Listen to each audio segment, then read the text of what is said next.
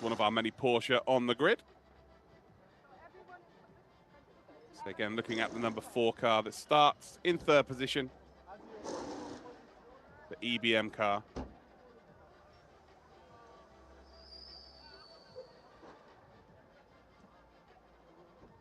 There's a few things we've got to go through first. We've got the national anthem that will happen very, very shortly. And then there will be the driver interviews. There's plenty of stuff to go through before we get involved with the racing.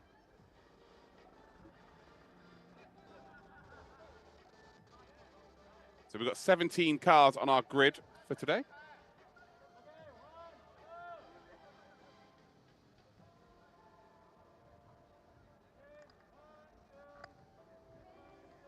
And any predictions of who you think is going to do well?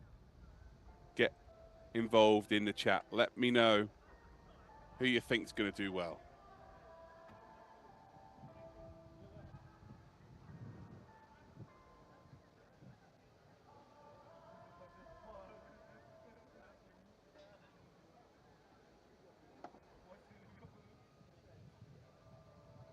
Very shortly, they're all going to be driving down towards turn 1.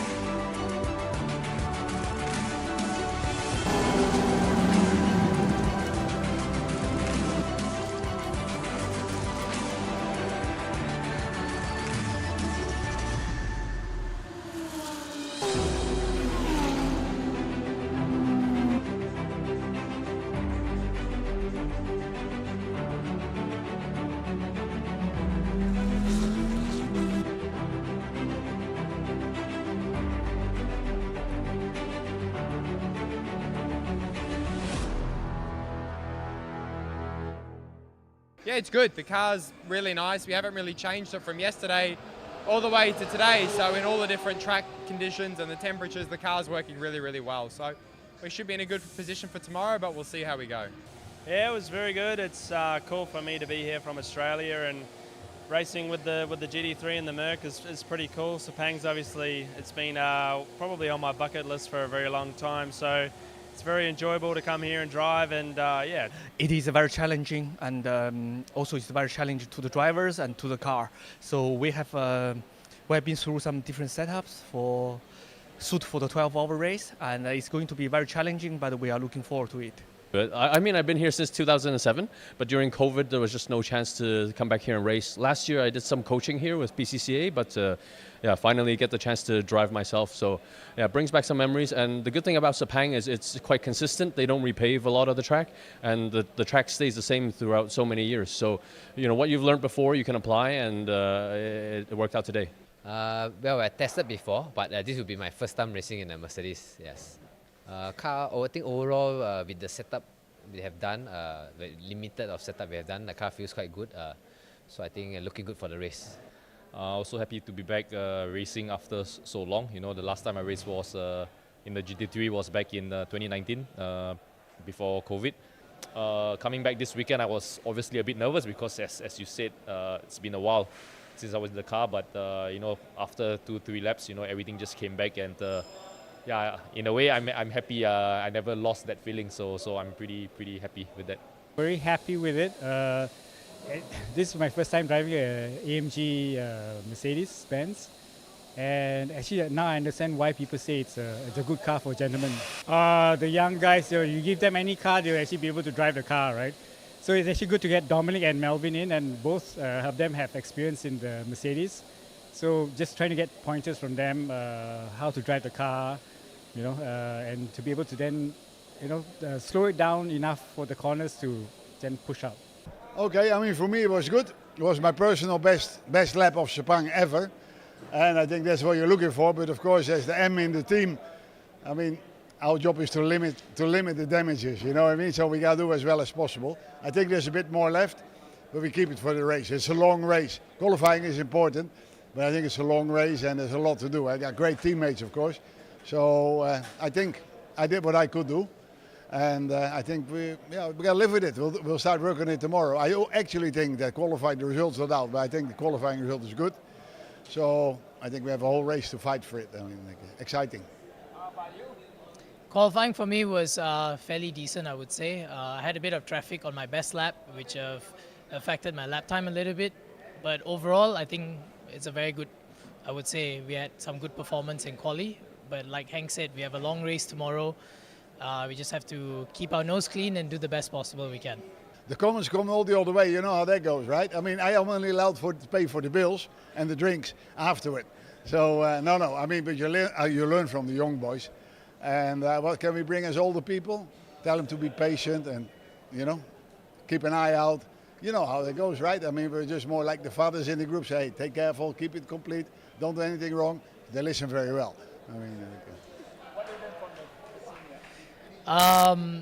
There's a lot to learn, actually. I think in terms of patience and calmness, we young drivers, or at least for myself, it's not very easy to put everything together, especially when you're so eager to perform very well. And so that's the biggest thing I would say I would learn from, especially from Hank. I've learned how to be relaxed around him, and I think that will pay off. And actually all week we've been taking this mentality about the long race, but of course in qualifying you want to perform, and everybody's out there doing really, really good times, and for whatever reason I was just unable to do that. So that's on me. I will have to improve, but the team are doing an amazing job. Francois and Mann have really done their job. It's me that's let them down today, so I have to do better tomorrow. The main plan is just to stay out of trouble, make sure there's no issues, and just get to the end so that we can push hard and see how we end up. We just need to be consistent in the race and try and not make too many mistakes, and hopefully we're at the front at the end. We come here to enjoy the race, and this time of year is very challenging. It's very hot, and my teammate Adley and Bianye is also doing very well, and we are confident that we should be competitive. I think we're going to work on the strategy after this interview. We still don't know who's going to start. We've got to work out where we actually are, where we actually qualified, and then see what we feel the other cars will do, and then we'll plan from there. I think tomorrow we just have to stay safe, don't do anything stupid, keep the car on the track, and I think by the end of the 2 hours, if you have no mistakes, no damages, we will be up there in the top 3. Yeah. Oh mate, yeah, it's going to be awesome. I mean, that goes without saying. It's great to be back in Sepang. I just need to go and have a talk to myself out the back, I think. Yeah. So, I mean, we have a strong driver lineup. I mean, the guys know what they are doing. As I said, I'm feeling quite confident for the race tomorrow. It's a long race. I think the most important thing is to survive the heat and, again, before make no mistakes, and hopefully we'll be up there. I will start the first team. Yes, I have to take care of the car. Thank you. we're going for the win. If we're not going for the win, we're not racing, is it? Exactly what he said. Thank you. To a successful race. Thumbs up. Okay, very good, very good. Well, that was very interesting to hear from the drivers on the grid. Some friendly banter, but I think there was a little bit of spice there as well. Everybody's here to win, of course, but it seems like everybody is here for the objective of making it to the end of the race, because remember, if you don't finish the race, you can't win. It really is as simple as that. So everybody now waiting to really get on with it. It really is as simple as that. Now 10 minutes to go before we do indeed have our formation. As you can see there is the number 4 car, EBM. They start third on the grid for today's race. You can see there's a lot of movement now on that grid as well. So they will be moving off to allow us to get on with this. We want to see cars out on the track. It's going to be a long one today, so make sure you get yourselves involved in the chat. So if you're watching over on YouTube, I'm seeing a few people there commenting. If you've got any questions, please ask away. I am going to get you all involved if I possibly can. If you want to get yourself involved on Twitch as well, you can do as well. So ask your questions, ladies and gentlemen, because we're going to try and have a little bit of fun, because 12 hours is a long time on my own. I'm going to need the help of each and every single one of you. Yes, there you go. You can see all of the personnel from each of the teams, and now moving to the left and indeed the right-hand side. Meaning that we can get on with the actual racing action. We'll have the grid pop up on screen as well very, very shortly.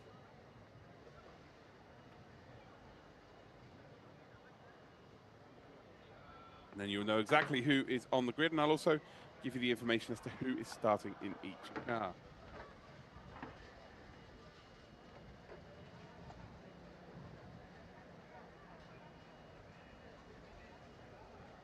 It will take some time. There's only one exit, although there's a couple of people trying to climb over the wall. It's always helpful, but not always advised.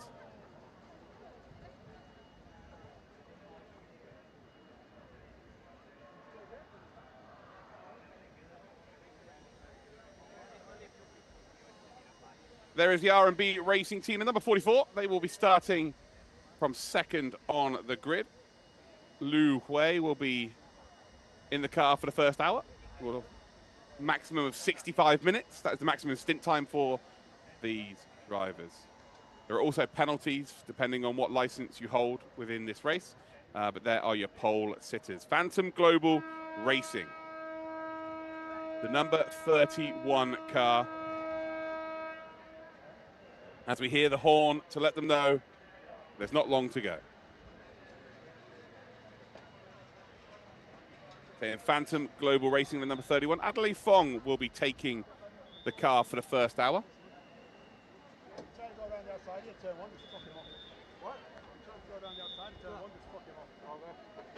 Well, it's very hot, guys, just to let you know.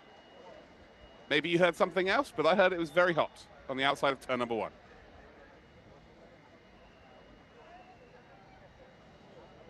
Again, another lovely shot there of the R&B Racing team, the number 44. The final few people do indeed disappear off of the grid.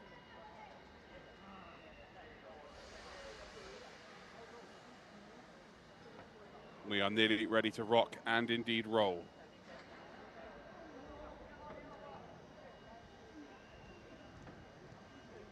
There is the lead EBM team, Bamba Motorsport. The number 4, they start third on the grid. They're in a Mercedes AMG GT3 Evo.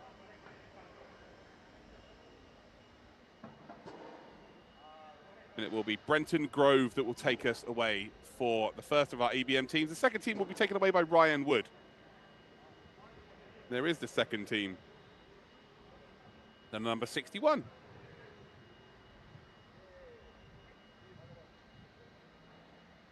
So lots of little final checks being done, keeping the doors open as long as they possibly can because it is very warm. Here is the 911 team. You guessed it, they're in a Porsche for Absolute Racing. They start 4th on the grid. It'll be Andrew Harrianto that will take us away with them as well for our first hour, or just over an hour. Like I said, the maximum stint time for these drivers is 65 minutes. So yeah, there's 65 minutes for stint time.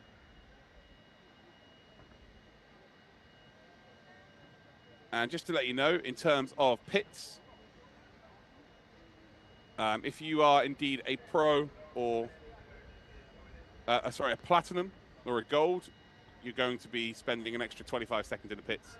And it goes down to, if you're a silver, you've got to do 15, etc., etc. Viper Nisa there.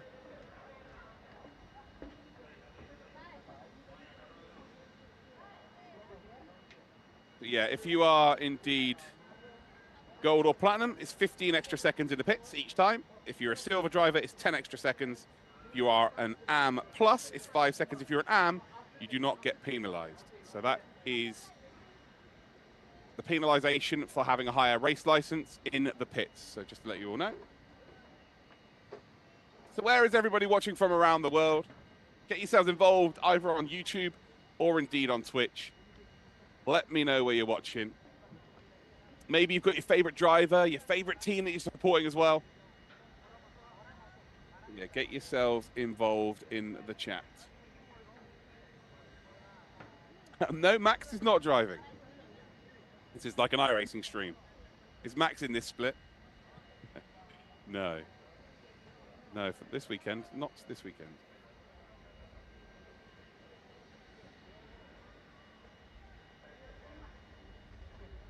Trevor Hermance, we're going to give it our best go, eh, Trev? It's going to be a tough one for sure. Maybe it's never been done before. But I'm going to give it my all, and hopefully you can all help me as well. I'm up on the roof of the pit building. Can confirm it's hot. Thank you very much, Stephen. Appreciate your input, mate. Here we go then. Doors are closing. Formation lap time. We are nearly ready to rock and roll. About 4 minutes, of course, before we get ourselves going. Officially, they will start at, I guess, 9:57 local time. And we are going to be rocking and rolling. Absolute Racing being supported there by DMP.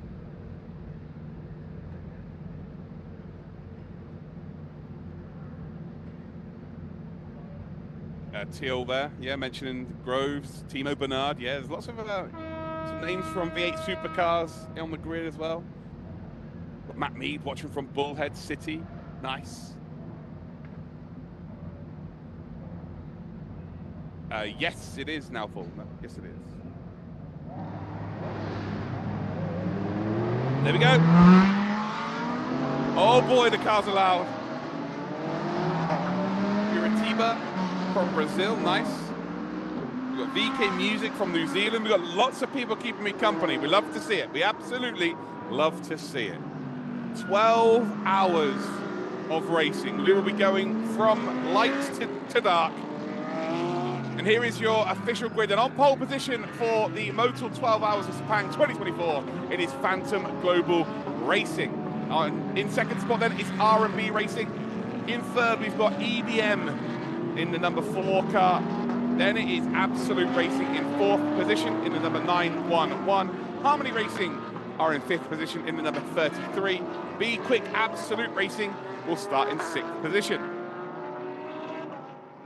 Then we have Phantom Global GT3, the number 13 car. They start in 7th. Number 61, EBM, will start in 8th position. Then we've got Climax Racing, the number 777 in 9th. 10th position for Viper Nisa Racing in the number 65, of course. Prime Speed Sport are in 11th spot in the number 71. And then we've got HZO Fortis Racing by Absolute Racing, the second longest team name in the world, number 12. P12, should I say. Then we've got D1 Racing Team in 13th spot. They, of course, are in the GTC class. We've then got Modena Motorsports, also in the GTC. Vortex Racegraph in the GTC as well. That's your 3 cars for the GTC. And then TCRs, we've got the 326 Racing Team and Z Speed. We've got Alexander Hoffman watching from Germany. We have got 752 Racing from Belgium as well. Singapore for Lightning Stealth MC. I am at home at Gira. I'm in the UK. Big K supporting Prime Speed Motorsport. Oh boy. Here we go. Here we go. All of our drivers going around this very, very warm circuit. Heading through the final complex of corners before we hit that back straight. And then the run into that final hairpin. And then across the start-finish line. Start 12 hours of racing. RX NASCAR from France. We'd love to see that.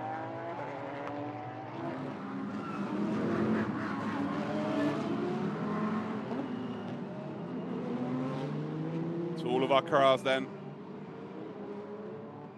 They're all lining up. You've got the medical car in the background. Looks like everything is good to go. We've Got some Prime Speed Sport fans in the chat. Again, get yourselves involved. Let me know where you're watching from around the world as the pace car is about to disappear. And we're about to get racing. It is 10 a.m. local time. And it is Phantom Global Racing that will take us away here, ladies and gentle cars, followed by R&B. And they're waiting for those lights to go green. The red lights are there, and the 12 Hours of Sepang by Motul is green light racing. We're heading down towards turn number 1, and I tell you what, EBM have got an absolute flyer up the inside there. They started third on the grid, and by the time we come towards turn number 1, they might be the lead. A bit of contact there between what was P1 and P3, and actually it is R&B Racing that come afoul from that. Through turn number 3 they come, and wow, you'd think there's someone looped around already here. That is not a good start at all then. That is very unfortunate there. A bit of contact between the two cars, and that was Be Quick Absolute Racing, so hopefully they're all good and there's nothing too crazy going down there. But ultimately, there was a car running very, very slowly because of their potential contact. Looks like the Aston Martin might have a little bit of damage as well to the front left of the car. But as we come through, everyone's okay. Yeah, in the background, we're seeing that Audi now. All good. So it looks like Be Quick Absolute Racing are okay. We're heading then down towards the final parts of the circuit for lap number 1. Well, as it stands, everybody's running pretty well, especially EBM. EBM from third on the grid already with a very significant lead to the rest of the field. You see a potential dive up the inside there. Yeah, absolutely. Aston Martin making a lovely move. Really nice move indeed. We're seeing even more moves in the background there, so trying to make up some positions that were lost in the early stages of this race there. That's the number 13 there, Phantom Global Racing, sending it up the inside there of Harmony Racing, the number 33 Ferrari, but it's EBM with the Grove in the car as well. The Grove Racing outfit currently lead, and again, it's by quite the significant margin. As we head then up towards the final hairpin. Front 3 have kind of fanned out nicely. They'll be pretty happy with how things is going so far. So the Aston Martin absolutely trying to get involved here. The second of the Phantom Racing cars defending for the position. And Prime Speed Sport and not really hanging around. But at the end of lap number 1, it is the race lead for the EBM team. Number 4 from third on the grid up to P1. Lovely old job. They can be very, very happy with that. And then it is Phantom Global Racing, the number 31 in second. Phantom Global Racing, the number 13 in third. You've then got Harmony Racing with Jason Lowe in the car in 4th position. You've then got EBM in 5th spot there with Ryan Wood at the wheel. Well, it's been a very, very funky start indeed. The biggest losers really is Be Quick Absolute Racing. They are down the order. Henk Hicks finds himself all the way down into 17th position, so not had the best of starts, unfortunately. Yeah, not had the best of starts, unfortunately, but that is the way the cookie indeed crumbles. You can see here, it's three-way battle actually in the background here. Harmony Racing in that Ferrari cuts the nose off of the Audi. Very, very close there to them both ending up being in the barrier. Prime Speed Sport have to back out of that situation. But that could have been very nasty indeed. We've got R&B Racing, but I tell you what, yeah, the Ferrari has just been overtaken. Prime Speed Sport do make the move up the order. And ultimately, they were not waiting and hanging around. So that 71 Prime Speed Sport, in the early stages of this race, are really pushing to get up the order as soon as they possibly can. And actually, nearly another nose cut off by that Ferrari of Harmony Racing. Jason Lowe really mixing it up at the start of this race. As we see a bit of a send there in the background.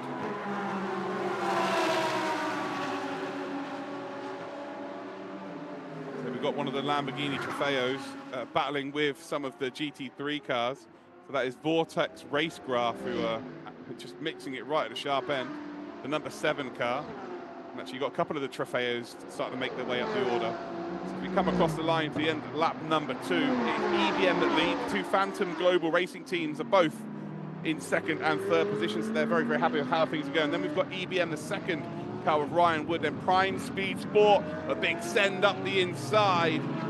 Is that going to be worked out? I think it is. So Harmony Racing losing a spot. That's R&B Racing, who momentarily moved up into P6. But by the time they figure themselves out, I'm not sure the position is going to be nailed. No, it isn't. So, yes, R&B Racing still holding on. And this is actually quite ridiculous. Number 7, that Super Trofeo, mixing it with the GT3s. We've also got the second one on the grid coming through as well. So that is the Madness Racing team in the 710. They're also getting involved here. Again, mixing it right up the sharp end with the entirety of the grid. Harmony Racing now dropping a bit further backwards. And the next car to come through will be the Cup car.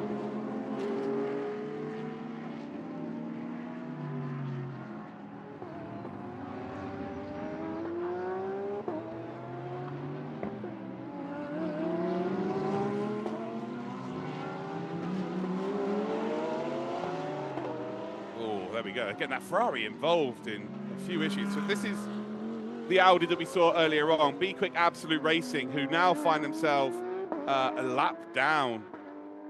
Not a good start, unfortunately. Henk Kicks was in the car and still is in the car. We haven't seen a replay of exactly what happened there, but they did loop it around. I'm wondering whether it was to do with any kind of contact. But ultimately, they're facing the wrong way. That's realistically all you need to know about the situation. The Phantom Global Racing outfits are both at the sharp end. They're doing things how they want to do that. Climax Racing, the number 777, mixing it now with the 710, of course, in the Super Trofeo, in the GTC class. You don't really want to find yourself racing with those this early in the race. You want to try and keep yourself with the GT3s, but the pace being shown by those GTC class cars really nicely. And we actually might be about to see another overtake. So the Ferrari is going to leave that door open up the inside. The Harmony Racing team are maybe going to retry and take the position. And as it stands, isn't going to quite work out. Through that sweeping right-hander we go into that left-hander. So two very similar circuits in Asia, Shanghai and Malaysia, both with very similar turns 1 and indeed 2. Get a look behind the scenes there. We're 7 minutes into this race, and frantically things have been, well, very, very interesting indeed.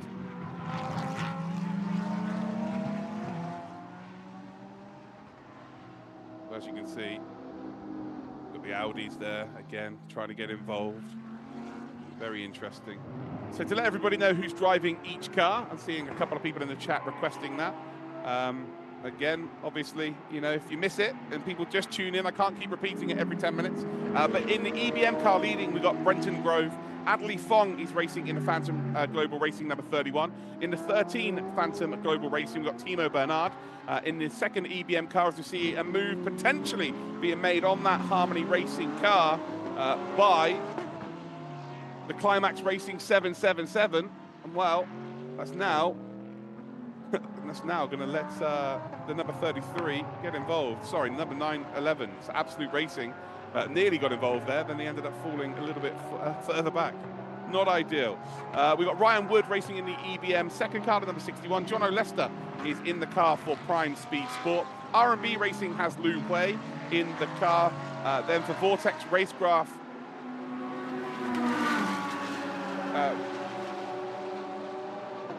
for Vortex Racecraft, we've got Jonathan Chicotto. Then we've got for Harmony Racing, Jason Lowe. For D1 Racing Team, we've got Andre Kuto. For Climax Racing, we've got Joe Bihuang.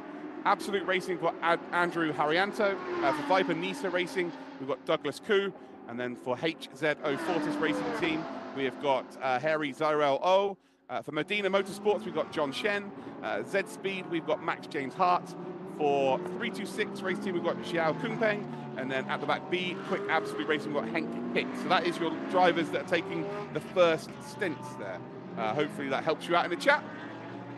If you've got any more questions, I'm more than happy to try and answer those questions. But we are now 10 minutes into the race. EBM with Brenton Grove lead the way. They're at 2 seconds ahead then of Phantom Global Racing with Adley Fong. And then a further 2 seconds back, it is Phantom Global Racing 13 with Timo Bernard.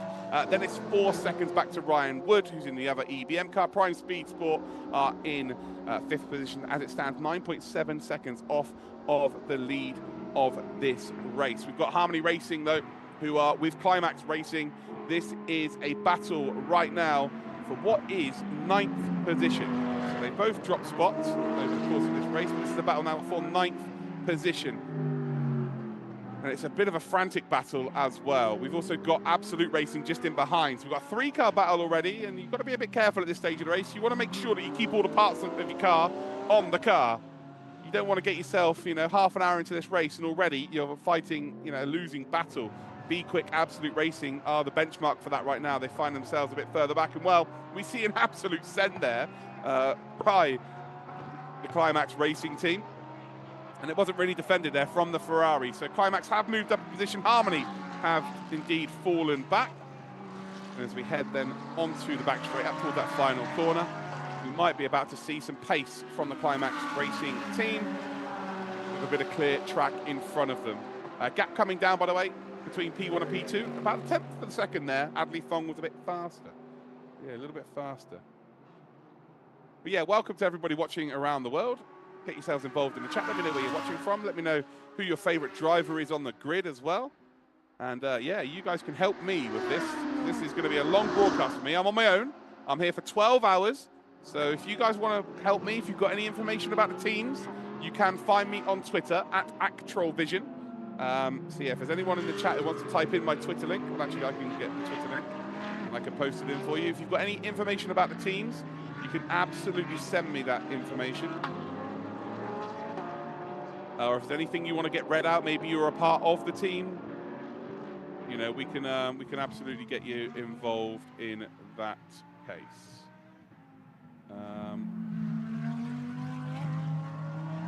Yeah, unfortunately, I can't find.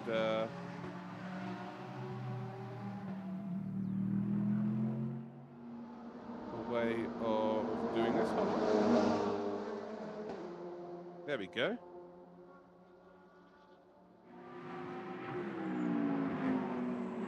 There you go, guys. So if you are from the teams and you want to get yourself involved, there is a way of doing so now. There is a way of doing so now for you all.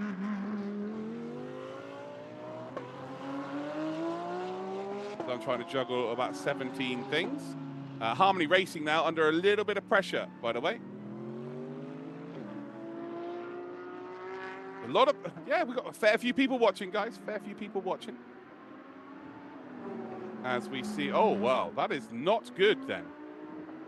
But what's happening here? The number 4 car is into the pit. So let's check out then any message. Drive-through penalty. It did look like a good start, guys. It looked like a very good start, and it was too good, unfortunately. A drive-through penalty then for car number 4 for being out of formation. So out of formation. Car 710 is also had a warning for track 6 track limits. So not ideal, but the leader of this race, guys, is now going to drop down the order. But already a little bit of drama. A little bit of drama. Bit of drama.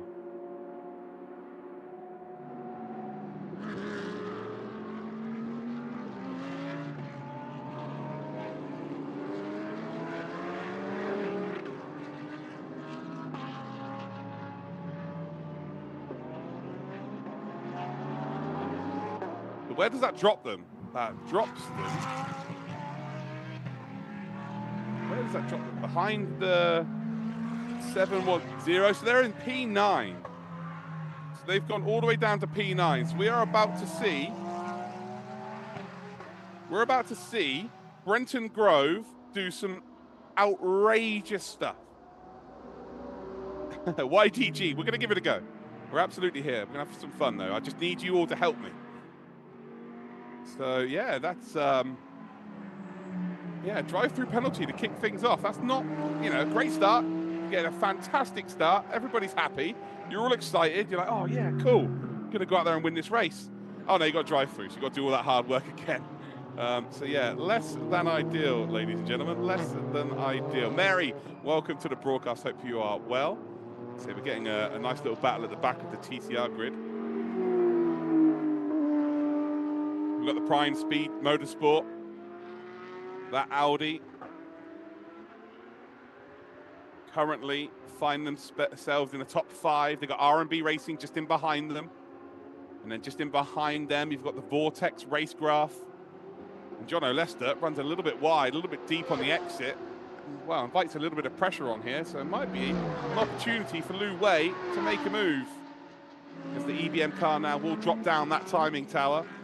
So the Aston Martin for a John O'Lester, looking good. The Porsche trying something there, running a little bit deep as we're coming towards turn number 2.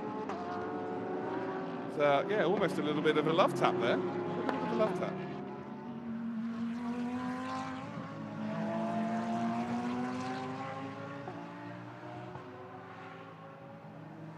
Oh, well, that's not good. So we've got the Viper Nisa car, racing car of Douglas Koo. They're facing the wrong way. So hopefully that's just a graze of the ego, not so much damage to the car. I'm sure we'll get a look at how that's sorted itself out. So there we go. Look, we just see the car coming back on track. But back to the battle at hand then. So this is again for a top 4. Prime Speed Sport, R&B Racing. Giving it their all.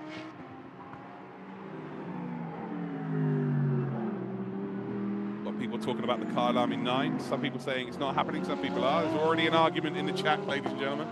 Already an argument on YouTube. All is good in the world. All is good in the world.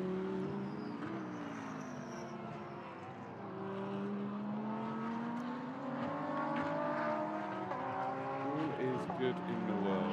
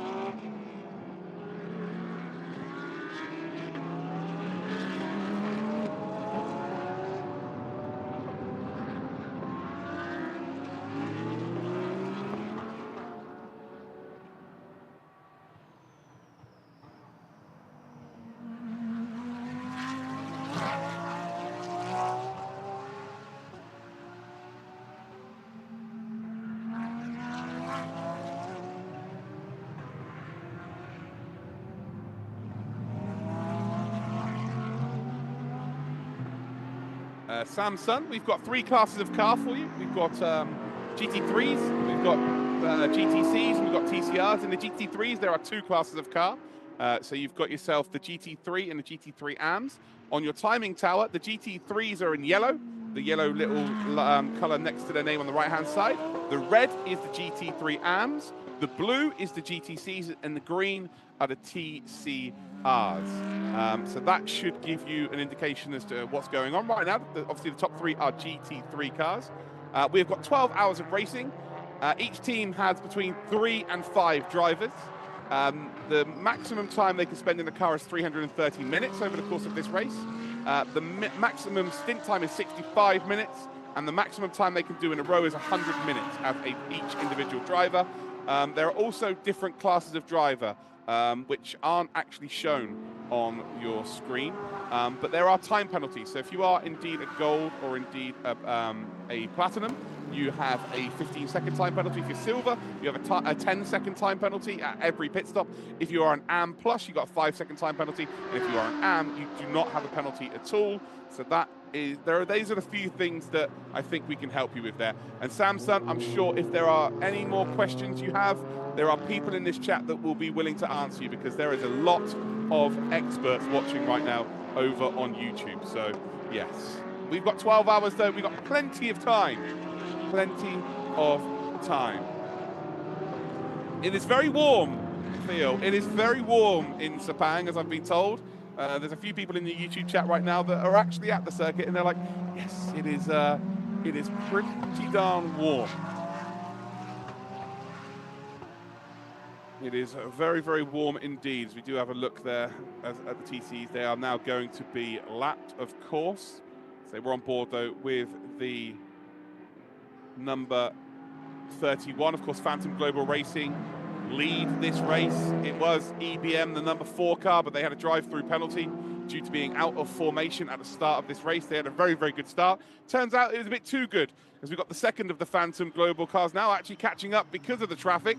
And while we're in formation, the gold and blue of the Phantom Global Racing team will be hoping that in around about 11 hours, 40 minutes time, that they will be in this formation. They will be looking like this, and they will ultimately find themselves in a P1 and a P2 situation.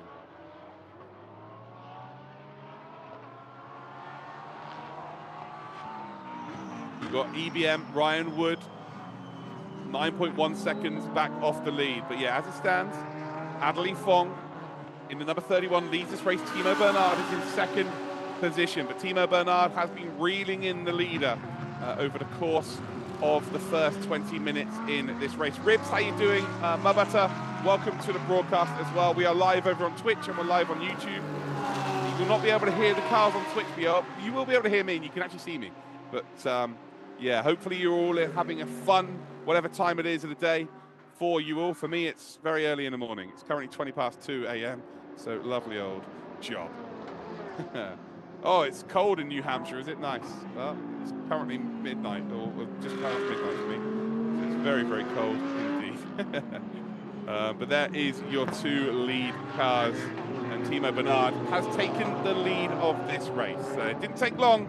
Down in towards turn number 1, across the start-finish straight. Timo Bernard, the German driver, overtakes Adley Fong, who's from Hong Kong. And, well, it was friendly fire, really, because it's Phantom Global Racing, P1 and P2. EBM are currently finding themselves in P3. Now we're getting a lovely shot.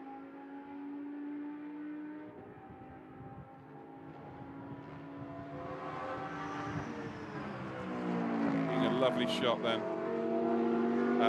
We've got car 33's had a track limits warning at turn 14.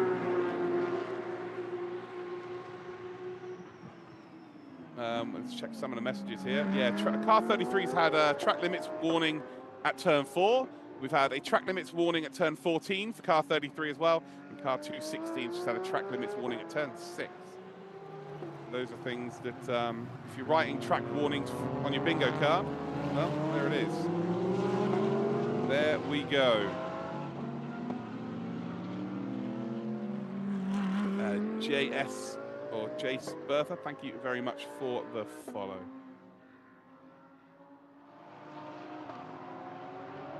I did indeed, John. Yes, I did race at the Glen myself. I did. It was fun. That would make it very difficult, Phil, wouldn't it? If the liveries were the same and the manufacturer was the same. So thankfully, that is not the case. Prime Speed Sport, again, currently in 4th position, being chased down. We're in a good spot. Although R&B are in very close proximity as we come across the line. About to get an absolute check there. If R&B have, of course, made it into P4. Prime Speed now dropped down into 5th position. Then you've got the first of our GTC cars, Vortex Racecraft. Definitely didn't win, John. Definitely didn't win.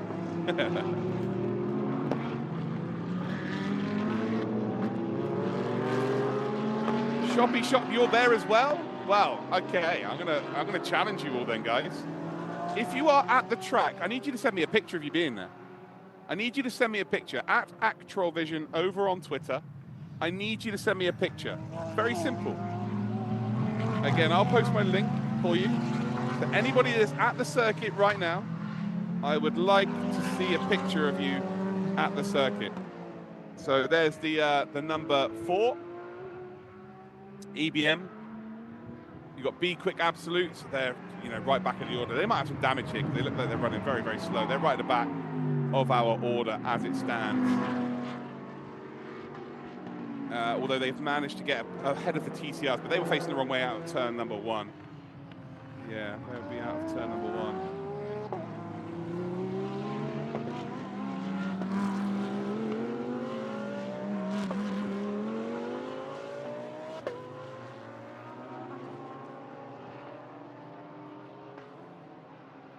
So Phantom Global Racing still P1, P2. They're both now actually being caught by EBM and Ryan Wood. So number 61. So EBM are starting to maybe catch up, and you're going to see different speed across the whole stint. Each and every stint is going to be different because of the track temperature. They're going to be drivers that maybe overestimate their tyres and they go out a little bit too quickly. So pacing yourself over the whole stint is paramount. The R&B Racing team, by the way, have gained a nice little advantage, by the way, over Prime Speed Sport. Then got Vortex Racegraph, EBM, the second team who were in the lead of this race, by the way.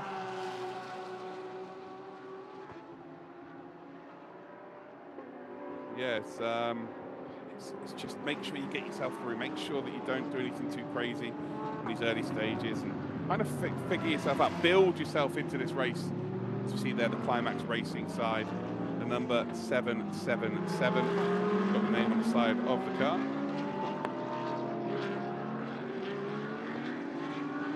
Sovo Gaming, you don't care about track temperature? Fair enough. Of course, Theo. Of course, yeah. We understand that. But they've just had a bad start, finding themselves a lap down already. That's never good. That is never good. We've had some Car 77 just actually had a track limits warning. And they've had 2 warnings in the same lap. So they got a warning at turn 6 and then turn 6 for the next lap. So within 1 lap, they've got 2 track limits warnings. Car 4 now, it's got a track limits at turn 4, first warning. Well, this is turning out to be very interesting already. If you've got 2 warnings at this early stage of the race, you've got a long way to go. Sean there supporting Jono and Prime Speed Sport. Love to see that. Sean Woods, he's from Indianapolis. I love that place. My favourite place I've ever been for my job of motorsport. So again, we're seeing Henk Kicks being lapped by Climax Racing, that purple Audi. So all of the, like you just mentioned there, that he is the AM driver. Of course, we'll have the faster drivers going into the car over the course of this race. So what happens in the first half an hour isn't really going to have too much of an effect of how the race goes for you. There's everybody watching around the world then, guys. Let me know exactly where you are watching from, and I'll give you a little shout out, okay? I will give you a little shout out. No one has yet sent me a picture from the track, so I'm starting to not believe there's anyone actually at the circuit in the chat right now. Got X-Wolf watching from Nevada. And again, we're getting a look at the Prime Speed Sport car.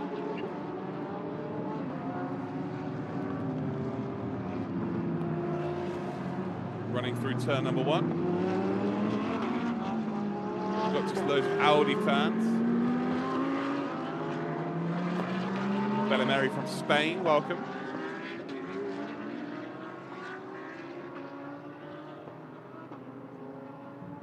From Connecticut, welcome Trevor. Hopefully you're well. So lots of camera time for the Aston Martin in these early stages, but now he's got the EBM team, who again were in 3rd position on the grid. They managed to get themselves up into the lead illegally, though, according to the stewards. They had to serve a drive-through penalty, and now they're coming back through the pack.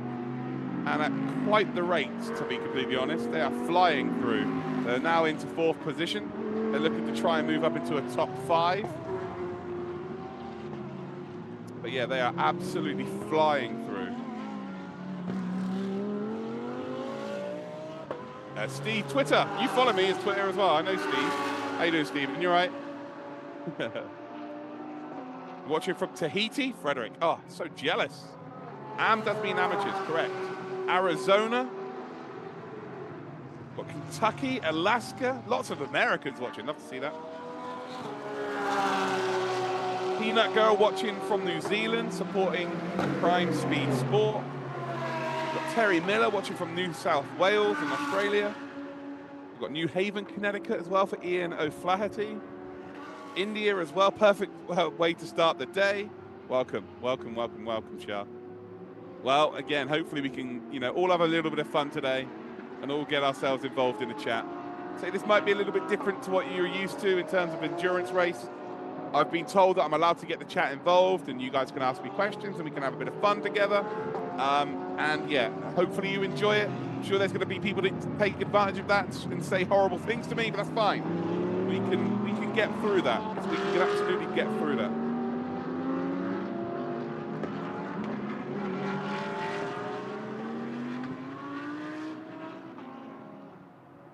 Detroit, Michigan as well, Florida, from Brazil, Chicago, Chile, Bermuda Island, Indonesia. All right, Owen, calm down, mate. The Vortex Racecraft, then another 7, of course, in the GTC class, mixing it between the GT3 AMs and the GT3s as well. Like some endurance racing, of course, don't we all? We all love a bit of endurance racing. We absolutely love a bit of endurance racing. Ribs, thanks for the follow as well. Jakarta.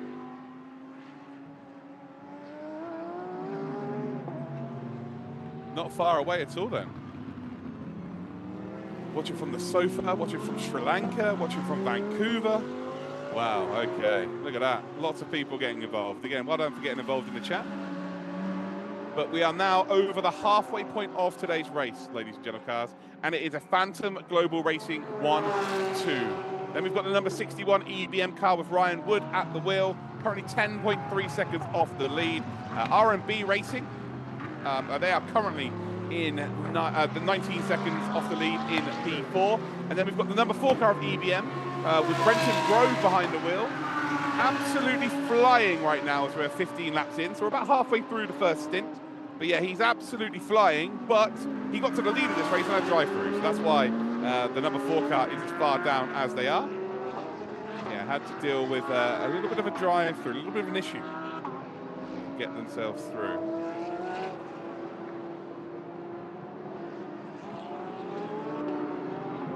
Yeah, fair play. We've got DMP watching from Indonesia, supporting Andrew Haryanto. Yeah, Andrew Haryanto is currently in P9 with absolute racing. So Brenton Grove, yeah, absolutely flying. Again, fastest lap of the race for sure. Doing bits. So we've from lap 10, Timo Bernard's led the race. Earlier on, it was Brenton Grove. Adley Fong then led from lap number 6. Then from lap number 10, it's Timo Bernard. Best lap of the race was actually produced by Timo Bernard. So Timo Bernard has the fastest lap here for 204.144. And that was done on lap number 5. So lap times have actually slowed down a touch. In the GT3 AM, Lu Wei has the fastest lap so far at 204.681. But I believe the lap times will be faster once we get to the evening. So the fastest lap will probably be produced within the last couple of hours. So yeah, the last couple of hours.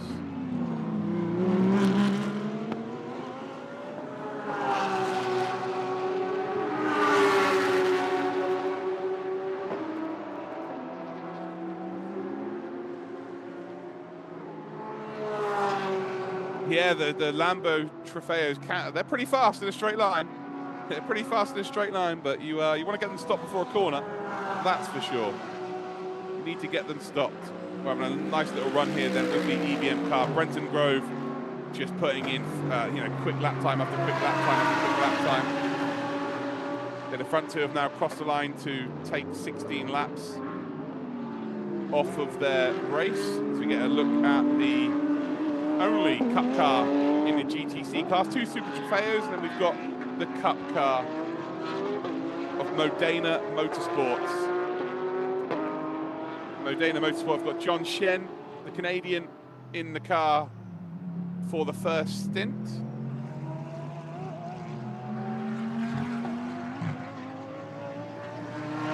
Lifetiming.getraceresults.com/Asia And you should be able to get the live timing there. Yeah, the live timing will be on livetiming.get race results. It's open to everybody. Hopefully there's a moderator that can maybe pin the link to the chat at some point during this race. We've got 12 hours. We can do little improvements like that. I'm sure we can do little improvements like that over the course of this 12 hours. Again, it's been pretty loosey-goosey. They're pretty open to just having, you know, a nice, fun bit of experience for everybody watching at home.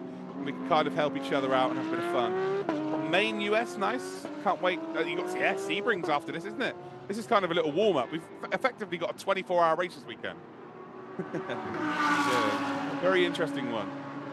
A very interesting. We've got car 31 now with some warnings as well. Is anyone on a third warning yet? No, no one's on a third warning. Car 4 was the last warning we saw. Car 5 now for track limits at turn 12, first warning. And then we've got car 31. First warning at turn number 6.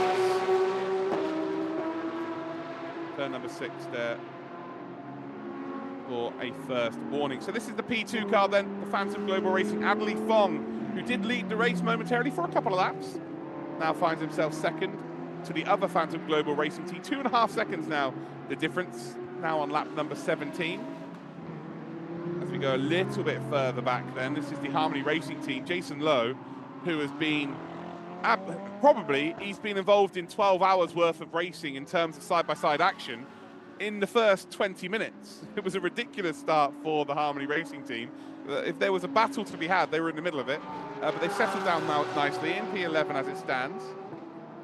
And there is now harmony restored for Harmony Racing. Jason Lowe is the driver behind the car. Home soil, of course, the Malaysian driver.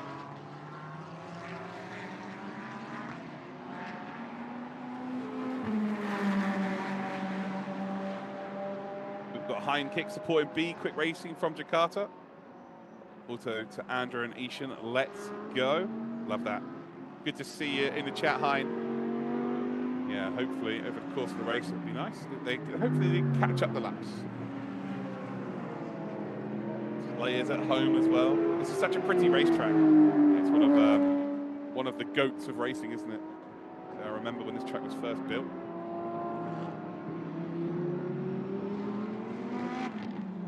It was a state-of-the-art race circuit when it was first built. Like now, you can still see the grandstands. Very much still looks like that, but you can just see it's being very used. A lot of racing action happens here at Sepang, and also the crazy heat that this circuit has to endure, and of course the crazy wet weather they have to endure as well. It does take its toll on the race circuit, but today it is looking absolutely glorious. Looking glorious. Chevy, well, I'm glad we can offer a service. I'm glad we can offer you a service, my friend. Mr. Giggle Guy, yeah, you've got plenty of action, haven't you? Plenty of action coming your way. Still 11 hours, 20 minutes to go. And wow, it's all about really whether I'm going to be able to, keep up the excitement for that long.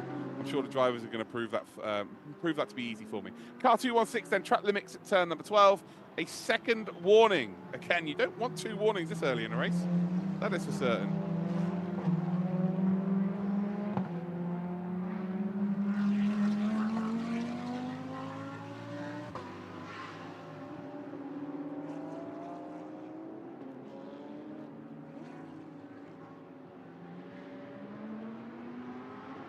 Sovo Gaming watching from Tinley Park, Illinois. Welcome.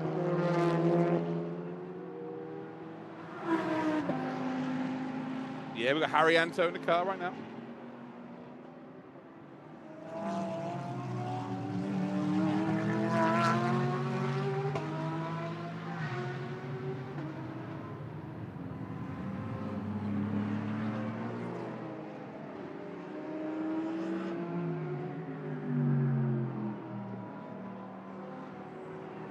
Currently got 500 people watching here, ladies and gentlemen. And again, welcome. If you have any questions, you can absolutely get yourself involved. 65-minute motorsport. 65-minute is the max driver time, the driving time that they can do. I haven't seen a minimum. So 60. Sorry. Each driver has to do 100 minutes. There's different for each one. So the sporting regulations I can just quickly pop up. I can get you the exact. I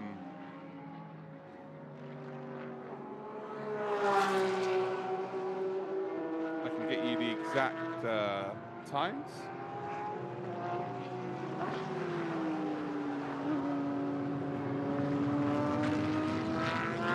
There are penalties for being a higher class driver. So if you are either platinum or gold, you've got a 15-second time penalty you must serve in the pits each time.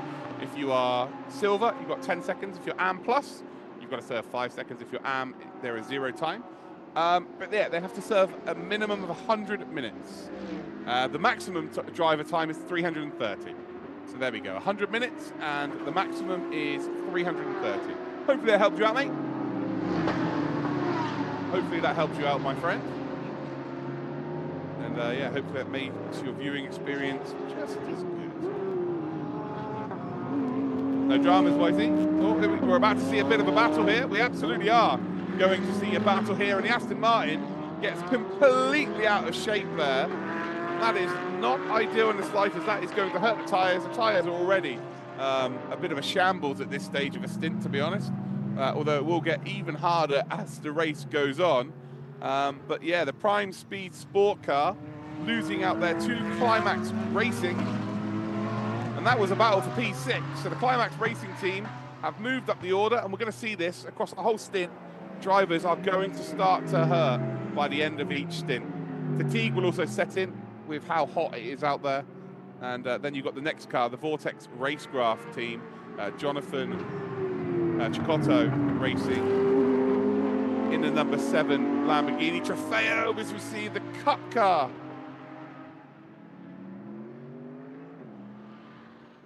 The Cup car being lapped.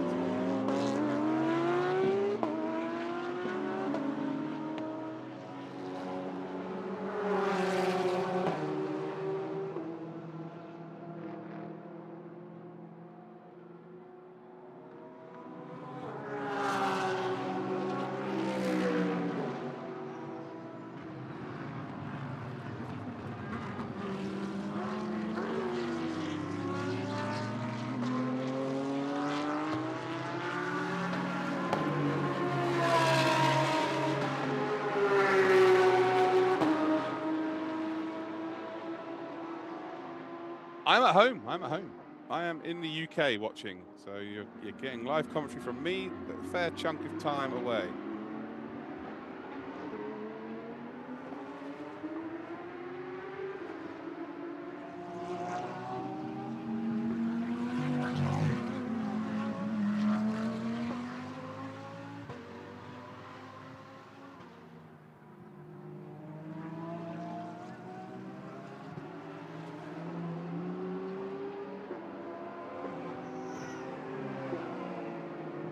Getting a lovely shot then of our number 5, the HZO Fortis Racing team. A lovely colour car, by the way. They currently find themselves in P12. They're about a minute off of the lead of this race, so a little bit off the pace. Harry Zero Ol, home driver as well from Malaysia. Yeah, about a minute off the pace as it stands. Or maybe just a little bit more than that. Once they next cross the line, we'll be able to figure that out exactly. The lead, though, is 3.4 seconds between the front two, both the Phantom Global Racing teams. Timo Bernard, the German, leading the way. But it wasn't always like that. The current team are in P5, that's EBM, the number 4 car, for Brenton, with Brenton Grove at the wheel. Well, they were in the lead of this race, but now they're 23.7 seconds off the lead because they had a drive-through penalty to serve. And ultimately, yeah, they had to drop down from the lead. They were down in P9. So not good indeed, but they're now making their way back through. Very shortly, yeah, we were just looking there at the R&B Racing team. Lu Wei in the car being caught now by that EBM team. And they find themselves about 9.2 seconds off the back of the front 3. as it stands.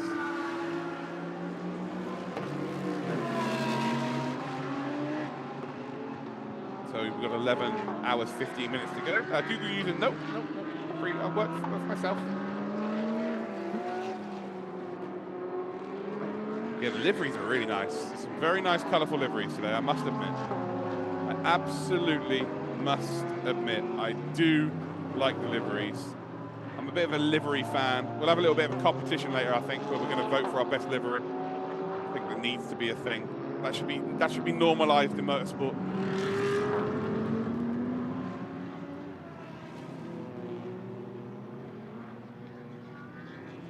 There are 2 Phantom Globals still leading the way.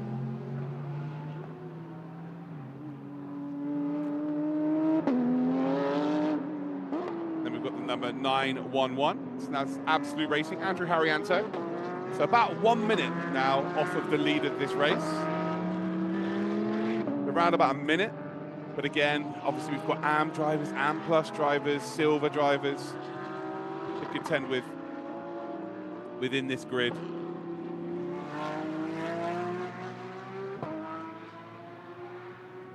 So Harrianto is an AM Plus driver. They've got a silver driver in Ishan Pires coming into the car, the Sri Lankan. And then they've got a gold driver of Dorian Boccolacci. So yeah, the faster drivers will be getting into that Absolute Racing car as this race progresses. And I'm sure that gap between them and the sharp end will close up. And it's going to ebb and flow. This race will absolutely ebb and flow. We're bound to see different race leaders and all that good stuff. Should be good.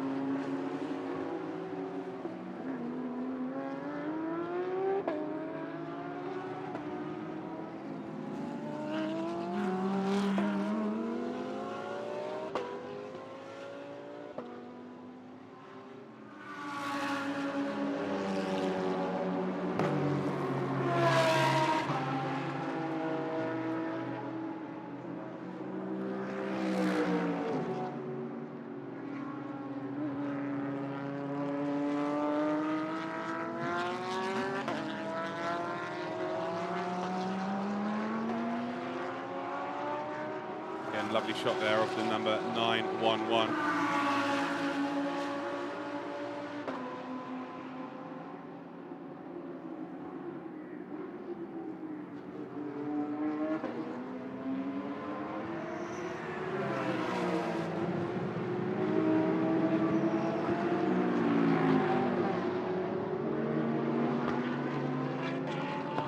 That's Stephen Walton. The pit penalty time for the platinums and indeed the golds is 15 seconds. For silver, it is 10 seconds. For AM pluses, it's 5. For AMs, it is 0. There's no penalty to be served. We're on board then with Vortex Racecraft. So they are the lead GTC car as it stands. Currently 8 overall in this race. Jonathan Chicotto is in the car right now. He is the silver driver of the team. They've got an AM Plus, and an AM. So we've got Song Ji-jun, we've got Eng Peng Go, and we've got Howen Yo, who are going to be racing in that car later on. And again, they're AM drivers and AM Plus drivers. So, Chicotto is currently leading the way in the GTCs, is the highest class driver out of all of them. So you, again, expect the pace to not necessarily be as quickly as they are currently.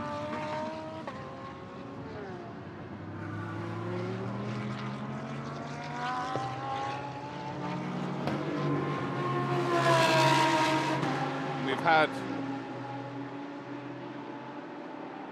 no real movement here. So we now have Brenton Grove, who's now right up behind R&B Racing. So that is the battle right now. P4, they're separated by very little as they last crossed the line. And actually, by the time we get next to see them on track, we'll probably see that battle unfolding. Again, we're looking at the Vortex Racecraft right in behind Prime Speed Sport. John O'Lester running with Jonathan Chicotto merely a couple of tenths apart. Yeah, the Vortex Racecraft team are just kind of moving up the order. GTC class, but it doesn't really matter. Doesn't really matter.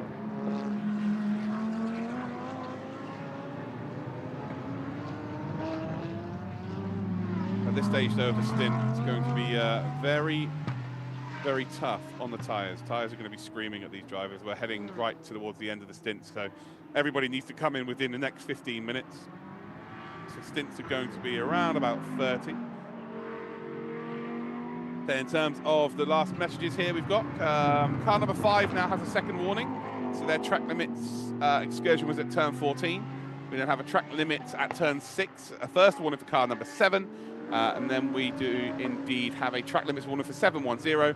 Track limits at turn number 12. So that's a second warning there. So D1 Racing Team have managed to get themselves a warning, and Vortex Racecraft. So both of them, of course, running in the GTC class. One of them on your screens right now.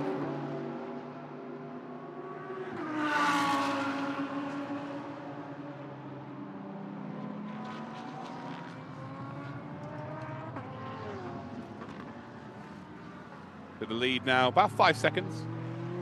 Timo Bernard, 5 seconds up ahead of Adderley Fong. Then you've got the number 61 EBM Tanart Satien Tirakul, currently 16.5 seconds off the lead. R&B Racing are in 4th position with Luke Way behind the wheel, 25.8 seconds off the lead. And then you've got the EBM second car, who were again leading this race with Brenton Grove, actually struggling for a bit of pace at this stage. Maybe gone out a little bit too hard. Maybe gone out a little bit too hard in this one. But remember, there are still 11 hours to go in this race. 11 hours, ladies and gentlemen, to go in this race. Plenty of time for people to make mistakes, for people to lose time. But it's crazy that we are actually already an hour into this one. So we're going to start to see different drivers get into the car once they do the pit stop. And again, I'll try and keep track as to how many hours each driver's done.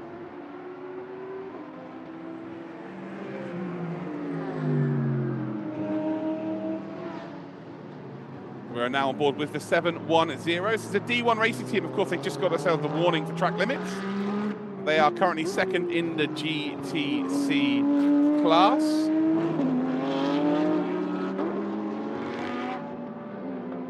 So they got Andre Couto, who is racing in the car right now. He is the silver driver, so officially the quicker of the drivers if you go by their licenses. Jin Yang He will be in the car at some point as well. They are an AM, Fang Ping Chen, or another AM driver, then an AM Plus driver, or Shiji Hong. Those drivers will be getting into the car over the course of the next few hours. And I guess we'll find out really where everybody is sort of 3 or 4 hours into this race. As we see, this is a potential... They battle for the lead. It's not, is it? Modena Motorsports finding themselves a lap down on the two Lamborghinis. The two Lamborghinis absolutely flying through the field, actually battling with the GT3 cars as well. Slayer, thank you. I don't know if that's me or not, but thank you.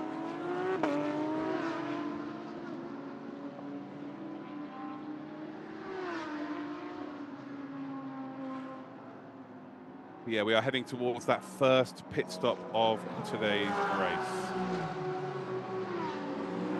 Okay, with the stint times being maximum of 65 minutes, they're going to have to pit at least 11 times during this race. At least 11 times. There's no way they're going to be realistically able to shorten that. It can only really extend by 2 laps. And they go out to the maximum time, so there's just not enough time really for that to be covered. It could be, maybe make a really short stop at the end, but in a 12-hour race you can't really save yourself a full stop. 26, well, you're getting the track warnings now on the screen there, so yeah, there's your warning. Car number 26, that's the first warning. And at this point, it's like Oprah Winfrey handing out warnings. I think everybody's got a warning at least once now. Everybody's on that warning. Motorsport track limit warnings go with the car. So yes, they do go with the car. So you can get all of the warnings, and then the next one is a drive-through or whatever the penalty may be, depending on the severity or how long you've gone into the race. But it will be the next driver that receives that penalty, which is, yeah, not ideal.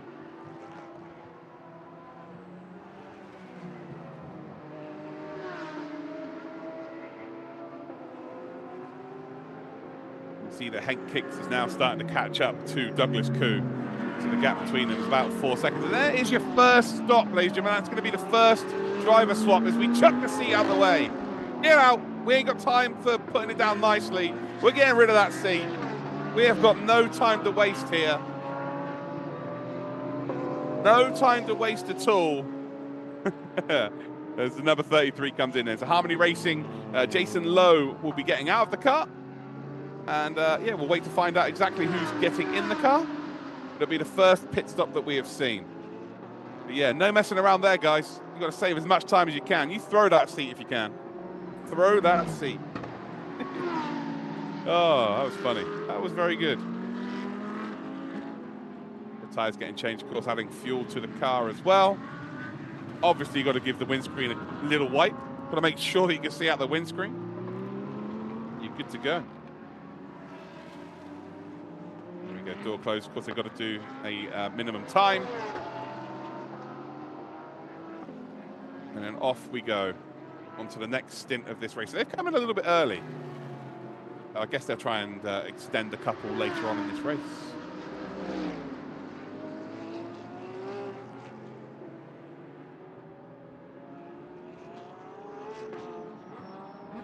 Yeah, off you go. That's horse seat. So it looks like we're going to see a second car come into the pits as well. And there we go. So that's the first of our GTC cars into the pits as well.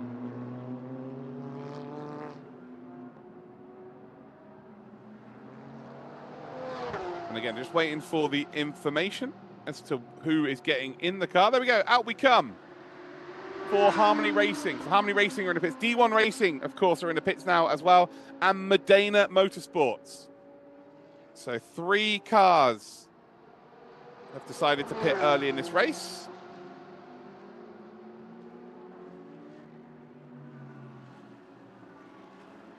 And again, just waiting for the confirmation as to who has got into the car for Harmony Racing. It should change on the live timing for me, and we're good to go.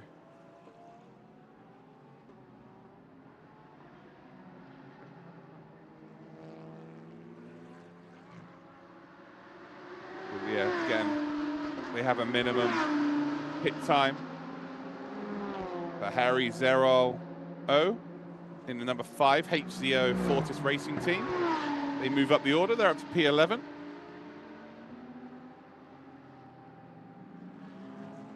You get a lovely shot from above the car, getting to see the pit crew working on the car, trying to get everything sorted.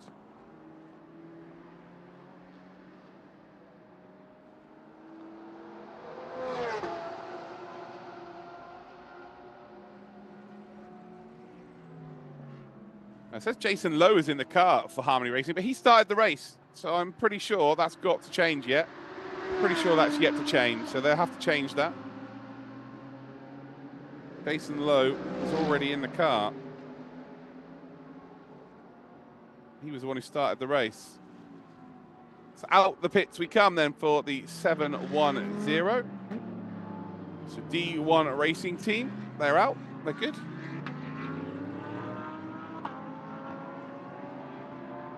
They put some tape on the car. Well, we didn't see any incidents with that car. There was no real damage. Bit of gaffer tape adds to the aerodynamics. It's always positive.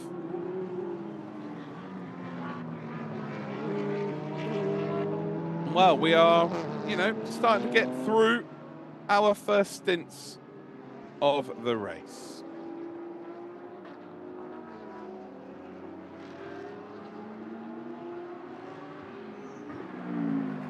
We're starting to get ourselves through the first stints of this race. There we go. So it has changed now. So it is indeed Liao Liang Jitong, who's in the car for the Harmony Racing team. They have had a driver change, as are everyone. Everyone's going to be now getting their driver changes in, as we are on board then with the number 4 car, and they're right behind R&B. So this is a battle for position. This is a battle for a top 4 at the end of the first hour. Well, we're about to see Ascend up the inside. It's a beautiful move.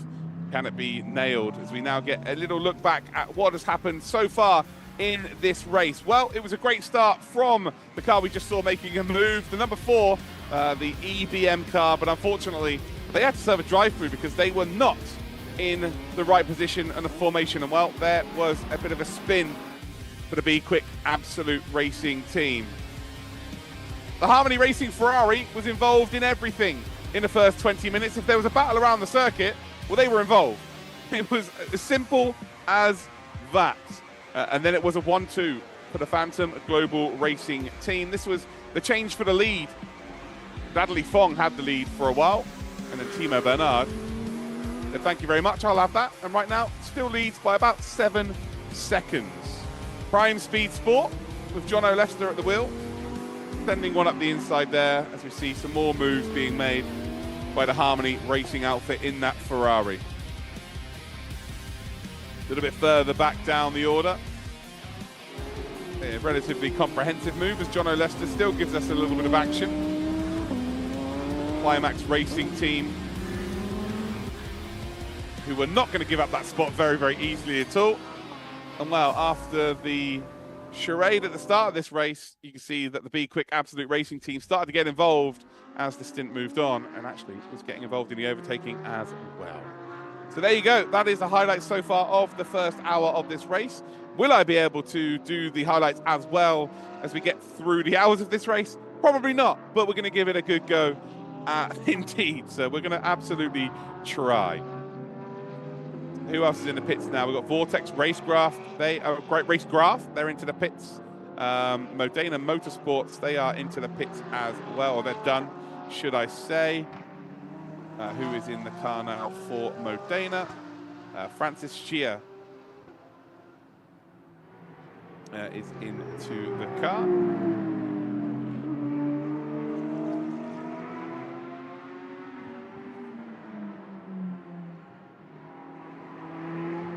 Yeah, once they've all done their pit stops, should be good to go.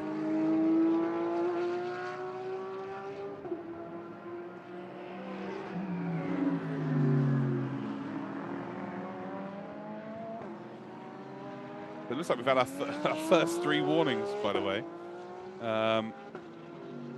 No, still 2 actually.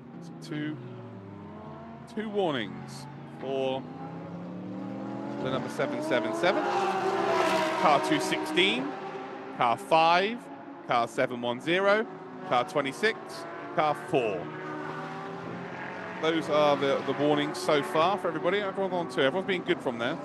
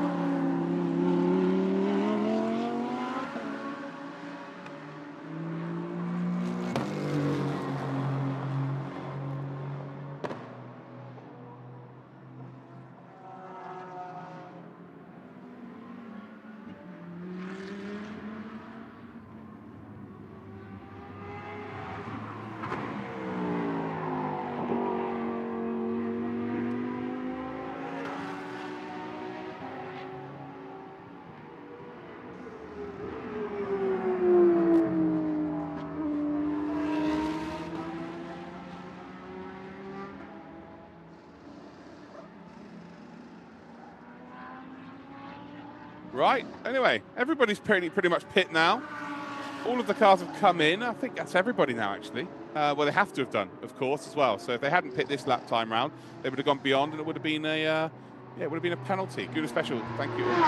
Thank you for being in the chat. Hopefully you are indeed well. So we are over the hour mark now. The lead was Phantom Global Racing 2, Phantom Global Racing. Both of those at the sharp end of the race so far. Then it's followed by the two EBM cars. Excuse me, got hiccups. But once they have all finished their pit stops, we'll see exactly what the state of play is.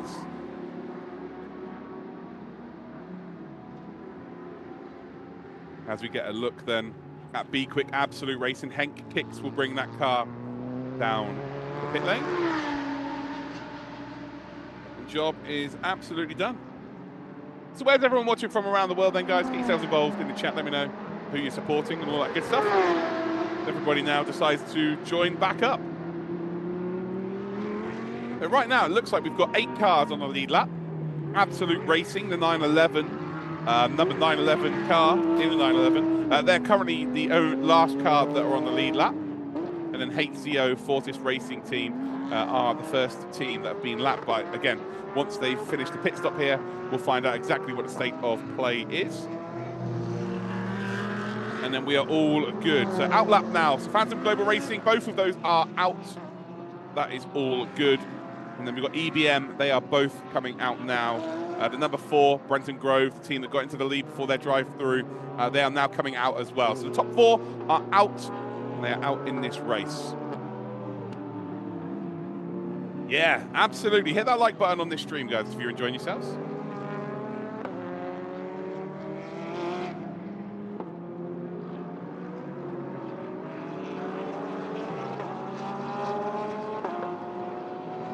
So the number 13 car. They've got Rio in the car. So Rio is in the car then.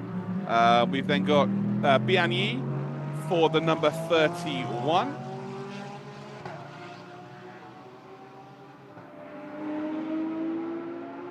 Who are currently in second. In the number 61 car, we have got ourselves Adrian De Silva. So the number 61, Adrian De Silva now gets into the car. Stephen Grove now into the number 4 car. So everybody, of course, changing their driver. We've then got Wan Bo for R&B in the number 44 car.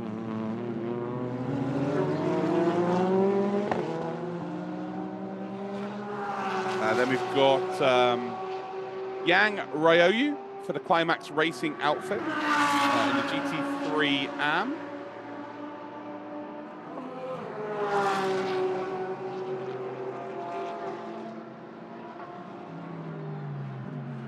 So just making sure I write down or mark down all of these different drivers. As we see some moves being made then on track. So it was only a matter of time before R&B Racing and EBM got into it. Well, R&B Racing have just made a move there for what is effectively P4.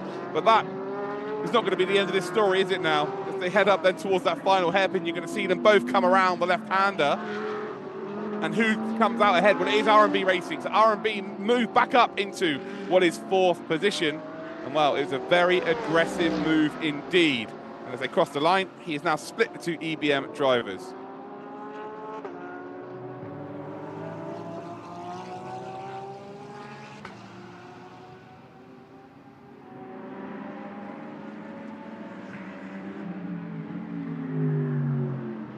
The number 13 car.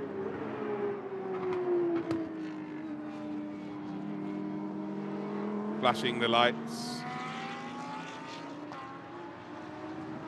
Leading the way out the front. Car 7. First warning for car number 7.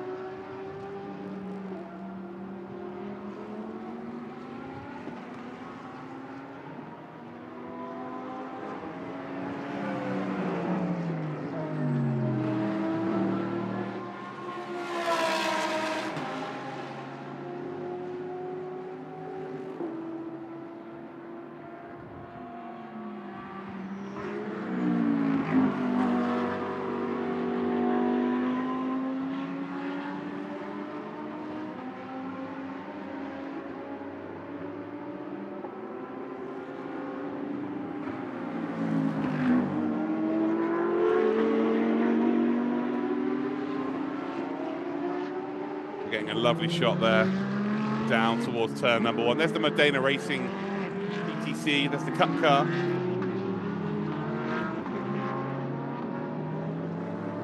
In the number 216.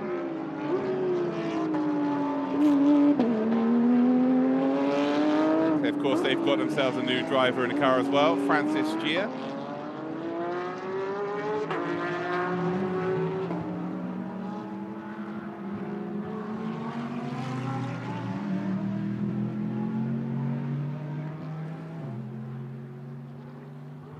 More flashing of the lights there. So of course, the number 13 car leading this race will want a little bit of help here from the back markers, not to hold them up. But every second does count. You lose a couple of seconds through corners, and later in the race, if you lose by a couple of seconds, you realise that all these little moments in a race absolutely add up. You've got to have patience, but you've also got to try and negotiate back markers as soon as you possibly can. So giving plenty of warning to the slower class car, but ultimately it should help out once they get to a position where Rio can get in and ahead, and now with some clear track ahead of him, and try and extend that lead, which is now 9.7 seconds. Track limits, car 7, a second warning. So turn number 12, there is a second warning.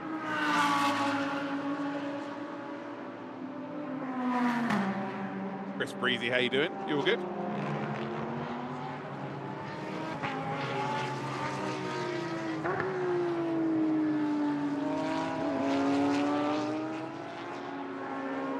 Getting a lovely look then of Rio in the car. Phantom Global Racing have not really put a foot wrong so far in this race. I think they're going to be relatively happy with how things are going. And why wouldn't they be? Absolutely smashing it right now. No reason to be unhappy. Leading the race. Second team doing pretty well as well. The number 31, currently 9.7 seconds back. It's a pretty good start, isn't it now? It's a pretty good start.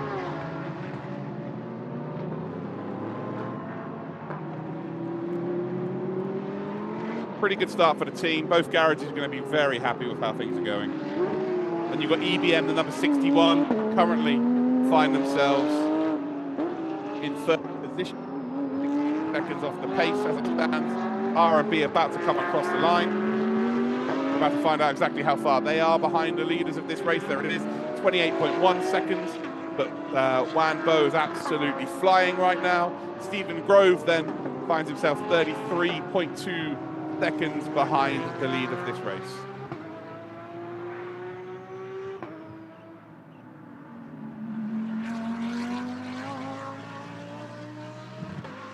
They're looking at Absolute Racing. Andrew Harrianto, I think, is the only driver that has actually stayed in the car. The Vortex Racecraft, they've got Luo Hawen, who's in the car now. So, of course, that is a GTC car.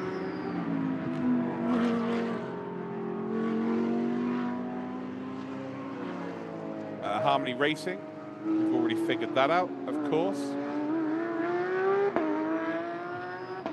The Jitong Lian, and then the D1 Racing team, Shiki Hong, number 710.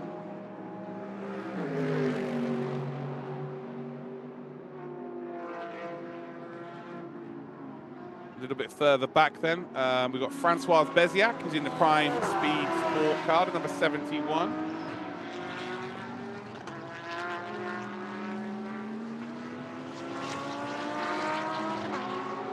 And then you've got Hazik Zyrel O, who's now in the HZO car. HZO Racing, Fortis by Absolute Racing.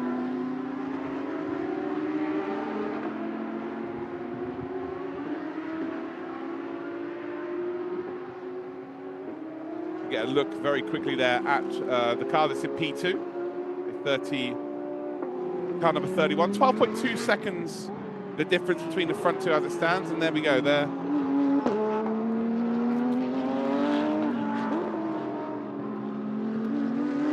There is that number 61 then of the EBM. So 3 blue cars at the sharp end. Adrian De Silva is at the sharp end. Let's check out the statistics. Any faster laps being posted right now? No. It's still lap 5. Of course, the track temperature getting a little bit hotter, so it's harder for them.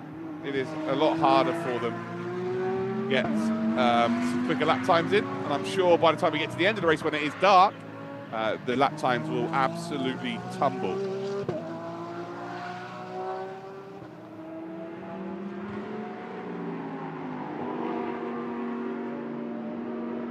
We've got Akash Nandi now in the car for the Be Quick outfit, the Be Quick Absolute Racing. Dominic Ang is in the Viper Nisa car.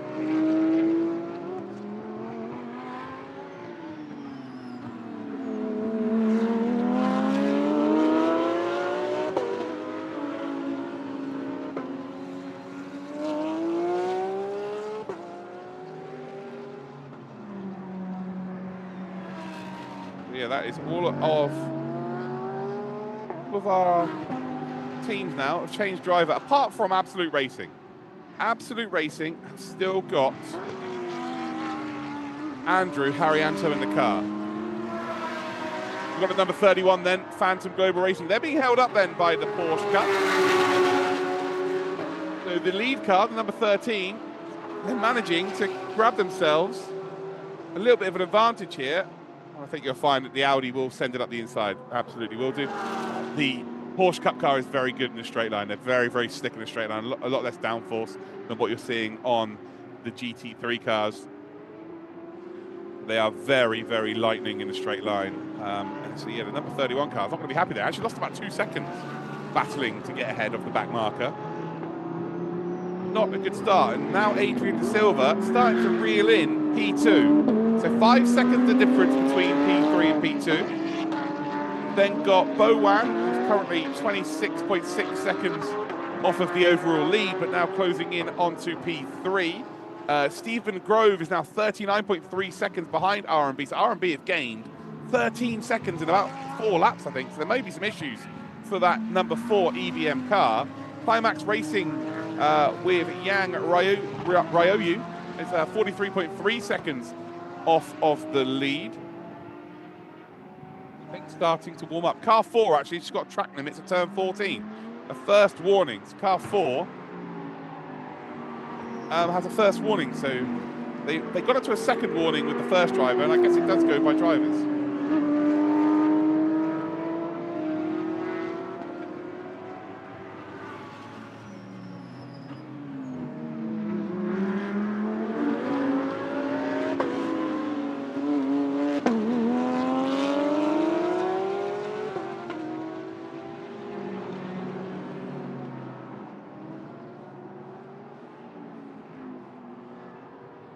Again, getting a nice look there at the Modena Motorsports car being lapped by our faster GT3 cars.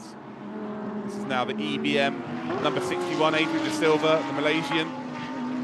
Another driver on home soil. Oh, no messing about there, an absolute send. Not mixing his moves there for certain. Wanted to get that done as soon as possible. I think he must have been told by his team that the cars in front have lost a little bit of time, and if you can get this done really, really quickly, then there's a potential opportunity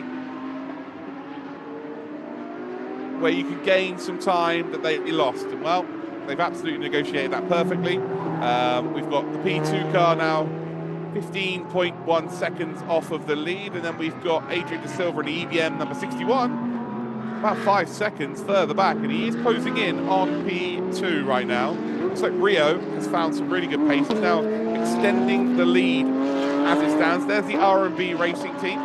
Number 44, Wan Bo.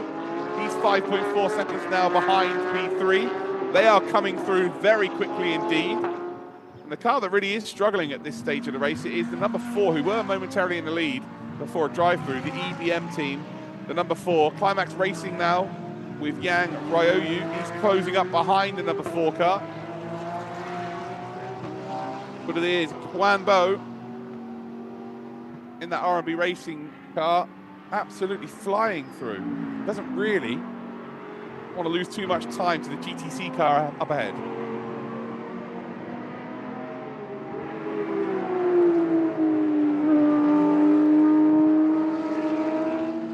every single team now have changed drivers apart from one.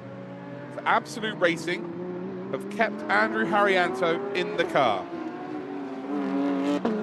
Absolute Racing are trying something a little bit different, which for me means they've got to bring the car into the pits early. They've got to stop really early in this stint because the maximum time is 100 minutes. So as it stands, they've done 80 minutes in that car. So in the next 20 minutes, I think you're fine, unless there's a mistake with the race, the live timing. Yeah, unless there's a mistake with the live timing here, and actually they have changed drivers, I think that Absolute Racing will have to pit in the next 20 minutes. Car 777, track limits at turn number 6. That's the first warning for the car number 777. So nothing too crazy to be too worried about. Climax Racing, they're all going to be good. And actually, we're on board with them right now, aren't we? So the Climax Racing team with Yang Ryoyu closing in on Stephen Grove. And realistically, how long is it going to take? He's caught up a fair chunk of time as we head down towards the final corner. We're on lap number 37. Of about 360. We're just shy of 360. Stephen Grove may have just got the message here to speed up a touch.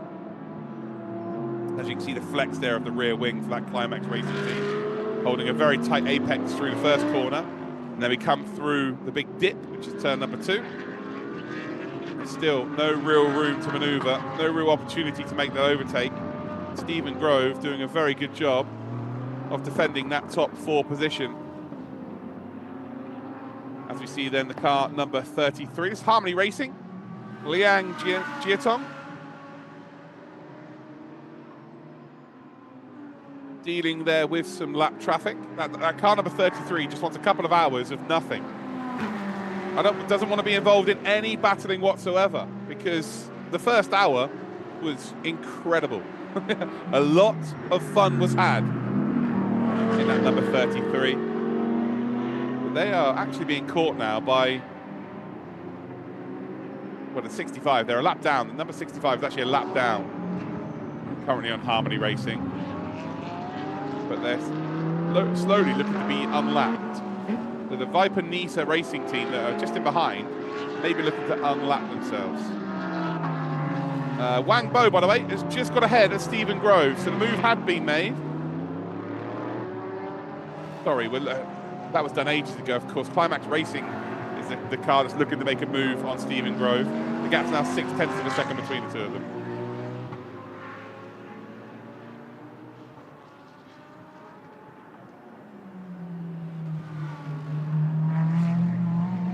Say welcome to everybody if you're watching around the world. Hopefully you are all good.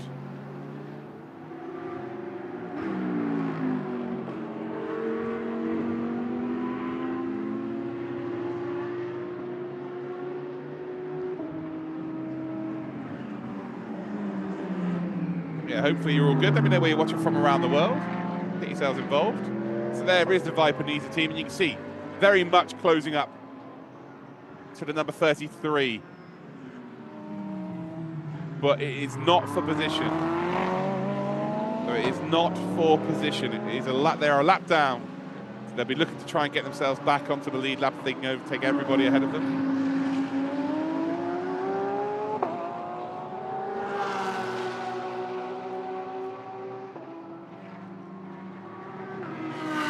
So that lovely looking Mercedes AMG. Look at it.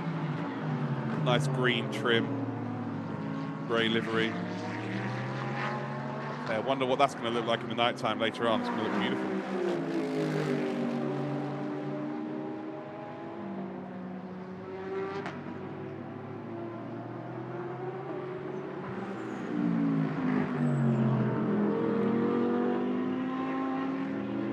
Oh yes, this chat indeed.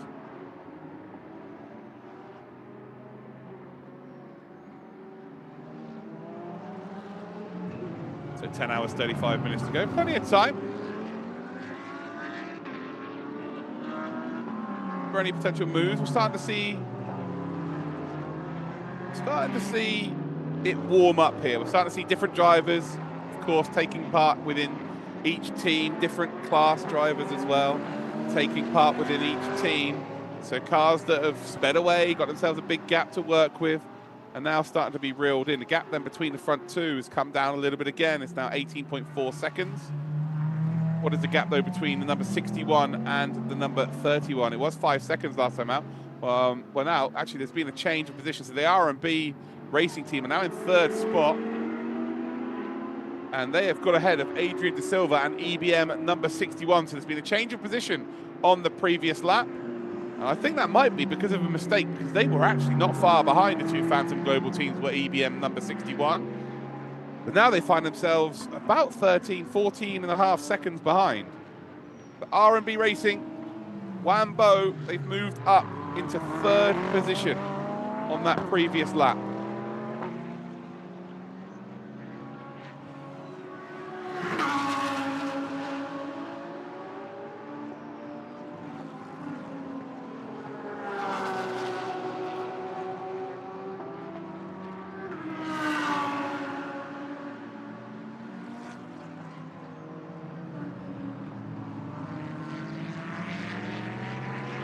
Still getting a lovely look here of that number 65.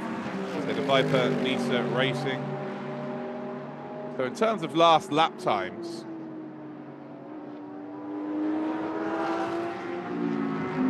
the fastest car out on the circuit was the leaders. So Rio doing a 205.861. And as we go down the order, it's a 206.4 posted by the number 777 Climax Racing.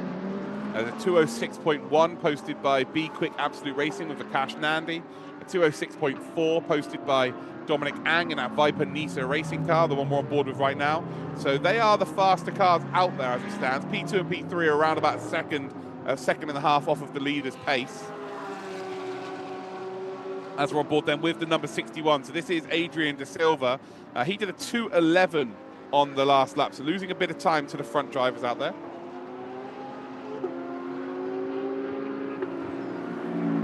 Losing a little bit of time, about to come across the line again, so we'll find out exactly what sort of lap times we're looking at. And actually, Wan Bo now has just done a 205.7, and he is the fastest out there. Adrian De Silva started to figure it out, actually, 208.3, so getting a little bit faster out there. But it is really the front three. They are really taking a grip of this race. Phantom Global Racing, number 13. Then switch those numbers around, the number 31, currently in second. So Phantom Global Racing are having a great time as it stands.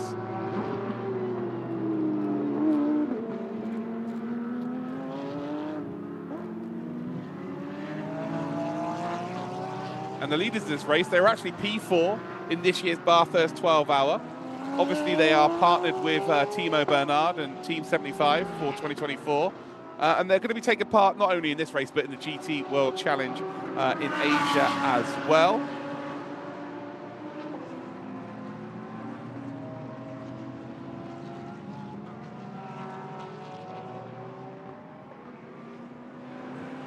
And the number 31 team, Phantom Global Racing, of course, they were they were actually the China Endurance Champions last year.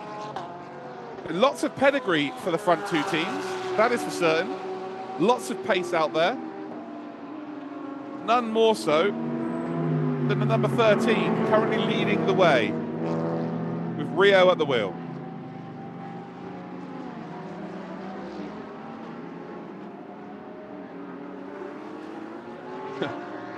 What temperature is it? A lot, guys. It's very warm, very warm.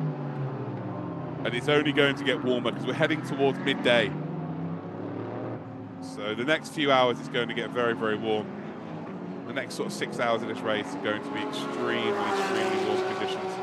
Car 61, the track limits excursion at turn 6. A first warning. So nothing really to be too worried about. Front two drivers on the last lap, 206.5. So they both produced a 206.5.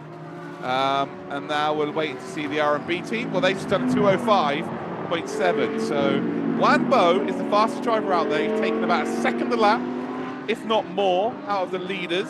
Over the course of a whole stint, he would actually catch up to the leaders as it stands. But yeah, needs to put in some work. EBM, Adrian De Silva into the 210.6s. Yeah, into the 2:10 fixes.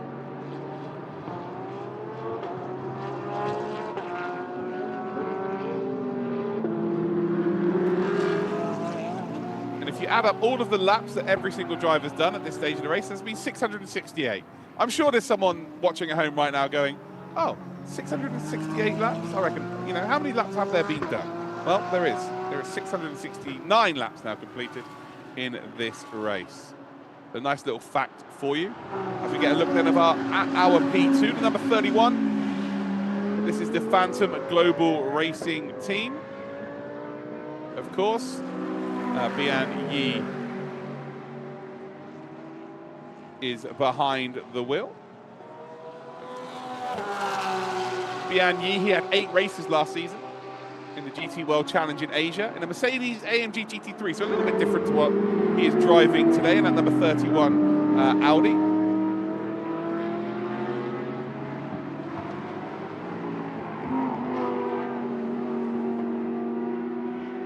But Rio is the one driving with the lead car.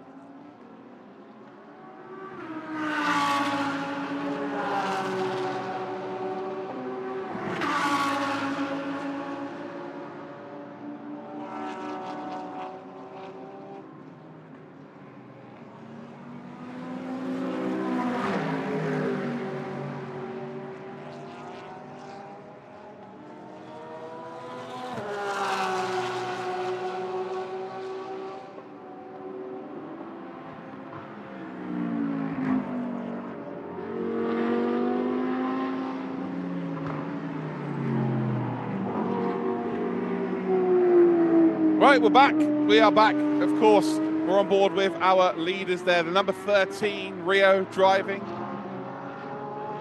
for the Phantom Global Racing Team. This is just the start of a very long season for them.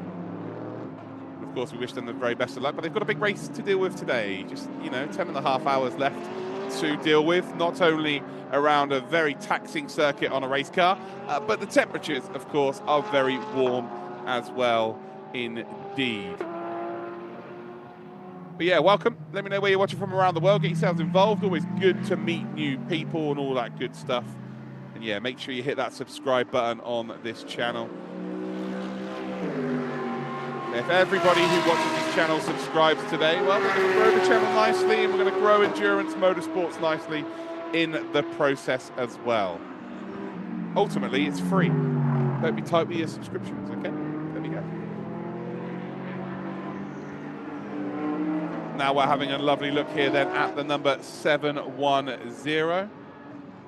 So they're, of course, racing in the ETC Championship today. They find themselves in the lead of that D1 racing team.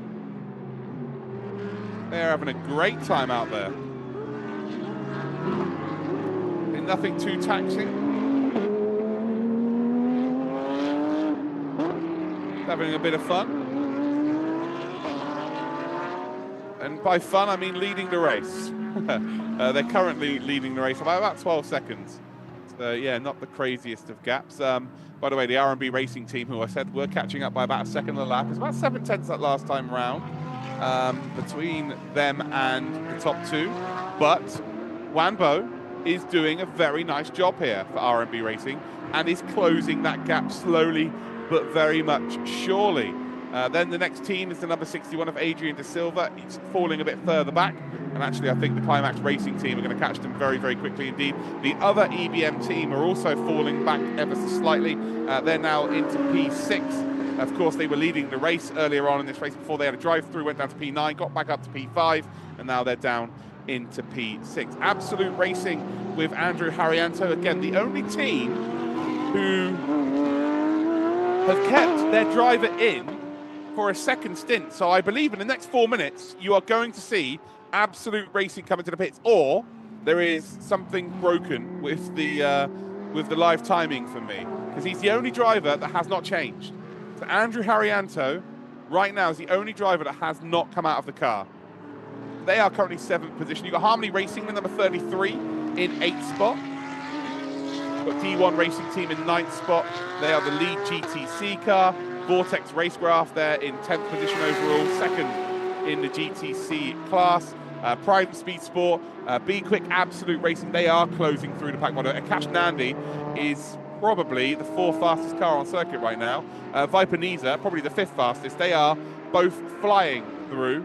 So yeah, they need to find a bit of extra time and move their way forward through the pack. There's Modena Motorsports as well. Jack, thank you very much for that kind comment there about the commentary. Obviously, it's very difficult when you're doing a 12-hour race on your own. But it's race cars, right? That's the language we're all talking. We're all talking race cars right now. So here is the number 33 then, Harmony Racing. We'll see by the end of this race there, by the way, 12 hours time, whether I'm this chipper. I'm not sure I'm going to be this excited, but we're going to give it a go at the very least. But it is nice to welcome you to the endurance season over here in Asia with the Motul 12 Hours of Sepang. We're actually going to get a full, well, touch wood, we're going to get a full 12 hours in the race. So that is always a bonus, of course.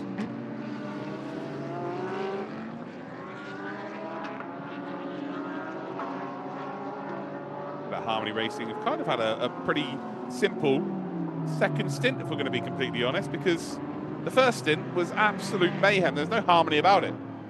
This second stint has been, you know, relatively nice. They are being caught by that number 65 car, so Viper Niza, but there's a lap between them, so this effectively will be getting them onto the same lap. If the Viper Niza car, the AMG right in behind there, you can see this grey and green.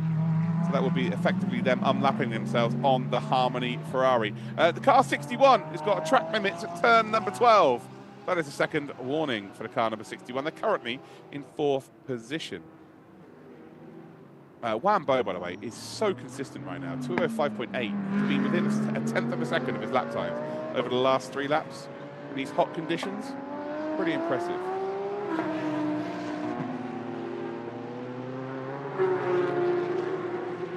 Ah, Jax, you know who... Ah, okay, so you recognise the voice, I guess. You recognise the voice.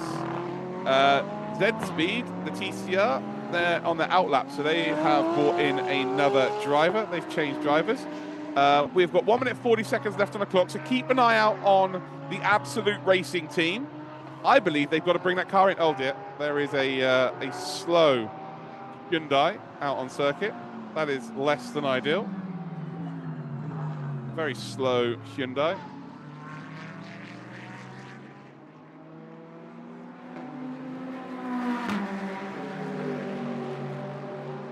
...335 laps. That is a very good prediction. That is an exceptional prediction. Yeah, I think you're about right. You're there or there, but within 5 of that, I would say. How many full course yellows we see? Again, that remains to be seen. The fact right now we've had 0.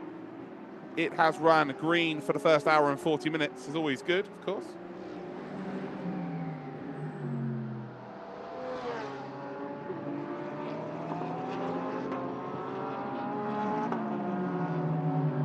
Yeah, the Harmony Racing, so Absolute Racing are not in the pits Where are they on track?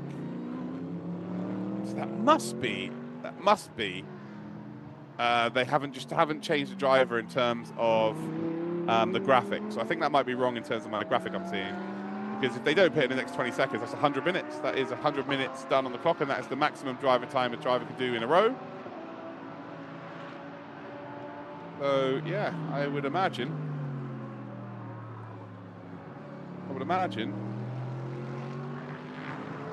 that will be penalised, unless there's an issue, of course. The HZO Fortis Racing Team, they're into the pits. So is that an unscheduled pit stop? They are coming in a little bit early here, so I'm wondering if they have some issues, because everybody in the GT3 class pit relatively around the same time. There was one team that came in a little bit earlier than everybody else, which was the number 33, that was the Ferrari. They came in maybe a lap early, but not this early. They are currently in about 20-25 minutes earlier than they should be.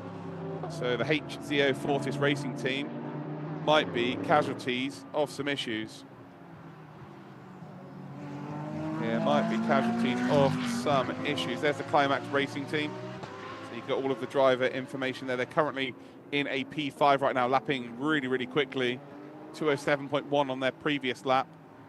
In terms of the front two have kind of started to slow down a touch. And so is R&B Racing's Juan Bose, who was catching up, but he's now catching up by a couple of tenths a lap. So it's nothing crazy. The R&B Racing team are kind of putting themselves in a position that they can maybe pounce on any mistakes.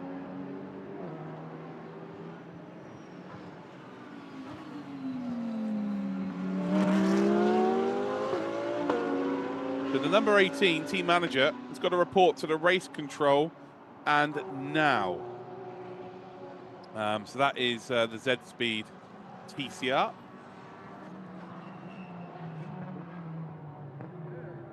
So yeah, there's been no drive-throughs given out. So that, yeah, the HCO Fortis Racing team, by the way, they are not coming back out right now. So there's definitely an issue with that car. Definitely an issue with that car. Hopefully we'll get sent the information. Yeah, so hopefully we'll get that information sent through.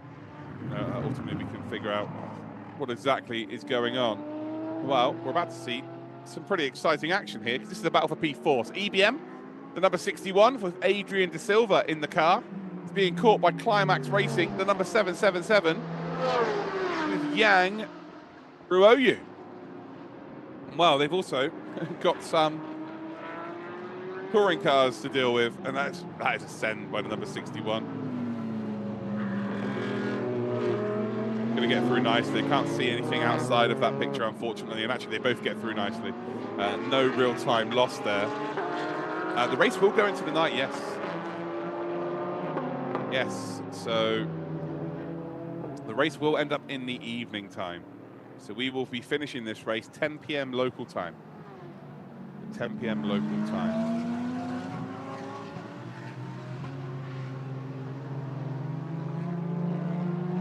But this battle for P4 still going on.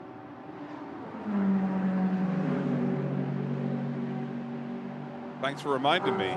10 more hours. A long old time. So we now look on board with the number 44. So this is the R&B Racing car. Again, currently the fastest car out there. Closing the gap by a considerable margin, to be fair. And now only finds himself 5.4 seconds behind Bian Yi. So I think we are going to see a battle for P2. We are genuinely seeing a battle for P4. Nearly 2 hours into this race. The gap's a bit further down the order. There's no real other closing in a crazy amount. There's a couple of 5-second gaps, but nothing too crazy. But really, the battle is between 4th and 5th. That is the real close one as it stands. And there you go. You can see the gap there. It's now 4.8 seconds. So 6/10 taken out on that previous lap. So we are potentially going to see a battle for second spot. But yeah, it is Ruoyu and De Silva. Climax Racing versus EBM. That is the very interesting battle out on the circuit. I've got a very long day ahead of me, for sure.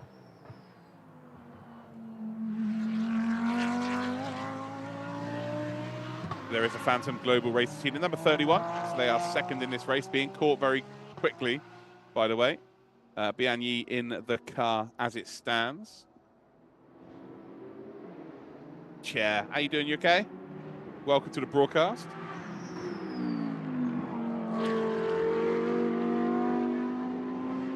Currently second spot, about 20 seconds back. And again, you'll see in the background now, the R&B racing car. There it is, the purple Porsche is very much closing in. Very much closing in. Climax Racing, by the way, have got ahead. So Climax Racing have got ahead then. So Ryoyu has got into P4 and EBM have moved down to P5. And actually the gap is already 3 seconds. So I'm not too sure what's happened to Adrian De Silva, but he's lost a load of time to Yang Ryoyu. And actually their lap times are different by about 3.6 seconds. Vortex Racecraft has just dropped down as well. The HZO car is the only car that's out, we believe. The HZO Fortis Racing Team, I say out, they're in the pits. They've been in the pits for about 3 laps now. They've dropped down a fair chunk of change. And they're actually 3 laps behind the next car up from them, which is a GTC Medina Motorsports car with Francis Thier in the Dutch driver, driving for the Hong Kong outfit of Modena Motorsports. And then you've got the front 3, again, they're the ones who've crossed the line for 49 laps now. The difference between P2 and P3 now is actually 5 seconds, so yeah, Bian Yi has been given the hurry up for sure, because he was the fastest out of all of the front 3 and nearly got into the 205s.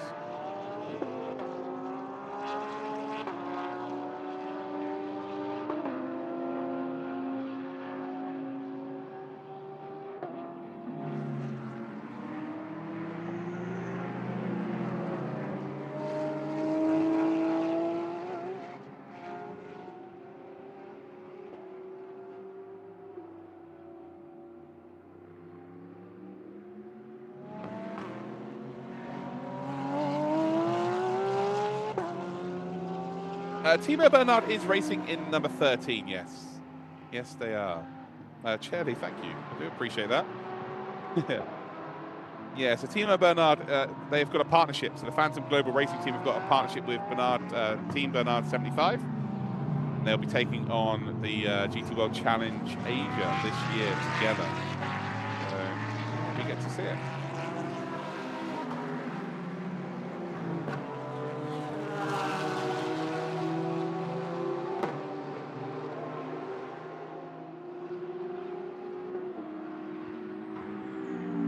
Now starting to see a little bit of a cluster of cars. Rio now looking to try and get involved with lapping some vehicles up ahead. The Prime Speed Sport are going to be the first of those cars. The Aston Martin. The car 33, Harmony, now got themselves a second warning. Track limits of turn number 14. So earlier on in this race, Prime Speed Sport, they were right in and amongst it, weren't they? Battling for position. But ultimately, they've just dropped a little bit further back. Just dropped a little bit further back now, and they're actually now going to be lapped. It will be a couple of laps now put on them. It's just really about how quickly Rio can get this sorted. This is a battle not for position, but this is a battle right now for the 65. So Viper Nisa Racing, which is the AMG in behind here with the green trim, in behind the Ferrari, which is Harmony. It's just to get onto the same lap as them. So they are effectively a lap apart, but the Viper Nisa Racing outfit with Dominic Ang at the wheel is definitely the faster of the 2 drivers at this present time, and he wants to try and get onto the same lap as the Harmony Racing team.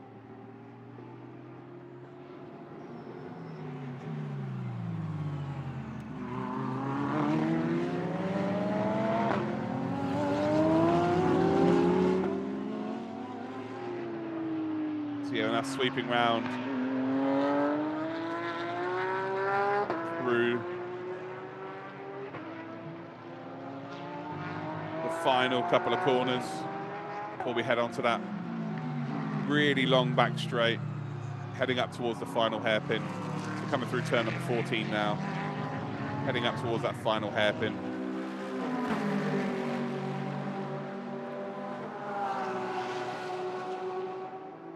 And then onto another lap here, and we're actually heading into the pit stop phase. So it might be a case of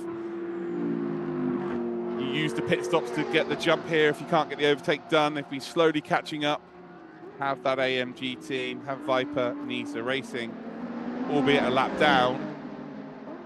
But are they able to take advantage here and grab that position? D1 Racing Team, by the way, have closed up behind, Be Quick Absolute Racing have got ahead of D1 Racing Team. They've actually got ahead of about 3 cars during this stint. Into the pits, again, there you go, you can see the HZO are now back out. So the HZO team, Hazik Zyrel O is now in the car. They are back out. So it looks like everybody's good. We just saw the 326 Racing Team in the pits. There's only 1 car in the pits, but we're very close to the next set of pit stops.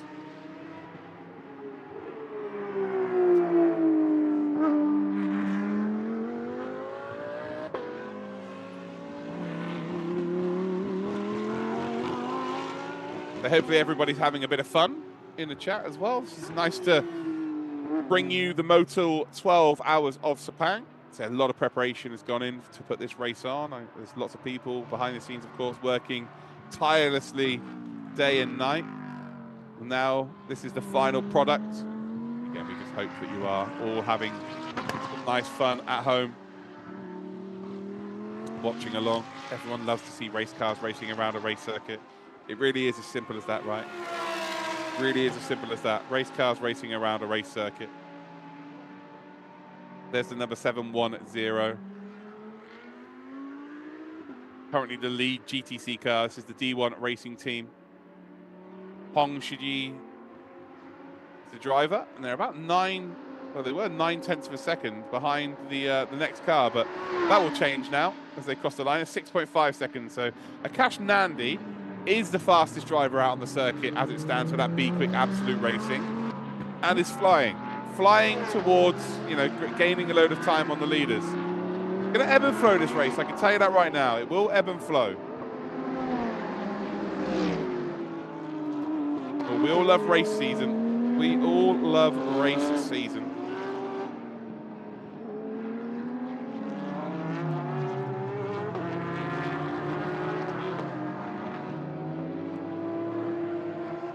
Sizzling Popcorn, you've never heard of this race. Well, here you are. Welcome.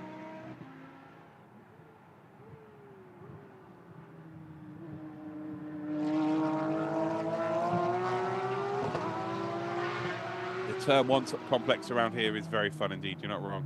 It's very similar to China and Shanghai.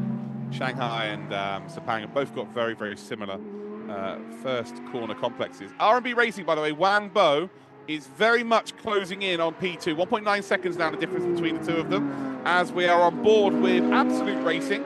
Andrew Harrianto, who I don't think is in the car, because this would be a full second stint. I'm not sure they're allowed to do that. So Andrew Harrianto, I'm sure they've changed the driver. But yeah, Harrianto dealing with lap traffic and also driving very quickly indeed. Harrianto did a 2:08.117, exactly the same lap time as P2 on the last lap. So Wan Bo, 1.9 seconds behind Bian Yi. Are we about to see a battle for P2? A GT3 AM car battling with a GT3 class car.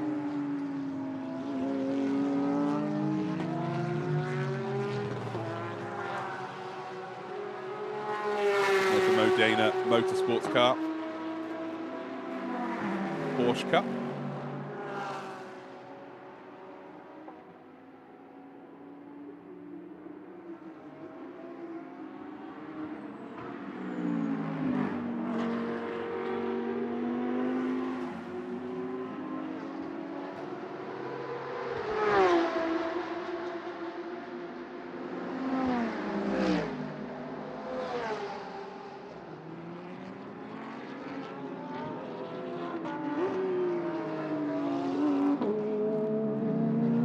Yeah, we have there is a BOP for this championship for sure.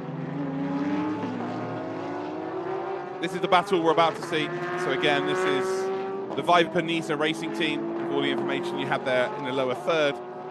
They're just trying to get that lap back on the Harmony Racing Ferrari, just up ahead. Well, we're about to see them retake that position. Doesn't look like it. They're just not really getting quite close enough.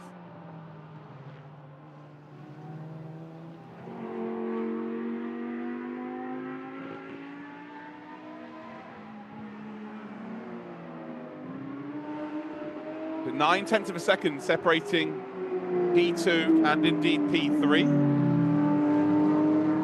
So hopefully we get a little look there at the battle for what would be P2 and P3. This is the lead car though. So Rio has now attached himself to the back of a battle where the 65 is trying to get ahead of the 33 to get back onto the lap they were on. And then you've got Rio, who's leading this race, is looking to try and put 1 lap on the Ferrari and 2 laps onto the AMG. So are we about to see they move? And now they've also got the Modena Motorsport Cup car just up ahead. P3 currently in the GTC class. So Harmony looking to get involved as well. There we go. Ever the opportunist. The Ferrari makes a mistake. The Cup car makes a mistake. And well, it is the Viper Niza racing team who were not able to get the job done earlier on. Now dealing with it nicely. You've got Rio though in the Porsche, who's now got to deal with that Harmony Racing Ferrari, who I don't think is going to want to go a lap down. And well, sends it up the inside in towards the hairpin. I'm not sure how clever that is. As they exit, it's almost 3 wide between the 3 of them. And the Ferrari gets back ahead. Rio is going to be fuming there. So race leader being held up here for sure. They are racing, but it is up to the faster car or the lead car to safely negotiate the traffic. You don't have to wave the white flag and get out the way. But yeah, we are seeing a battle, albeit all 3 of these are on different laps. All 3 of these are on different laps. Ironically, the car at the back of this group of 3 is the lead car. The car in the middle is second in terms of these 3 standalone cars. And the car in front is actually 2 laps down on both of them. So pretty crazy as Rio sends one. Again, trying to force the Ferrari offline. There was a little bit of a nudge there, a little bit of a lean for sure. Number 5, by the way, under investigation for speeding in the pit lane. So the HZO Fortis racing team, who obviously were in the pits due to some issues, have now potentially going to have a speed in the pit lane penalty. So not good.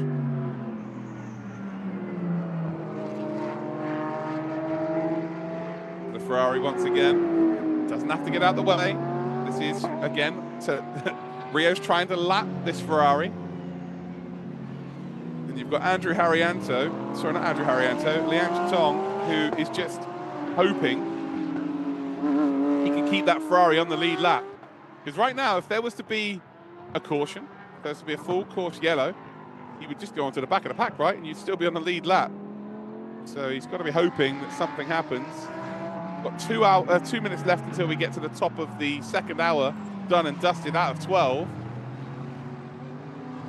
And this is fascinating as Rio very much struggling on the tyres. Completely misses the apex there, slides out, and that battling has cost him dearly.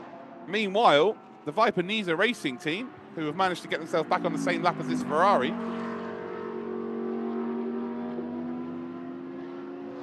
are now just streaking away. So very interesting scenes here. This is the worst time in the world to be battling for position. And now we've got a battle for what is P3 in this race. Sorry, P2 in this race. R&B Racing in that Porsche, trying to get ahead of the Phantom Global Racing Audi. Oh, and the Phantom Global Racing Audi completely misses the braking point, runs deep on the exit then of the final corner, and it basically ends up being a freebie. Bian Yi has worked so tirelessly through this stint to get an opportunity at P2, and well, once he got there, he took full advantage.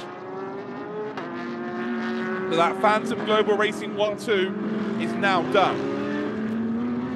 So there's a replay of exactly what happened. And yeah, the first sign of pressure, Bian Yi unfortunately runs wide and loses that spot.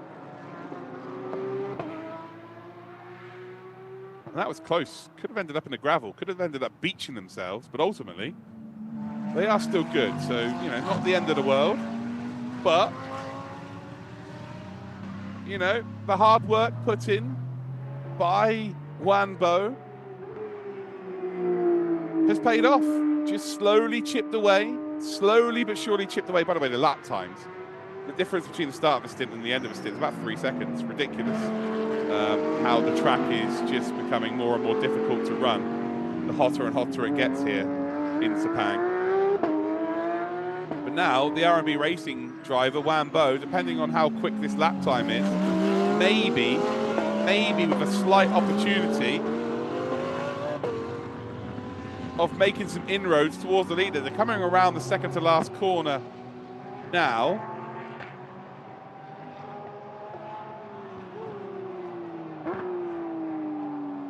Number 13, there we go. So coming towards the second to last corner now. And the gap, you know, before this lap took place was 19 seconds. How much pace do you have, Wanbo? Is there an opportunity for you to maybe go and catch up to the leader? You're not going to catch him up this stint, but you are going to put a bit of a chunk, or indeed a chip out of that lead. Although he runs wide, he's absolutely pushing the car to the limit, that's for sure. Lots of gravel being kicked up, so we're going to go across the line. He actually caught up by 2 seconds. Wow, 2 seconds, the difference on that lap.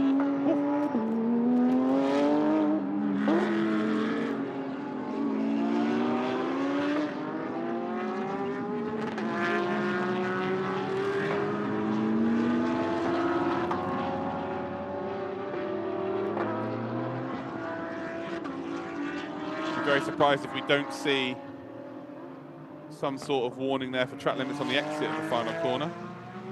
Although Bian Yi's been overtaken here and he makes a mistake, it's almost like a horse in a horse race where they just get a little reminder. Oh, you know, come on, you got some pace. And actually, it's being dragged along nicely here. Number 5's got a stop-and-go penalty for speeding in the pit lane. Oh dear, that's HZO Fortis Racing Team by Absolute Racing. Yeah, unfortunately for them, not only did they lose, well, they lost about 7 laps, or maybe 5 laps in the pits, they're also now going to lose themselves a stop-go penalty as well. So that'll be a stop-go 30 seconds, I would imagine. Not good, not good.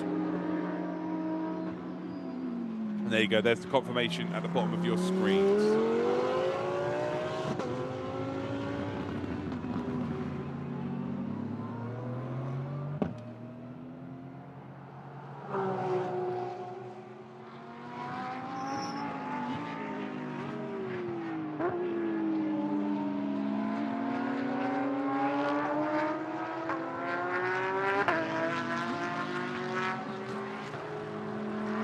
Yeah, 8 cars on the lead lap now.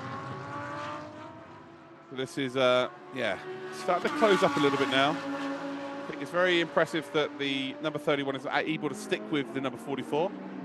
So both of them are very closely contesting positions, aren't they? The gap now between P1 and P2 was 17.3 seconds. It's actually now 17.5. So Phantom Global Racing managed to find some pace at the latter end of this stint. Lots of teams are going to start to come into the pits, though, over the next 5 minutes. And, well, there's one of the first cars that are in. So, yeah, nice stuff there. Modena Racing as well. Of course, the Cup car are in the pits. HCO are doing their stop-go now as well. Z-Speed are in the pits as it stands as well. So there we go. Yeah, this is the number 5, of course. Stop? Oh no, that's not good. Did they stall the car? Oh, they did. There's a stop. There you go.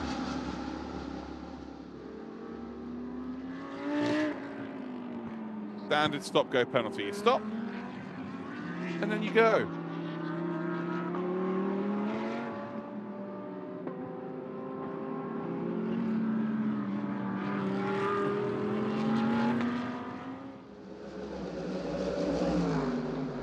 There's the Modena Motorsports car.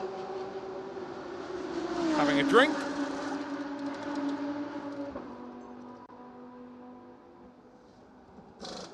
Yeah, that was a stop and go. Feel that's what that was. It wasn't a stop and go, it was a stop and stop again go. So not ideal in the slightest. So here we go then, we're about to look at what happened over the last hour. And well, Harmony Racing dealing with backmarked traffic. See a battle here between EBM and the number 44, which is R&B Racing, who are flying, by the way, in this second stint. R&B Racing have been the stars with Wan Bo behind the wheel of this field, and there we go. We're seeing the number 44 doing bits, and that is getting a lap there on the Aston Martin. Here's the number 31 then for Phantom Global Racing. They were in P2 at this point of the race. They're dealing there with the backmarked traffic. Struggling with that rear wing as well. The rear wing not in the greatest of positions. And then we see two GTC cars going at it, the 710 and the 7. Well, the 710 comes out on top there. D1 Racing Team, who now lead the GTC class. And well, we also saw this. So this was the number 65 car trying to get back on the same lap as the Ferrari. And the leaders, which was the number 13 car, also getting involved. But then there was this battle for second spot. This just happened a couple of laps ago. R&B Racing Wambo was chasing Bian Yi down for the entirety of this stint. And well, he just about got there, and he just about got himself into P2. And as it stands, he's actually half a second out the road. So he's dragging along the Phantom Global Racing outfit. They have been P1 and P2 in this race since about lap 15, and it's been broken. So R&B Racing now are up to second position. Oh, there we go. Hopefully that kind of gives you an idea of what's to happen in this race. We are now, 9 hours 53 minutes away from this race ending, and we're about to see the second set of pit stops. So if they don't pit this lap, I would imagine they will come in for the next lap. So if you're watching around the world right now on YouTube, specifically YouTube, if you're watching on Twitch as well, you can answer this question. Where are you watching from around the world? And maybe you've got a specific driver that you are indeed supporting. We've got over 500 people watching. Make sure that you subscribe to the YouTube channel. It is free to do so, of course. The Sepang 12 hours has been happening, what happened last year. There was a little bit of a hiatus, but it is back in all of its glory. It's one of the first endurance races of the year over in Asia. Yeah, get yourself subscribed to the channel. Good. So who's driving in the car number 911 right now? It says Andrew Harrianto is driving the car, but I'm just not. He would have driven the first hour and 2 hours and 8 minutes, which is obviously not allowed. So I think there's a bug there. I think Harrianto is no longer in the car. I think they must have changed. So there's the number 7. This car currently leads the GTC class. The Vortex Racecraft team. They have Korean driver Luo Hoen. I believe they're going to be changing their driver now as well. So we've got Scott Smith watching from Newcastle, Arizona. Nice. Good to see you, my friend. Good to see you. Welcome to absolutely everybody at home. So we've got, of course, some platinum drivers, some gold drivers. They have to serve an extra 15 seconds in the pits each and every time they pit. If they're a silver driver, they have to serve 10 seconds extra in the pits. If they are an AM Plus, they have to serve an extra 5 seconds. And if they are an AM, they do not need to serve a penalty at all. So that will make things interesting the longer this race does indeed go on, and it should close the field up as well. We've got Big Puffer from Germany, 5:08 a.m. Yes, 4:09 for me. You're at the track, and again, if you are at the track, I would like you to send me some pictures on Twitter. So at AcTrollVision on Twitter, I want to see some pictures from you. I want you to prove that you're at the race circuit, guys. Pennsylvania for K24. Halifax, Canada, 1 a.m. for you. You're in Ireland, Speedy, same time for me. So into the pits, we see the number 65, so that's Viper Nisa Racing. And continuing on their journey is Absolute Racing, the number 911. So with 1 minute left.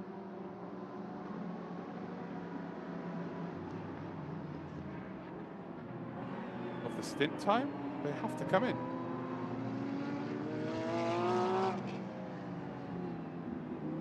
Oh, that's yeah. Luckily, there's a minimum pit stop time, because if this was a case of you pit and you be as quick as you can, The number 13 there was definitely held up going into their pit stall. Definitely held up there, but again, luckily, they've got a minimum stint time. New driver into the car. We're about to change drivers and see whether they can keep hold of the lead. Yeah, Phantom Global Racing have done a good job so far. Track limits of turn 44, third warning. And we've also got number 18 with a drive-through penalty. That is not good. That's Z Speed. They are right at the back of the grid. They have got themselves a drive-through penalty for speeding in the pit lane. What else have we got here? Yeah, car 31's got track limits. Third warning track limits for turn 40. At turn 44? It says at turn 44. I can assure you, ladies and gentlemen, this is not the Nordschleife. There's not 44 turns. So I would imagine that's turn 4. That's where the majority of warnings have come at 14, 6, 12, and 4. So I would imagine that's for turn 4. Car 710 has got track limits at turn 12. Second warning. So yeah, second warning. So back out we are going to come. This is the car that's currently third spot in this race. The names are about to change on our screens as well. We're about to see new drivers take part, which of course is going to make it very exciting for us at home. Yeah, so Dinesh, yeah, Haryanto is apparently still running, which with a maximum of 100 minutes in a row stint time, I just believe that there's an issue there. The only name that hasn't changed, so I think there might be a little bit of an issue there. Ryan Wood into the number 61 car.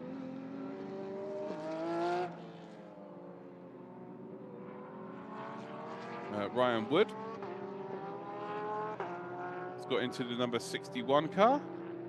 We're about to see lots of name changes now, and again, I'll keep an eye on who's done what stint and what time and all of that good stuff.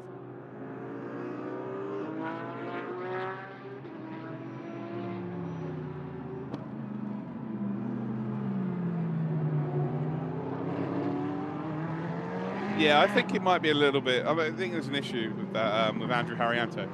Imagine we get to the end of this race and Andrew Haryanto has done 12 hours. Just gets out, just sweating, like, oh no. That would not be good, right? GT3, big puffer. No GT4s here today. We've got Super Trofeos and we've also got some Porsche Cup cars and 2 TC cars as well. And well, they came into the pit separated by absolutely nothing.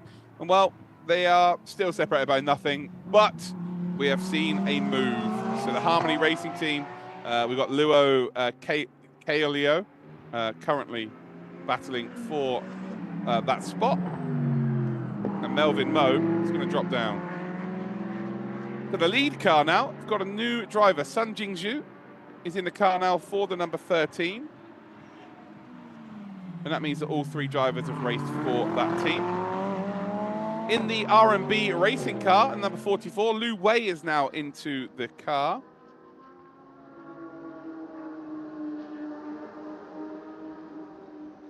Then for the car number 31, is currently in third. Cheng Kung Fu is into the car, so a new driver as well.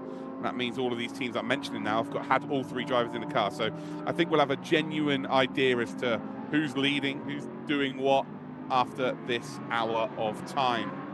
So that is the EBM.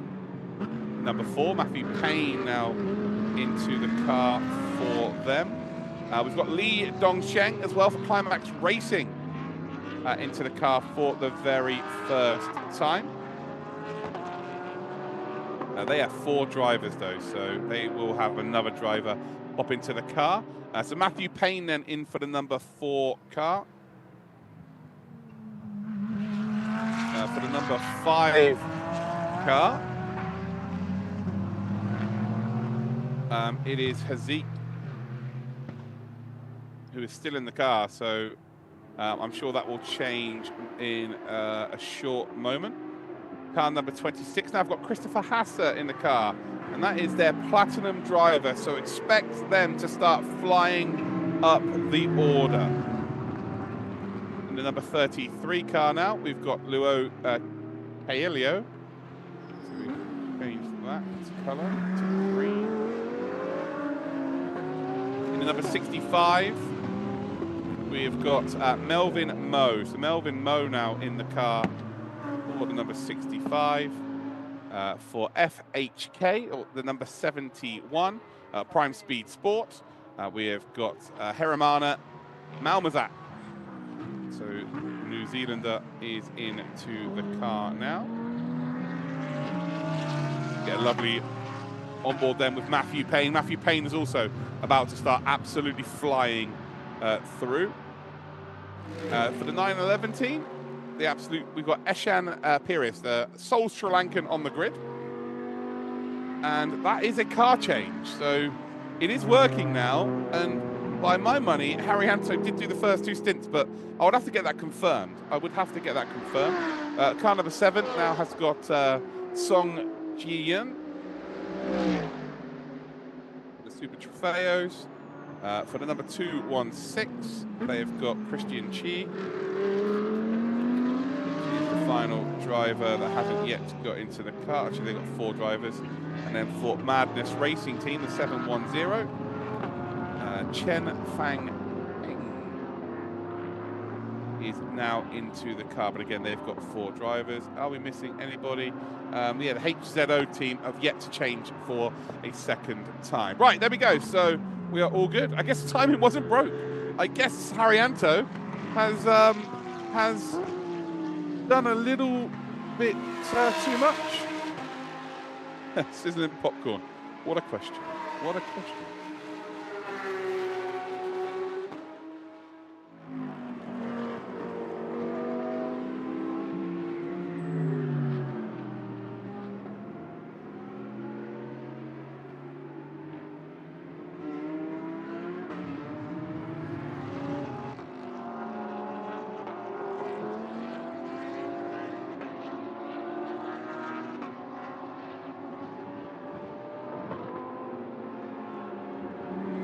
I'm just going to get confirmation about Haryanto, guys. Just sent a question out to people at the circuit. Hopefully we get an answer to that.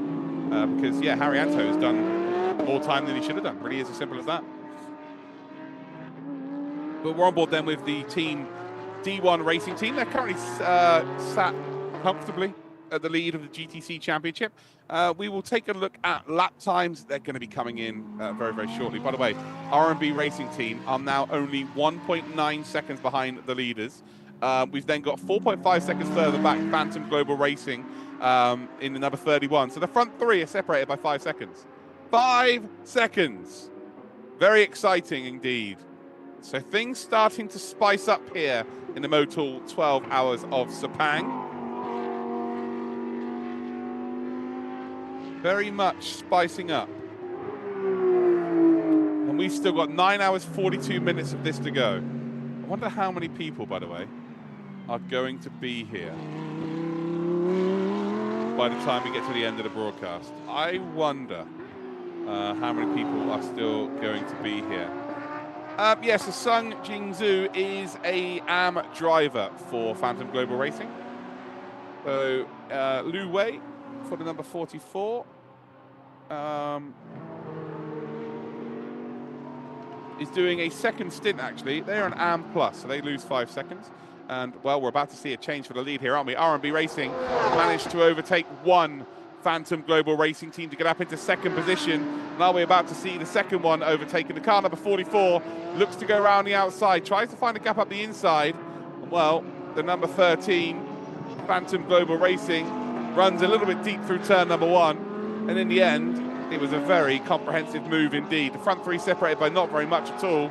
And that is now the lead for R&B Racing.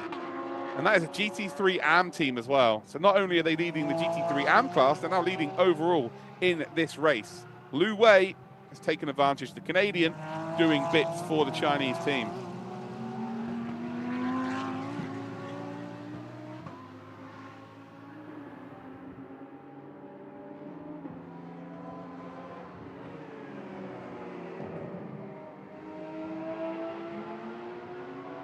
So a nice move up the inside.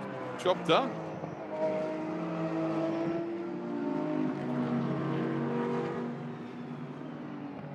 Nicely done indeed. We're at 63 laps of this race.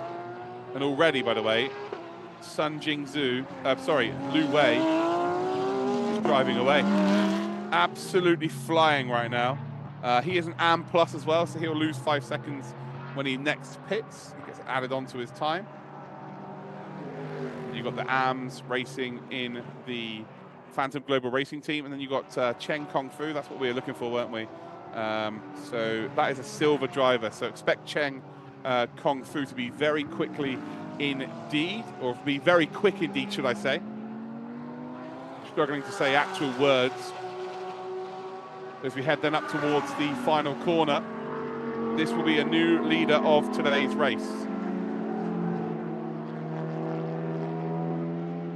So we've had EBM lead the race at the start. Phantom Global Racing have led a few laps of this race, and then from lap 10 it was Phantom Global Racing number 13. But as we cross the line this time round, we've got a new race leader. So from lap 64, the new race leader is R&B Racing with Lu Wei. So we've had 4 different cars now leading the way in this race. We've also had a change for P2 now as well. So Cheng Kung Fu has got ahead there of Sun Jingzhu, and will now look to potentially chase down Lu Wei, who is in the lead of this race. And actually, Cheng Kung Fu was 0.8 of a second faster on that lap as well. So maybe closing in, we might see a battle at the sharp end of the grid. Big Puffer, I've commentated on DTM before, Formula E,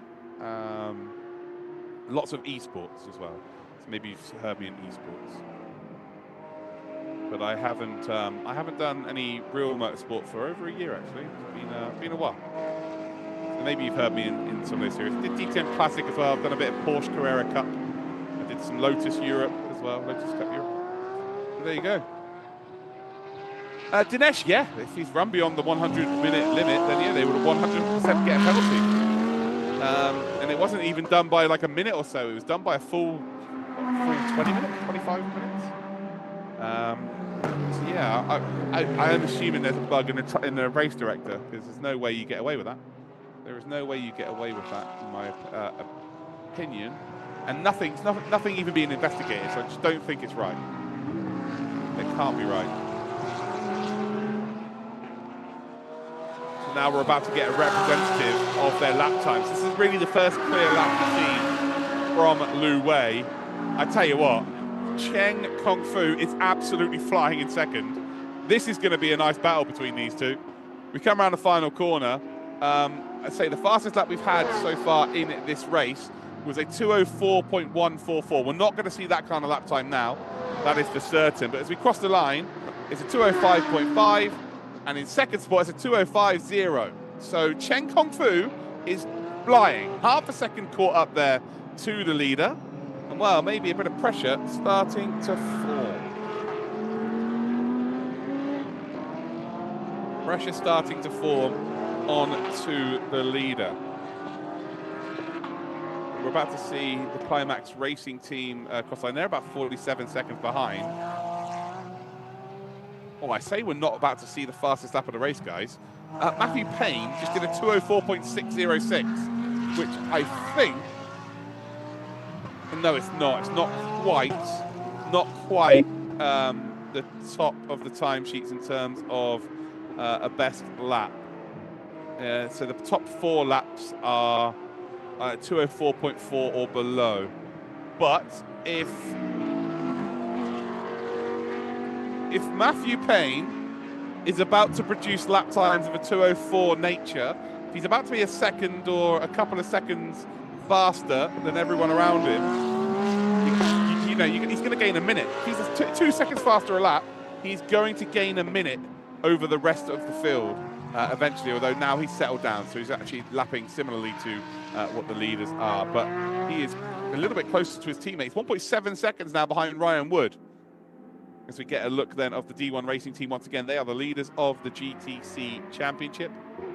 And right now, just keep that car nice and clean. They've got around about 2-minute advantage over the next driver in their class. So yeah, don't do anything silly. Hopefully the car makes it to the end and pretty much go.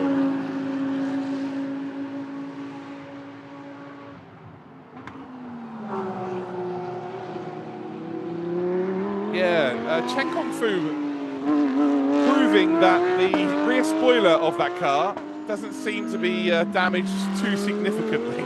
Not really struggling with pace per se. The lead, by the way, has come down about 4/10 again. So Chen Kongfu finding about 4/10 of a second.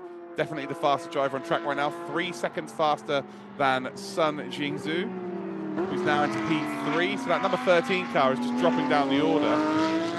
Although they've got now a 43-second advantage over the next car behind them. I really think the Ryan Wood and Matthew Payne battle is the one that we're hopefully going to get a little glimpse at, because they are very close to each other on circuit.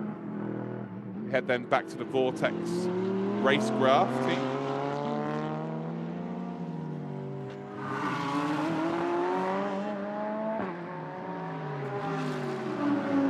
There you can see all of the drivers at the bottom of your screen.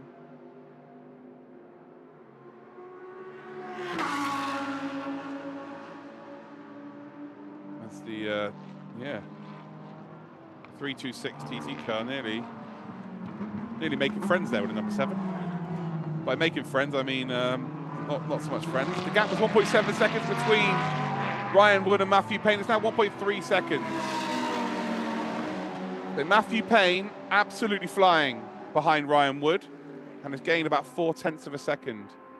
So 4/10 of a second gained. The battle for P4 is starting to warm up nicely. Number 7 car really struggling. Song Ji-yun really struggling. An AM plus driver. So not quite the silver license of Johnny Chicotto, but is on license terms the second fastest driver in the team. Just struggling at this stage. Maybe the temperatures caught him out. There's a lot of people who are watching their first ever Sepang 12-hour. So yeah, it's the second time in a row it's run, but it hadn't run since 2016, I believe.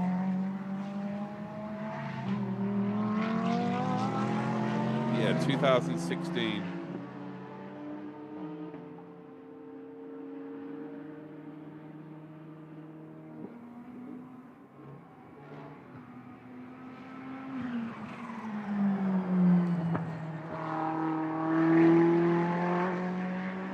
The winners of last year's race, HZO Fortis Racing by Absolute Racing, they are down in 15th position overall. They are the last of the GT3 cars, so it looks like we're going to have a new winner. We are going to have a new winner. As it stands, you never know what can happen, but you know, they're 7 laps down, so it becomes very difficult to assume that we're going to see anything other than a new winner. And right now, the R&B Racing team are the team to watch out for, and actually gained about 0.6 of a second over Chen Kongfu racing in that Phantom Global Racing team. So they're looking good. I say that, sorry. No, they lost 0.4 of a second. So yeah, Chen Kongfu is absolutely flying. Matthew Payne now 0.4 of a second behind teammate Ryan Wood. They're in different cars, of course. So are we going to see the number 4 and the number 61?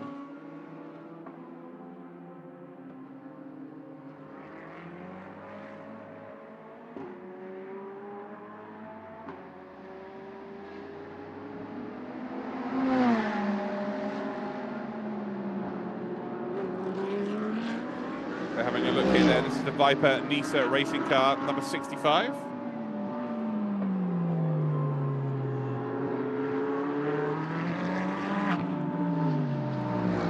What happened to the Grove Racing AMG GT3? Well, they are called EBM.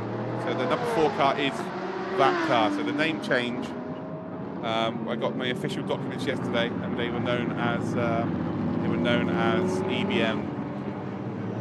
There was a name change. They have got Grove Racing on the front of the car, and they've got 2 Groves driving for them.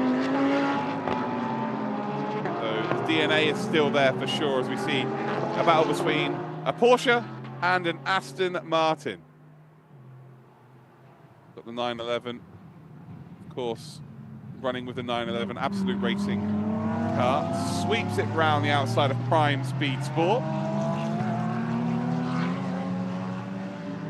And that was not for position, because now we see the number 7 again.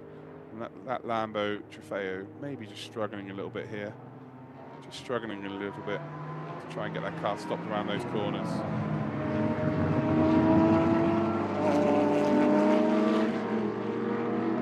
But that has given a bit of respite then to the Prime Speed Sport car. So Heremana Malmazak in the car.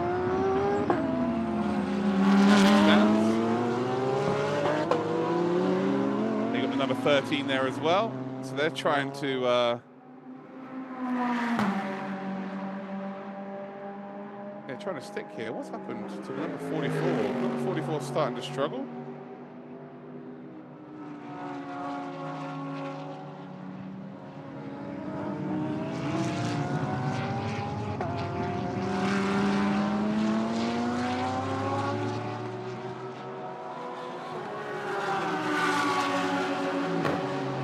Hold on, it's the 31. No, the 31 has lost a position here, right?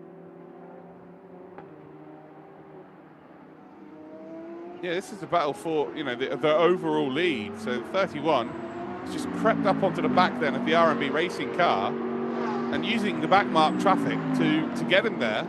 And now we have a genuine battle for the lead of this race. But Chen Kong Fu has been chipping away at this lead. Well, use those back markers to perfection. So he was 2 seconds behind at the start of the lap and pulled me out a little bit because he's right up behind him now. 4 tenths between them. Oh, here we go.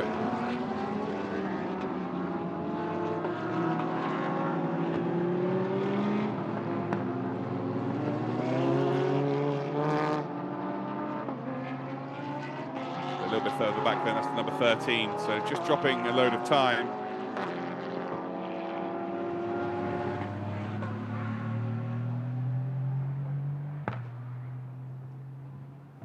There is a genuine battle for P1. 4 tenths of a second between the two of them.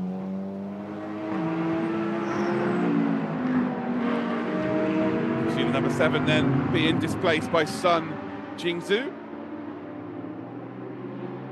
At 12 seconds behind the front two.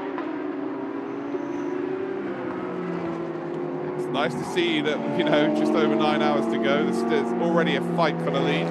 We've seen changes for the lead a few times. And car number 31 has actually been in the lead. It was the second car that was in the lead. Number 18 speeding in the pit lane. No further information. Number 18 car being caught speeding in the pit lane. So that's not good. But here we go then. It's time to see a battle. So R&B Racing got into the lead with Lu Wei.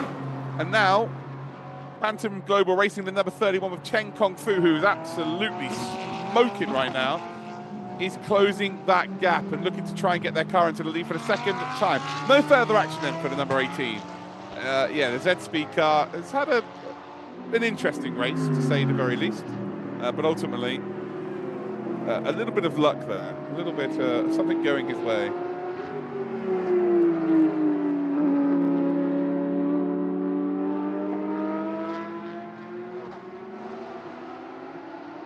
Stephen, perfect. Thank you for the information.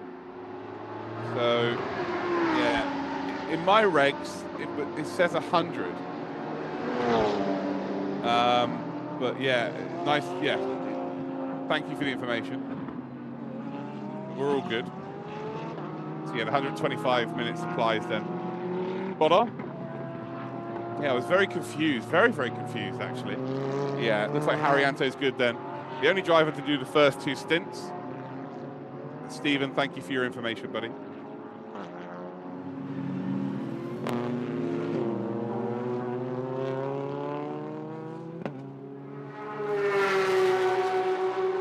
There's Melvin Moe then, for the Viper Nisa Racing team.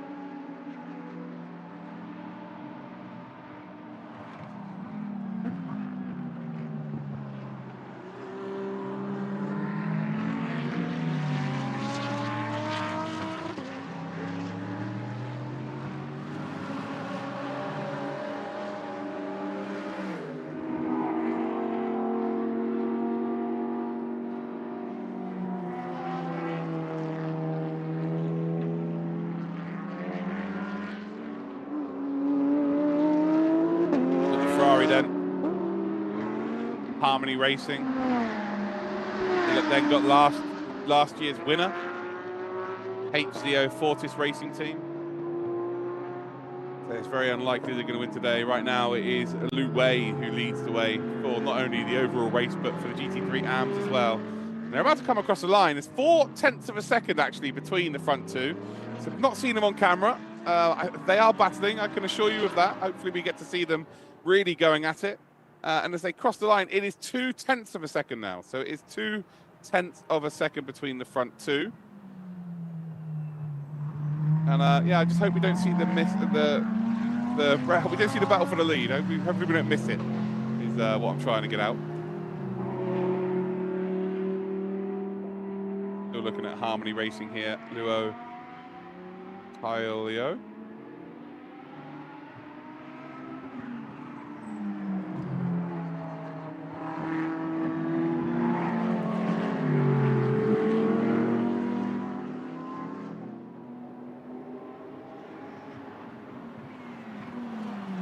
Number 33 doing his bits.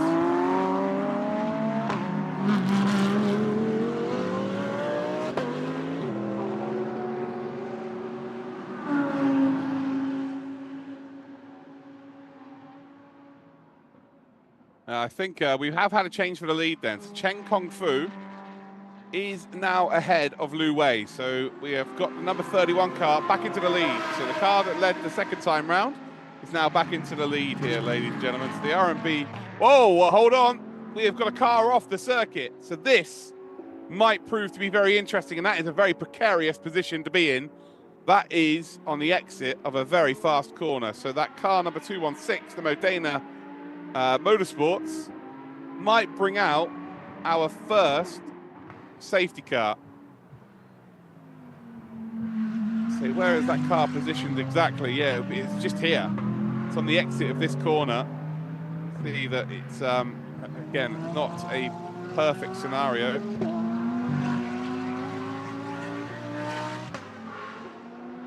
And we're seeing the boards there. That normally means we're about to see an FCY.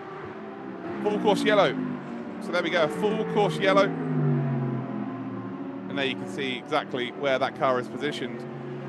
Yeah, that is not a good position to be stuck. Yeah, we couldn't go 12 hours without there being a full course yellow. So now, you've got to make some crazy decisions. Do you come in? Is it now the time that you can, maybe figure out a pit stop? Obviously, they have a minimum pit stop time. But whilst everyone else is going slow around the circuit, you're going to lose a little bit less time. So the HZO Fortis Racing Team, they've got nothing to lose here. It looks like they've decided to blink. We're about to see some more cars coming down the pit lane here once again. Yeah, it should be good. Again, we haven't seen a replay. Craig, hello. So it's me. This is the first full course yellow. Yes, it is the first full course yellow. So welcome, everybody. Hopefully you're all well. Let me know where you're watching from around the world. Make sure you hit that subscribe button on this channel. How many subscribers is the 12 Hours of Sepang channel right now? Someone check for me. We were only on 87 before this started, which is mind-blowing. How many are we on now? There are so many of you, so let's try and grab as many subscribers as possible. It's free, don't be tight.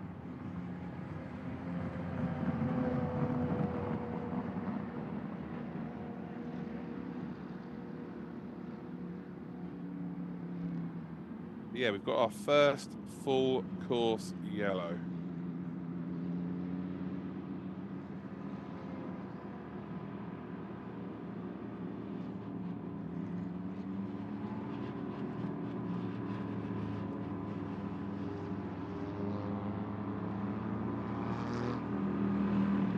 Well, HZO have taken full advantage of that. But they are like 7.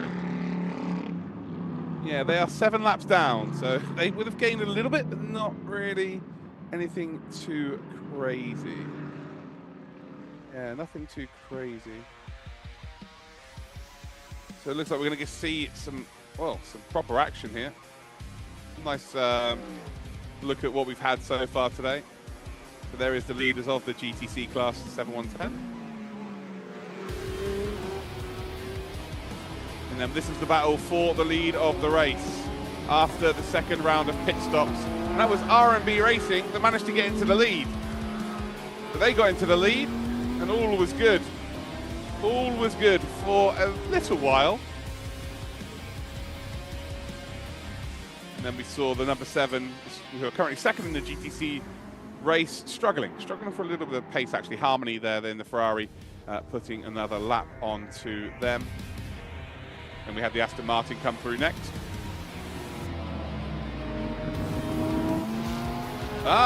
We've gained over like 200 subscribers, guys. Good work, really good work. Maybe we can aim for 1,000 subs by the end of today's broadcast, eh? Who knows? But yeah, there's some action. Always good to see some action.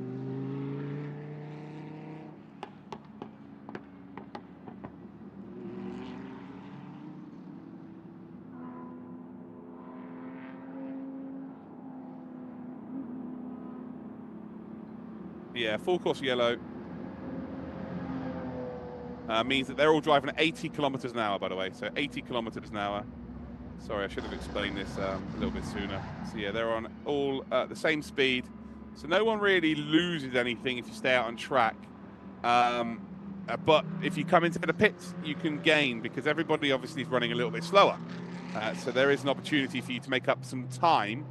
Maybe if you're out of sync. So it'll be interesting to see how this works out now. This is going to put a lot of teams out of sync in terms of their pit stop as well.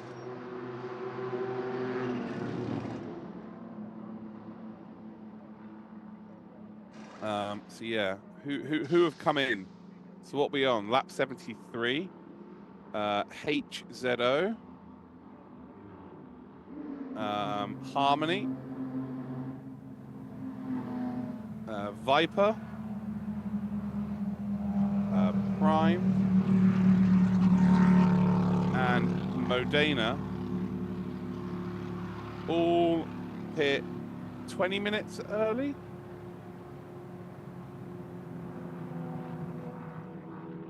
We'll remember that for the end of this race. So those are the teams that, that have pit earlier. So they're going to be a little bit off strategy. So we've got. Yeah, I'm doing. By the way, I'm on my own. I'm on my own for 12 hours, ladies and gentlemen. I'm trying to commentate, but also trying to figure out who's on the early strategy. I don't have anyone else in the background writing this stuff down for me. So yeah, please be patient with me. I'm trying my best to figure everything out and make sure I can tell you the story of this race. So that is what we're going to be doing over the course of the next 9 and a bit hours. We're nearly 3 hours in. We're nearly a quarter of the way through. Still plenty of time to go. I think I'll have a cup of tea break in about 17 minutes. After we've done the highlights for the 3rd hour, I am probably going to go and make myself a cup of tea, make sure that I'm nice and hydrated, and then we'll be back. Safety car has not been deployed, so it's a full course yellow. What that means is everyone has to, who are out on the track, they have to, they have to stay at 80 kilometers an hour. Looks like Phantom are coming in as well.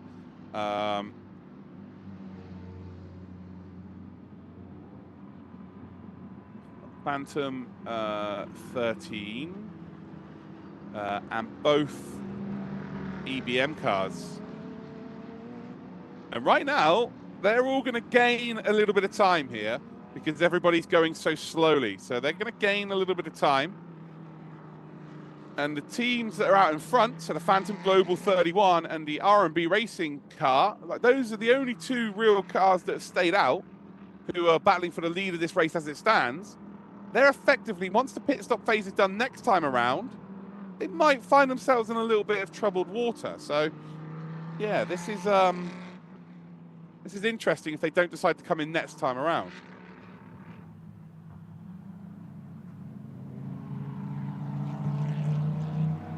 Yeah, this is going to be very interesting indeed.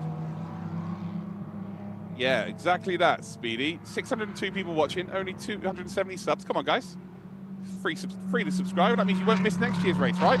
There's a lot of you that I've seen in the chat that are like, oh, I didn't even know this existed. Well, if you subscribe to the channel, you'll know, because it'll notify you next time, won't it?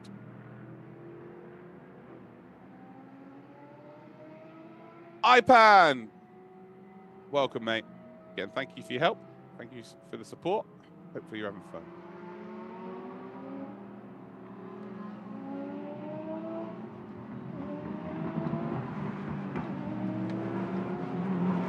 Sebring 12 hour will be the first year I've not raced in the iRacing Sebring 12 hour for 5 years. But I will be covering the Team Redline broadcast next week. So, yeah, I will not be participating. I'm not at the track, Richard. No, I'm at home. I'm at home in the UK.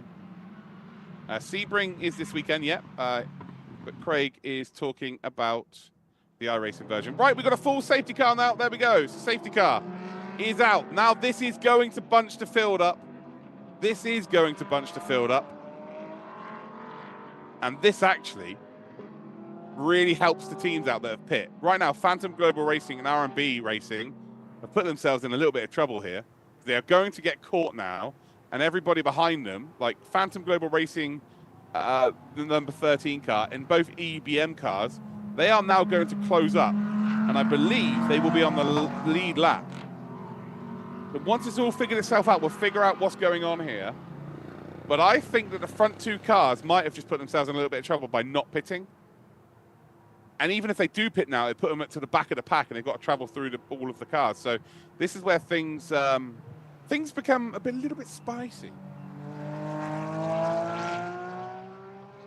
Oh, it's your first year, Craig. Yeah, it's definitely the most fun thing you can do.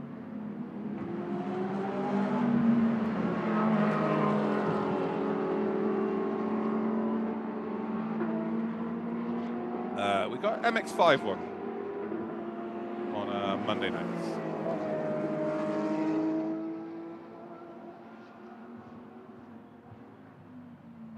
Yeah, no worries, busy child. Have a good one. Have a good one. Make sure you leave the stream open to keep the view numbers up, shall we?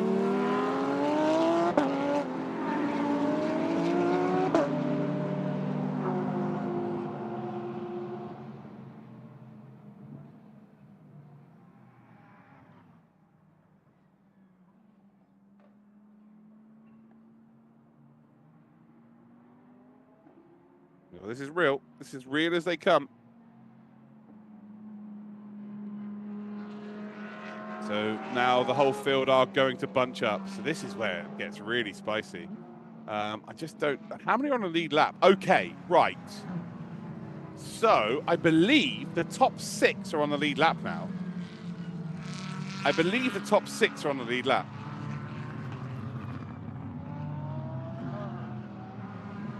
So yeah, the top 6 now are on the lead lap. Correct, Craig. So we've got Phantom Global Racing, R&B Racing, Phantom Global Racing, Climax Racing, EBM, Absolute Racing. So those are the lead on the lead lap. So yeah, those are the lead lap drivers as it stands, or lead lap teams. Harmony Racing are up there, although they're about to cross the line. So maybe once it's all figured out, Harmony Racing find themselves on the lead lap. Let's check it out. Once they cross the line, it will figure itself out now. No, then... Oh, no, they're not. So actually, the only 2 cars on the lead lap are Phantom Global Racing, the number 31, and the number 44, R&B Racing. So it has worked out for them. So everybody's pit, who has pit, have ended up, unfortunately, going a lap down because of that pit stop. So now, although, you know, the pit stop phase has got to happen in the next 10 minutes. Ipan, so I'm live on my Twitch channel. That's why you can't hear the cars. But if you go to Motul 12 Hours of Sepang on YouTube, you'll see that there's an official live stream there as well. It's like 600 people watching. So there's an official live stream, Ipan. You should go over there and check it out, mate.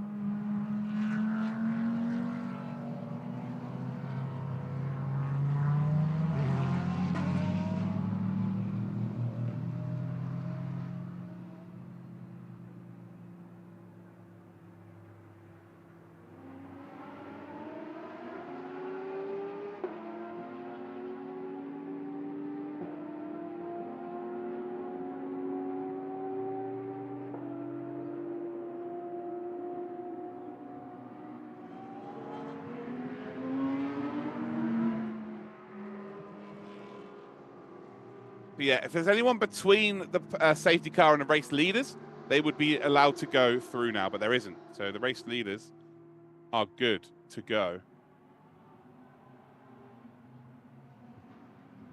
Yeah, so basically, once it goes green, it's going to go green now. So that's a really good question, though, about whether everyone's going to be allowed to go through. But my interpretation of the regs is that because the lead car is behind the safety car, then they're good to go. The yellow was for a GTC Cup car, Modena Motorsports. They were stuck in the gravel.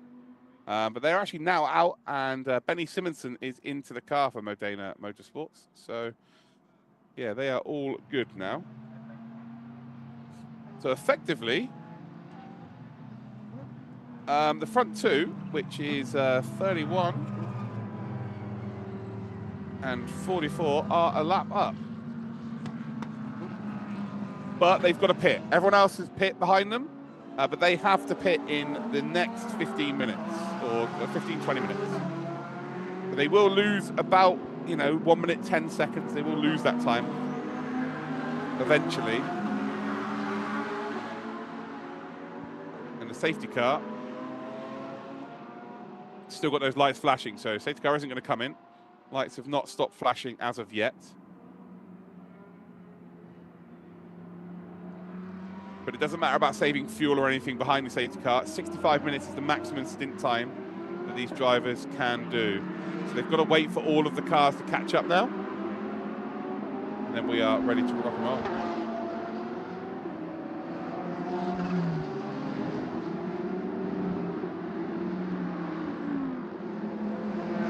But yeah, hopefully I've been able to answer your questions, guys, and you're having a fun experience watching this race. This is my first time doing a solo commentary of a 12-hour real-life race. So, yeah, it's certainly interesting. We're nearly a quarter of the way through. Still an absolute age to go. But hopefully you're all following along nicely. And if there is any questions, please ask away. Please absolutely ask away. I want to make sure everybody's comfortable and enjoying themselves, okay?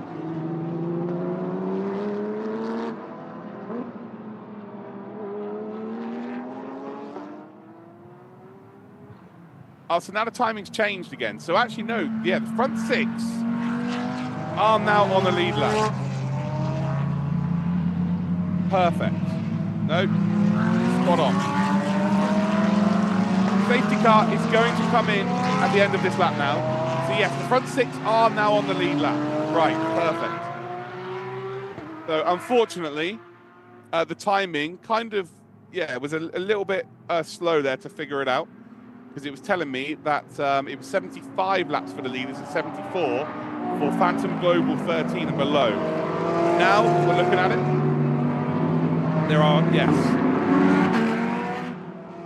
There are now 6 cars on the lead lap. So now advantage goes to Phantom Global Racing in the 13, Climax Racing in the 777, EBM in the number 4, who has Matthew Payne, by the way, behind the wheel, who's flying, and Absolute Racing in the 911. Those drivers have a big opportunity now at the quarter mark of this race to go. And we've just hit 300 subs on the channel. Good work, everybody.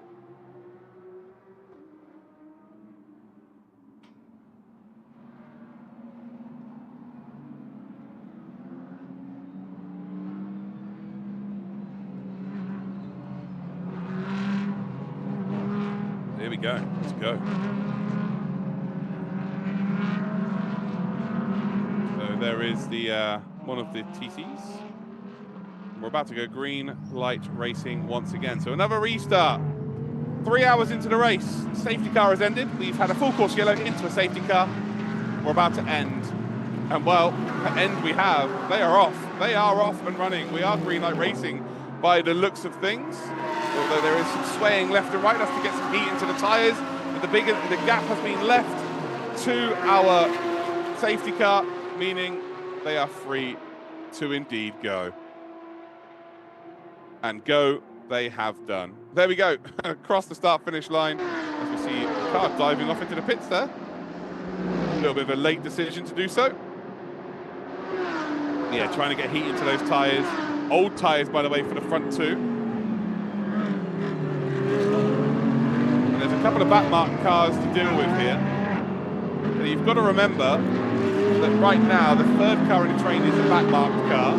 So is the fourth car. And actually, the number 13 car, which is Sun Jingzhou, is a little bit back. It's a little bit further back. There's like 4 cars. Yeah, 4 cars between them.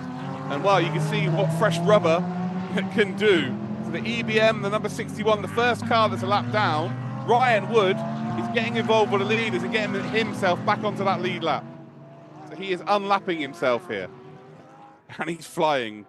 He is absolutely flying as well. Chen Kongfu, who leads this race, has got himself a nice gap to work with as well.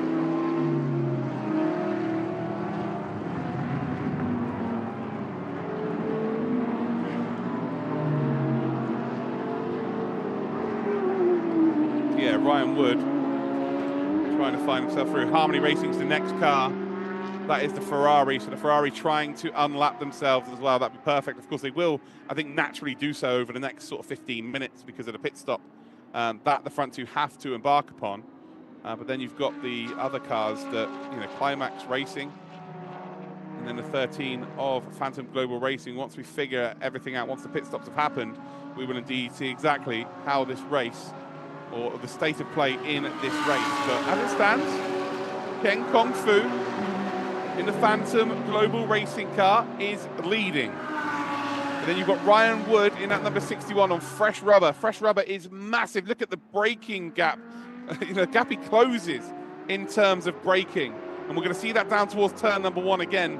These hot conditions, the track will be melting these tyres. A flash of the lights then. That is Ryan Wood just going, hello mate, yeah, I'm behind you. Any chance of me getting involved?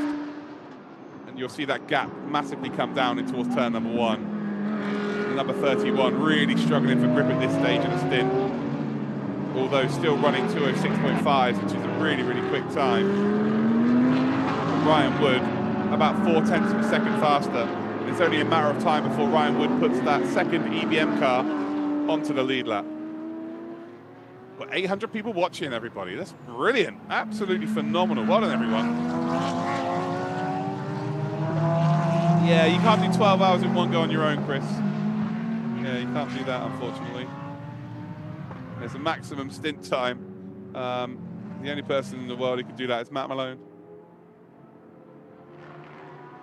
So Ryan Wood still trying to unlap himself. And if he can get himself unlapped here, remember, there's a big opportunity because the front 2 cars are the only ones who have not pit when they had a safety car. As Ryan Wood does send one down the inside. Are we about to see the move being made around the end of the corner? Yeah, there it's done. It's done. You can see it in the distance. Ryan Wood has unlapped himself. The next car that's looking to do that as well is the Harmony Racing car with Zhu Zheyu in the Ferrari. The 488 Ferrari, there it is in the background. So looking to try and get himself ahead here of the R&B cars. Lu Wei in that Porsche. And then it's one more car to deal with, again, with fresh rubber.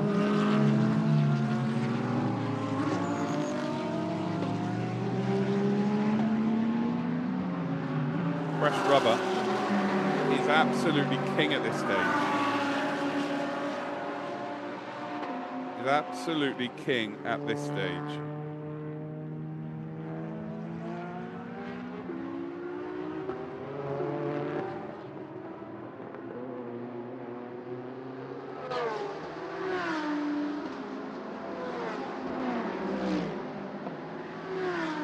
Car needs fuel, car needs tyres. Simple as that. It is as simple as that.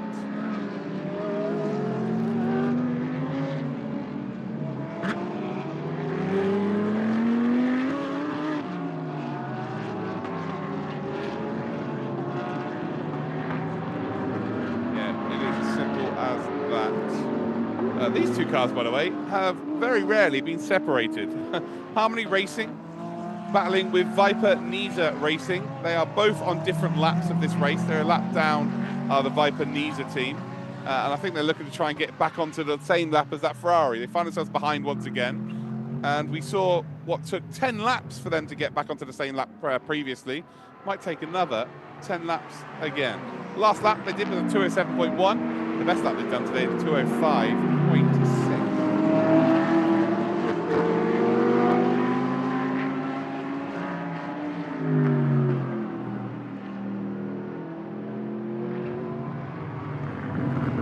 Yeah, remember, as much as the Phantom Global Racing number 31 and the R&B Racing number 44 are the two lead cars, they're actually the only two that didn't pit on the last cycle when there was a safety car about 10 minutes ago. So they will have to come into the pits very, very shortly. And thus, dropping down the order. So they're at least going to drop down to 5th and 6th position in this race. They're going to drop behind Climax Racing in that number 777.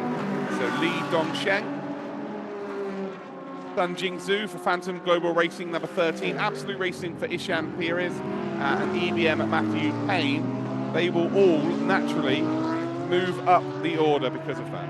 So yeah, they will effectively get on the lead lap as well, Till, as well. So yeah, there'll be a lot of cars on the lead lap. There'll actually be 9 cars in total, I believe. So there'll be about 9 cars in total. And remember, we've got Christopher Hasser, who is a platinum driver, a platinum driver for Be Quick Absolute Racing. So one of the fastest drivers on the grid. We've got them trying to keep cool in the garage. There's a 710. This is the lead car in the GTC class. And actually, they're 3 laps ahead now of second spot in the class. So the 710 right now is just make sure you keep your car on the straight and narrow, and job is a good one. I wonder how long we're going to stay on board with the 710. Well, let's take you on a lap here of Sepang. There's turn number 1. That is the Pancor Laut chicane. Here's the chicane bit, sweeping it down to the left-hand side. And now we've got a sweeping right-hander taking us all the way down to the Langkawi curve. Flat out all the way through here, all the way through the stint as well. There, another harsh braking zone, keeping the car as far left as you possibly can. Got yourself a 90-degree angle to indeed contend with. Now we move on a little bit further on the lap, actually. So through the Genting curve we come with the 710. Now we head down towards a double apex corner, which is the clear curve. Although we've got some highlights then. So there's some highlights here. We've got the number 31 car that currently leads the race, by the way, battling for position. We saw a lot of action from the leaders of the GTC class as well, running a little bit deep there earlier on. And then we saw this exchange. Big mistake then from the number 13 car, which enabled the R&B Racing team to head up into second position. So you see the number 7, which is currently second in the GTC class, really struggling. Yeah, really struggling in terms of pace in this third hour of the race. You see the Harmony car of the 488 Ferrari also managing to get through, and the number 7 car really was slowing a lot of teams down. We've got the Seoul Aston Martin on the grid as well, making their way through. That is the Prime Speed Sport car, and then this was the battle for the lead of the race. So R&B managed to momentarily get themselves up into the lead, but that didn't last for too long. Didn't last for too long at all. Now we've got some highlights, some interviews.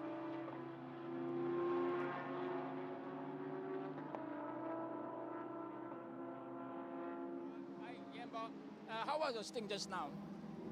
I feel okay right now. So far, our pace is okay. All the conditions, I think, maybe just hot, but generally we're fine, I think. Yeah. So the weather's very hot. How you keep cool and still doing your stint? We have AC actually. We have aircon. So yeah, we keep AC 3. Actually, when we drive, I feel cold, but 1 hour driving maybe gave me some, maybe let me tired, you know, yeah. So during your stint, do you facing any problem? Yeah, we have a little bit rear brake issue. Our rear tire may be a little bit too high pressure. So when we're driving, we have a little bit struggling with the rear, but try my best to manage with that. Yeah. So how the track condition during the on? Yeah, right now it's the 12 o'clock almost, so I think the track getting hot and hotter. So it's a little bit difficult to drive right now. The driver need to manage with that. Thank you. Yeah.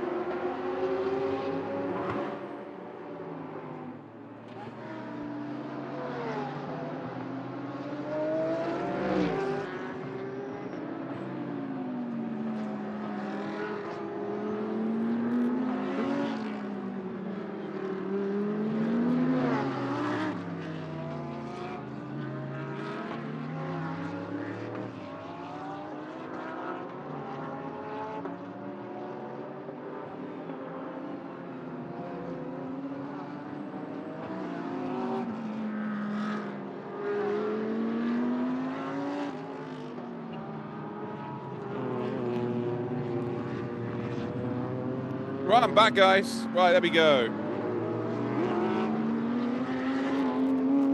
Is that a cup of tea? Well, I've got a cup of tea.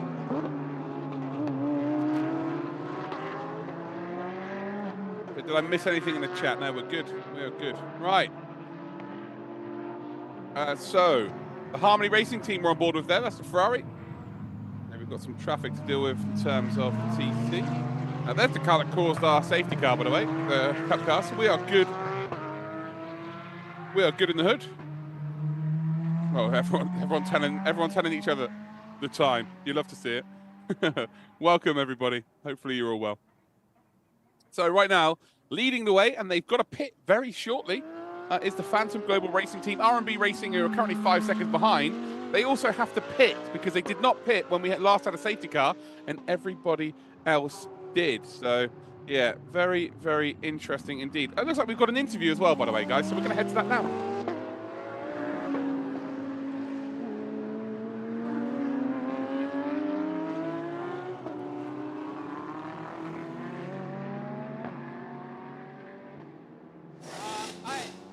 What happened out there? After the safety car restart, you know, we were quite close in the group. So I overtook the Ferrari into turn 1, and then turn 2, as soon as I take the corner, I just got a hit from behind. I think we have a slight damage, but you know, hopefully everything is okay, and Dominic can go out and start pushing again. It's a bit unfortunate, but yeah, I guess it is what it is. How the car handling for you? To be honest, I think the pace-wise was not so bad. Before the safety car, everything was quite good. So I think we have the good race car. It's just unfortunate with the incident after the safety car period. So yeah, now we can only push and hopefully incident-free throughout the rest of the race. Yep. So any info to share with Dominic? Sorry? Any info to share with Dominic? Yeah, I just told him the conditions are quite tricky out there. I mean, when he drove just now, it was a little bit tricky to drive already, but I think in general the car is okay, and I feel quite comfortable in the car. So yeah, now it's just to push hard, and still quite a long way to go, and we should not give up, and we'll keep pushing. Yeah, thank you.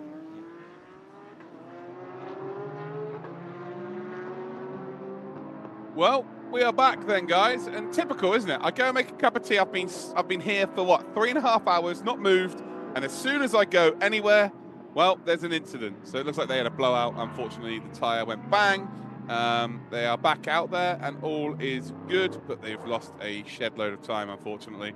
So not ideal, but luckily we had a professional there telling us what happened because they were in the car. So we are good to go. Dominic Ang now in the car for Viper Nisa Racing.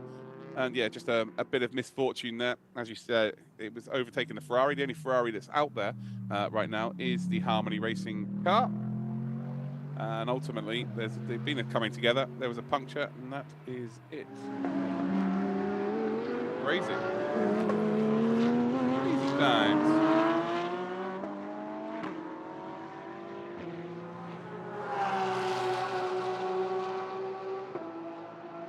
Just a little incident, nothing more, nothing less. But yeah, not good for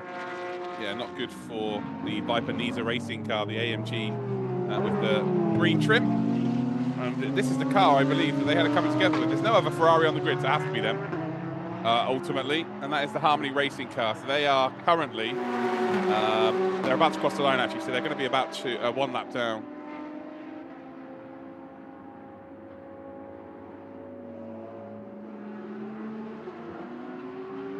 Yeah, they're about to be about 2 laps down. Phantom Global Racing, R&B Racing, they are yet to come into the pits. So once they've decided to do that, we will have a genuine look as to where everybody is. The number 13 car down towards turn number 1. They are currently in 5th position. But I think overall, they're probably around about 3rd, in all fairness. They were 3rd in coming to the end of this stint, when they had the safety car, but they've dropped a couple of spots since then, so they've lost some positions to Absolute Racing, Ishan Pires, and Matthew Payne, who's flying.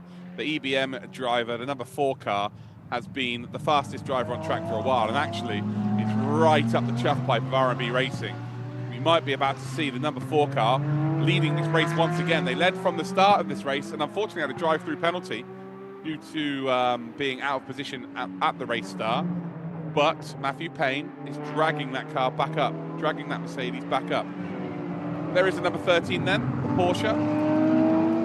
Doug Jinzhou in the car, running around about 4 seconds a lap slower than the lead cars as it stands.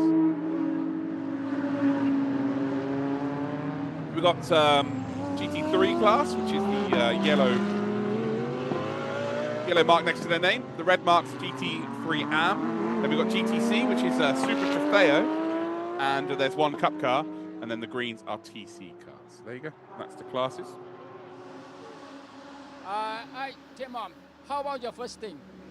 It's very nice. My first time at Sepang, and I took the start and could get from P7 into in the lead at the end. So it was very nice also to fight with our sister car. It was good. We were running 1 and 2 at Phantom Global for quite a while, so it was a fun stint, you know. How you feel? And then they always pushing you on the back. Sorry? How you feel? And then they always pushing you on the back. Well, yeah, no, I feel good. I mean, it's the heat is quite exhausting, I have to say, and it's still a long way to go. Right now we're running P5, but I think we're getting in a good rhythm, and we keep pushing, you know, to be able to get a good result. How you feel the car? How about the car? The car feels good. I mean, car was very fast. Was very happy with the 911 GT3R, but now we have to see. Now it's getting warmer, so it will be the key about the tires, you know, that you get the tires in a good shape. Thank you.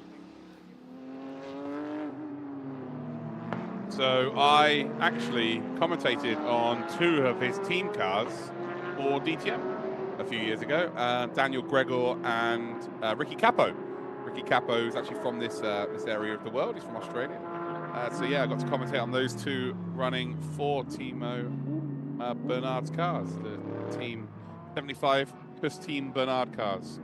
So a little fun fact for you there. But yeah, he's racing today. There's a partnership between the Phantom Global Racing and, of course, Team 75. And yeah, that's why we're seeing Timo racing here as well. Very talented racing driver, some serious pace, and we're going to see him over the course of this race a couple more times at a minimum. He's just said there in his interview, struggling a little bit with the heat, but I'm sure he will be fine. It's very humid. It's only going to get a little bit hotter for the end of this race. Here we go then. So into the pits, R&B have come in, and Phantom Global Racing as well have come in. So officially, once they next cross the line, EBM will be in the lead once again for the 2nd time in this race. EBM take the lead.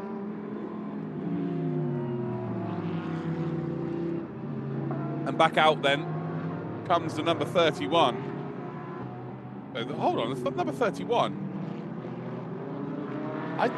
Whoa, they got a drive-through. Number 33's got a drive-through penalty for causing a collision. But the number 31 is just...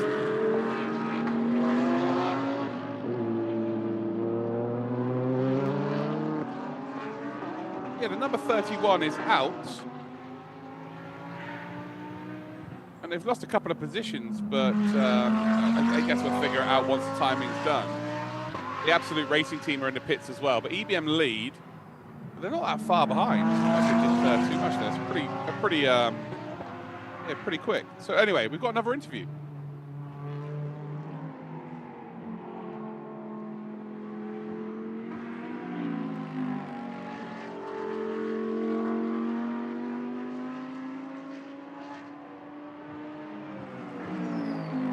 Or maybe we don't. I think we've got an interview coming up. So let's go speak to one of our drivers, shall we?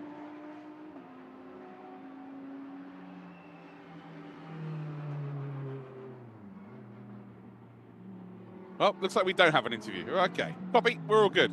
Yeah, Till, I know that they've done their 3rd pit stop, but just looks like they didn't, yeah, they've kind of come through the pits opposed to doing a stop. So, yeah, they've not lost as much time as they would do, which is probably a clever strat to do. They've kind of driven through opposed to doing any stop there. And they've dropped down a couple of positions because of that. Number 31 on an outlap though, although Adley Fong is back into the car. check out my stint times here. Yeah, Adley Fong is back into the car. So no, they did change drivers. They did a full pit stop, so we're all good.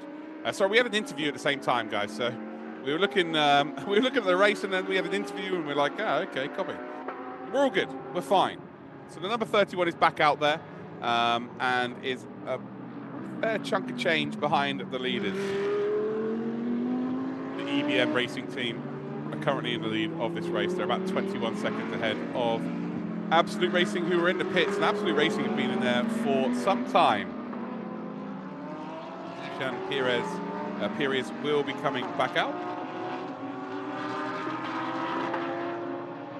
But the safety cars really chopped up this grid, and it's kind of made things a little bit more difficult to keep a hold of, or keep an eye of what exactly has happened.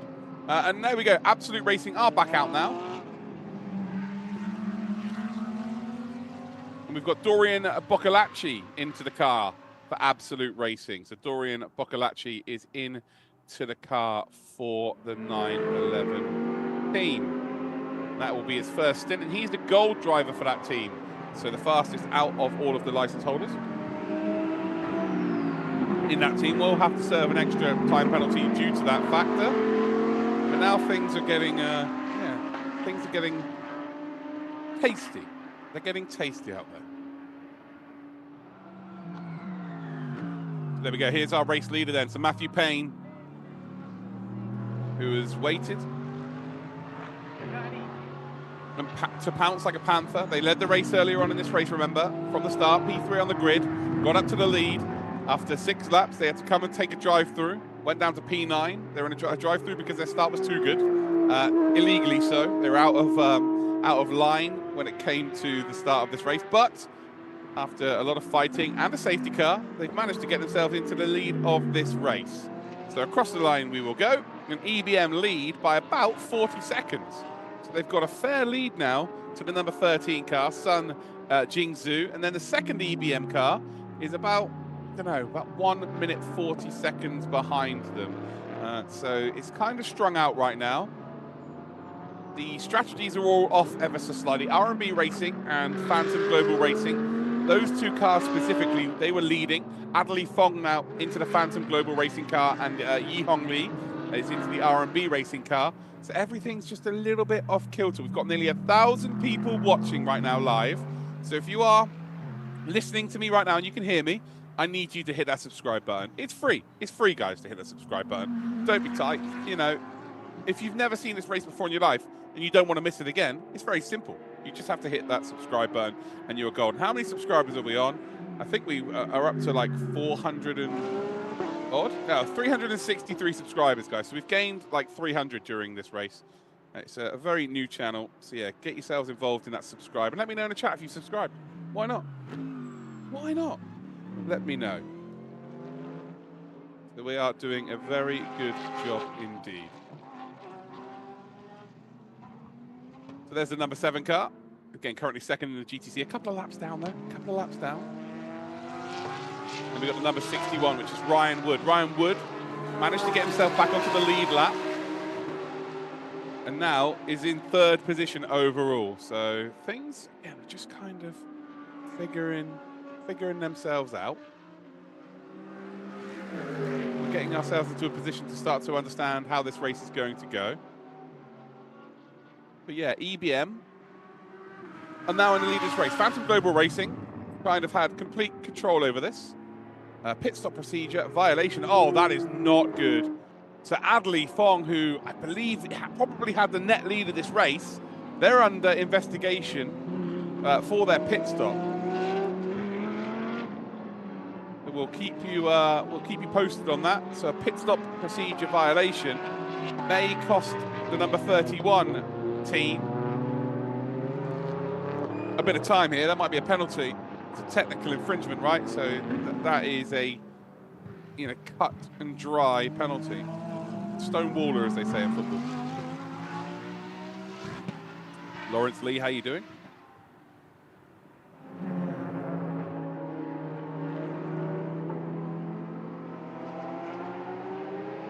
Eight hours, 35 minutes to go. Plenty of time. If you're bored of my voice now, you've got 8 hours left of it. That's if it lasts that long. What's going to go first, the viewers or my voice? Get your bets in now. But there we go, we're on board now with the 31, so they're under investigation. This is the car under investigation right now. Unfortunately, Adderley Fong, who started this race for the team, now back into the car for the team.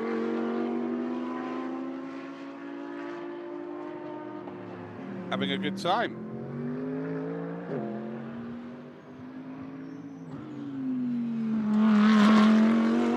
Again, still under investigation.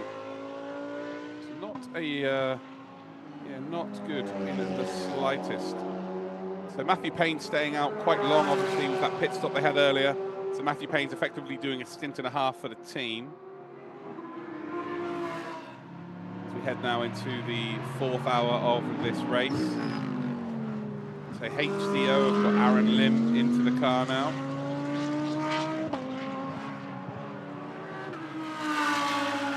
Number 13 car now have got themselves Sung Jing Zhu still into the car. So they're keeping the drivers in for a little bit of a longer time. Hey, Fletcher, welcome.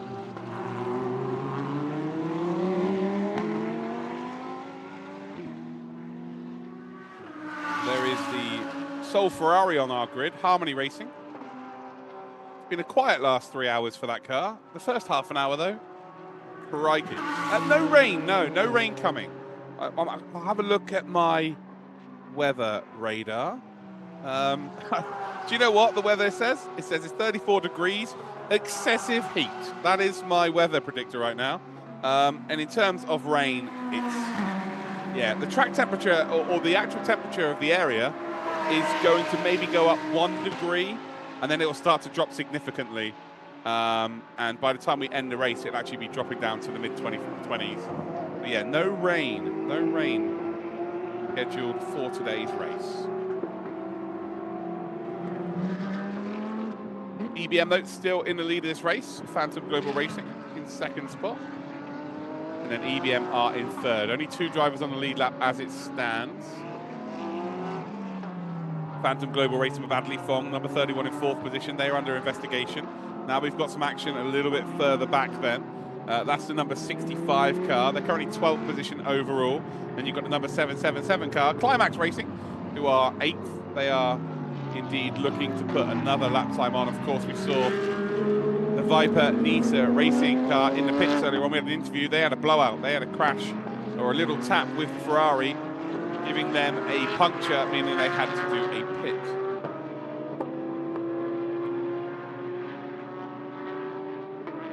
A stop-and-go penalty. 7-second stop-and-go penalty for the number 31.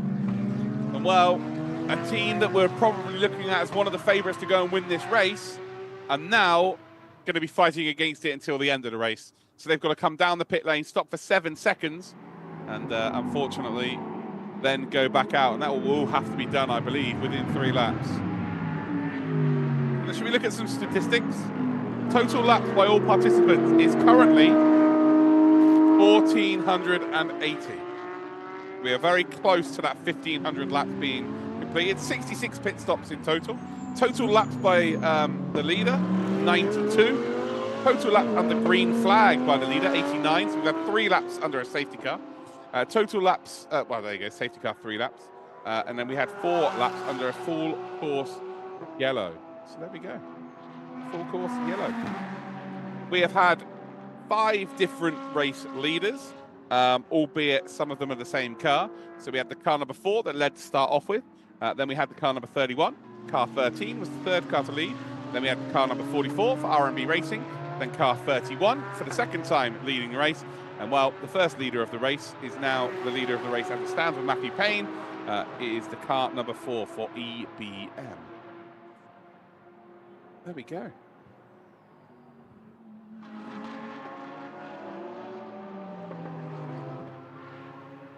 So we're having a nice little look at some battles taking place on the circuit right now.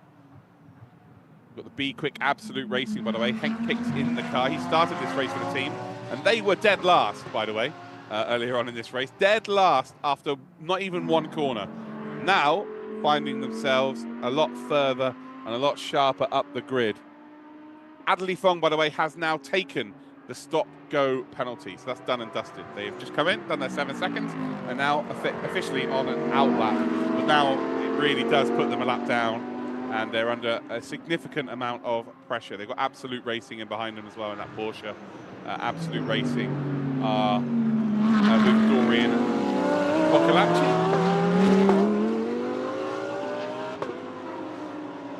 Once they next cross the line, actually, this might be for position. It actually might be for position here. I think it is for position, you know. So I think Dorian Boccolacci, once they next cross the line, you'll figure out that these are battling for a position, which will be a top 5. So I think R&B, R&B Racing are now going to head up into a top 4. They're moving up now. Yi Hong Lee and Adley Fong and Dorian Boccolacci are going to battle it out. Both teams from Hong Kong. Adley Fong from Hong Kong, and Dorian Boccolacci from France. Oh, hold on. Have they just been given another stop-go penalty here? Car number 31. No, I thought they'd been given another stop-go penalty. They haven't. It's all good. I'm starting to have fever dreams here already. And that's not a good sign when you've got 8.5 hours left, is it? That is not good.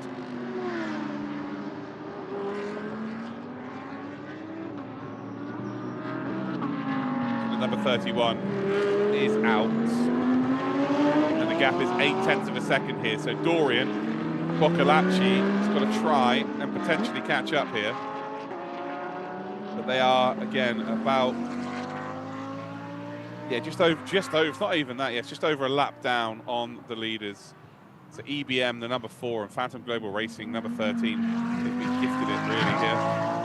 EBM have just blown away. Now they've got a 51-second advantage over the rest of the field. Ryan Wood in the second EBM car is actually now starting to catch up very quickly. 3 seconds a lap quickly to Phantom Global Racing. So what was a very comfortable 1-2 for Phantom Global Racing, 2 hours in? Oh, maybe, you know, even half an hour ago, 45 minutes ago, it was a Phantom Global Racing 1-2. Now looking more likely to be an EBM 1-2. How quickly an endurance race can change. How quickly it can change. Well, quick shout out then, everybody. Where are you watching from around the world? Get yourselves involved in the chat. I am watching the YouTube chat, so I will try and give you a shout out. And also make sure that you are also subscribed. Come on. 900 people in here. If you all subscribe right now, we'll be over 1,000 subscribers. As simple as that. It is as simple as that. On board then with the number 44. Again, R&B Racing. Yi Hong Lee, currently in 4th position. And they're actually the fastest car out on circuit right now. 205.8 on the previous lap time. The only car in the 205s. We have got P1, P2, P1 and P3. They are currently in the 206s. But Adley Fong has just done the fastest lap we've seen for a couple of hours. He has just done a 204.874. So he had the stop and go penalty, and now he's trying to make that time up. And Dorian Boccolacci has just done a 205.6. So effectively, P4, P5, and P6 are the fastest 3 cars out on the circuit right now. Some German guys in California. Where else are we? Brazil for Rodrigo Borges. Los Angeles for Studio Mixes. Hawaii for Greg. We have got Jerne from Slovenia. Woo! We have got Pensacola, Florida. Nice to see you. We've got Oklahoma, New York, France as well. About to head over to Sepang yourself. How are you now? Nice one. Watching from Louisville, Kentucky, 1:34 a.m. Well, right now for me, it's 5:35 a.m. Brazil. No VVV fast. There was a pit stop. There was a safety car, and it's kind of it's kind of given an advantage to EBM and Phantom Global Racing due to the leaders who were in the lead, which was the number 31 and the number 44. They didn't pit. So they did not pit, and ultimately, once it was a full course yellow, everyone pit pretty much under a full course yellow. Then they decided to not pit, and then it became a safety car, and so they were literally just up the road from a group that had already pit, thus putting them a bit further back. Drive-through penalty for speeding in the pit lane for car 326. Track limits at turn 6, first warning for car number 33. But yeah, hopefully that explains to you why there's a big gap at the front. And that will change very quickly, I'm pretty sure of that. It is changing super quickly. Matthew Payne lapping very fast right now, but not as fast as Adley Fong. Adley Fong, she's done a 204.8, now she's done a 205.8. 205.6 then for Dorian Boccolacci. So the fastest drivers out on track right now are 4th, 5th, and indeed 6th position. 1 a.m. in America, nice.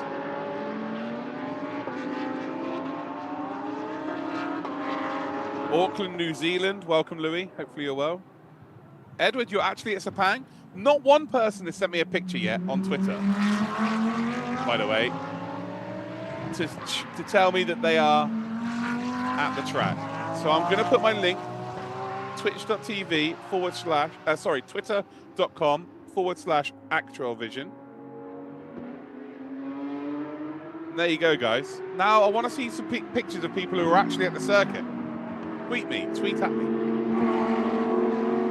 Back on board then with the number 7 car. Again, currently second in this in the GTC class, and now they're only 1 lap behind the D1 racing team. Only 1 lap behind. The Modena Motorsport team, by the way, are now 4 seconds a lap, 5 seconds a lap faster than the other two. So maybe they can close up. At one point, it was a 3-second advantage for D1 racing team, the number 710. But now it's closed in nicely. 1:30 a.m. in Pennsylvania, nice. Yeah, well, right now it is, it's nearly 6 o'clock in the morning for me. We've got 8 hours, 22 minutes still to go in this race. But hopefully everybody's having a bit of fun. Because I'm doing a whole 12 hours commentary solo. Yeah, what a good idea that was.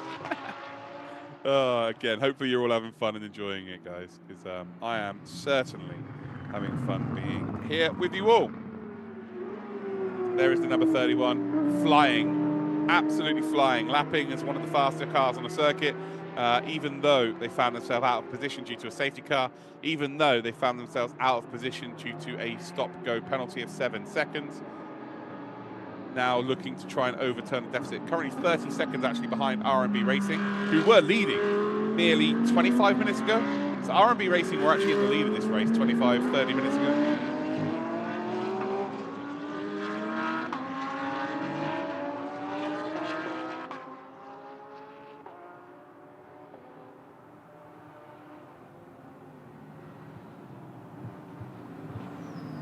You just subscribe, Racing Rules, certainly does. I'm doing the whole 12 hours, Fletcher. Yes, I am. Maybe, Arkman, maybe.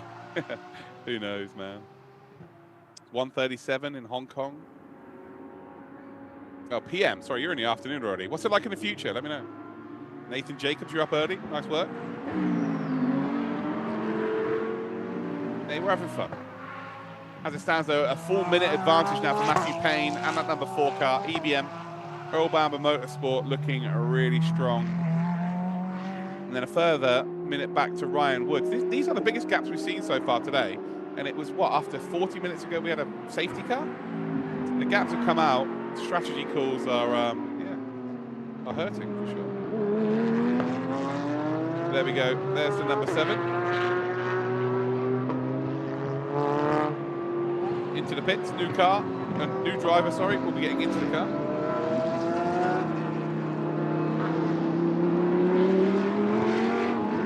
Number 4 is a AMG, a Mercedes AMG, and they will be pitting very, very shortly, actually. In the next 15 minutes, they'll be coming in. Yeah, Matthew Payne will probably be giving up his seat as well, but a very strong stint. EBM have gone from 3rd on the grid to P1, drive-through, P9, and now they've gone all the way back up to P1 again. So in terms of entertainment factor, the number 4 car has given us that. Has given us that in an abundance.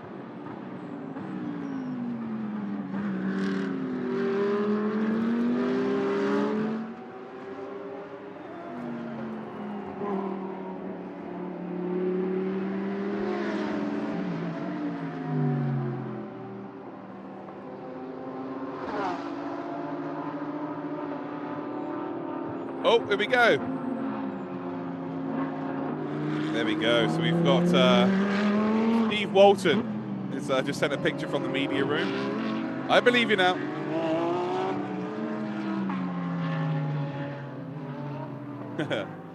Thanks for your kind words, Stephen. Hopefully you're enjoying it, mate. We've got a third warning for car 216 for track limits. That is not good. So Modena Motorsports, who, again, they were off the track earlier on in the gravel trap, and they caused a safety car.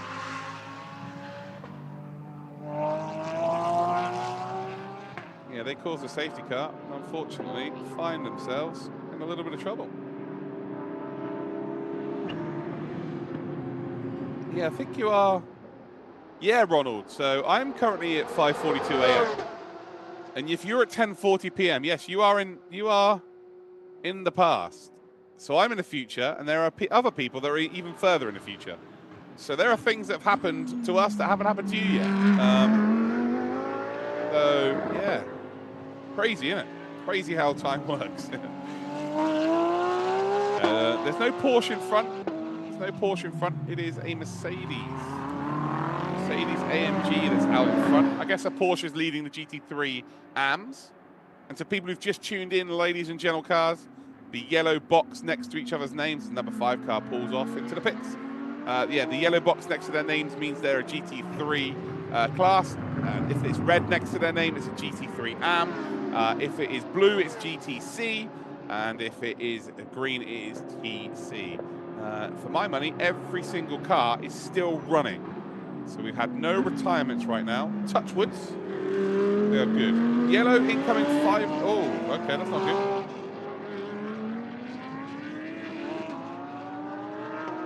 No racing line.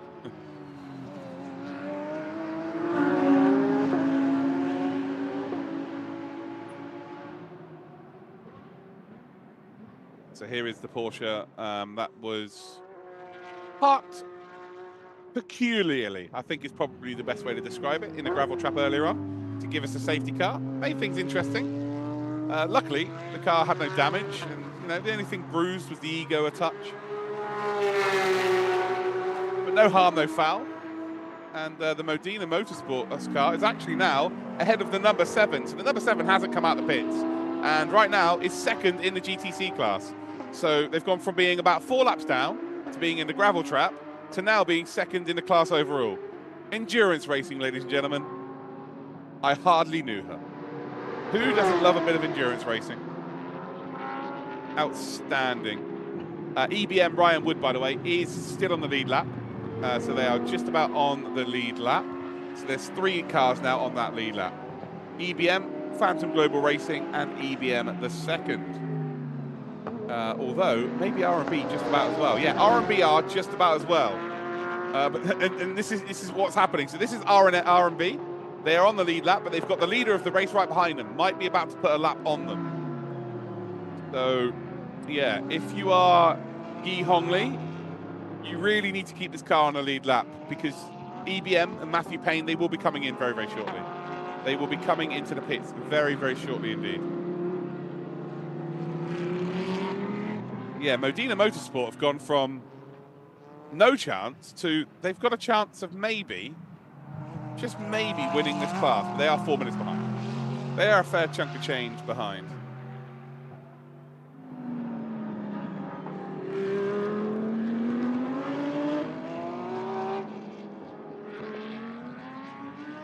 To be fair though, Damien, as much as that may sound silly to you, just finishing a 12-hour race is incredibly difficult in these conditions, in this heat.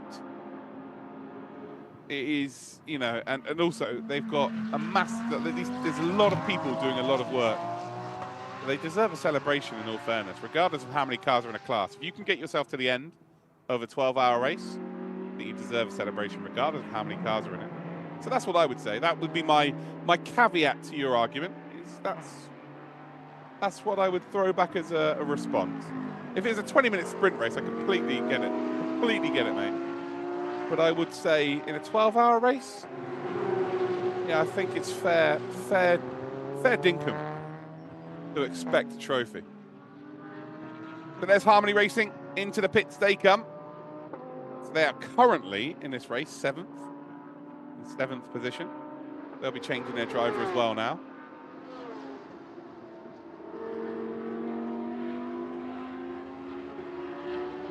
There's only 2 TCR, yeah, that's correct.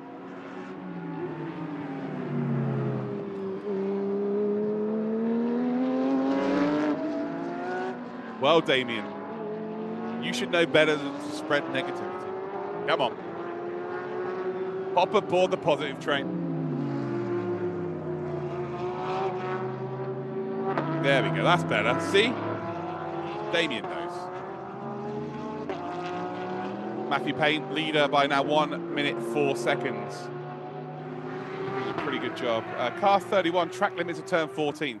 This has not been a good hour for Phantom Global Racing and Adderley Fong, who again is just driving really quickly now.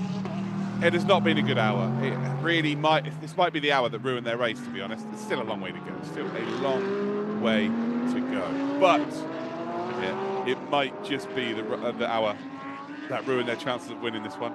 Prime Speed Sport, they're in the pits. Got a couple of leaf blowers there in the radiator, trying to cool that car down. So I'm sure it's doing something, but with this heat, I think you're fighting a losing battle, to be completely honest.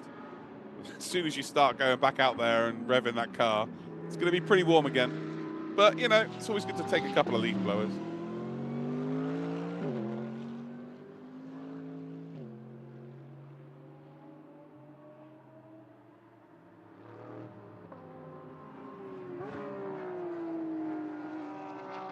Yeah, who knows? Yeah, who knows?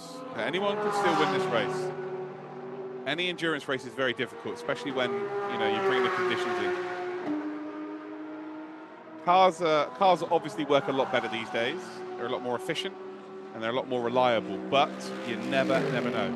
P2, by the way, are in the pits, and Phantom Global Racing are in the pits. So that means that EBM will be bringing the car in very shortly as well. So they pit pretty much identically last time around.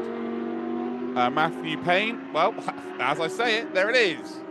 So Matthew Payne brings that car into the pits, and the 2 lead cars have decided to do their pit stop now. Ryan Wood, I don't believe, will get ahead of them. I think he's a little bit too far behind, and also he has to do his pit stop as well. But this then brings the R&B Racing driver of Yi Hong Lee into contention, albeit they're a little bit off strategy, off kilter. But Matthew Payne will be coming out of the car now, and he has been significantly the fastest driver for that number 14.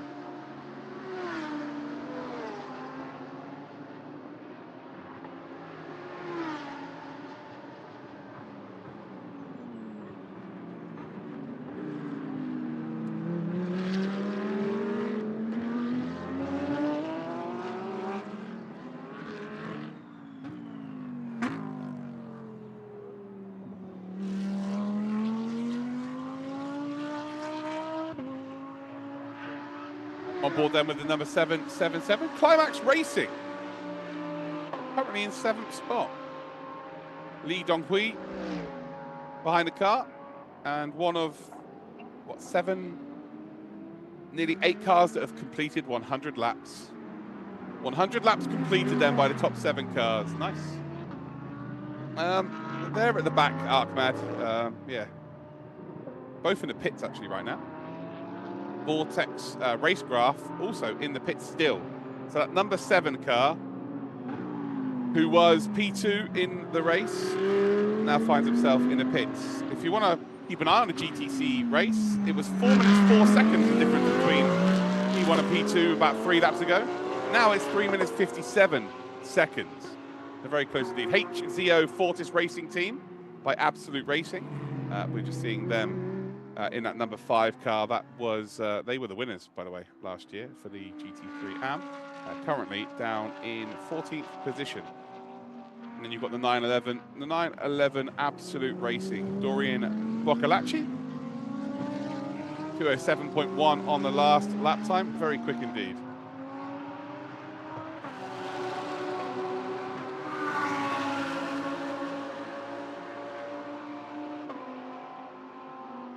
Who's getting into the car then for EBM?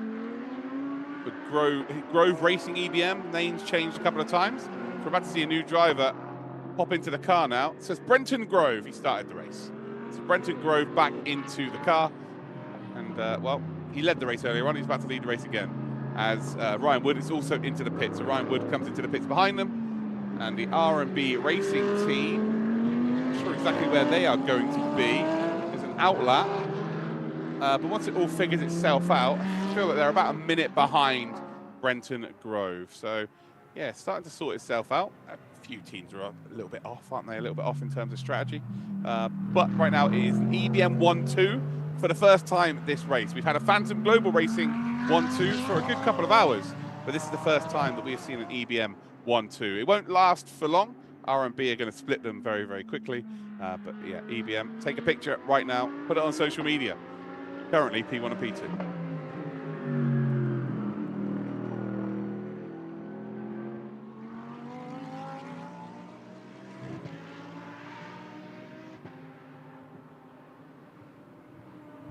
Local time right now. Now they're 8 hours ahead of me, so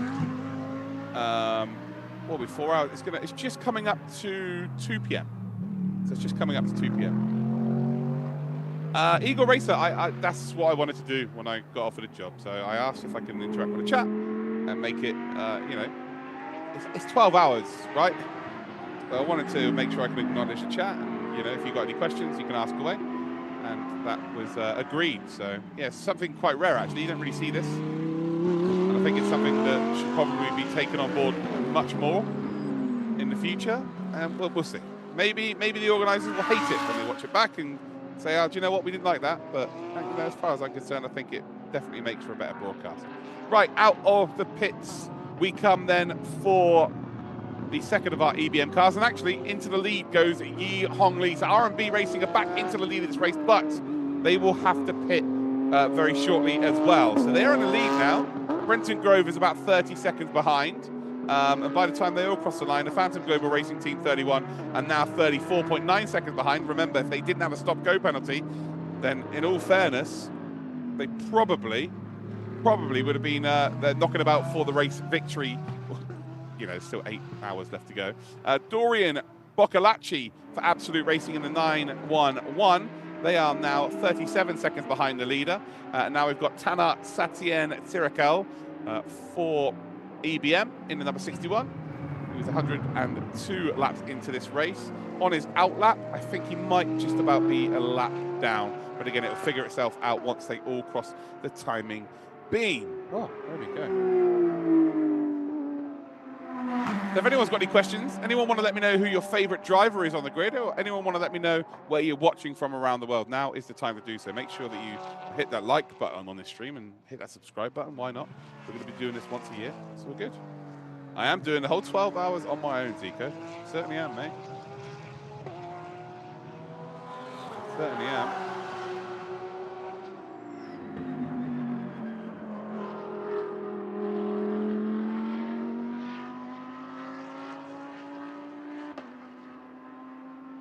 Yeah, we certainly are. We're going to give it a good go. But there it is, R&B Racing, new race leader. In terms of the statistics, we had number 4 car, EBM Racing. They led first up. Then the number 31, Phantom Global Racing with Adley Fong, took the lead on lap number 6. On lap number 10, we had Timo Bernard take the lead for Phantom Global Racing. R&B Racing for the first time took the lead on lap number 64 with Lu Wei. Then we had Phantom Global Racing car number 31 for the second time take the lead on lap 72. On lap 88, EBM took the lead with Matthew Payne. And wow, our latest race leader, the R&B Racing team, number 44, with Ye Hong Lee on lap 103. So there we go. So we've had now 7 different race leaders so far. 33 second stop and go penalty for a short pit stop. Well, that's certainly a penalty, isn't it? That is a very Max Verstappen penalty. 33 seconds. Your favourite driver is Timo Bernard? Yeah, he's a good guy. John O'Lester. To Dominic as well. Nice one, Damien. Appreciate that. Samo from New Zealand, supporting Prime Speed Sport. Good stuff, Sam. Yeah, it looks pretty good, Ronald, doesn't it? Bree from Illinois. Fair enough, Sean. Let's go 777. Yeah, climax for sure. So 33 seconds of penalties being served in the stop and go.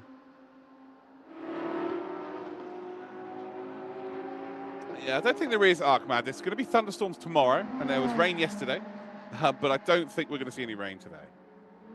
Yeah, not good. That's not going to happen, I don't think. It would have been about how much time that they were short on a penalty, Matt Fantastic. So they would have had a obviously the 30-second time penalty, and then they probably were short by 3, so they added on the 3 seconds. That's more than likely why. Sarah's car 5 won the GT3 AM last year here at this very race. Race was cut short due to there being a red flag. It was really bad weather at the start. It's 8 hours in the end.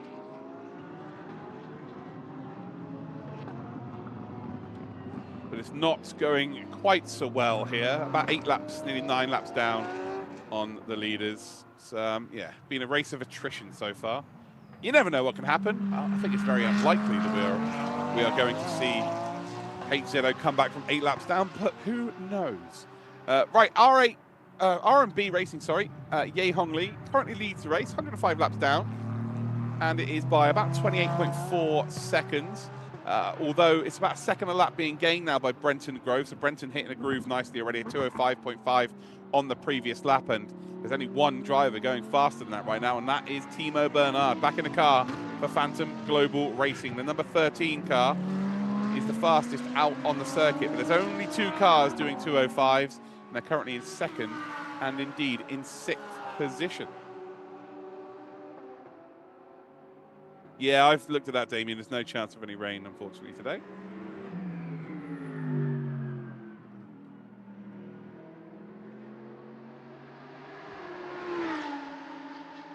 Yeah, no worries, Fletcher. Enjoy your evening, mate. Car 33, track limits at turn 14, first warning. So the warnings go out per driver, so it doesn't stick with the team, which is quite a rare thing, actually. Normally it sticks with the team. The warnings, but it's nice to know that there is a driver warning opposed to a team warning. I think that's actually better. Dorian Boccolacci, 207.8 on the previous lap then for Absolute Racing.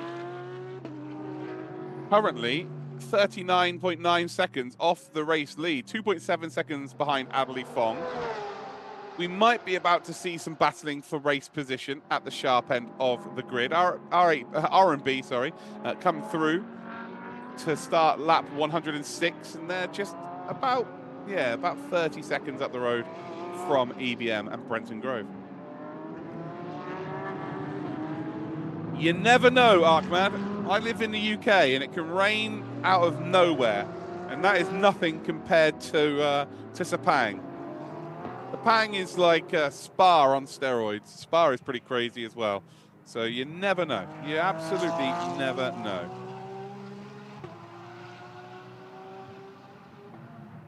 So GT3 being led by R&B Racing. 26 seconds, 0.5 is the gap now. 205's now being reached by Brenton Grove. So Brenton Grove really hitting the form at the right time here as well. 2 hours away from the halfway point of this race. And realistically, it's still absolutely anybody's. Adley Fong doing 207.4s, 207.6s for Dorian Boccolacci for Absolute Racing. Climax Racing are in 208.5s. That's Lee Donkui. And then you've got Timo Bernard, who is flying. 204.8 is just being produced then. So he is really close now to a top 5. So I wonder if they will go on board with the number 13 car. So I think it's more a matter of time as to when Timo makes his way up to that top 5. But right now, he is faster than everybody on circuit by about 1.4 seconds. That is very quick. That is very fast indeed.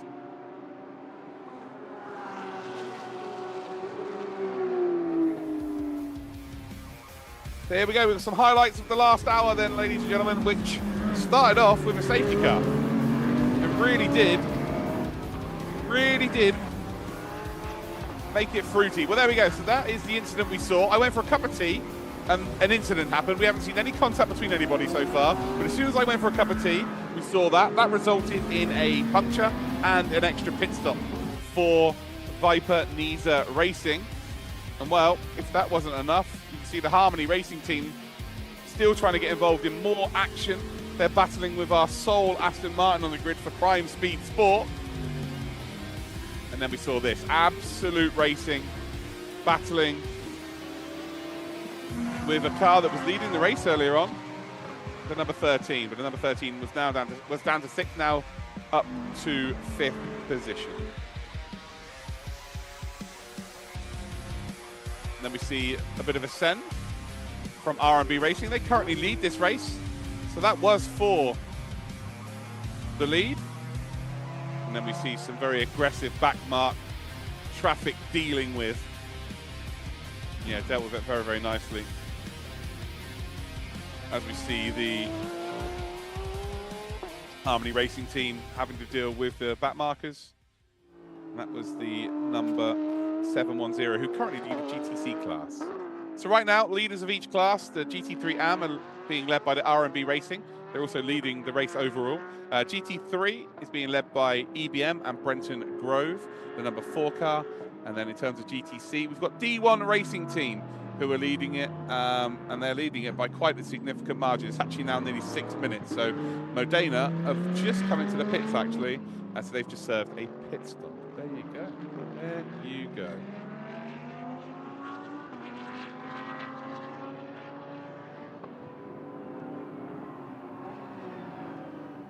Yeah, we love a bit of banger highlight music, right?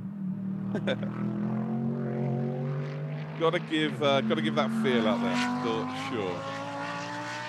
To be quick, Absolute Racing, Henk Kicks is behind the wheel, and before we even got to the exit of turn number 1, they were in last position. They were facing the wrong way. Luckily, the team have really rallied and got themselves up into a top 8. They're a couple of laps down, but maybe a full course yellow or potentially a safety car. The opportunity's there for them to sort of mix up a bit of strategy and maybe, just maybe, close that lead. So we are under the 8-hour mark to go. We are a third of the way through this race.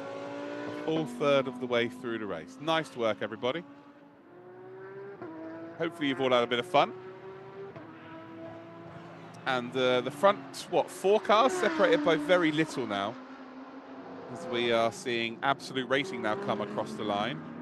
The gap now is 42 seconds separating the front 4. Lap times wise, Timo Bernard is just, absolutely flying. But he's got so much time to catch up on. He's actually nearly a lap down. So this stint is vital. For Phantom Global Racing, the number 13 car, it is vital that Timo Bernard has a magical stint. And right now, he started it so strong. He's at least a lap faster than everybody as it stands. So, yeah, a really nice start to his stint, just whether he can really keep on. What's everyone's favourite car that you've seen in endurance racing then? See, you guys are talking a little bit about, drivers and teams and whatnot. Maybe you've got your personal favourite racing driver. Maybe you've got a personal favourite car. I have to say Max Verstappen because I work for him. But, if he's not watching, which he probably isn't, I have to say Dario Franchitti is probably my favourite all-time driver. Don't tell Max that. So might get in trouble.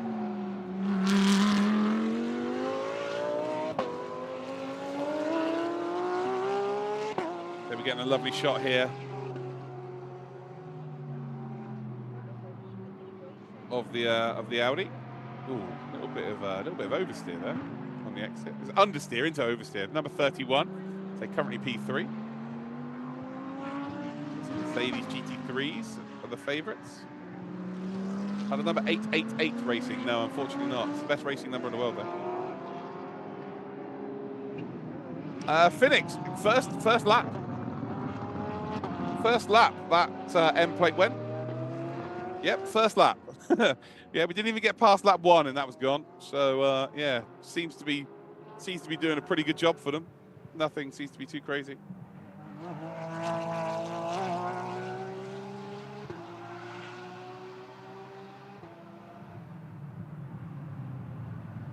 Oh, people are wanting the Porsche 296 is pretty interesting, yeah. Lots of interest for the cars.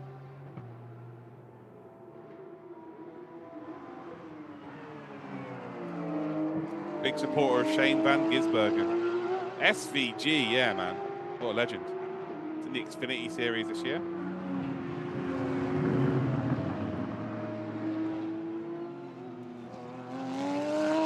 We're getting a real nice look here of Ye Hong Lee, currently lapping in 206.8, which at that rate isn't going to get caught this stint at a minimum. So the only driver really progressing nicely is Timo Bernard. He is on the lead lap, which is always pretty good. He's about to cross the line, actually. And the gap this time around, he's 1 minute 32.6 seconds. So Timo Bernard, 1 minute 32 seconds behind. Climax Racing, Lee Donghui, I think is going to make it 6 cars on the lead lap. Yes, so there's 6 cars now on the lead lap, 1 minute 47 seconds. We've got to keep an eye on that. Timo Bernard, 1 minute 32 seconds. He is flying, he is catching up, and well, he is looking to try and close that gap. And he was one of the last drivers out of this group to actually come through the pits. So Timo Bernard on a little bit of a charge. YDG is still enjoying watching. You've been there for 4 hours. You're not bored of me already? It's incredible. Love to see it.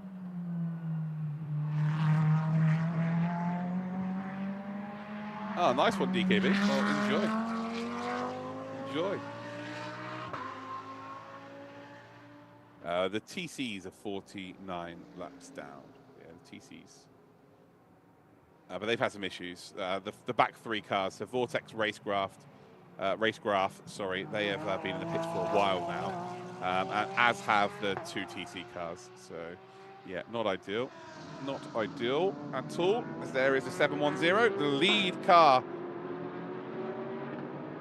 from the GTC class. Modena Motorsports are now in 2nd spot. Oh, crikey. Oh, that is some merge. That is some merge, ladies and gentlemen, as we see the number 5 there, HZO Fortis Racing Team by Absolute Racing, nearly get chopped. The number 31, who's currently 3rd spot, Adley Fong, is going to have lost a lot of time. You can see now he's got to try and get this done sooner rather than later if he wants to catch that group up ahead. We're about to watch Timo Bernard come back, and I remember it was a 1 minute 32 gap, as they do have some argy-bargy. Well, he forced the issue in the end, did Adley Fong. Yeah, he forced the issue in the end. Right, 2 seconds. Across the line, Timo Bernard goes. It was 1:32. It's now 1:31.7. So, yeah, he is flying right now. It's going to take a few stints like that to catch up to the lead group, but Timo Bernard is the one to watch out for.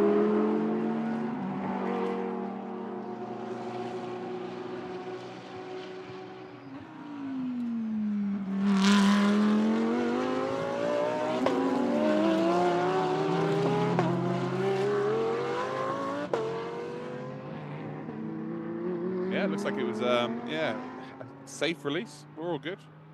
Nothing to be too worried about there. 206.5 produced them from Yi Hong Lee, the R&B Racer team, again, leading this race.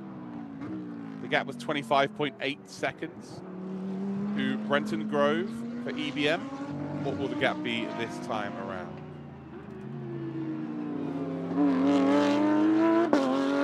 What will the gap be this time around? 25.7, so there we go.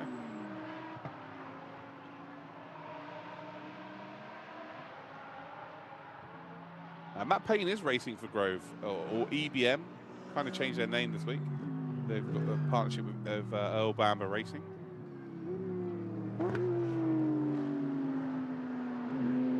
But yeah, he's probably produced the best stint so far. I think Timo Bernard is probably about to take that mantle, but yeah, he looked very, very quick indeed.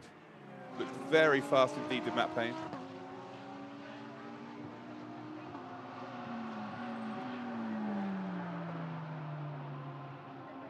So Phantom Global Racing, Adley Fong lost a load of time, so we saw him rejoin into turn number 1, didn't we, with the backmark traffic. The GTC Lamborghini lost about 3 seconds. Dorian Boccalacci is now very close, isn't he? Dorian Boccolacci for Absolute Racing. There is a battle now for a podium spot. 1.8 seconds separating the two of them. And you've got Timo Bernard, who again is trying to close that gap and actually lost a couple of tenths to the leaders, so maybe starting to slow down in this stint.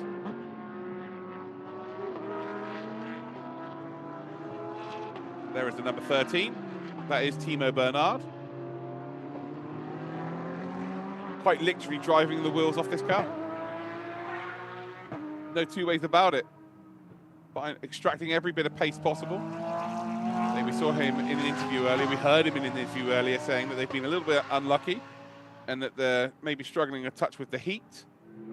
Oh, incident involving car 31, car 5 at turn 4 under investigation. So that would have been obviously where Adley Fong just squeezed the number 5 car out. So Adley Fong was kind of battling with Harry Zyrel O. And they had a little bit of a coming together on the exit at the top of the peak. And it is under investigation. So I'd be pretty surprised if there is a penalty for that. You never know. You never know.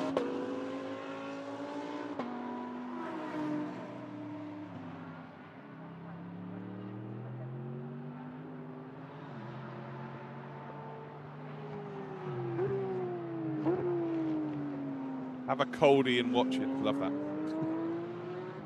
Grab yourself a cold one. Fair play. Absolutely fair play.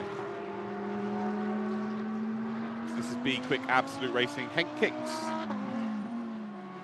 currently in P8, doing a pretty nice job. Harmony Racing are actually closing the gap by a significant margin, about 5 seconds a lap. They are about 12 seconds back.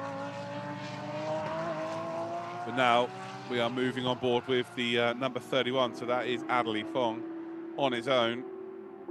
Still under investigation for that contact with the car number 5. They've been very quick, of the stewards. Been very quick indeed. In terms of dishing out penalties, dishing out no further actions. Yeah, be very, very quick indeed. The team manager of car 31 has got a report to race control immediately. So the team manager of car 31 may be about to get a slap on the wrist.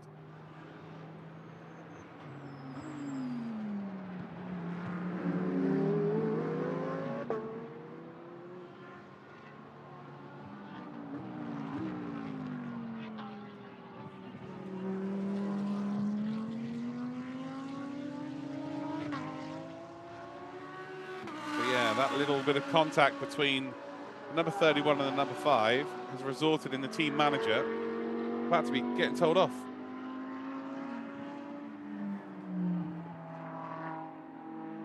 Trying to deal with a back marker. So yeah, are they just going to get a little verbal telling off, or is there going to be something a little bit more severe? We're about to find out. Pretty simply, we're about to find out. So it might be getting a little bit worse for Adley Fong. But right now, Dorian Boccolacci is actually catching up as well. There is a potential chance of an overtake on track anyway for that top 3. Timo Bernard. So is he catching up once again? I think he might be. I think the gap's come down again. Yeah, 3 cars in the garage. They've been in the garage for some time, actually. Which says to me it might be quite unlikely that they make another appearance. I think it might be a case of they stay in there now. So there is car number 13, Timo Bernard, absolutely flying along. The gap about 1 minute 31, so the gap hasn't really come down to the leader, per se. Is catching up to the group ahead. Specifically 4th and the 3rd. But R&B Racing and EBM, they are out on their own. And they are not looking back. Brenton Grove has kind of leveled out his pace, not catching up a huge amount to Ye Hong Lee for R&B Racing. The gap staying at around about 25 seconds. But Timo Bernard, I think he might start to sort of slow down now. His lap times were unbelievable. and he would have just killed those tyres.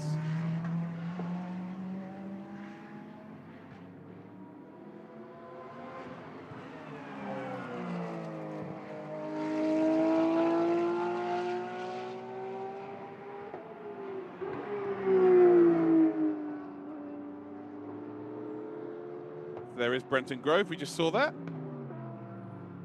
Brenton Grove just came past. Looks like we've got a car coming into the pits as well, potentially. No, looks like we're good. Yeah, no one coming into the pits then. So these are cars a little bit further back. So that's Phantom Racing, or Phantom Global Racing.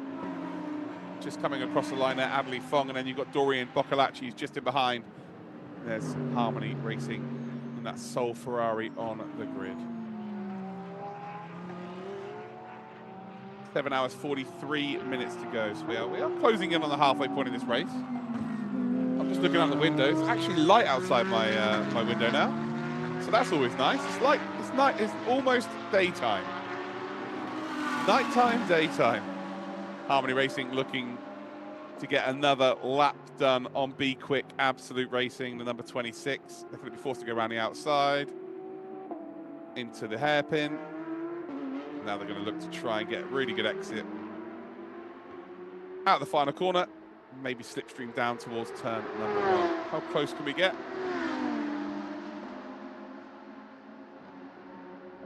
So he's going to open up turn number 1. Is there the potential for an overtake? That's the question. Well, the overspeed there nearly caused a bit of a collision. And Head Kicks is just holding that line. So all he's got to do, hold that racing line. Faster car, just a couple of laps up the road, needs to be the one that overtakes safely. Timo Bernard, by the way, has just caught up a couple of seconds on everybody ahead of him. So Timo Bernard now starting to find a little bit of pace again. So a couple of laps where he might be cooling down those tyres has resulted in him being able to get back down into the very low 206s. Wow, lovely old job.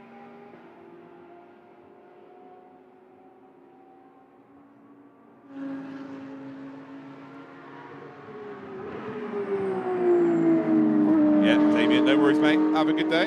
So I need to go get a drink myself in a minute. Starting to feel a little bit parched.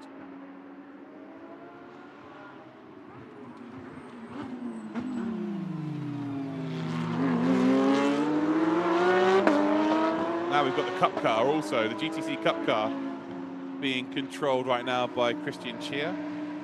Well, there we go, there's the send. Beautiful stuff. Harmony Racing making the moves, lovely job. So that is for position. 3/10 between the two of them, and now that is P8. So P8 for Harmony Racing. Be Quick drop down a spot. But considering where they were before even the exit of turn number 1, that is good going. That is some going, that's some recovery from the Be Quick Absolute Racing, and you know, who knows where they could be near the end of this race. A bit of a mistake there mid-corner. Bit of a mistake there from Harmony Racing, but they're now about to go up into P8. Timo Bernard, by the way, has taken another second out of the leaders, so he's flying along. Dorian Boccalacci was really close to a P3, but just fallen off a little bit, lost a couple of seconds, must be dealing with traffic himself.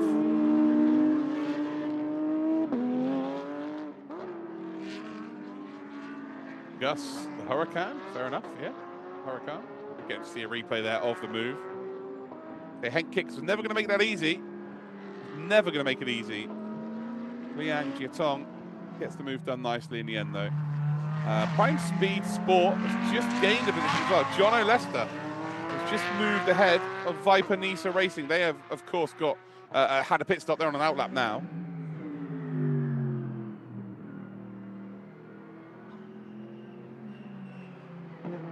Yeah, Viper Nisa Racing just dropped a position due to their pit stop.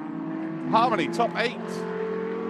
They've been in the thick of it. If there's any car that's been in battles for the most part, it is this team, Harmony Racing. Really been involved.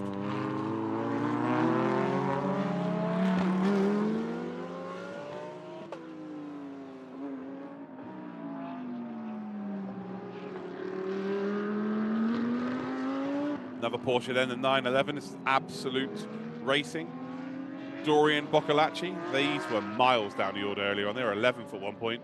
Find themselves now in a top 4 and less than a minute off of the lead.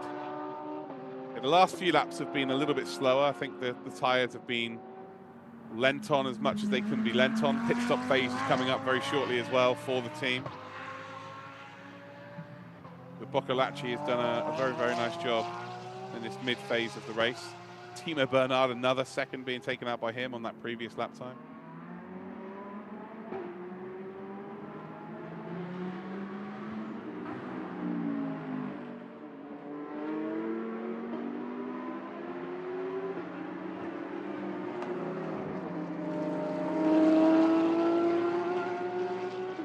No traffic to contend with here, so probably going to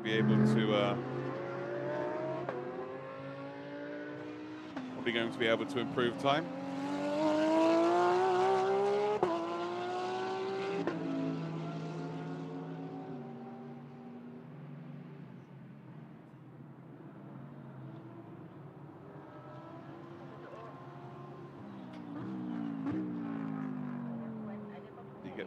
To hear the downshift of that Porsche. Very distinct sound. So I'm not sure how many of you have been to the racetrack and maybe heard these GT cars, but the Porsche is so loud. Has such a distinct sound. It's very high pitched. Yeah, very high pitched. And well, the R&B racing team from the lead of this race have now picked. So they are going to relinquish that lead, but some fresh boots being put on the car. They're going to change the driver as well. And they come in from the lead.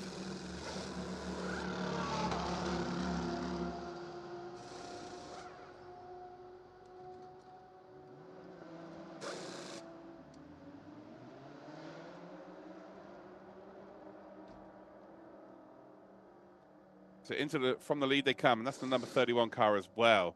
So Adley Fong brings the car in. We're going to have a driver change for them. Fresh boots put onto that car as well.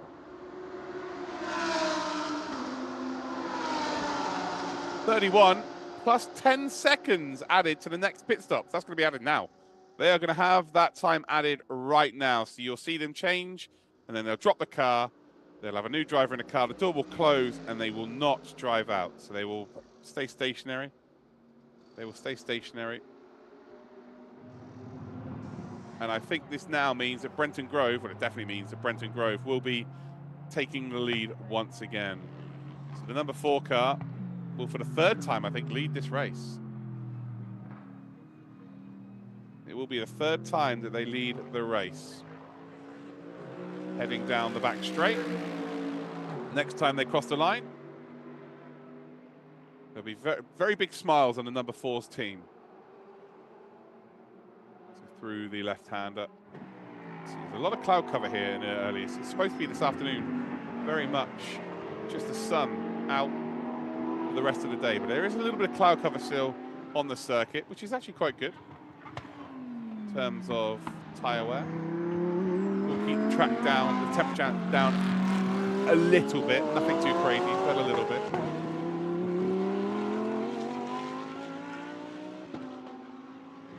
Yeah, track limit to turn 4. First warning for car number 710.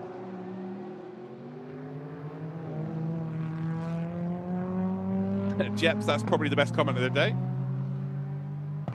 That is probably the best comment of the day, Jeps. Well done. That's very good. Very, very humorous. So there we go. The number 4 has now taken the lead on lap number 118. Taken a while, guys. It's taken a while. But that's the 3rd lead lap for them. Timo Bernard back down into 205s. The gap now 1 minute 20 to the leaders. Of course, you've got to factor in everybody else pitting and stuff like that. We won't get a genuine look as to what times they've produced until that has finished. There is the number 31. They've had to serve another penalty, an extra 10 seconds. They had a stop-and-go penalty earlier on of 7 seconds. And there is the teammate. That's Timo Bernard. It's not Timo Bernard, actually. It is Bianye now. Sorry, no, Biagnier is in the number 31. In the number 13 is Timo Bernard. So no, Timo Bernard has just gone by. And once they next cross that timing line, they'll all figure themselves out again. But when you're 118 laps into a race, things become extremely confusing. Especially when you're in your 4.5 hour stint of commentary. So there's the Absolute Racing Porsche. Ooh. Tell you what, that might be another penalty for an unsafe release. I think letting them go might have done them a bit of a favour there. Yeah, that might be an unsafe release. This is the R&B Racing team. We're about to see them overtake a TCR car. And here is your race leaders now. So Brenton Grove leading the way.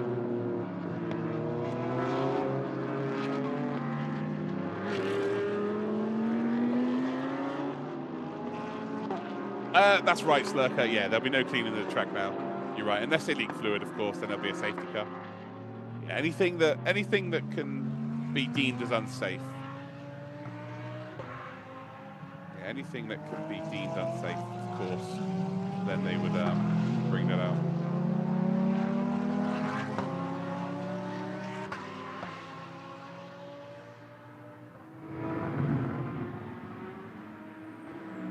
But here is your race leaders then. Brenton Grove, 119 laps in. As the Absolute Racing team from P2 are in the pits. So Dorian Boccalacci, I would imagine they've changed driver as well. As Timo Bernard now inherits P2, 1 minute, 1 second behind the EBM Racing team. EBM will have to come into the pits in like 20 minutes, 25 minutes. Yeah, not too far into the future. And Eshin Pires is now in the car for Absolute Racing. So the Sri Lankan into the car, had a very good stint a couple of hours ago. We'll be looking to build on that as well now. So we had a safety car about an hour and a half ago. And that has been the only stop in play, really. We had a full course yellow for what was about 16 minutes. And then we had a safety car for about 10 minutes. All because of a cup car finding himself in the gravel, into the kitty litter. We've got 1,000 people watching. Good stuff, everybody. Well, if you can hear me right now, just say hello. Simply just say hello in the chat. I have got 7.5 hours left to go. I've done 4.5 hours. I'm doing this solo. So hopefully you could be, first of all, patient with me because it's a lot to do. It's a lot to keep an eye on and tell the story of a race. But second of all, it's just going to be tiring just for the sheer number of hours that's happening. So again, hopefully everybody's having fun. Hopefully we're all smiling. And it's race cars on a racetrack. It really is as simple as that, right? We love race cars on a racetrack. Mickey Porter, welcome. How you doing? You okay? It was like 16. Yeah, it certainly was. We got George Bowes watching. Bucks RC World watching from Detroit. Ted Bear, how you doing? You okay? Fiending, how you doing? P-Day, how you doing? You okay? Hey, Marcus, how you doing, mate? You okay? Expiation Wan, how you doing? You okay? Project Time Attack. Hey, no dramas? No dramas. Salt Lake for Matt Fantastic. Bazzy, you're at Sepang? You need to be sending me a picture of you from Sepang. Okay? I want to see a picture of you at Sepang. Send it to me on Twitter. There's my link. It's in the chat. Hello, but rather hear those Aston V8. Sorry, mate. You've got to hear my voice. I'm afraid, Donnie. When we see the Aston again at close-up, then maybe I'll go quiet for a bit for you, okay? Hello from Brazil. How you doing, Silas? You okay? How you doing, Ivan? You okay? You got some soup? Nice work. Well, Ishan Pires has just got into the car. Hisham, so just got into the car. Perfect timing for you. You're in Montreal, Marcus. Nice. Rarad, you're watching from Indonesia. Wicked. Where are the Detroiters at? Stockholm. Henning, welcome, man. Early morning for you. Hey, Jeps, no dramas, man. No dramas. Thank you for your positivity, bud. Flat Tony, welcome. Watching from England. Yeah, same. Yeah, I can imagine that's tough, SDX, but fair play. Keep going. We believe in you. You're going to Sepang next week for a track day. Nice. Nice, wicked. Hey, can you go for the different classes? Well, we've got officially 4 different classes on track right now. but 3 different types of cars. We've got GT3, as we see some action here between the number 65 and the number 5. So Viper Nisa Racing doing a really, really good job. And putting another lap there on the number 5. So you see the little coloured boxes to the far right of the timing tower. Yellow means that is GT3, so that is the top class. Then you've got GT3 AM, which is red. Then you've got the blue, which is GTC, which is a Super Trofeo or a Cup car. And then the 2 greens are the TCs. So hopefully that helps you. Hopefully that helps you out. And also make sure you hit that subscribe button on the channel. How many subscribers have we got, guys? I think the organisers of this are going to go on the channel after this race and go, how have we gone from 87 subscribers to over 1,000? So they had a whole race last year and only had 87 subscribers. Crazy. But we can change that. We can make the numbers very impressive indeed, can't we? That's the power that you guys have. We're over 500 subscribers. Well done, everybody. That's the power that you have in your hands. You have that power. We're watching now the 710. So this is D1 Racing Team. Hong Shiji in the car. And we're about to see an overtake on a GT3. Well, no, we were about to see it, but backed out very quickly indeed. Decided, nope, there's not really enough room there. I am going to live to fight another day. Realizing that, you know, there's more important things like just winning the race. The gap between them and the next GTC car is about 3 minutes. So they got a 3-minute advantage over the next car, which is the Porsche Cup car, although they are absolutely flying. Albeit though Hong Shiji is now starting to put a bit of a gap out there. But yeah, very close to getting involved with the GT3 car. He didn't need to. Leaders of this race then, EEBM, Brenton Grove, did a 208.1 on that previous lap. Of course, probably having to deal with traffic as well. In second spot, we've got Timo Bernard racing for Phantom Global Racing. They're about 1 minute behind. Might be a little bit less this time round. The next EBM car then, we've got Tanar Satien Tirakal, the Taiwanese driver. Huambo for RMB in the number 44 is 4th position. Then we've got the Absolute Racing 911 Porsche 911, funnily enough. Eshen Pires, yeah, sole Sri Lankan on the grid. AJ Matthews from Las Vegas. I've been there a few times. Worked there a few times, actually. Rara, you've subscribed right now. Good lad. Well done. This race has potential to be big. Hey, well, I'm having fun. I'm having fun here. Hey, I'm commentating on this solo. So maybe next year they give me a partner. Who knows? Who knows?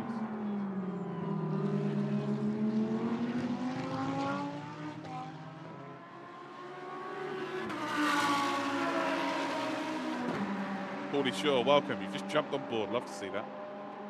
Absolutely love to see that. Well, we're about to see the 710 take on the number 5 car, part 2. The Super Trofeo and the Cup car, they are pretty much as fast in a straight line. It's the lack of downforce through the corners that sort of catch them out. So that's why you're seeing the pace in a straight line. You see close up, close, really close, and then realize they have to brake a little bit earlier because there's nothing pushing the car down into the ground. Is there a potential move this time round? Down towards turn number 1? No. Decides to back out once again, but car number 5, Harry Zarel makes a little bit of a mistake. Now joins right in front there of Harmony Racing. Liang Jiatung in the car right now. And, well, they've already had contact with one car up this hill. Is there about to be a second? The Harmony Racing, the sole Ferrari on the grid's going to... Ooh, I thought he was going to send it up the inside. Actually decided against it. It was a 10-second penalty for the number 31 for causing contact with the number 5 at the top of that hill. The Harmony Racing driver decided against really getting involved. The 911 car is currently in 5th position. So Dorian just got out of the car. So there we go, Harmony come through the double right-hander. And job is a good one. So yeah, Dorian's just got out of the car. Now they've got Eshan Pires into the car. They're about to cross the line. They're not quite a lap down, actually. They are not quite a lap down. Yeah, they are not quite a lap down Oh no, they are. Sorry, no. I was wrong there. They are a lap down, just about a lap down. Nothing too crazy. Brenton Grove's got to come into the pit shortly, as well as Timo Bernard. So they both have to come in shortly.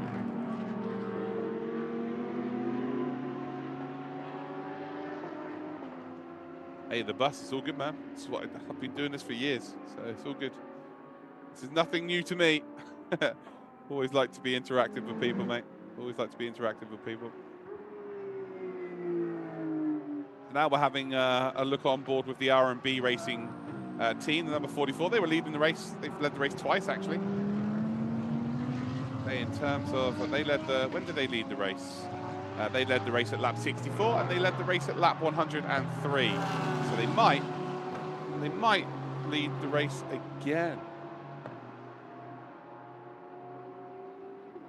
The 326 car is your boss from work. It's a shame that unfortunately they're not in the race anymore. Well, they've been in the pits for about an hour, maybe a little bit longer than that. So, yeah, they're currently about 40 laps down. Yeah, I'm not sure we're going to see them out again. But hey, thanks for tuning in. Vortex race graph, by the way, are now actually back out. So they were in the pits for a long time, but they are now back out. So they've made it out. So now we only have 2 cars that are not, or no longer in the race. The race has been pretty good. Rabbit Axel has been very, very good indeed. We've had about 7 different race leaders. It's been, yeah, pretty good. Ronald, send it to my Twitter. There you go, here's my link. If you want to send me a picture of how you're watching, guys, send me a picture of Actual Vision on Twitter. Yeah, it's been good. It's been a good race. Say, you know, it's 17 cars in an 8-hour race. It's going to be tough to find a lot of action, but I think there's a few storylines. There are definitely a few storylines. Phantom Global Racing, Timo Bernard, he is still lapping about 2 seconds a lap faster than the race leader. He's about to cross the line again. He was 2 seconds exactly faster last time round, and he's done it again. So Timo Bernard still lapping very, very quickly indeed. And do not count that number 13 car out. They'll be there or thereabouts for sure. They'll be there or thereabouts for sure. The number 4 car's my mum. Fair enough. No dramas.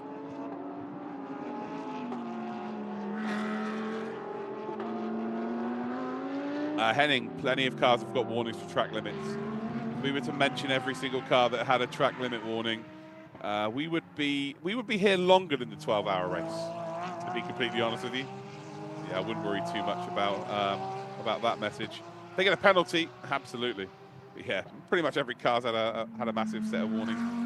EBM, the 3rd position car, is across the line, and they're 1 minute 43 seconds behind our race leader, Brenton Grove, and EBM car number 4. So, yeah, the one car that's really dropped off significantly is the Phantom Global Racing number 31. They've had a load of penalties, though, during this race. Yeah, they've had a load of penalties during this race. But there's the number 61 then. The Thai driver, Tanar Satyan Tirakul, currently running in 3rd position, and the safety car really helped this team out. They haven't really looked back since then. They put themselves in a really good spot to get a good finish today via the safety car. Yeah, it's still over half the race to go. Yeah, Timo Bernard's doing a good job. Yeah, he is doing a very good job.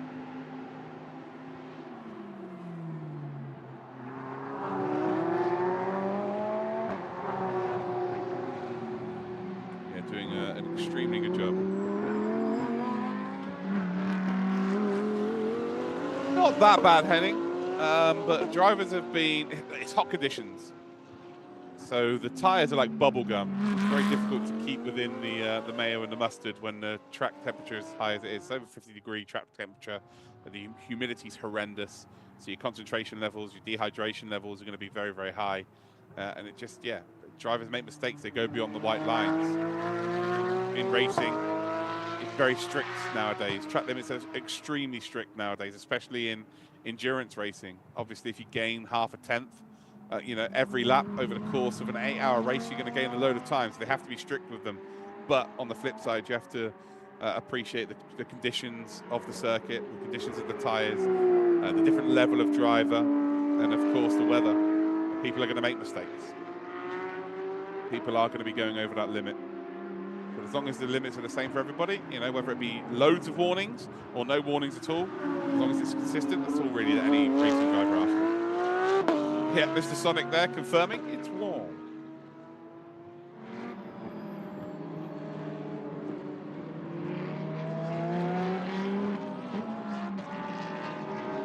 Francoise is also from your office. Nice. Is there a website for live timing? livetiming.getraceresults.com/Asia. So that is livetiming.getraceresults.com/Asia. And it'll be the only race on there. So there you go. Hopefully that helps you, mate.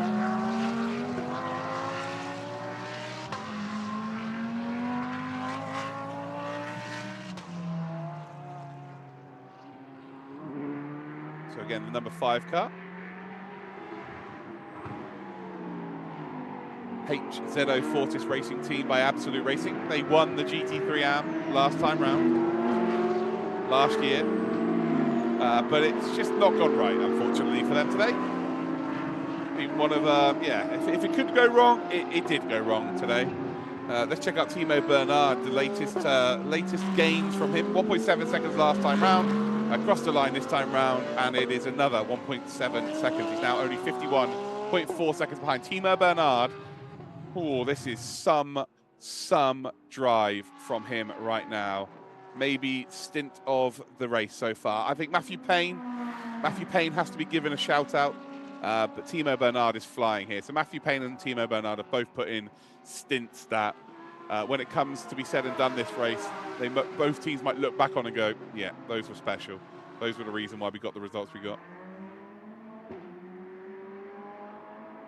Yeah, those two are specifically the two stints that I've really enjoyed in terms of lap times then. Tana Satyan Tirakul looking to try and put another lap then on the number 710 D1 Racing team. Come down towards turn 1, you see that the Lamborghini again, it's just a little bit quicker in a straight line. It's really the corners where the GT3 cars, GT3 cars kind of sweep through.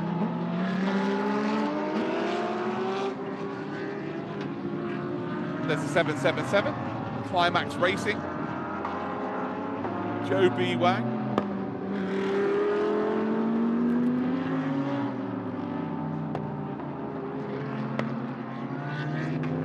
They're not quite on the lead lap, but only a safety car away from that being a reality. I missed the Bentleys. Yeah. No, as someone from Bentley land, of course I do too. Well, you see the flash of the lights there. Not sure he's going to see them. Not sure he's going to see the flash of your lights while you're quite literally side by side. Hey, nice try though. Nice try. We've got car 18 to report to race control. Another trip to the steward's office there for car number 18.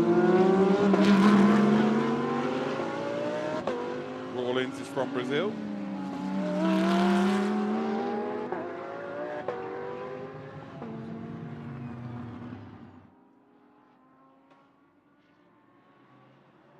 So car 61's just got a track limits at turn 14, third warning, by the way. Hey, lots of hearts being posted as well. Nice to see there's a lot of people enjoying this.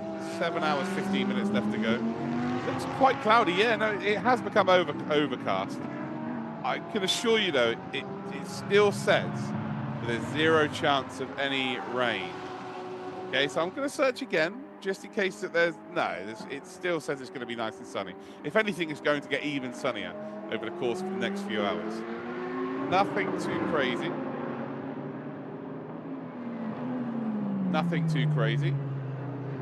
Number 18 on an outlap. Oh, okay. I think all of the cars are now racing again. So the 2 TCR cars weren't involved, and now they're all out again. So yeah, fair play. Fair play. Endurance teams, endurance drivers are different breeds. That's for sure.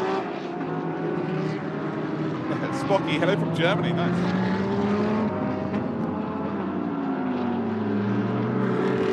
I think Sepang should be in the F1 calendar. What number is Johnny Chicotto? He is the number 7. Number 7. Johnny Chicotto is in the number 7, the Vortex Race Craft car. Brenton Grove, though, still leads by 50 seconds. Rob Bourne at number 61. So these are currently in 3rd spot. 53 seconds further back in 3rd position, still on the lead lap. Let's check out Timo Bernard's travels once again, shall we? Across the line he goes, and another 206.3. Timo Bernard, this is some stint. This is an unbelievable stint. Absolutely ridiculous stint here from Timo Bernard. You know, I thought Matthew Payne was the stint of the day, but right now Timo Bernard's taking that mantle. R&B Racing, Wan Bo in the car right now, lapping in the 207.3s, very similar to the leaders, apart from Timo Bernard, of course. But doing a very, very nice job indeed.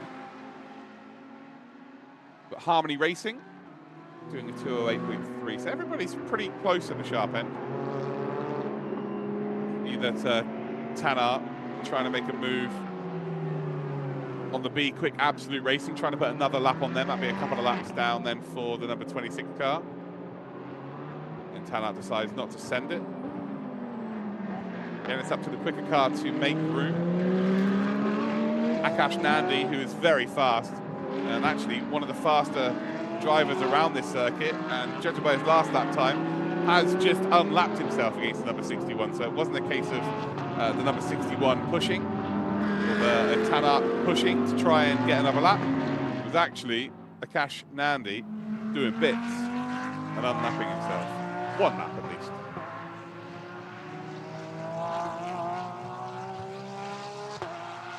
You've been watching since the start time, Benny? You've been here since 2 o'clock? Really? Nice.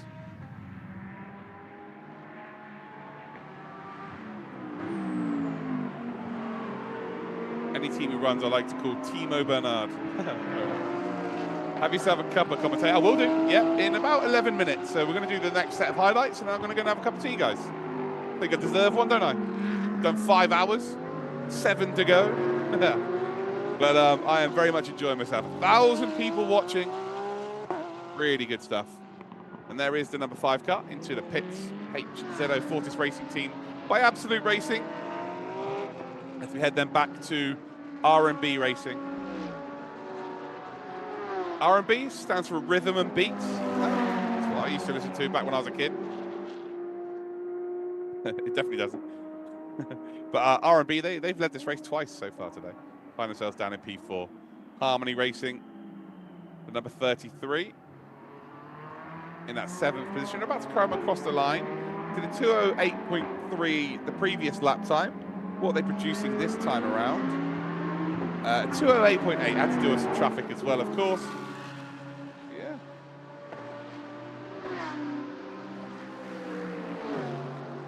Oh, we are closing in. We've gained nearly 500 subscribers, guys. 100 subscribers per hour. I think that's a pretty good rate. It's a pretty good rate.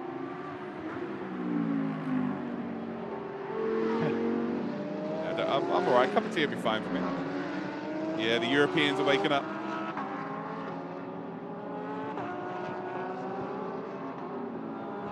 Hey, no worries, Edwin. Keep it on in the background there, buddy.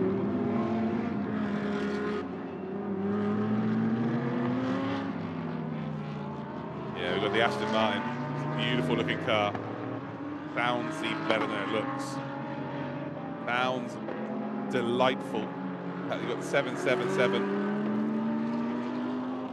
there of Climax Racing, 71.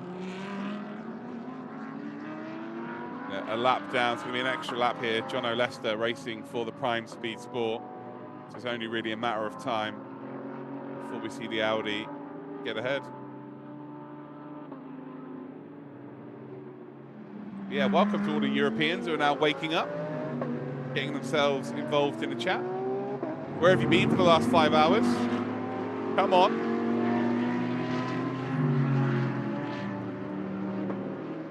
Edwin, yeah, it's quite rare, isn't it? But this is something I'm pretty used to. I come from the world of esports. I've worked in the real world for a few years. But yeah, I come from a background of esports where it's quite normal. So yeah, I'm glad you're enjoying it. What team's running the Aston? Prime Speed Sports are in the Aston Martin. They are currently P10, so they're in the top 10.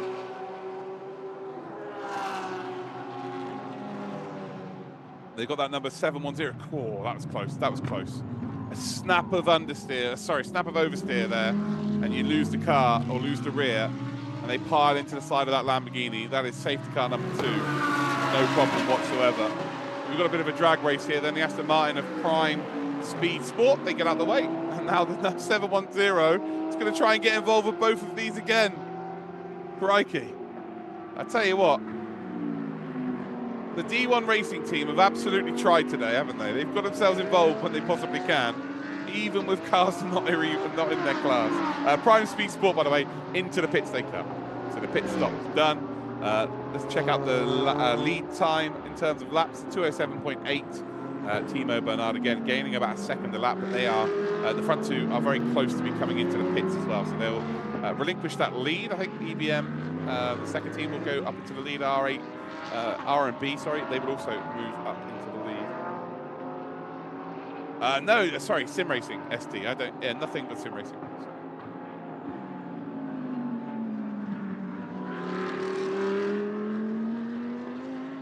Yeah, go get yourself a snooze in, YDG. Keep it up. Is this server running rain today? Unfortunately not, no.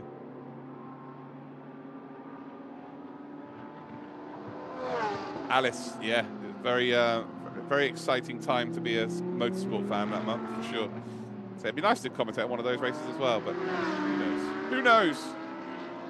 If I could do this on my own, then maybe that someone will let me come and do some fun as well.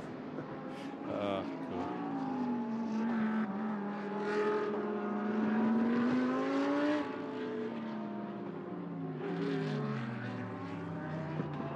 We're loving the car sounds. So there we go. Timo Bernard is into the pits then. A really, really incredible stint there from Timo Bernard. And maybe he tunes in, and maybe his team are tuning in right now. And if you could let him know that was something pretty special. And very similarly, if you are watching from EBM, from the number 4 car, Matthew Payne.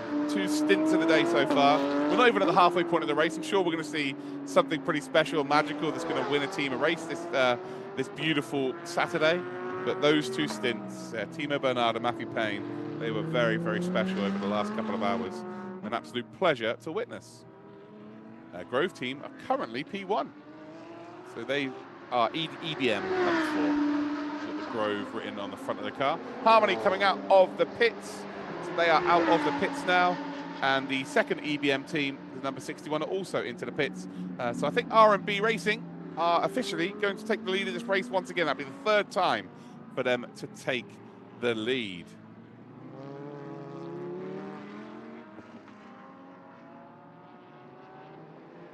Yeah, Grove doing really, really well. They've led a couple of... Oh, whoa! Wow. Wow, the Grove team just lost a load of time. The Aston team, Prime Speed Sport, they might be in a little bit of trouble there. That was a definite unsafe release. Yeah, that was a definite unsafe release. Luckily, there's a pit stop time here, so the EBM or Grove team, they're not going to be in too much bother here because of the stint time, the pit time. But that was less than ideal. That was very much less than ideal. But that was close. That was seriously close. So where do R&B come out in all of this? They're about 35 seconds away from crossing that start-finish line. Out of the pits are Phantom Global Racing. Rio in the car now. So they're officially going to take the lead of this race. The Phantom Global Racing, the number 13 car, are going to be back in the lead. Yeah, that was an interesting pit stop. So the number 4 car very much have lost out there, haven't they? The pits are a shambles. Yeah, it's not been great. Not been the best in terms of pit stops. That's for certain.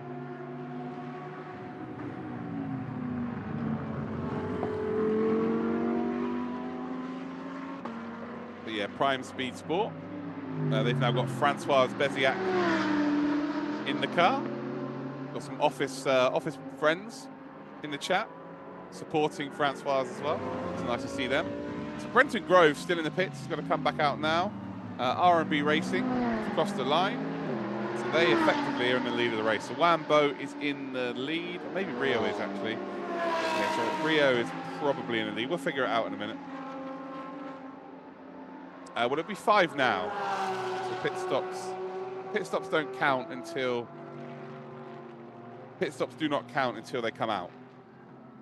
71 under investigation for unsafe release. Well, you don't need to be a private investigator to figure that one out. You don't need to be Sherlock Holmes to understand that one. That was pretty obvious to everybody in terms of what we just witnessed. So yeah, EBM come out now. That'd be their 5th pit stop done and dusted. Stephen Grove coming out.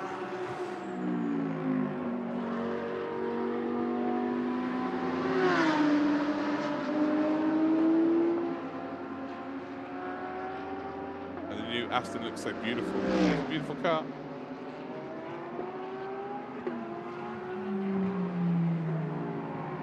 It's a very beautiful car indeed.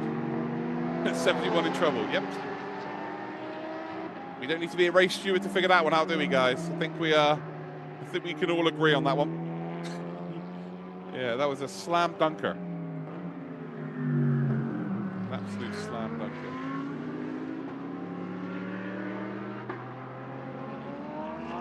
Action then, the new Aston being overtaken there by the number 13. Rio had a very good stint earlier on, and we're just waiting for the times to kind of figure themselves out now. R&B Racing has just come across the line.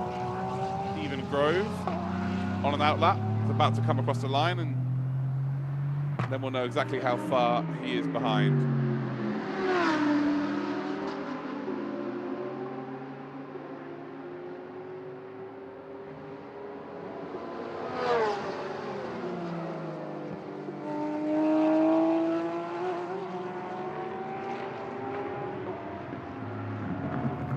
R&B Racing, Wambo.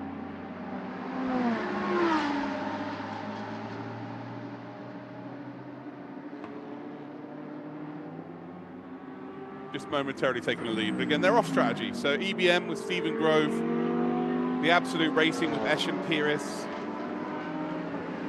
And you got Phantom Global Racing with Bian Ye. And then you got Rio, currently in P5. Absolute Racing is about to come across the line. So EBM are in 2nd spot, so they're about 57 seconds behind R&B. And you've got Absolute Racing, who are now 1 minute 8 seconds behind. Maybe going to catch up to Stephen Grove and the EBM crew. And then you've got the Phantom Racing duo of Bian Yi and Rio. So they've gone from being the front 2 to now battling for 4th and indeed 5th position.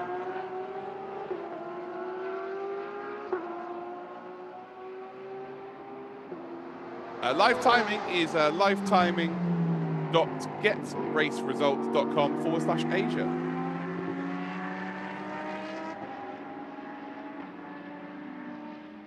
Yeah, there you go.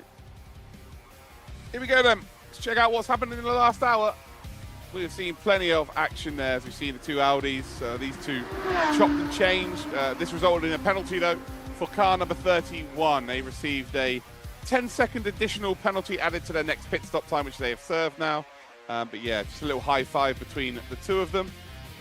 Well, that was awfully close to a big collision there. That's the number 13, currently in P5 overall in this race. This is the Harmony Racing team moving up to P8, making a move on the Be Quick Absolute Racing side.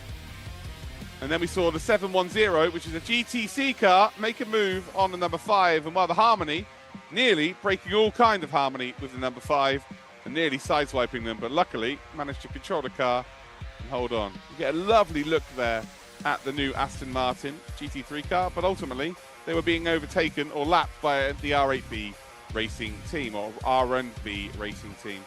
Here is Harmony again getting involved. If there's an overtake to be had, Harmony are involved somewhere along the line, whether it be them being overtaken or them doing the overtaking. And well, this is the number 61 car, the EBM car, making an overtake late lunge. And well, this is what we saw in the pit lane. You do not need to be a private investigator to figure out that is going to be a penalty. Almost a collision in the pit lane. It did result in the number 4 car losing a bit of time.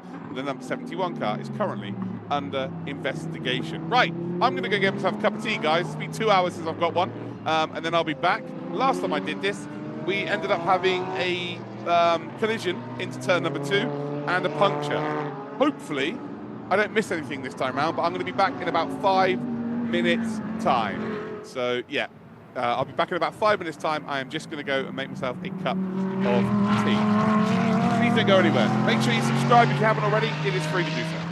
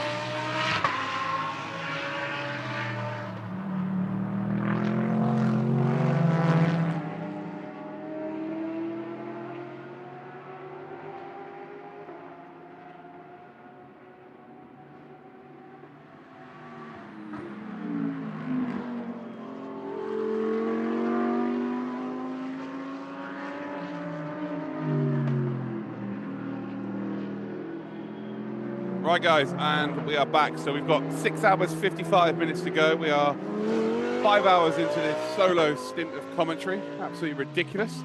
But we're having fun. We're having a good time. Car 71, drive-through penalty for an unsafe release. So we pretty much called that. It was obviously going to be a penalty, Stonewaller. And yeah, so that'll be a drive-through then for the Aston. And, well, it means we get to see that beautiful new Aston driving slowly through the pit, so at least we get to look at it, and we get to look at it again on screen.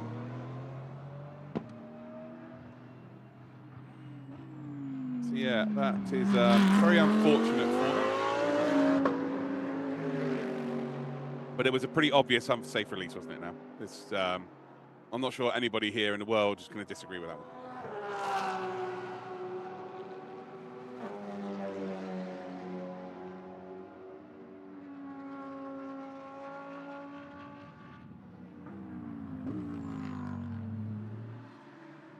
So I would imagine the car 71 will be told, and yeah, off we come through the pit lane. The EBM Racing, Stephen Grove, is about 1 minute 11 seconds behind R&B Racing. So R&B Racing are very much back in this race. Very much back in this race. I'm looking at the pace of Phantom Global Racing.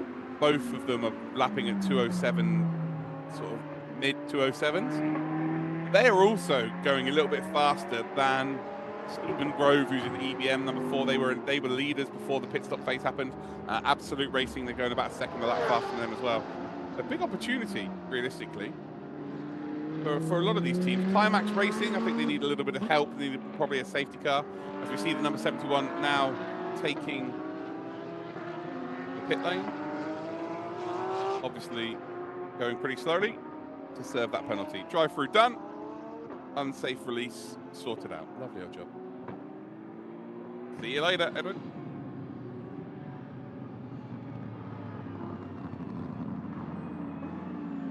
Cheers, YDG.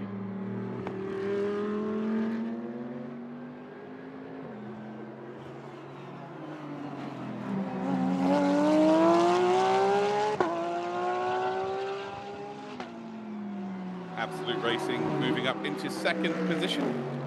Eshan Pires moves up, running a little bit quicker than Stephen Grove. Stephen Grove now 1.4 seconds back. As we look on board then with the number 13. So this is Rio controlling the car. And lapping very quickly indeed, actually, 207.3. And out of everybody is lapping, the only two cars lapping faster are currently first and second. Rio doing a very, very good job. And here is the 911, who is now second in this race, 3.2 seconds ahead of Stephen Grove. Stephen Grove in the number 4 car, struggling with the pace a little bit, and has now dropped down into third spot. Yeah, down into third spot we go.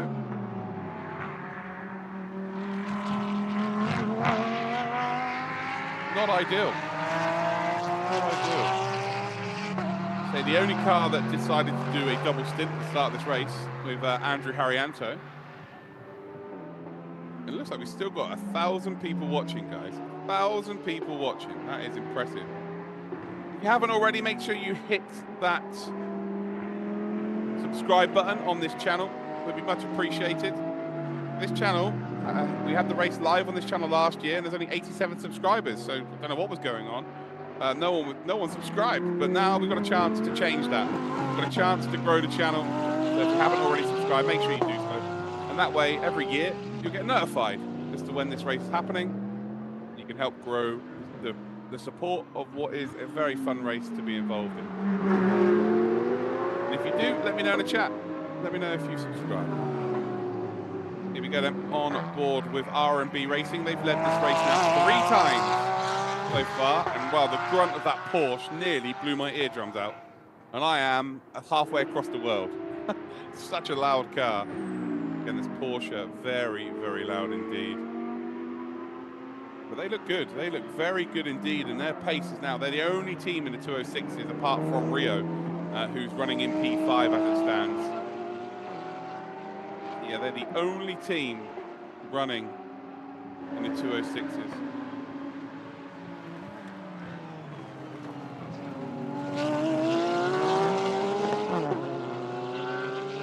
Right now, R&B Racing, P1, Wambo behind the wheel.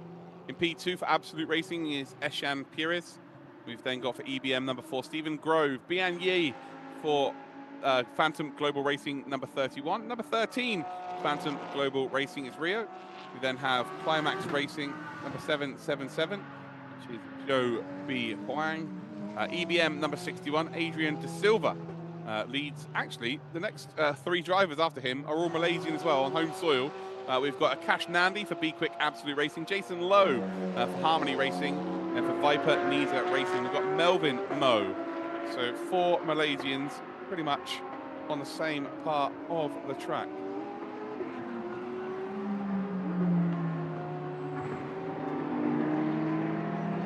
Hey, welcome, Juan. Glad you're enjoying the broadcast. It's nice to be on board. It really really is nice to be on board.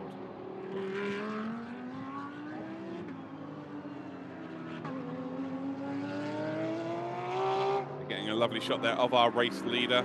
Race leader leading now by 1 minute 10 seconds. Eshan here is lapping a couple of tenths slower. So R&B Racing, I think this stint might be a massive step in the right direction for them to go out there and win this race. I know we're not quite at the halfway point of this race now, but a real big opportunity for them to stamp their authority as we head to under this 6-hour mark. Still 50 minutes to go for that point. Viper Nisa Racing, this is the number 65. One of the funkier liveries on the grid. And I wonder, actually, this is something I said I was going to do near the halfway point of the race. Let's put your favourite driver, favourite team to one side. What has been your favourite livery today? What has been your favourite livery? And then I'll give you my favourite livery. So, yeah.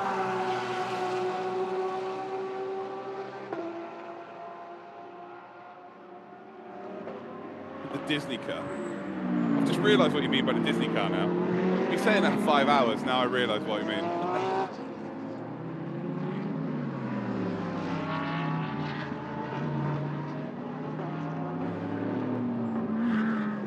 Viper Nisa Racing have been getting a lot of screen time.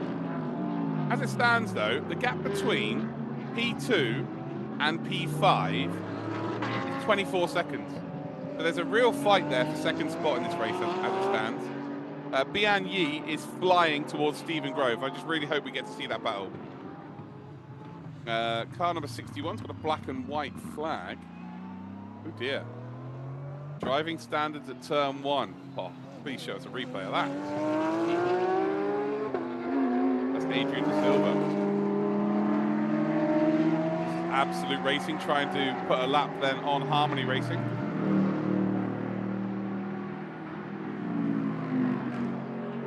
Lexus likes the 911. 31 looks beautiful for Mr.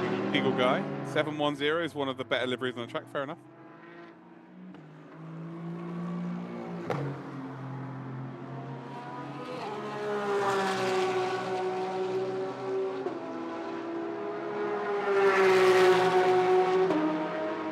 We've had some off tracks today.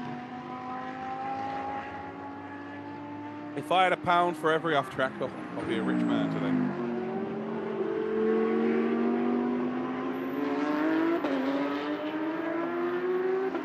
Well, you know now, don't you, D1? Now you know that there's a race at Sepang. What a nice treat you've had today, hey?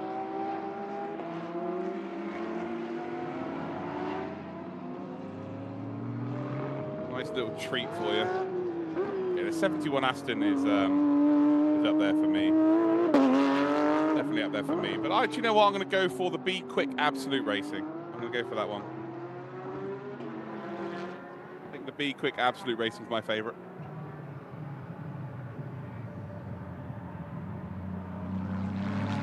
And the Aston.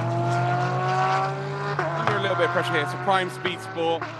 Currently down in 11th position. Under a bit of pressure here from the number 61. Adrian De Silva. Hear a hell of a loud ping there as well. The engine noises are very loud. But Adrian De Silva going to try and make this move stick. And he does. Beautifully done. Down towards the double right-hand into the clear curve. Job done. Off down to the Berger Tierman corner. Bit of a hairpin. Then we sweep down towards the Kenya Lake corner. The job is done. This is a pretty cool livery as well. The number 216, the Cup car, the only Cup car on the grid. Equally as loud machinery, by the way, as you can, quite capably hear yourself.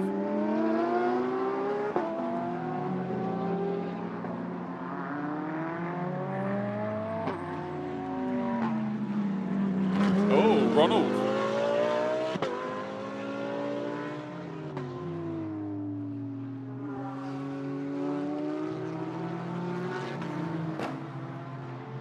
I'm not sure you have, mate. Yeah, sorry, Ronald. There's nothing there, mate, I'm afraid. Rooting for the 65, rooting for 216. Yeah, there's no BMW M4s, no. No, not in this race. It's quite rare, isn't it? Quite rare. R&B Racing, though, Wambo still leading the way.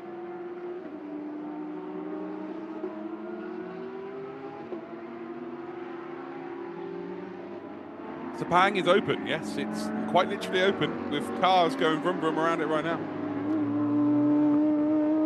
Oh, yes, this is a cup car. Very good in a straight line. Not a big fan of corners. So the gap now between third and fourth is very, very, very, very close.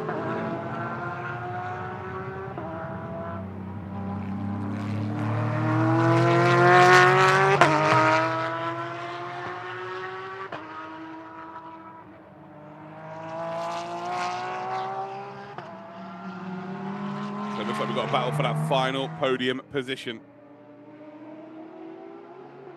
Yeah, final podium position. It's very close between two drivers. We've got Bian Yi very close behind Stephen Grove.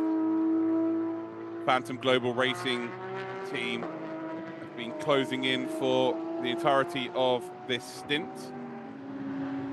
As we see the Cup car dispatching of the Prime Speed Sport Aston line. Thank you very much, I'm off. Showing some really good pace. The gap now between D1 Racing Team and Modena Motorsports is only 1 minute 26 seconds. So that has come down from 4 minutes 40 at one point, maybe over 5 minutes actually. They are now starting to, really starting to find some pace. Fastest driver out there right now is Rio though, 205.9 on the previous lap. Second fastest is the race leader, Wan Bo, it's R&B Racing. Those are the fastest drivers as it stands. Okay, Bian Yi still behind Stephen Grove.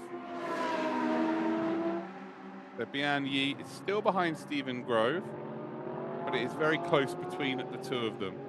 This again is the 61. But there is Bian.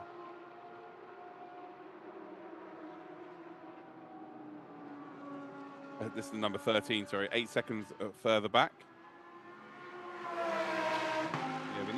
The number 31 Audi, really where it's at right now. It's already done. It's already done. Bian Yi got him. The Bian Yi now ahead of Stephen Grove. That it was the battle for P3.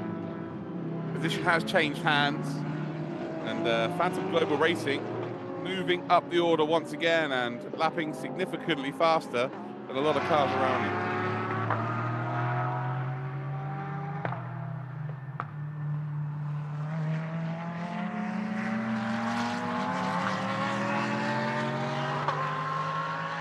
Yeah, of course, botches. Yeah. It's all relative. Yeah, it's not a fan of corners relative to like the GT3 counterpart.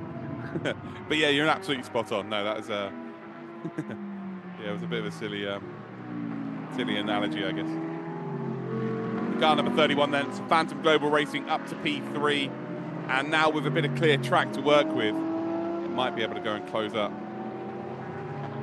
Yeah, might be able to go and close up then on the group of cars ahead. But the gap is about 1 minute 26 seconds. So 1 minute 26 seconds to the actual leaders. Car 911 has got a track limits warning at turn 6. It's only a first warning though, so nothing to be too crazy about.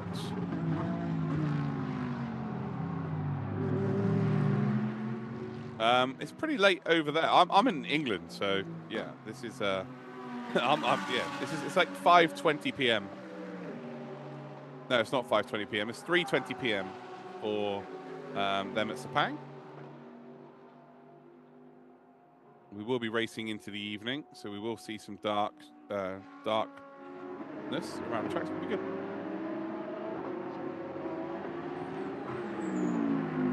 Yeah, it's 7:20 a.m. for me. 7:20 a.m.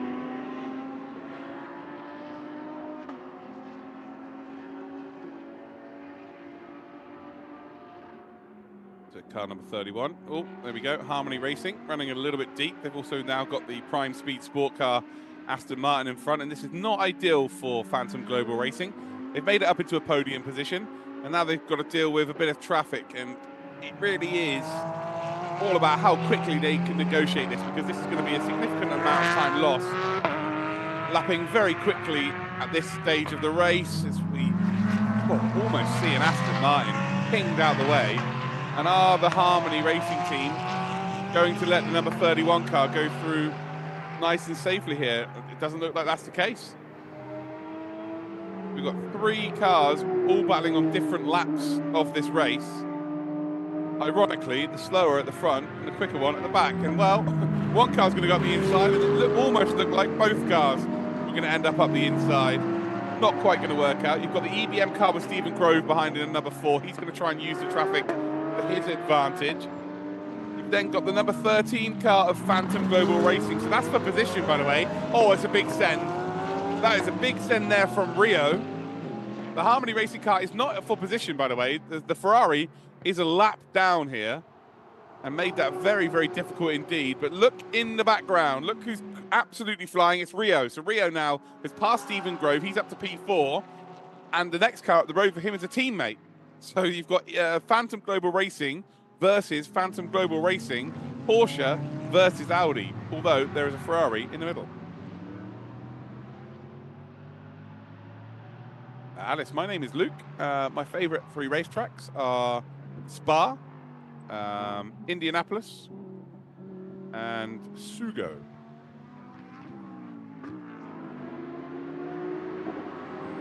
Nice move there, mate. Actually, Daytona's up there as well. I don't know. I'm a race commentator. There's too many tracks to have 3. I don't think that's fair.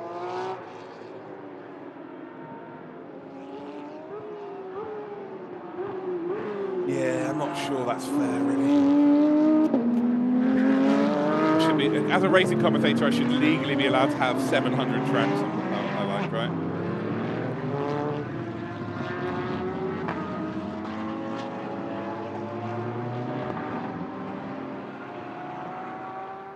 You going to your first 500 this year? Nice. I went to one to the 500 in 2019. Best thing I've ever done.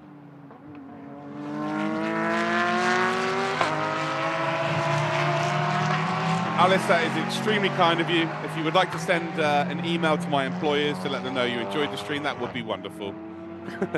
I'm obviously only joking. Sugo is one of the best tracks ever. Fact. An incredible track to race on. I come from a sim racing background, so I've raced many a lap around there. Sim racing. And it's a racetrack I'd love to commentate on. For sure. Yes, E.T., yes they are.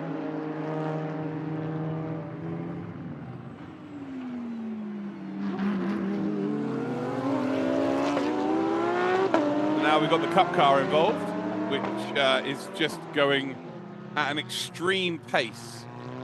But yeah, all of the GT3 cars are negotiating it pretty well. But that is a battle between teammates that we really need to keep an eye on. The Phantom Global Racing battling for the final podium spot, nearing the halfway point of this race. And they are teammates. So yeah, who's going to give? Rio, who wants to be known as just Rio, that was categorically told to me. Looking to try and make a move then on Bian Yi. In towards the final corner they come. We're on lap number 146, coming up to 146. This is a battle for 3rd in this race. I guess 2nd in the GT3 race. So again, yeah, not to be confused, obviously there's a GT3 AM that leads this race. This is a battle for 2nd in the GT3 class, but in terms of overall, it's a battle for 3rd overall. Down towards turn number 1 they come.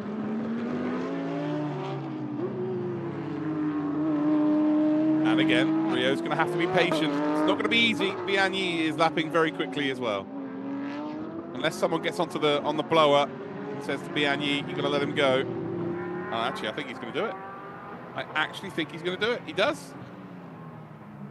And Rio is going to get let through. And now off to potentially chase down the Absolute Racing Porsche. And I think Rio's got more pace. So Rio has got 14 seconds to catch up.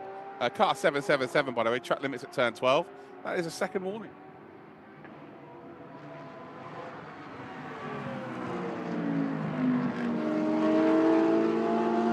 Oh wow, Alice, that's pretty impressive.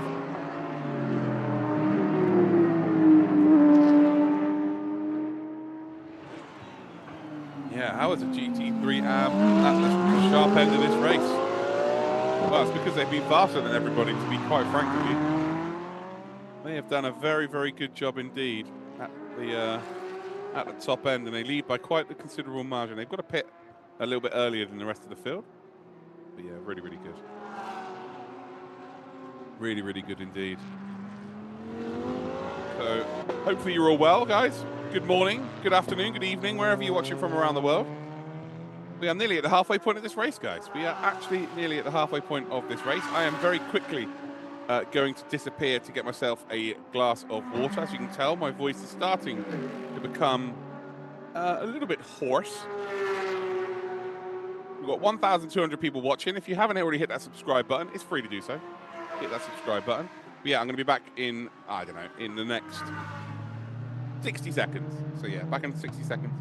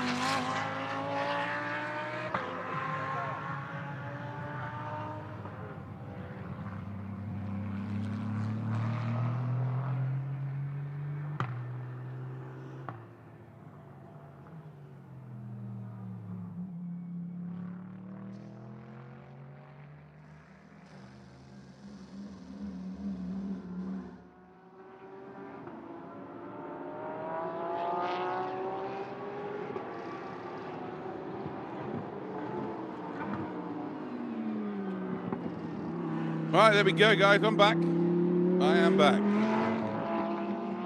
Got myself a nice glass of water. We are ready to rock and roll. So into the pits then, R&B come in. Climax come into the pits as well. So that is Climax there. They were on your screens. Then we've got the, well, that's just the clash for the class victory, isn't it? There's 2 minutes between these two. But the 710, if they can just get an extra, a bit of time on that Porsche, going to pay off dividends, although it might look like they're coming into the pits. They just ran a little bit deep on entry to that corner. Yeah, just a little bit deep into that corner. Jeff Logan, how you doing? Leader is into the pits. Yeah, you're not wrong. That is going to close the pack up here quite significantly. So car number 44, yet to come back out. So now we're at the point of the race where, yeah, people are completely off strategy, and it really does come down to the last period of this race. The last hour, obviously there's going to be teams that have shorter stops and whatnot.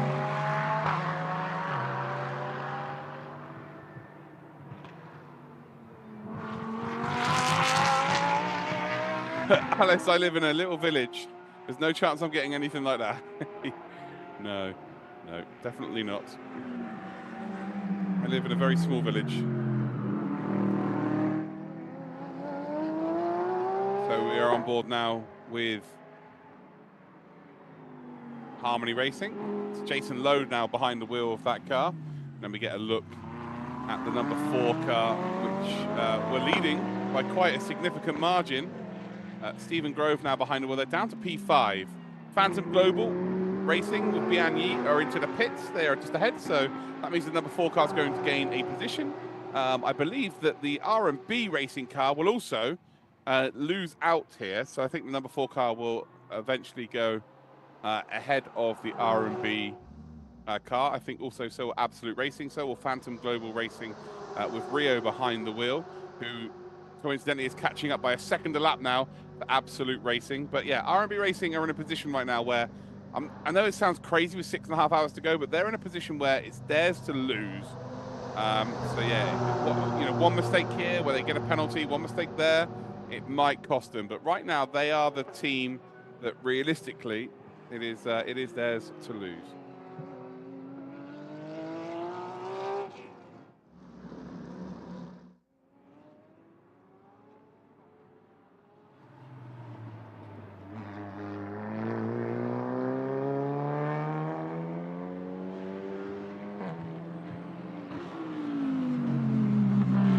There is the Climax Racing car, number 777 on an out lap now. And they've got a new driver into the car as well. They've got Yang Ruoyu, sorry, for the second stint.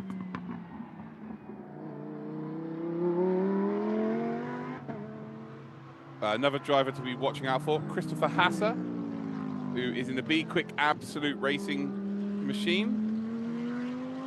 Will start to find some pretty solid time as he is the higher of the licenses in that team. Christopher Chen, take care, mate. Have a good night.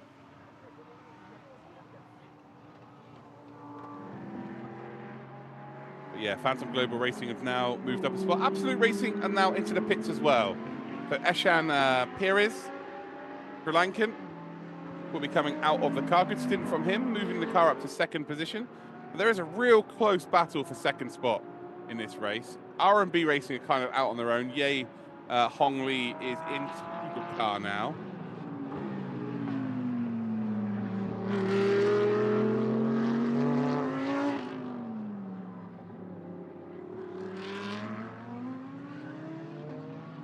Yeah, so Ye Hong Li for R&B Racing is in the car now.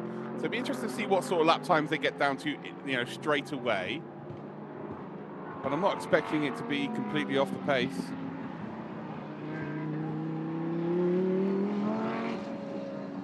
It's actually should be the fastest driver.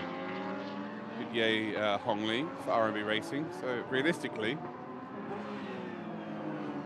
should be absolutely flying. He is the silver driver of the team.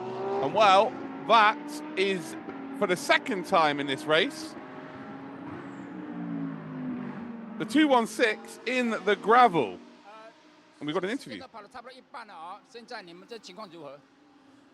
刚才我跑这一节我第二班的时候就犯了几个错，然后跟这个5号车有一点碰撞，他选择在我外面去保持他的位置，然后我同时间我甩一甩尾，然后救车的时候就碰到他，所以不好意思，但是我们给罚了7秒 stop and go， 然后我出 pit 的时候这个 race logic 我们的 pit timer 就错了，所以我找出去也给人罚了，所以2个错误，希望下半节这个比赛就不会再犯错。所以你觉得今天的时间跟明天跟昨天时间有什么差别吗？车？因为昨天我们排位是比较晚，在下午差不多天黑，然后排位的时候有云了，所以赛道这个地面是比较冷。现在好像地面温度差不多60的，所以圈速肯定会比排位的时候，然后我们是加满油的，所以可能34秒的差距的。那今天呢对车的感觉如何？挺好的 ，Phantom Global 这一台车是 set 得挺好的，他们对奥迪的经验是蛮丰富，所以一开始的时候这个车已经是90%，所以我们就是做一些 fine tuning， 然后就现在挺听话的这个车。谢谢，谢谢。Yeah, I couldn't agree. I'm going to be honest, I have no idea what was said there. But sounds like we're having a good time. That's all I can really get from that. Yeah, the 216 is again into the gravel, and it seems like we're still green light racing. Car 326, by the way, speeding in the pit lane is under investigation. And while they're going again, minus a part of the front of the car, I think. car sounds loud, but I would imagine it's straight into the pits to make sure that we're all good. Yeah, to make sure that we are all good. But no full course yellow, no safety car this time round. Yeah, oh, there's stones. There you go.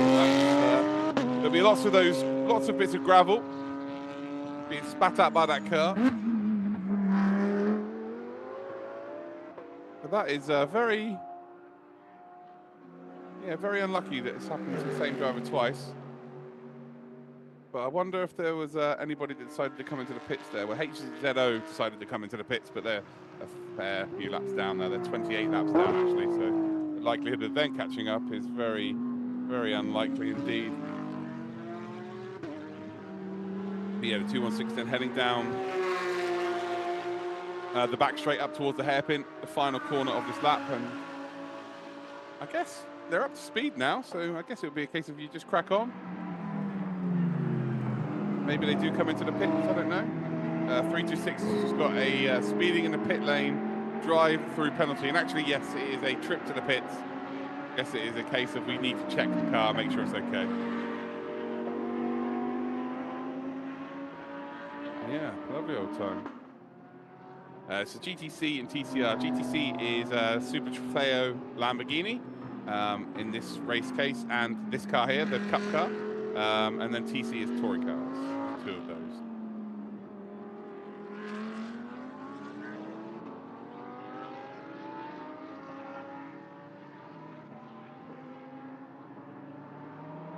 So Phantom Global Racing with Rio now in the lead of this race.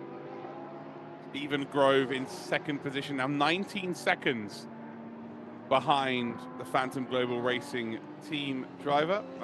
Chen Kong Fu now into the car as well. We know how quick he can be. Dorian Boccolacci now up to fifth position as we see a potential bit of contact there. There's the Ferrari battling with the Absolute Racing Porsche. Number 33 trying to unlap themselves. And this is not for position. They are a lap. There's a lap between these two cars. Come down towards turn number 1. Bit of a mistake there from the Ferrari, but we'll have the inside line through turn number 2. The Absolute Racing Porsche looks for the over and under, and well, absolutely gets it, but now it's a sweeping right-hander. Very difficult to make this move stick around the outside, especially with the track being as hot as it is. We now hop on board with our race leaders then. The number 13 car, we head up towards the halfway point of this race, are in the lead. Phantom Global Racing. Good stuff.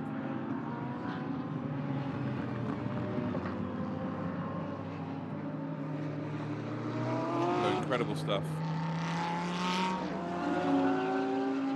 Oh wow, look at this.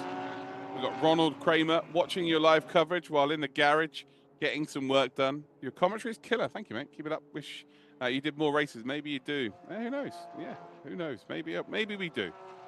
But that is some setup as well. You've got a couple of quad bikes in there. Lovely old job. Yeah, lovely old job again. And then we've got the Motul 12 Hours of Sepang replying to your tweet, Ronald. So there you go. How cool is that? You've got the official Twitter account replying to you. Nice to see they're keeping an eye on social media as well. And if anyone else wants to send me a tweet as to how you're watching, doesn't matter where you are. You could be in your living room. You could be in your bathroom. Maybe not a bathroom. But yeah, if you want to send me a picture of how you are watching, you can very simply go onto Twitter, twitter.com/@controlvision. The link has just been posted into the live chat. And yeah, you can send me a picture of how you're watching today's race and I'll give you a shout out. Really simple.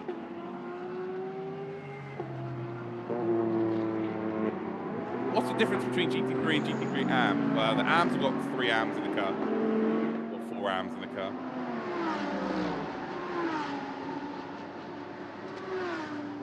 But then the GT3 have like a silver or gold or a platinum. That's all to do with class licenses.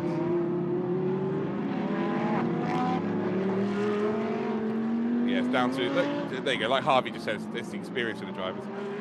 But here is the number 4, now up to second position again, 30 seconds off of the pace in terms of the lead. 5 seconds lost on the last one. Rio absolutely putting the hammer down. I imagine we're about to see some drivers really close up over the next couple of hours. But things are starting to get a little bit exciting. Correct, Howie. But no, they're both out actually. No, they are both out on track. Not used to them being out on track, to be honest. They spend most of the time in the pits. But yes, there are two TCM cars.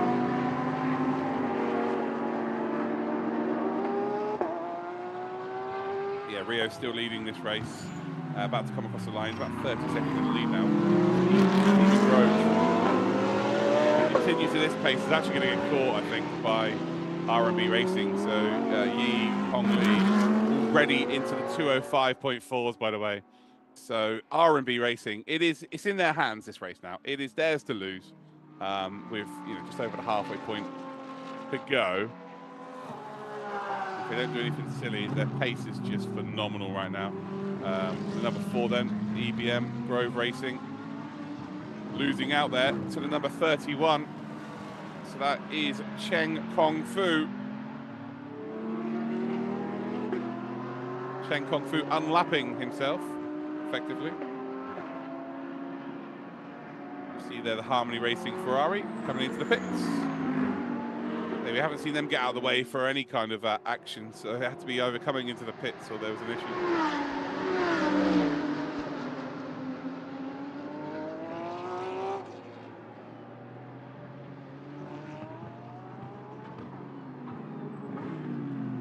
Car 4, track limit is turn 14. So a little bit of a warning there as we see the Harmony team coming into the pits. Oh, Christ. Well, that woke me up. If anyone was tired, guys, that woke me up. Crikey. That's it. Check the seat. Lovely old job.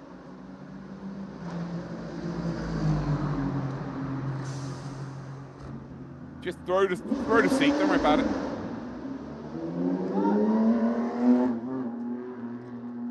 We've got some shouting there.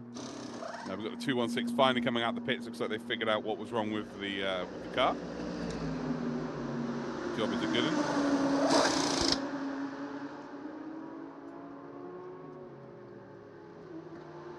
Well, looks like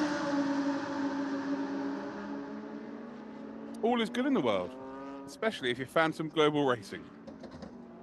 With Cheng Kong Fu absolutely smashing the lap times and Rio leading the race, it's all good. But if you're R&B Racing, you're even happier because right now he is the fastest on track by about 2 seconds a lap, although Boccolacci has just done a similar lap time. So there are two drivers out there lapping very quickly indeed.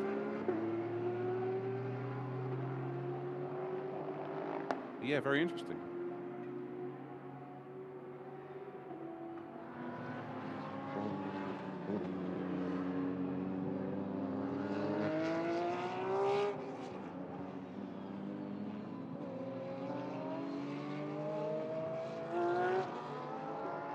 Yeah, everyone checking out the action. Always good to see. Oh, a little wave there. Nice to see. Hi, guys.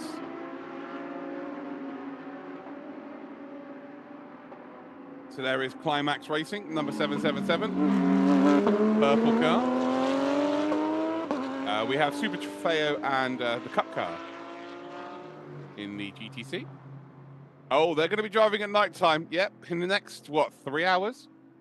4 hours, I guess it will start to get dark. My voice is really starting to go, isn't it? Crikey. But yeah, it will start to get dark in this race and we will have night weather. Night weather? It will be night time. So we're about to head to 4 p.m. local time. So we're about 4:45. I don't know when sunset is in Sepang.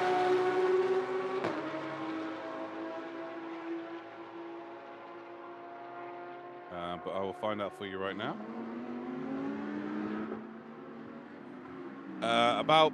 So start to get dark about 6:30. So in about 2.5 hours, it is going to start to get dark here. And the lights will be on and, well, it's going to be beautiful and glorious. Lowercase, how you doing? You okay? So a long time since we've done a roll call, guys. Where are we watching from around the world? Get yourselves involved in that chat. And if you do tell me where you're from, I need you to also subscribe to the channel. I've just had a cup of tea. So we are good. We are good for the time being. So it is the lead, though, for Phantom Global Racing, but I believe that R&B Racing are the team to watch out for. Ye Hong Lee, he's doing 204.9s. Guys, he is flying. He is absolutely flying. R&B Racing. Find it very difficult to believe that anyone's going to be able to beat them today. Look at this, though, for a battle. You got B Quick Absolute Racing, Christopher Hasser making a move up towards the final hairpin. And that is on the number 4 of EBM, Stephen Grove. They're second currently in this race. So Be Quick Absolute Racing have just put themselves, I believe, 1 lap now behind, or maybe it's 2. 2 laps behind Stephen Grove, actually. Not far, anyway. A little bit closer than they were.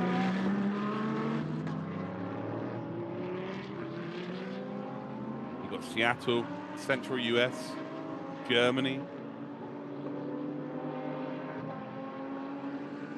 Glad to see TCR cars here. Well, yeah, they've had fun. They've gathered a lot of penalties. So get a look there.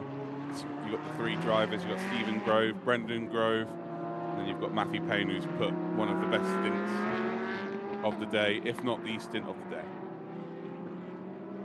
It is for sure between him and Timo Bernard as to who has put the best stint out there. Move being made then from Christopher Hasser.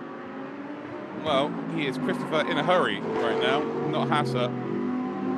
He is flying through everybody right now.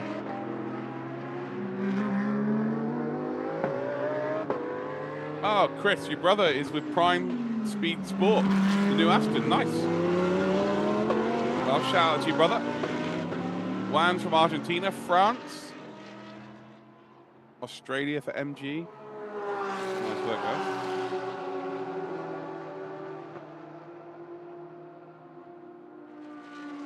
Gap now between the lead car and P2 is about 36 seconds. Then 12 seconds further back is R&B Racing, but yeah, they're like 1 second faster than absolutely everybody and 2 to 3 seconds quicker than most cars out there on the grid.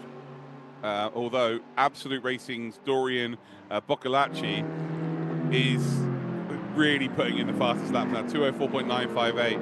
Let's check out what the fastest lap time is. So it was done on lap number 5. So Timo Bernard managed to put in a lap time of a 204.144. I think that might be beaten a little bit later on. I genuinely believe that's going to be beaten later on. Once the track does indeed start to decrease in temperature, means they can break a little bit later and whatnot. But yeah, for the time being, anyone that gets to the 204s will gain so much time per lap. It's really impressive. You're on Sepang right now. Welcome. AJ Matthews, you're from Vegas. Nice. Been there a few times. Well, it looks like we've got an interview. It's almost halfway gone. How was your race? So far, I think we have very got strong pace, but we had a very unfortunate start. We got tapped from behind while Hank was in the car, and that caused a puncture, which we had an unscheduled pit stop, which put us a lap down. So since then, we've just been trying to claw our way back. I think we have one of the fastest pace so far on the throughout the race. So we'll keep pushing and see how much we can get out of it. Is there damage to your car after the touch? No damage, no mechanical damage at all. We just had a slow puncture from the contact, and then that's what put us behind. Look at now, the weather getting colder, but the time getting longer. Is that good for you or bad? For us, I think it's good, I would say. I mean, now Hank has done his stints already, so now it'll just be me and Chris in the car, and we'll keep pushing. I think we'll be all right. Thank you.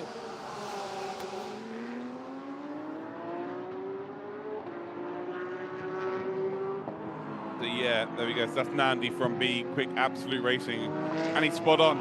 Hank Hicks has done his laps now. He is the am of the team. Now the two stronger drivers in terms of pace, in terms of experience, are there till the end. So Christopher Hasser's in the car right now, and obviously Nandy's going to be in the car for the majority of those stints as well. So you're expecting them to definitely find some positions across this race. Hobo, yes it is. Hello, Hobo. How you doing? You all right? This track is amazing. You're not wrong. Yeah, Sepang is one of the goatee circuits for sure. You'll love a bit of Sepang. And if you don't, you're wrong. It really is as simple as that, right? So how many subscribers is the channel on now, guys? Should we have a little look, shall we? What are we on? We're on 632 subscribers. 682 subscribers. So if you're not already subscribed, ladies and gentlemen, you're not already subscribed, now is the time to do so. So make sure you hit that subscribe button, everybody. See if we can get this channel up to 1,000 subscribers by the end of today's broadcast. It's free to do so. It is free to do so.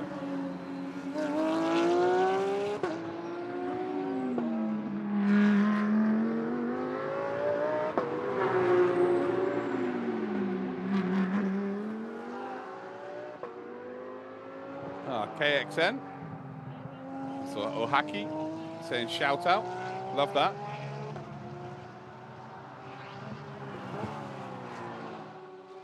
Nice to see we've got some engagement on social media as well. Nice messages on Twitter. Good work, everybody. Hey, welcome, Neo. Enjoy. Look, we've still got half the race to go. If you have missed the first 6 hours, it's now the 6 hours of Sepang for you. Enjoy. Get yourself some snacks. Yeah, 1.3 thousand people watching. Good stuff.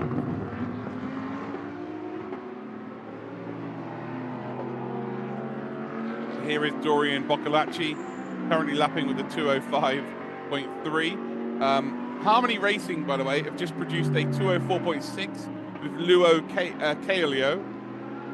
Kale Luo. So 204.6 is one of the faster lap times we've seen so far during the entirety of the race. Ye Hongli is also in the 204s. The track temperature may be just dropping ever so slightly. But we've got another interview. 我们现在是小组第一，然后有12分钟左右的优势，然后我马上下一棒准备上场，然后我会继续保持的这个领先的位置，然后顺利交给我的队友。对。这样当中你们车有什么问题吗？我们目前一切顺利，然后大家每个人表现的其实都比较好，都按照我们原定的计划在进行。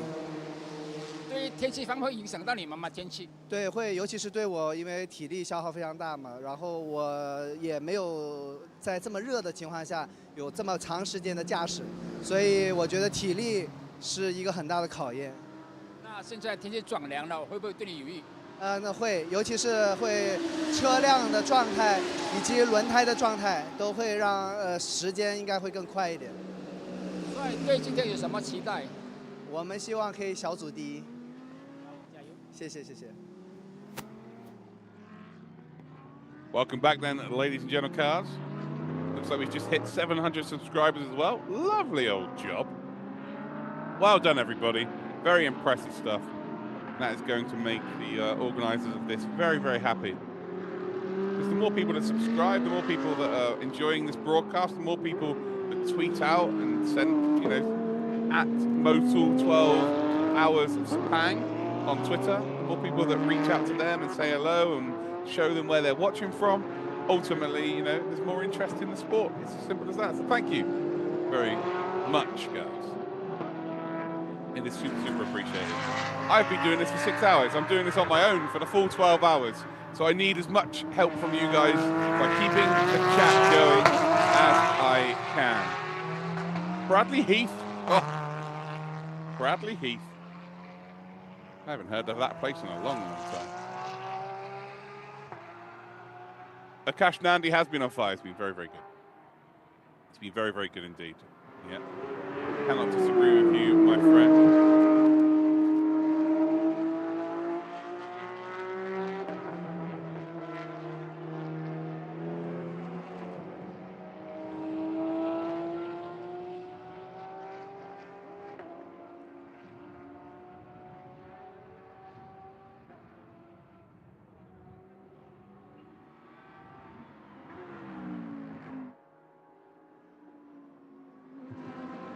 Should be 4 in the morning. It should be dark. What's going on? This ain't live. It's live in Sepang, mate. It's currently 4 in the afternoon, buddy. I think you slightly got it wrong by about 12 hours. Slightly wrong, mate. Don't worry, it's all good. Oh, that's quite funny. That might have made my day, that. This ain't live. Yeah, I think you might be living in the simulation. Fans of Global Racing with Rio lead the way then. 42 seconds currently in the lead. Ye Hongli is, on to be honest, a different planet to everybody. R&B Racing look like they might be on a different planet. They are flying. Stephen Grove losing about 5 seconds a lap as it stands for EBM, which is a bit of a shame for them. Absolute Racing with Dorian Boccolacci closing up. And yeah, it's not going to close up this stint, but it looks like Absolute Racing will be able to find their way back up towards the sharp end. Phantom Global Racing with Chen Kongfu currently lapping the 205s as well. And then you've got Adrian De Silva for EBM, the second team, the 61. He's doing 210.6s. D1, that's correct. Different time zones are absolutely a thing. Motul, 12 hours of Sepang. How you doing? You okay? Can we give a shout out to the admin of the account, please, ladies and gentlemen? Can we give a shout out to say thank you for putting on this event?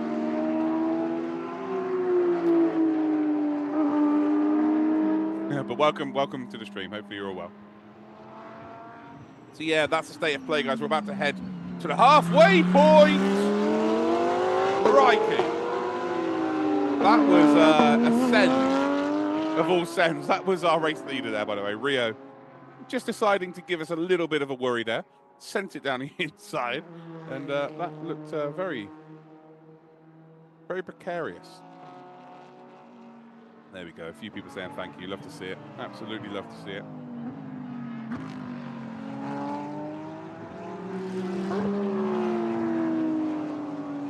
Sending us the world clock. Love that.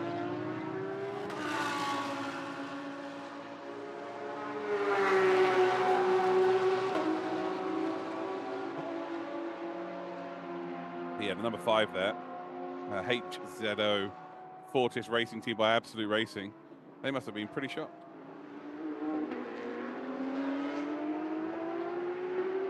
Yeah, they must have been pretty shocked. In the pits then, Phantom Global Racing, Rio has now come into the pit lane, gets the car stopped. That will hand the lead to Yi Hongli.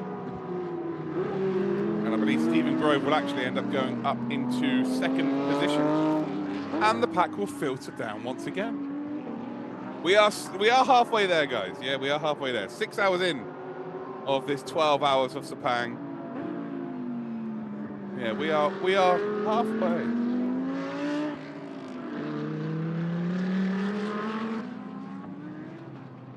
So Christopher Hasser lapping the 205.5s, but it's still 204s again. So Yi Hongli absolutely flying. Maybe a bit of a specialist here. Doing a sensational job. That is just a ridiculous. It's number 61. So that is the EBM car. Both EBM cars are actually in the pits now. Both of them at the same time.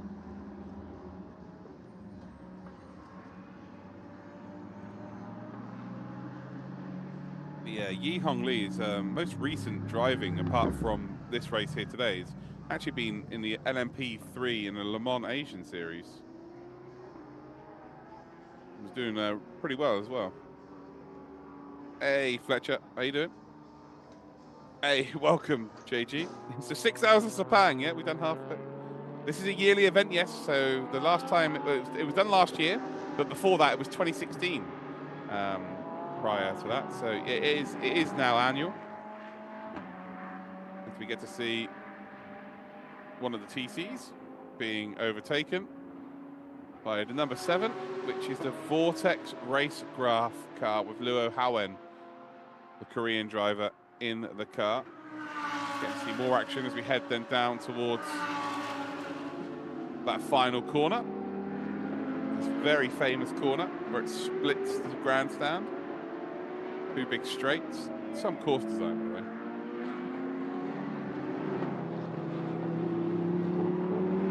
Yeah, it's very evenly poised right now. For me, the R&B racing team are the team to beat as it stands. It really does come down to if there's a pit stop.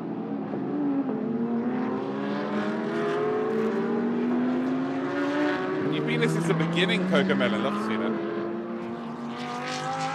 Oh, nice one, Chris. Good, isn't it? Here we go then. Here's some highlights. So we're looking at the number 31 car down in P5, negotiating some traffic. This was a battle for a top 4, as we saw the Absolute Racing team make a move there on Stephen Grove for EBM. And then we see some more action here as the Prime Speed Sport car was being lapped by the number 61, which is the second EBM car, and Ryan Wood. And then we saw a bit of a 3-way. We had an Aston Martin on the outside, a Ferrari in the middle, and then an Audi on the inside. And ironically, they went into that corner in the opposite way round because the lead car was 2 laps down, the middle car was 1 lap down, and then the Audi at the back was the lead car, and then they figured themselves out. It took a while, but they indeed got it sorted. Almost a little bit of contact there between Rio and the Harmony Ferrari car. And it's not the first time that Ferrari's been unintentionally involved in something. It could have been a little bit worse. And now we see the EBM car, the number 4, once again being overtaken by the number 31, which is the Phantom Global Racing car. They're currently in P5. There's the Climax team, the number 777 Audi, as we see some more side-by-side action.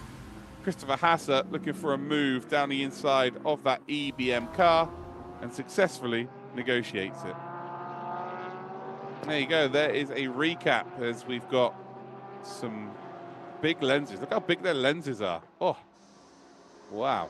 Impressive stuff. We're on board then with the 710. We're over the halfway point of the race now as well, ladies and gentlemen, cars. We are over the halfway point. Oh, let's go.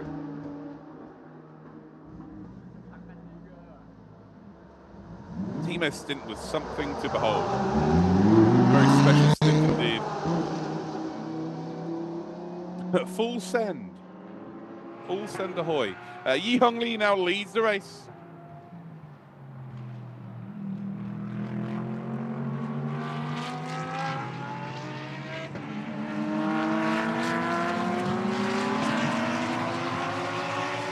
That's a new race leader, and the number 44 is in the lead of this race now, quite far ahead of Dorian Bokalachi, Chen Kong Fu, currently in 3rd spot. Then we've got Sun Jingzhu, Matthew Payne in 5th position, Yang Ruoyu, Christopher Hasser, Ryan Wood. Then got Luo Kaleo and Douglas Koo. Heramana Malmazak, currently in 11th position. They got Chen Fangping in 12th position for D1 Racing Team. They are the lead car in terms of the ETC series. They're actually 5 laps clear of Modena Motorsports. They've been in the gravel twice. One caused a safety car, the second one didn't. How was your rest of the day? Yeah, listen, that session, even though it's cloudy, it was a lot hotter in the car, and it sort of induced a lot of understeer. And then towards the end of the steer, we started getting a lot of oversteer. So we were trying to play with traction control and trying to play with a lot of different things to keep it, obviously, on the track. But no, that was really hot. So how was the car for you? Yeah, the car's good. It's just so hot for it. You know, I don't know what the track temperature is, probably 60 degrees. And at the end of the stint, we're doing 30 laps on the tyres. The last sort of 10 laps is pretty tough. But you just got to keep working at it and just trying to drive the car straight, get through the corners, try not to slip the tyre and just get in a straight line. Do you facing any problem with traffic? Yeah, listen, traffic's a problem because there's so much difference in speed, and I don't know, that session I seem to get them all in the wrong spot. But that's racing. We just wanted to bring the car back, and we did that, so we'll rest now and see how we go. Sorry? How about your two teammate will be you? The car balance. Your teammate. Oh yeah, listen, Matty's in there now, he's super quick. And then he'll go, and then I imagine Brenton will get back in, and then as it gets later, I'll probably come in for another stint. And we'll just try and get through to the end as best we can. But Matty's quick, and he really knows how to look after the tyres. He's a supercar driver in Australia, and they really got to manage their tyres. So he's very, very good at that, so it should be good. So how about a team? Yeah, listen, that's the goal, but, you know, it's a long race from here. Anything can happen. We've just got to keep pushing and pushing, and then try and be in the race for the last hour and see where we end up. Thanks you very much. Thank you. Well, there we go. There we go. Little chat there from the number 4 team from EBM, Grove Racing. Now Matthew Payne is in the car. He had an incredible stint earlier on, ladies and gentlemen. An unbelievable stint. He's already bang into the 204s as well. So expect to see him fly up the order. He is a very special, talented driver. And just like his teammate said there, a supercar driver in the VA series, one of the most competitive series in the world of motorsport. So yeah, he will be absolutely fighting to grab as many positions as he possibly can. Yeah, very interesting indeed. Right, I'm back in 2 seconds. I just need to go very quickly for a 2-minute break.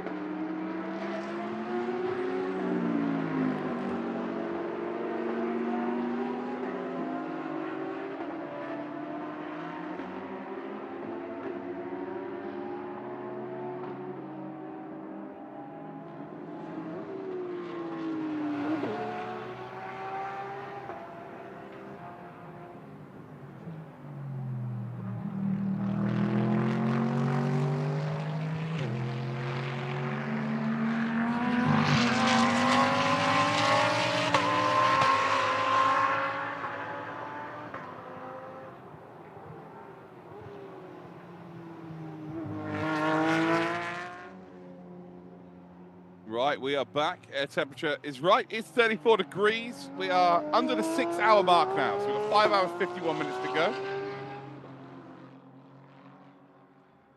As we can hear some pretty incredible sounds from that Aston Martin up ahead.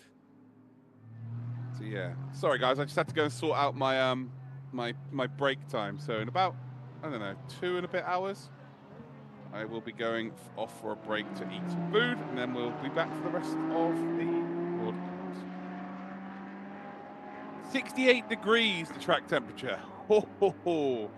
That is warm, isn't it? That is very warm indeed. That is very warm indeed. How are we all doing in the chat though, guys? Let me know where you're watching from around the world. Get yourselves involved. If you've just joined, we are 6 hours into this race. And the lead team with Ye Hong Lee at the wheel is R&B Racing. So they lead overall, but the leader of the GT3 class is Absolute Racing right now with Dorian Boccolacci. They find themselves second overall, but indeed the leader of the GT3 class. Leader of the GTC is D1 Racing Team. They've got now 5 laps to play with. Modena Motorsports, who were actually catching up at one point, had a second trip to the gravel. We then have some TC cars as well, but they're a fair chunk of change back, and the difference between them is nearly 30 laps, actually. Nearly 40 laps, would I say. Yes, very interesting indeed. And yeah, they will be, in about 3 hours' time, we will be heading into night time. Maybe a little bit less than that. They will start to get dark. A lot of people who've been here for a long, long time as well. And again, hopefully you're having a load of fun. Yeah, try managing tyres in 68-degree track temperature around a circuit like Sepang, where it's very difficult to look after tyres at the best of times. It's a very tough circuit to race. Local time in Sepang right now is 10 past 4 in the afternoon.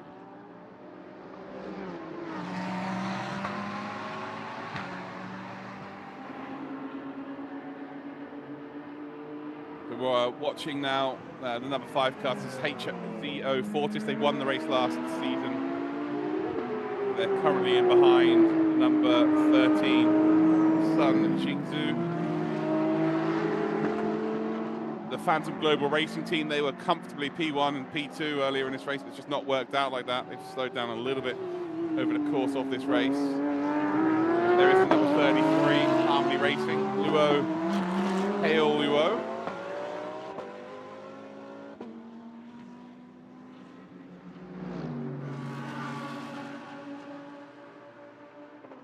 Running in that Ferrari, one of the faster lap times posted by that, and we've just had a new lap record, new race lap record, ladies and gentlemen. Matthew Payne has just produced a 2:04.054, and that is I say lap record, it's the fastest lap of the race, not lap record, but yeah, the fastest lap of the race has just been provided by Matthew Payne, and I'm wondering now whether we see a 2:03 today.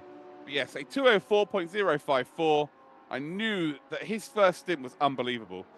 I knew that he was quick, but that is an outrageous lap time. So that is very quick indeed. So congratulations to Matthew Payne. And realistically, that's all about how much time he can make up over the course of this next hour. And I'm sure he's going to be absolutely flying. But there is your race leaders then, R and B Racing, 2:05.1. Still lapping considerably faster than most of the field, to be completely honest. Boccolacci, the 2:05.2 in second spot, and then you've got Chen Kong Fu with a 2:05.5, and then a 2:08.001. So at this rate, Matthew Payne's going to take about 10 laps, and he's going to catch up to P4. That's how fast he's lapping. He's done another 2:04.8. He is flying. Ryan Wood, though, in the other EBM car, has just provided a 2:04.5, also racing in the V8 supercars. He was actually one of the fastest drivers from the junior series coming to this. In the V8 supercars, he got third last season in the Dunlop Super 2 series, which is absolutely ridiculous. He also got second in the Porsche Michelin Sprint Challenge, Australia, in 2022, with 8 wins. These drivers know how to pedal. Those Kiwis know what they are doing. They certainly do. And yeah, people are starting to. There you go, guys. People are starting to show the support in the chat. Kiwis have got a massive, rich history in motorsport. I'm an avid IndyCar fan, so Scott Dixon, obviously. We've got Scotty Mack as well. But those two.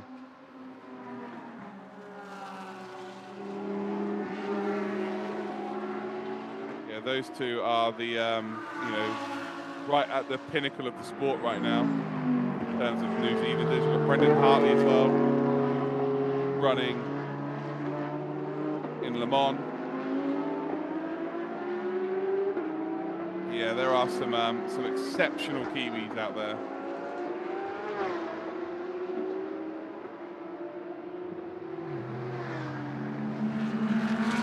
Ryan Wood is a gun, yeah, for sure. 100%.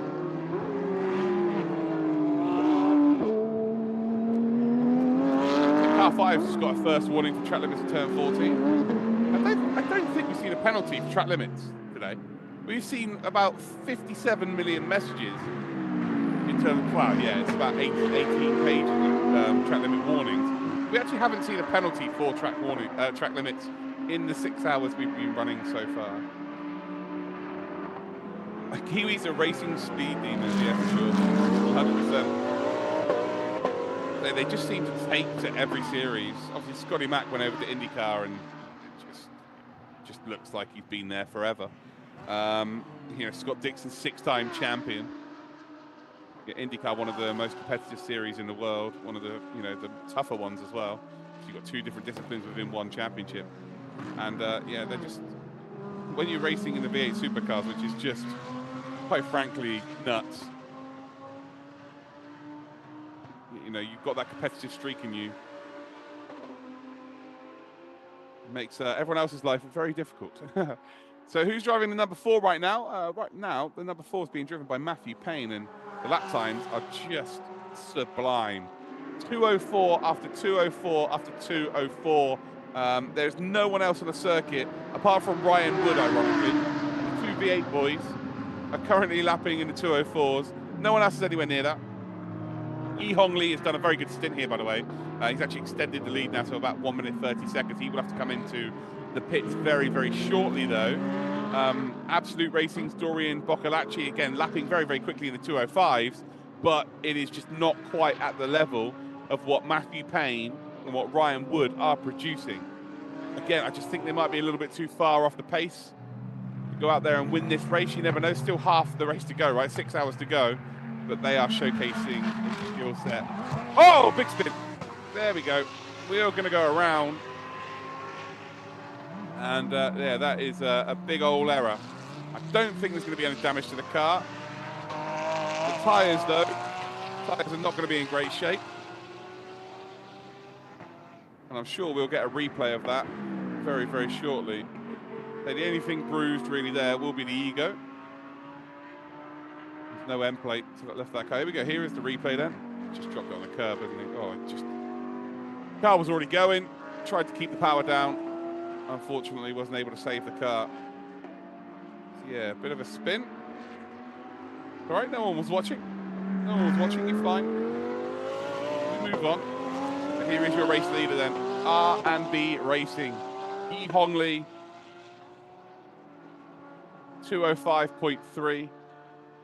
Yeah, those poor tyres. It's hot enough as it is. We've just been told it's 68-degree track temperature. Almost boil an egg on that. Oh, egg sandwich. Nice.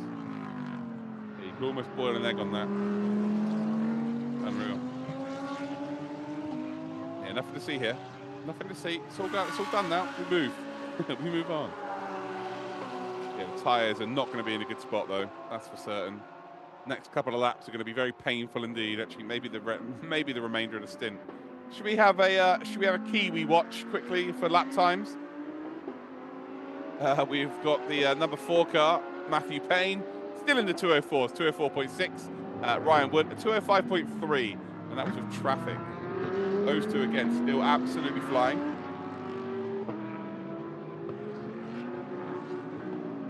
As you can see, the timing tower now being split as well. So you can see exactly which class is doing what, which is always good. Different classes of car, Wisey. Yeah, 10 of course, but hey, we've got a race to commentate on. No time to be tired here, mate. No time to be tired. And we've got Kiwis flying all over the place. We have got no time to be tired. Don't you worry about that. Next lap time watch for Matthew Payne on this unbelievable stint that he is on. He's about to cross the line, and he produces a 204.6 again. He's actually 0.02 of a second quicker than he was on a prior lap. Unbelievable consistency as well. Not only quick, but consistent. Yeah, Matthew Payne really showing what he is capable of and chasing down Chen Kong Fu. Just done a 216.2 with that spin. So, yeah, big loss of time. Yeah, big old loss of time. R&B Racing, they're still looking like the team. There is one of our GTC cars. The number 7. They spent a very long time in the pits earlier on, about half an hour. They find themselves about 19 laps off of the lead with their little cluster of cars. And the car that is leading their little championship is right behind them. Or leading their little race here. It was right behind him. Hold on, what happened there? Oh, there we go. Sorry. Got very confused there. I thought the Audi was a Lamborghini. No, the 2 Lamborghinis were behind it. Got very confused there. I was like, huh? Where did the yellow Lamborghini disappear to? But he's right behind. He's looking to put a 20th lap then on to the number 7. Not been the best of days, but finishing a 12-hour race, that's the goal. Make sure you get to the finish. That is some challenge in itself.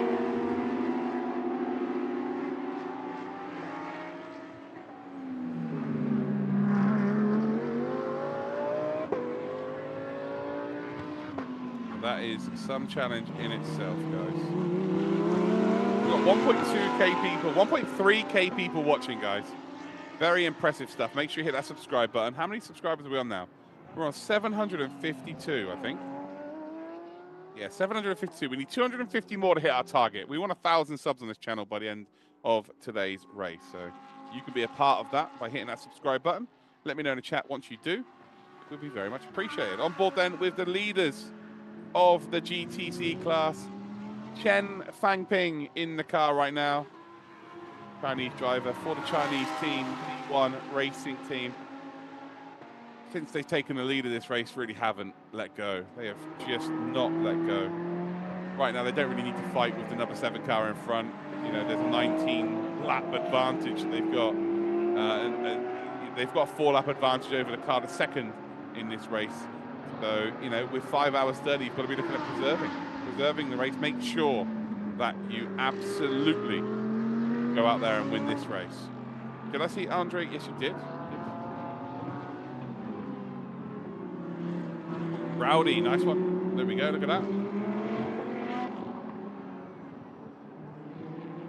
Boccolacci's currently in the car. He's currently P2 in the 911 Absolute Racing car. Hey, no worries, Andy. So I'm glad you lot are all enjoying it. It's fun for me as well. As much as I'm doing a 12-hour solo commentary, which is maybe unheard of in endurance racing. I don't think this has ever happened before. But we're having good fun. We're just trying our best at this point. Yeah, we are giving it our absolute best. Interiors, exactly. That is what you want to be doing. Make sure you don't miss the race each and every year. Car 326, track limits to turn 4, first warning. First warning of this stint. Probably be the more appropriate way of dealing with things. Doesn't look like Chen Fangping wants to have a bit of fun. It really does. There's a bigger picture here, of course. 4 laps clear in the class, and you know, looking to get a race victory.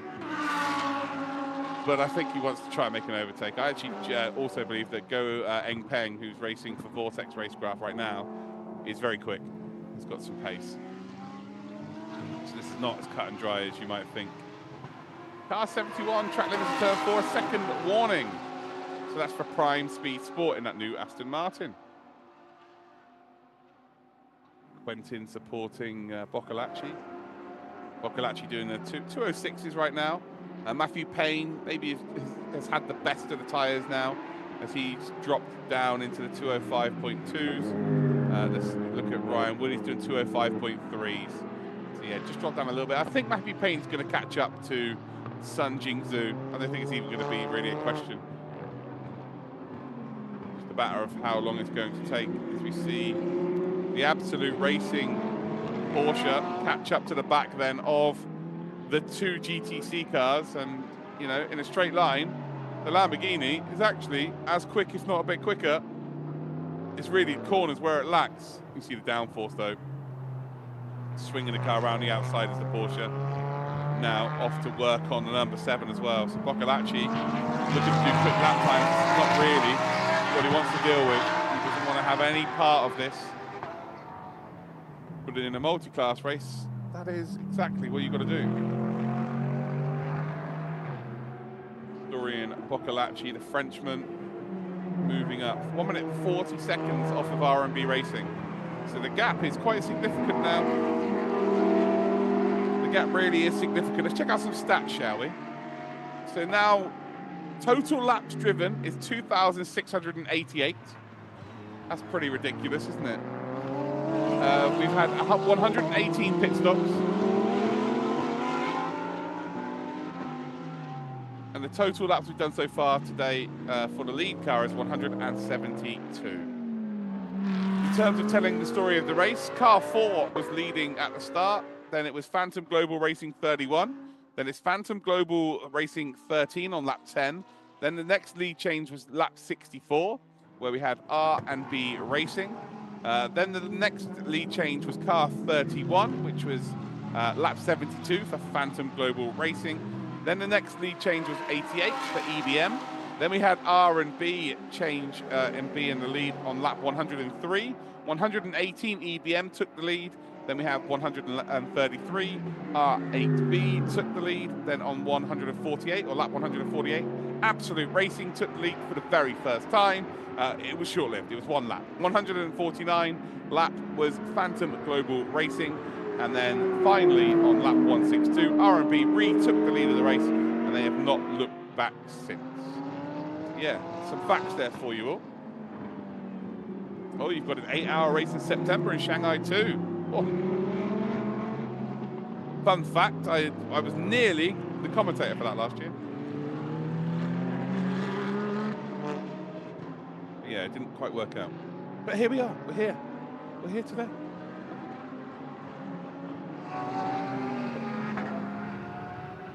Yeah, it'll be on this channel, Big Puffer.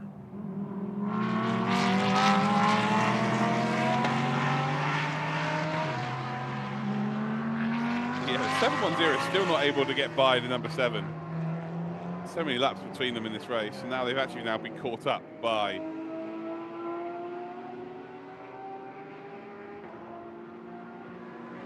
the 65. So Viper needs the racing, and well, quite easily carves his way through like a warm knife through butter. Has the number 7 car to contend with. Now we're about to see a position taken. Hey Clement, how you doing? You okay? Job done nicely.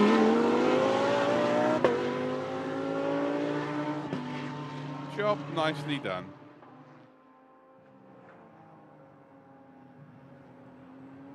Negotiates those two cars very nicely indeed. Retired for you, welcome. R&B Racing Porsche 87 won the inaugural Shanghai 8-hour. Look at that, Jeff knows his stats. Jeff knows the stats, ladies and gentlemen. Love to see that. Someone who knows their mustard. Yes.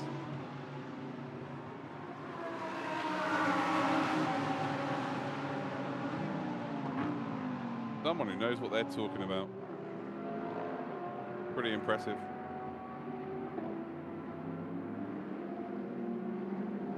So getting a lovely look here at one of the brighter of the liveries. It's grey, but it's got a nice tinge of green to it as well. Then you go a little bit further back, and we have got ourselves the Be Quick Absolute Racing with Christopher Hasser in the car, and they are making their way through the pack. Akash Nandi earlier on said that they have got the 2 fastest drivers for the rest of this race, and while they feel like they're going to make their way through, that is absolutely the case. Matthew Payne, by the way, is in the 204s, the only driver to be in the 204s now. He's actually 3 seconds a lap faster than the leader of this race. EBM, the number 4 car, may be about to put themselves back in contention with this stint. So Matthew Payne might be, again, Timo Bernard did an unbelievable stint as well, but Matthew Payne's first stint was something special. His second stint's even better. His second stint is something to marvel. I wonder if anyone is watching from the EBM team right now, checking out the broadcast. If you are, let me know. And make sure you let Matthew know that that is an unbelievable 2 stints he's done. Exactly that, Socks. Love a bit of motorsport. We do love a bit of motorsport for sure. The car 77, track limits warning for turn number 12. Only a first warning though. Again, we've not seen any penalties for track limits. I'm sure we will the later this race goes on, but as it stands right now, I'm not sure we're going to see anything here. Climax Racing, Yang Ruoyu comes across the line. It's a 208.993, so not really pulling up any trees there. So Matthew Payne, again, is the driver to watch out for, currently 9.8 seconds behind. I kind of want to see a bit of Matthew Payne action, to be honest. See a couple of laps.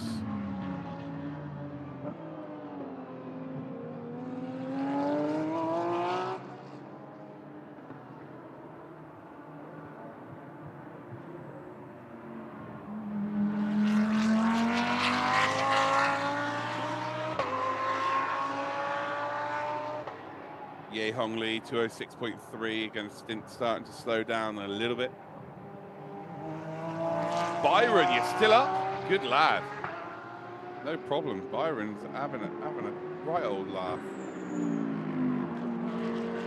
So yeah, if Matthew Payne goes into the 204s again, which we're going to find out in about 11 seconds, if he's in the 204s again, like this could be a magical stint. This could be a stint that really puts them in the hunt for a podium. Maybe even the GT3 class win. And it is, it's 204.9. So right now he's closing up onto P4 overall in this race and P3 in the GT3 class by about 3 seconds a lap, which is quite ridiculous.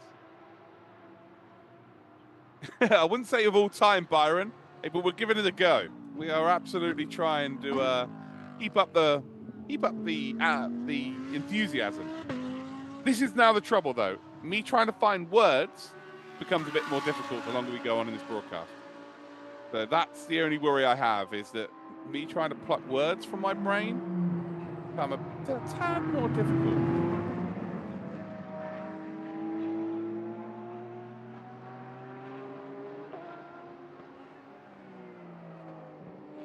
Yeah, a little bit more difficult trying to pluck words out.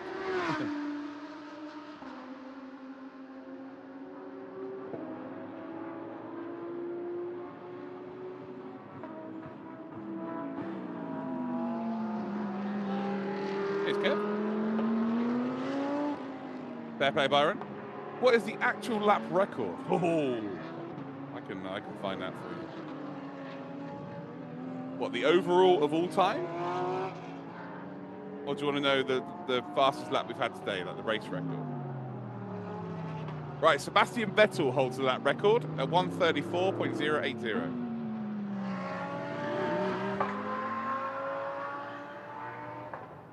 And that was done in a race. Qualifying, it is a 1:30.07. W08. There we go.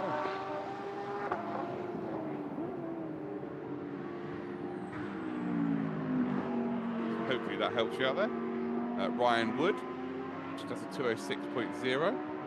We're about to see Matthew Payne throw in some magic again. He's about 3 seconds behind the car in front. And he does a 205.3. He is 3 seconds behind. We're on board with the Absolute Racing car. The 911. In a 911. Dorian Boccolacci. Again, another pretty good stint. And into the pits comes R&B Racing. So Yi Hong Lee, with a very good stint, by the way, has taken the lead of this race. He's now 1 minute 40 seconds clear. They might actually come out into the lead of this race. A full pit stop ahead of everybody at this point. So that's very impressive indeed.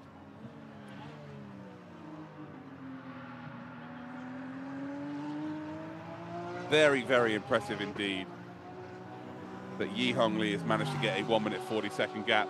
But he is being chased down again. Matthew Payne, this is just, again, a second stint of dreams from him. And then you've got Ryan Wood, who's flying as well a bit further back. Christopher Hasser for Be Quick, Absolute Racing in 7th spot, still lapping in the low 206s. But yeah, if you want to be anywhere near the front, I think you need to be lapping in the low 206s. And, you know, unless you're Matthew Payne, who just basically doing a whole stint in the 204s, which is quite ridiculous.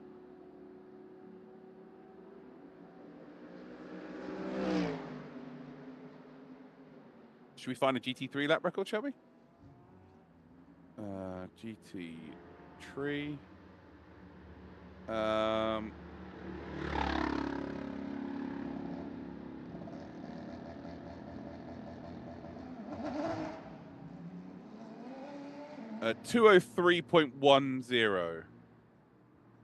A 203.10. So they are about a second. The quickest time we've seen is just shy of a second. Just shy of a second off the lap record. But we are yet to go into the night time. So maybe, just maybe, we see something handy down towards that near the end of this race. You never know. You never know. Right, R&B are about to come out the pits here, ladies and gentlemen, cars. But they're about to lose the position of the lead. But they're going to be right behind it. So this is the group now that lead this race. Matthew Payne is currently just behind Chen Kong Fu, And then Dorian Boccolacci. And actually, they may have just done that themselves, to be fair. R&B Racing are that far ahead. Pretty ridiculous, to be honest. What other races have I commentated? DTM. I've worked for Porsche Carrera Cup, Lotus Cup, DTM Classics.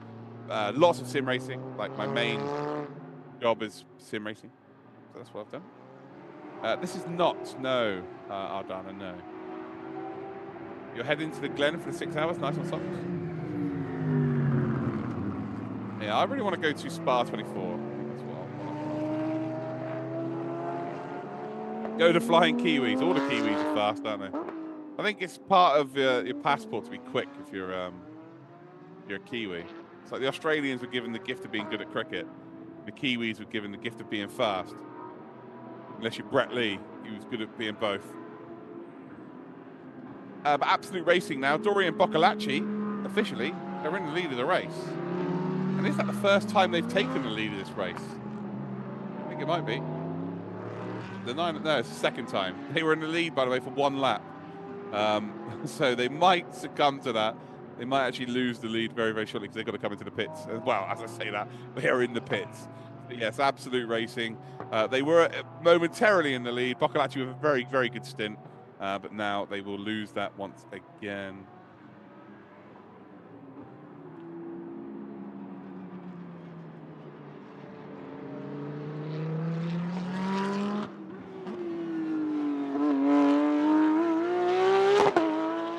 Oh, we get to hear the crackling of our GTC Sol Carrera Cup car, or the Porsche Cup car, shall I say. The 216. They were the cause of the only safety car we've had today. We've only had 1 safety car. They got stuck in the gravel, but they were all good. They got out. They actually got to the gravel again about 2 hours later. But they got themselves out on their own. All good. Yeah, all good. No harm, no foul. No one's going to get any hate mail to them. All good.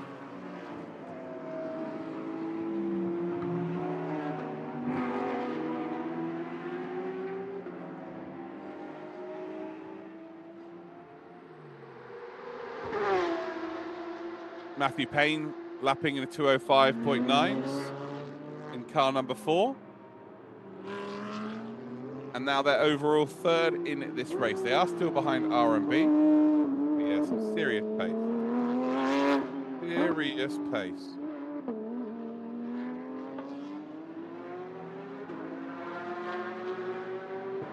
At the halfway point of this race, we got the results in for the halfway point of this race. Phantom Global Racing.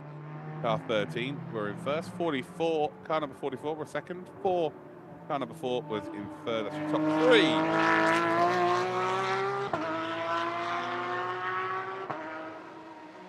Here we go then. We're on board then with Matthew Payne. Again, stint of the day so far with his first stint, and actually second stint maybe even a little bit better. Best lap 204.054, which was produced during this stint, and it is the fastest lap of our race so far.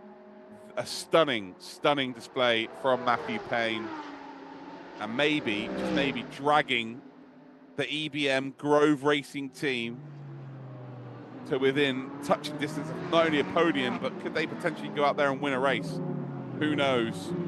But Matthew Payne is doing everything in his power to make that a possibility. Tyres in the last 10 laps definitely go off for sure. Stephen Grove, we had an interview with him earlier on. He was mentioning how the last 10 laps are very, very difficult, and you can see the significant drop off because he's now in the 205.8 range, which is still very, very fast compared to everyone else on circuit, but compared to his own lap times, it's very, very slow. There is R&B, who are leading the way now. Lu Wei, everyone behind them have still yet to pit as well. So right now, not only are they in the lead, they're in the lead by a full pit stop. But Matthew Payne is very, very close behind them. Like, he's only 2.7 seconds behind, and he's probably going to catch up and overtake, and then, you know, thus take the lead of this race. But He has to come into the pits very, very shortly. So we're about to see a battle for the lead of this race. But it will be very, very short-lived.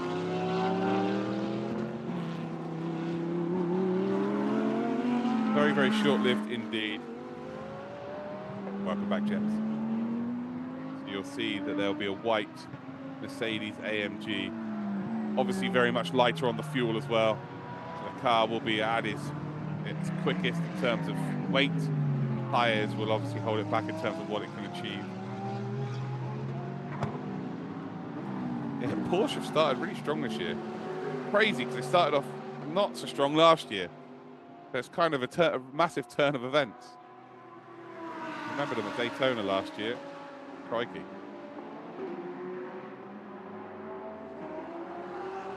So here's the Phantom Global Racing team. Sun Jingsu in the car right now, in third position. Gap between the front two's come down from 2.7 to 1.5. So Matthew Payne is now within striking distance of taking the lead of this race. And in all fairness, he deserves that. He really does deserve it. Again, they have to pit, so it's going to be very short-lived if it happens. But he deserves to have that little bit of glory because his lap times are ridiculous. Really, really quick. You see the gap here between the two EBM cars.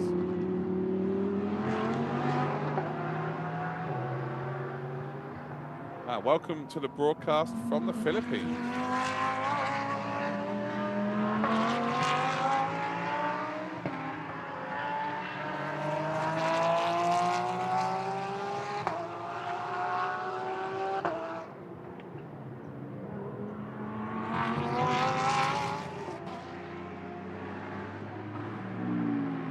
Rumble down with the number 13 car. This is Phantom Global Racing. Sun Jingzhu still on board with them.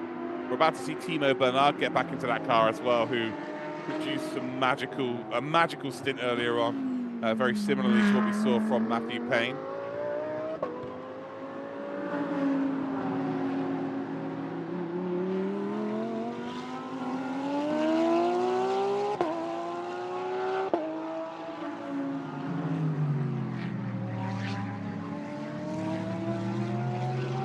There is the R&B Racing. They've got the car number 4 very close in behind. Don't worry, Socks. My reading's not very good either, so it's fine. It's fine. It's been a long, long day. So there he is, closing up to the back of R&B Racing. Well, it won't be long until Matthew Payne brings that car into the pits. But are we going to see a lap led from them, or an extra lap led from them? They're very close between them, the front two. Lu Wei lapping in the 206.1s. Obviously, Matthew Payne with tyres that are screaming at him. Can't really push too hard. But there might be the opportunity to just get that car into the lead of the race and know what it feels like, knowing that they're effectively only a pit stop behind. So if there is some issues, if there maybe is a safety car, it will bring them completely back in to this race. Lights on then from the Mercedes AMG. No flashing, just lights on. And he is pedaling his way towards the lead. Is there the chance though? Is he going to be close enough to pounce? Seems like Lu Wei, with the fresher tyres, is able to defend relatively well through sector 1 and 2. And Matthew Payne not really able to get close enough through those sectors either to make a move into that final hairpin.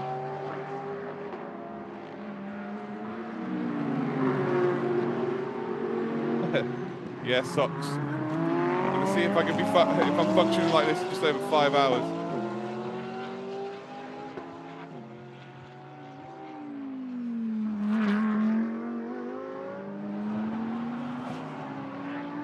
Yeah, Matthew Payne now is as close as he has been to the rear end of that Porsche. As we see the number 7 car into the pits for Vortex Racecraft. They're in the pits.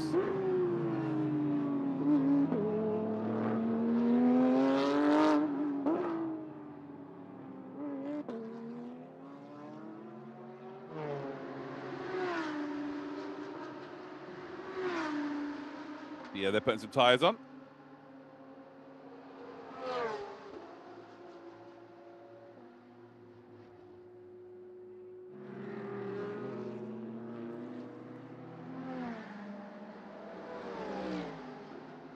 They're about to get going again. So the gap between the front two, though, is 0.4 of a second. Yeah, the gap between P1 and P2 is 0.4 of a second. Don't worry about this. Don't worry about the number 7 car. It's all about the lead battle, really. That's what we want to see. There we go. Oh, well, we're on board now with the Be Quick Absolute Racing.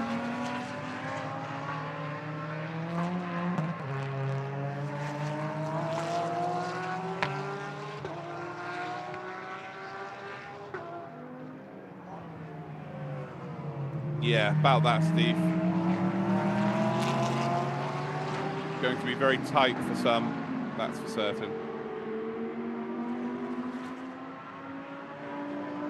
There's number 61, that's the second EBM car. Ryan Wood behind the wheel, currently lapping with the 205.5s. Yes, Ted Bennis, my job, mate. This is my job.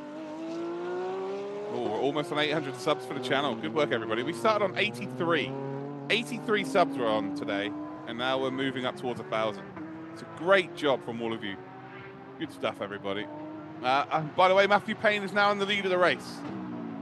He has managed to get into the lead of the race.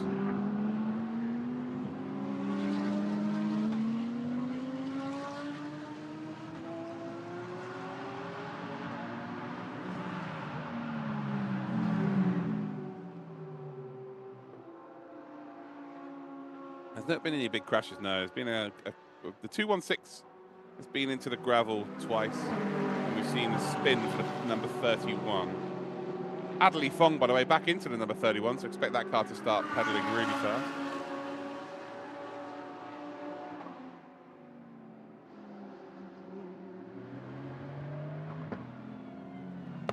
The car 710.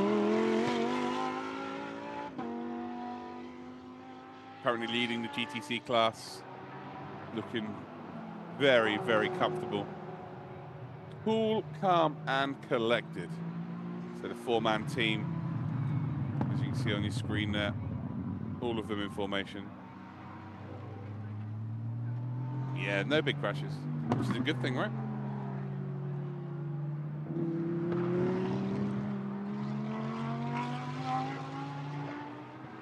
Yeah, it's been really, really clean.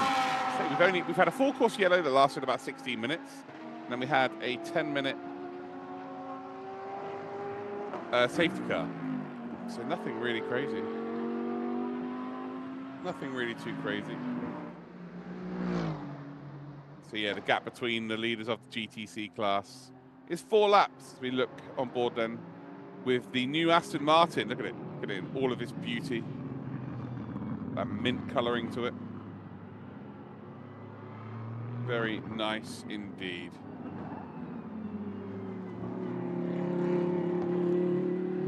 They're not having the best of races, unfortunately. They're a little bit further down the order than they probably would like. They're currently down in P11, but they are 3rd in the class. But they are currently on a podium spot for the class.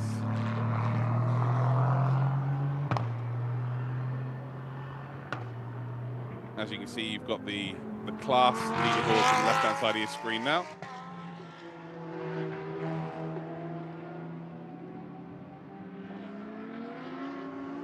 Yeah, EBM currently lead the way. Matthew Payne producing some very, very quick lap times.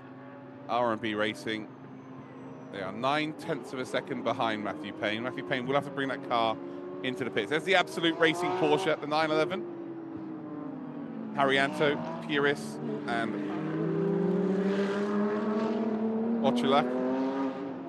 Boccolacci.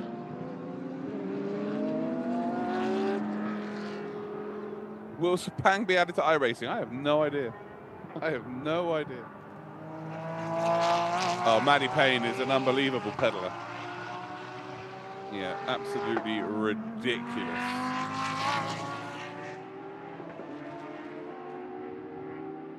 He won at Adelaide last year, didn't he? In the Supercar Championship.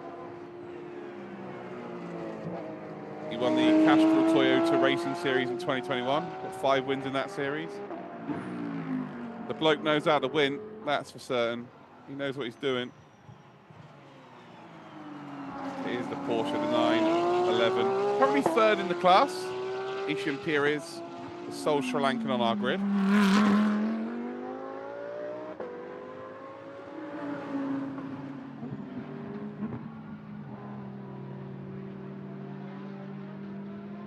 Yeah, the sole Sri Lankan on the grid. And again, doing a pretty good job. The lap time watch here for Ishan is 205.9. So again, if you're in the 209s right now, if you're in the 205s right now, you're in a really good spot. If you're at the end of your stint, like Matthew Payne is, and you're in the 205s, then, well, you're just on a different planet to everybody else, to be completely honest. He has been the star of the show for outright pace. Akash Nandi, he's also joined the 205 club. He's doing a 205.4. Be Quick, Absolute Racing. They're a team that are a couple of laps down, but as they cross the line, he's back in the 205s again. Yeah, they've only got their fast drivers to drive now. They've got none of their AMs to go in the car anymore. So it's just the 2 faster drivers that can basically leapfrog each other or just swap in and swap out. So yeah, Be Quick, Absolute Racing. I think they could probably gain a couple of positions on this grid and maybe even push up towards a GT3 podium.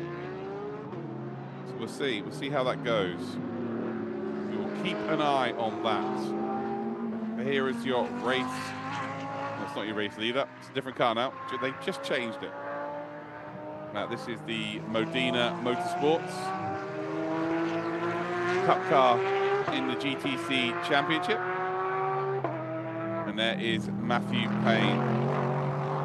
Stretching out his lead now, 2.5 seconds the advantage over R&B Racing. And I tell you what, the closer we get to the top of the hour here, and actually, it will be 4 more stops from here, regardless. But everybody would have to do 4 more stops. So this might effectively be for the race lead proper. But R&B, yeah, they will have to pit an extra time here as well. So these two are pretty much on the same strategy now. They're just doing it at different times.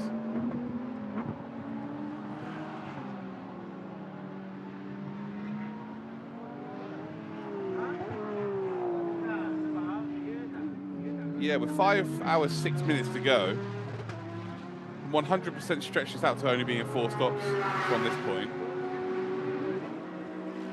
Whereas R&B, they have to also do the 4 stops. So this is where strategy really does become king. Expect there to be some more drama. Expect there to be more drama along the way. Expect there to be more incidents along the way.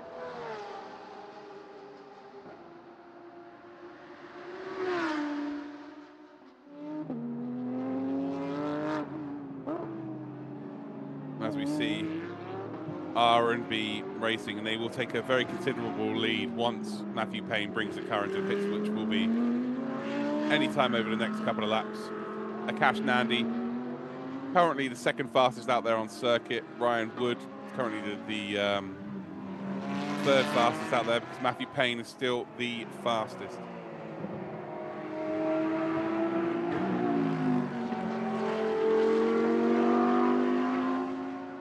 So that is Akash Nandi in the car, in behind the Absolute Racing team of Ishan Perez.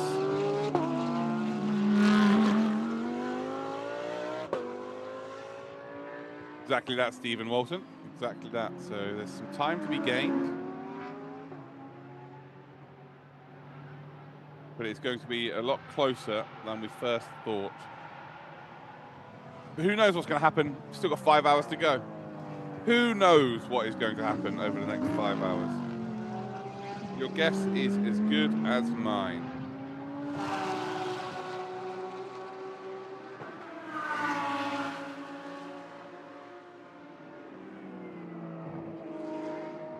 Going towards that final corner for the Absolute Racing outfit. So they're lapping in the 208.6s. So yeah, anyone around them are able to just drive away if they're running in the 206s. As we see the 710 Lamborghini into the pits. We've got Akash Nandi, who's in a 205.3 that time round, the fastest lap on track, or the fastest driver on track right now. Combination of fresh tyres, of course, as well. That is a big help, but for the Be Quick Absolute Racing, it's starting to close up towards the sharp end.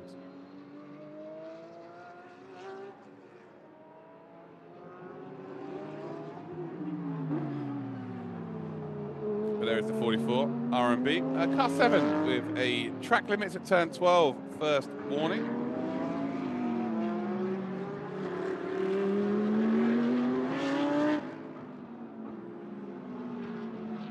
So again, lots of warnings we've seen today, but we haven't really seen any penalties for that. So yeah, we've not seen any penalties for that. Bocco, no longer in the car, Alex, but will be in the car, I think, in the next stint. So sure you'll get to see your favourite driver.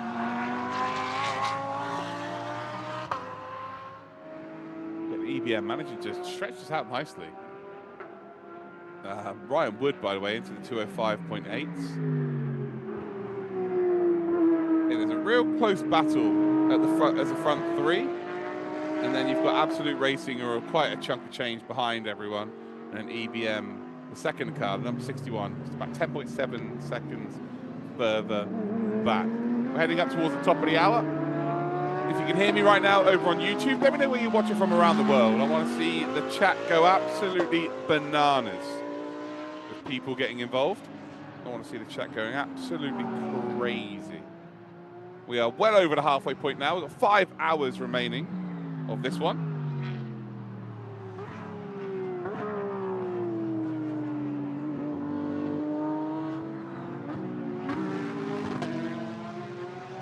We are on board then with the number 31, who were leading the race earlier on, Adley Fong, who's very, very quick.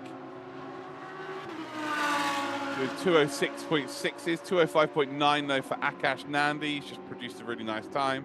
It's a 206.4 again for Ryan Wood. Caleb, watching from the USA. Got Powboy, what's up, how you doing? Miesbom, Netherlands. You live 45 minutes from the track, go and watch the race then. If you leave now, you've got 4 hours left. Gayula from Romania, nice. Nairobi, welcome. Malaysia, Switzerland, Bahrain. Crazy bananas. Norwich, my apologies. Scotland, Belgium, Mississippi, Belgium, India. Well, you're from all around the world, guys. Texas, Switzerland, New Zealand. Into the pits we come.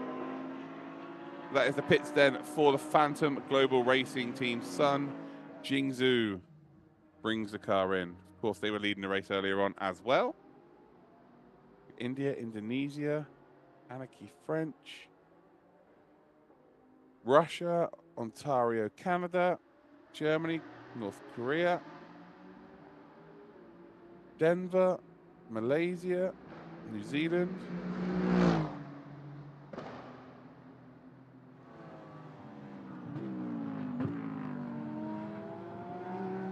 Taiwan, France. Nice, good work, guys. So now we're on board then with the number 61.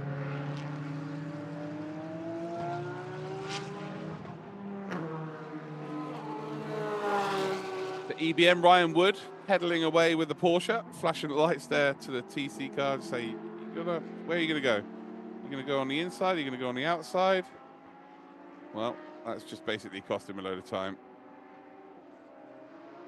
Yeah, he's not going to be happy with that, that's for sure.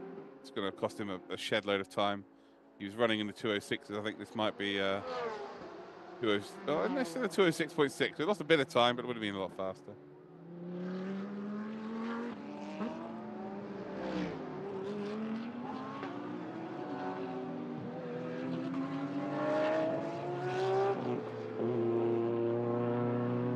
But now we are officially under the 5 hours to go mark.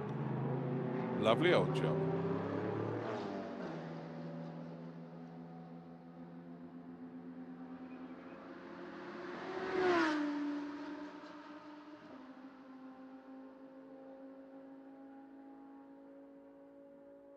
Yeah, we are under the 5 hours to go mark. There's a 777. That's Climax Racing. Li Dongsheng racing in that car today.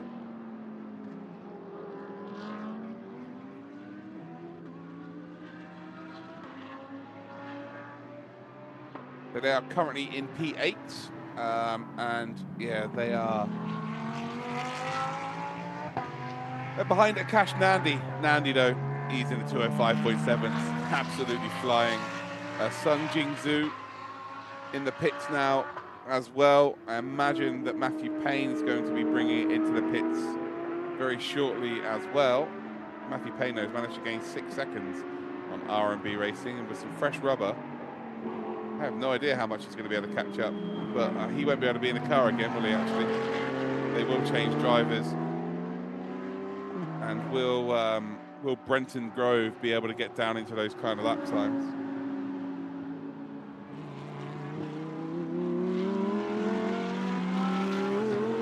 Second to last corner is, yeah, very, very interesting, isn't it?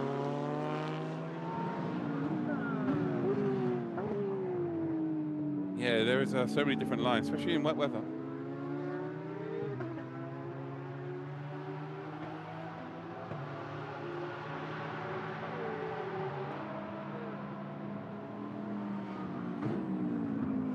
Yeah, especially when it's very wet weather here. I've raced here on in F1 games when it's been very wet. It's very difficult. And I've seen some proper races here in atrocious weather, and it could just happen out of absolutely nowhere.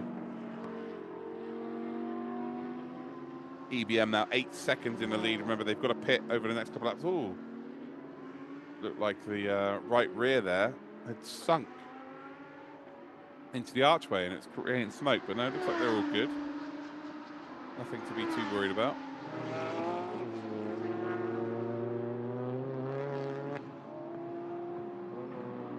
Running down towards turn number 1, 710. Still leading the way in the GTCs.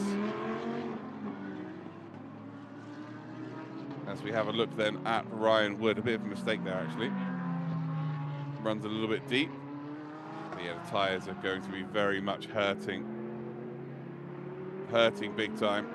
So there is Modena Motorsports, John Shen, Francis Shear, Christian Chia, and then Benny Simonson.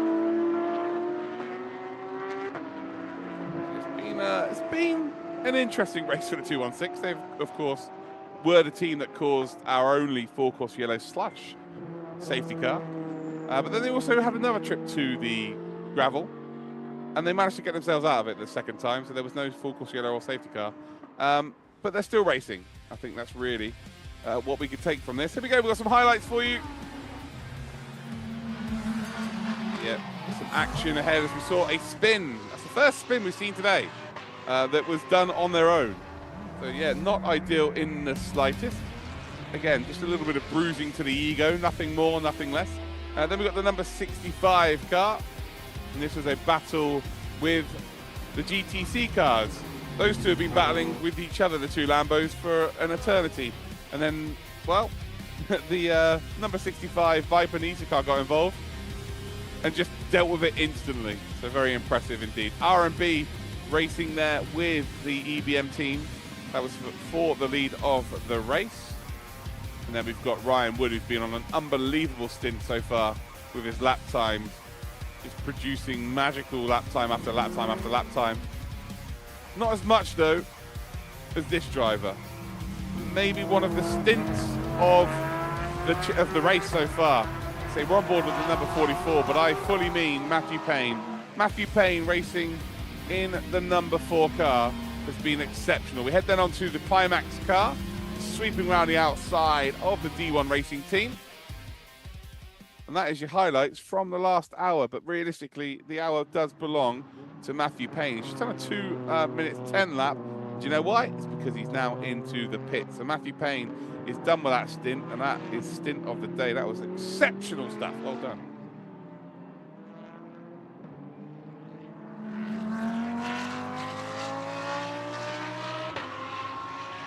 Cheers, Stephen. Appreciate that, mate.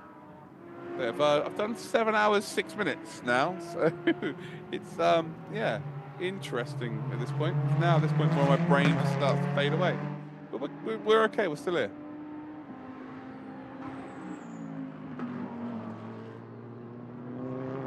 Yeah, a little spinilla. Nothing too crazy.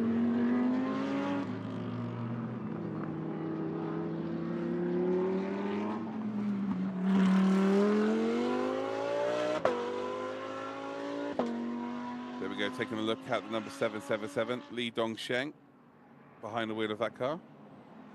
Any problems with curb? No? Why would there be a problem with the curbs? No problemo. No problemo at all. So yeah, Matthew Payne, after his stint, he's now going to go and have a well-earned rest. And yeah, not sure whether he will. I'm not sure whether it'll just be him and Brenton that get in the car from now on. I think Brenton's going to be the driver that gets into the car. Ah, good stuff, Caleb. Well, if this broadcast has served its purpose and you're now a motorsport fan, if we've converted one person, that's good enough for me. Right, guys, I'm going to make a quick cup of tea. I'm going to be back in about, I don't know, 2 minutes. So yeah, don't do anything too crazy. If you haven't already subscribed, hit that subscribe button. We're trying to hit 1,000 subscribers on the channel. Before this race, we only had 80. So if we can hit 1,000 by the end of this broadcast, I think everyone in the world is going to be pretty happy with that. So if you haven't already, make sure you do so. And if you do, let me know in the chat. But I'm going to be back in a minute. Just going to make myself a cup of tea.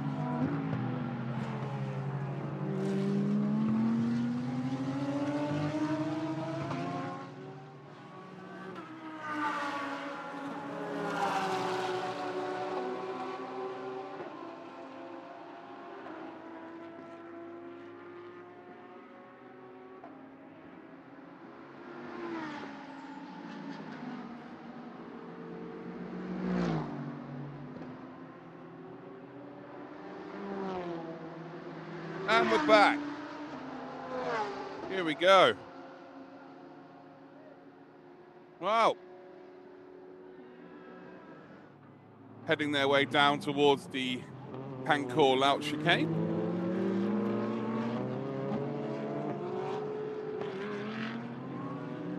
TCR car there to deal with.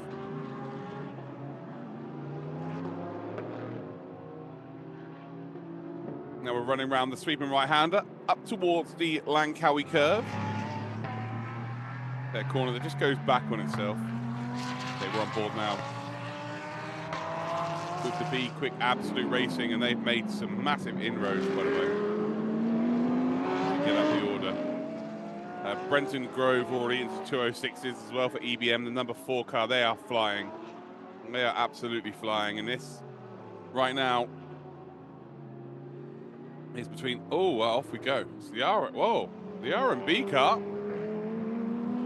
Just had a little trip down into the grass. Of course, they are the leaders of this race. I guess we'll have to wait and see exactly what happened there. But it looks like Adley Fong has just given them a little bit of a, well, I wouldn't say he's touched them,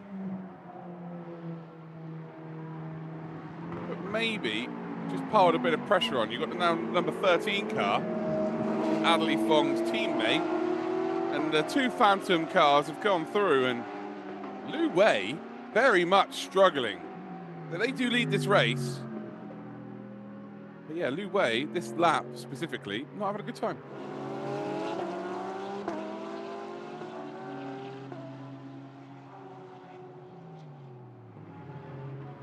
Yeah, very interesting indeed.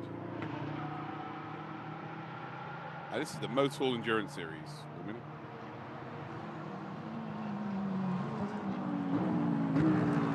Now you've got the number 61 coming through. So Tana Satien Tirakal. I think he's going to make a move on the number 31. So Phantom Global Racing Adley Fong. Going to have to defend the inside line. They've also got a TC car to deal with. They've also got the number 13 behind them of Timo Bernard. Timo Bernard is absolutely on the charge, but he's got their 2 cars that are side by side. Oh, well, there is contact between them. And things, all of a sudden, with 4 hours, 40 minutes to go, have become extremely spicy.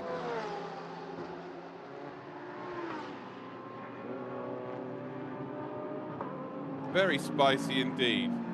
The door being left open. Got the 2 Phantom racing cars. Surely are going to work together.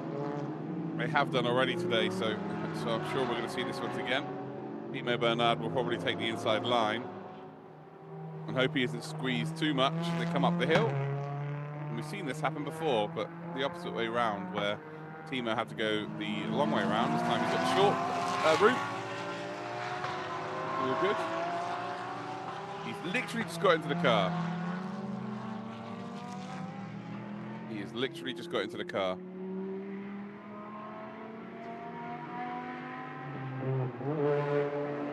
So ahead of his teammate, now he can move on. Timo Bernard put in one of the best stints we've seen so far in his last stint. And I think we're about to see something pretty magical once again. Brenton Grove, by the way, already into the 205, so he's flying as well. And everything's starting to come up Millhouse. Lu Wei just did a 213.327. So maybe his confidence is a little bit shot to bits, because he's gone from being almost unbeatable to very much struggling to find any kind of lap time.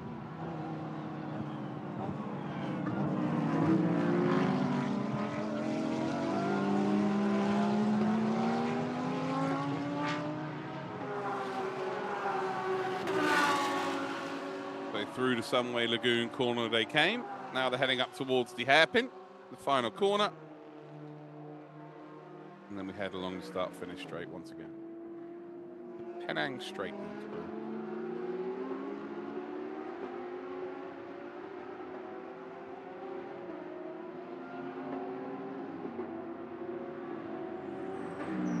On this lead of these trio of cars, you've got the EBM car of Tana Satien Tirakal. And then you've got behind them the number 13, Porsche. So that is for position. So that is for a P6 overall. Track limits warning for car number 777. First warning of the stint. Yeah, right now it is 20 past 9 in the morning for me.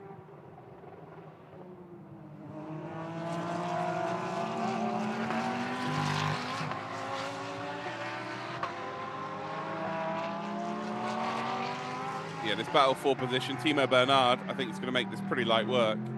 So this is the car that's officially ahead of them, but now behind them. So they were like a lap ahead, but now they find themselves behind. That's the number 31.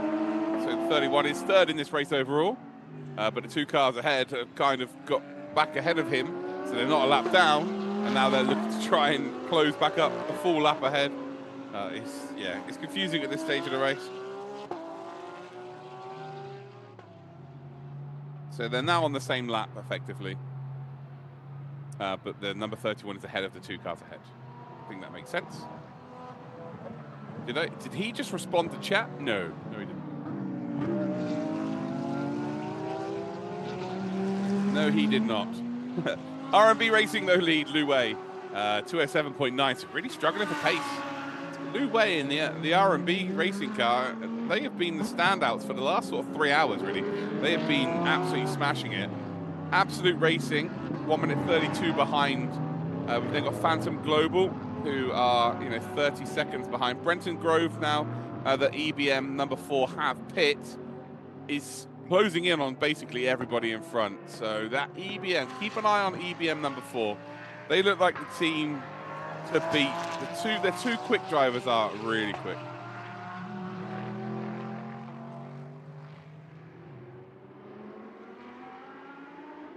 Makia from Slovakia. Welcome. Welcome indeed. Yeah, we definitely need to keep an eye out here, although on the previous lap it was a 207.1, so not the fastest of lap times, but he did have some traffic to deal with. Lu Wei, after doing a 211, is now on a 206.9, so it's kind of figured out the time. They've got a 1 minute 32 second advantage to R&B Racing. They've got a bit of an advantage, but we believe they've also got to pit one more time than everybody else around them. So that, it will be a shorter stop, but we believe that might put them into the clutches of a team such as EBM Grove Racing, especially if they give their fastest driver, Matthew Payne, a couple of stints, because he was absolutely outrageous. What about Timo Bernard then? Is he bang into his groove yet? A 205.1. Yes, he is. Didn't take long to know that one. Akash Nandi, a 205.7. Very much keeping it in the mixture as well. Brenton Grove, a 207.1, 206.5 for Phantom Global Racing, and Adelie Fong, 206.7 for Eshan Piris. And we've got Lu Wei with a 206.9. Who is your lead car? We are on lap 198. We're going to have around about 300 and between 320 and 330. With that safety car, maybe the lower end, so maybe about 320. Got some excitement for the sounds of the cars. Oh, we've got a car stopped on the track. That is the Harmony Racing Team Ferrari. And if they don't get that restarted here, that is going to be a full course yellow and a safety car. That is a very precarious position. I am very shocked that we've not had that already flagged as a safety car, to be honest. There's green flags waving out on the circuit, but the Harmony Racing Team are stopped on the track with 4 hours 37 minutes to go. It looks like we may have a failure, and this absolutely ruffles the feathers of the race.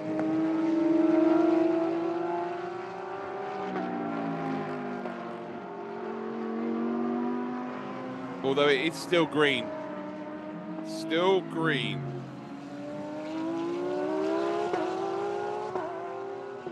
We're on board though with the 61 EBM, the second car of the EBM group. Tanner, Satien, Tirakal trying to keep Timo Bernard at bay, 7/10 of a second between the two of them. And yeah, there's not been a yellow flag waved here. There is not a full course yellow to safely remove that car off the track. I am very surprised at this.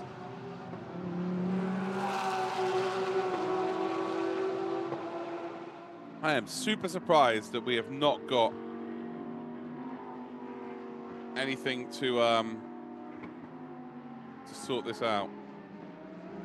Okay, the car is still stopped on track. No, it looks like we are actually moving again. So it looks like the Harmony car might be going again. Looking at the tracker, Harmony car, probably okay. Certainly not ideal.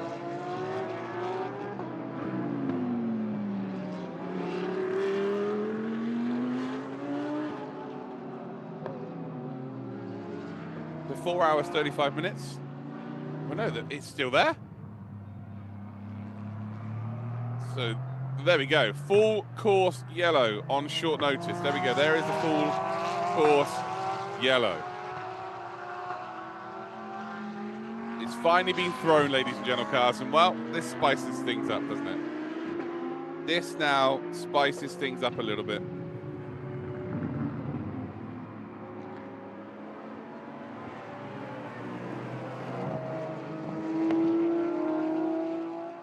There we go. Some enthusiastic flag waving there. Yeah, I know it's hot, guys. It is hot. Yeah, everybody now will have to go to 80 kilometers an hour. We have a full course yellow. And then the safety car will pop out and gather up all the cars.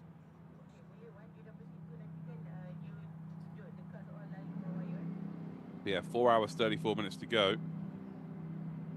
And things are starting to get spicy. So we've only had one full course yellow previously. That was in the second or third hour of this race. And then we had a safety car as well. So we've had one full course yellow and a safety car. This is the second time that this has happened. Of course, we don't want to see cars stopped on the side of the road. But this will make things very spicy. It should close up the whole field as well. They are, Giovanni. They are having the time of their lives. But anyone decided to pit here? Yes, Be Quick Absolute Racing. That is clever. The Be Quick Absolute Racing are not going to lose as much time as they would have done by pitting now. So Be Quick Absolute Racing. Keep an eye, because Akash Nandi and Akash Nandi and Christopher Hasser, those two are going to be racing for the entirety of the rest of this race. They will not have their AM driver go back into the car. So Be Quick Absolute Racing might be doing a little bit of genius here with this pit stop maneuver. This might bring them right back into play, actually, once all of this is figured out. I would imagine the R&B racing team, are they coming into the pits as well? No, they've continued by. Yeah, the R&B racing team have continued by. Or are they in? No, looks like they've come in. Yeah, Phantom Global with Adley Fong into the pits.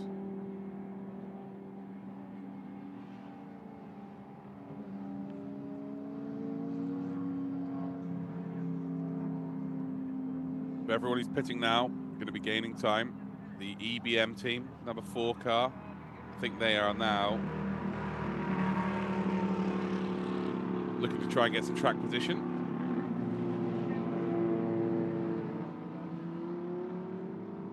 Yeah, they're looking to get some track position. We just saw them on the right-hand side of our screen, so we can see 4 cars in the pits right now.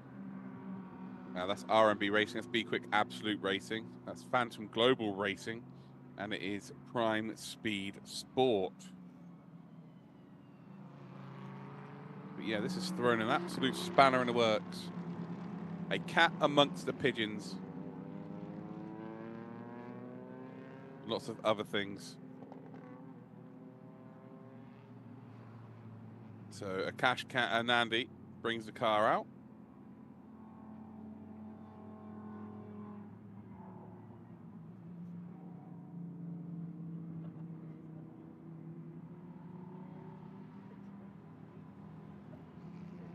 Yeah, and while we have this full course yellow, I'm going to go make myself a glass of water.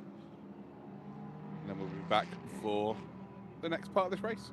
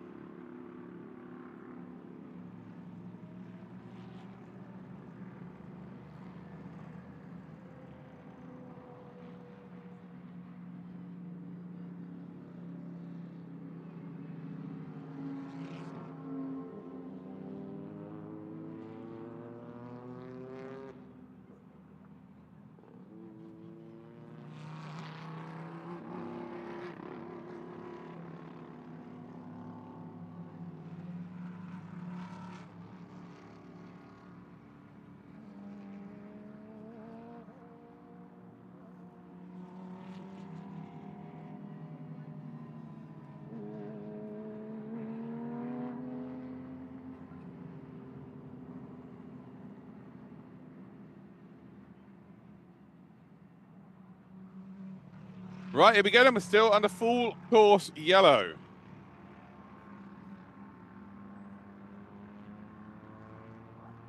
I'm not at the track, by the way, just to let you know. Zephyrus, I am not at the track. I am in the UK.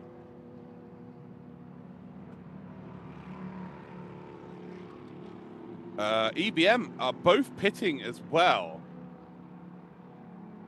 So Brenton Grove has brought the car into pits. Absolute Racing have brought the car into the pits. It'll be interesting to see if everyone manages to get onto the lead lap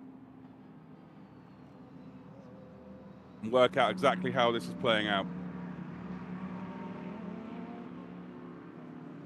This is Malaysia. This is Malaysia.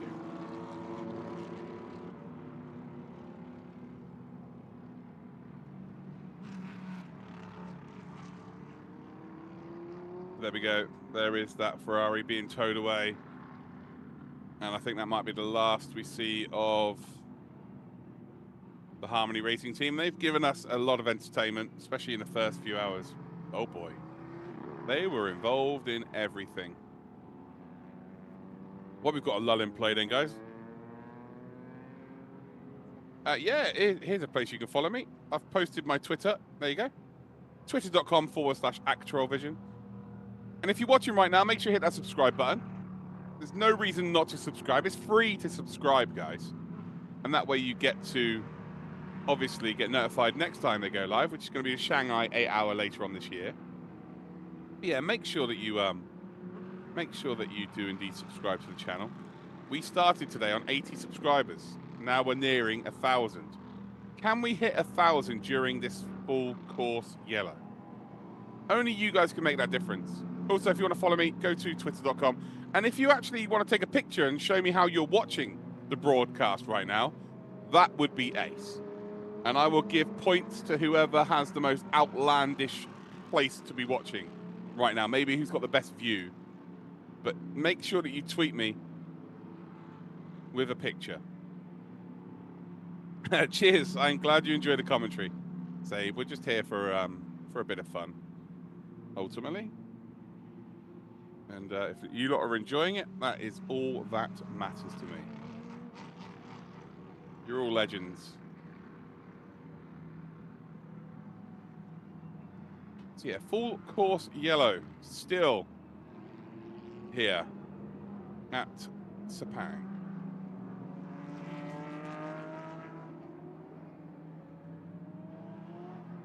So I wonder if the R&B racing team now have got a lap on everybody because of this.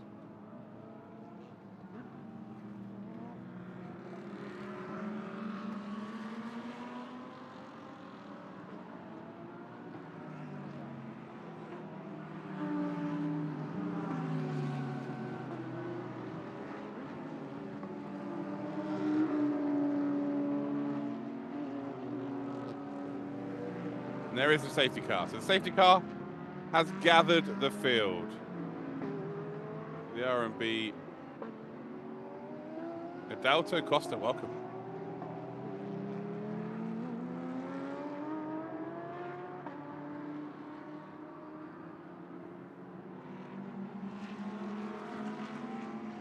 But yeah, safety car. It's going to bunch the field up. Now we just got to figure out who's on the lead lap and who isn't on the lead lap. So EBM are on the lead lap with R and B. Wow, okay, that makes things very interesting indeed then. So they are basically on the same part of the track now. I don't know if Absolute Racing are. We will find out next time they all cross it. You can see that they're trying, I think they're going to try and get this car sorted, you know. Hey, Bimo, how you doing, mate? I think they're going to try and get this car fixed. Endurance mechanics, endurance teams, different breed of human. There is no such thing as a broken car to them. They'll fix it. They'll find a way of fixing it, just the way they are. Ferrari just stopped. Yeah, the car just stopped on the side of the track, Aaron. Yeah, they quite literally just stopped on the exit of the Panga Lout chicane. Turn 2, just went nope.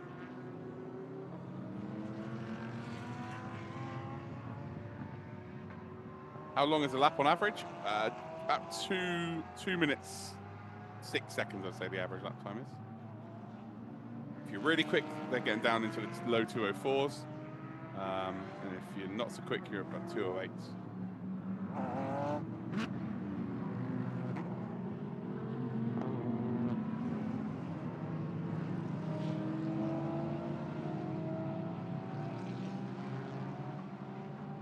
What's the most challenging part of the course? Turn 1 and 2. Turn 1 and 2. All the cars have been told they've got to pick up speed to catch up to the safety car. In the pits, Vortex Race Graph, number 7, Lamborghini Trofeo, into the pits they go.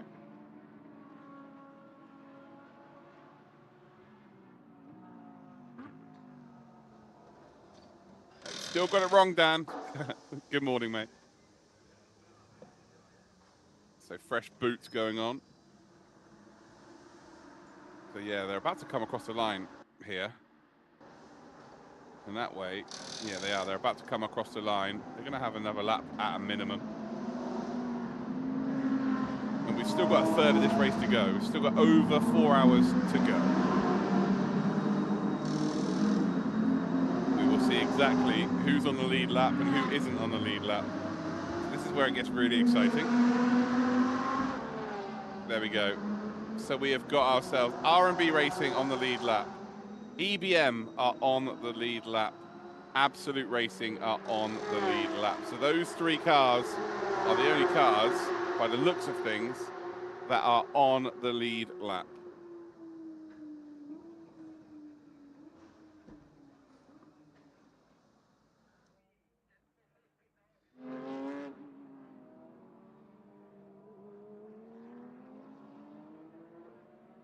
Safety car. About to sort itself out here. Go Max Verstappen. Not quite the right series. Not quite the right series, I'm afraid. Close. Close, but no cigar.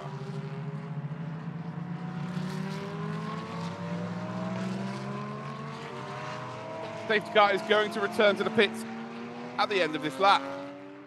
And we have a race on our hands, ladies and gentlemen. Cars. The front 3 now on the same lap. Then I believe Phantom Global Racing with Cheng Kung Fu.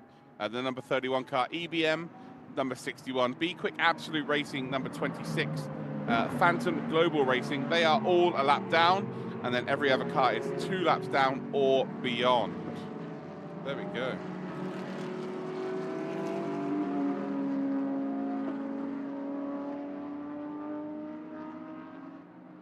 It's a one-off race, Thomas. This is just a one-off race. So the only issue here for Brenton Grove is that Yi Hong Lee is right at the front of this group, and Brenton Grove is pretty much right at the back. So he's got to deal with all of that traffic first before he can go and chase down a leader. So yeah, R&B Racing are going to have a really nice chance to drive away here. And the EBM Grove Racing team, they're gonna struggle here. The R&B Racing slow the pack down as they wait for the safety car to reach its destination, which is the pits. Of course, they can go whenever they want, as long as they don't pass the safety car. Dan, we're still alive. We're nearly 8 hours in. We've got 4 hours to go. I'll be doing this on my own, so this is fun.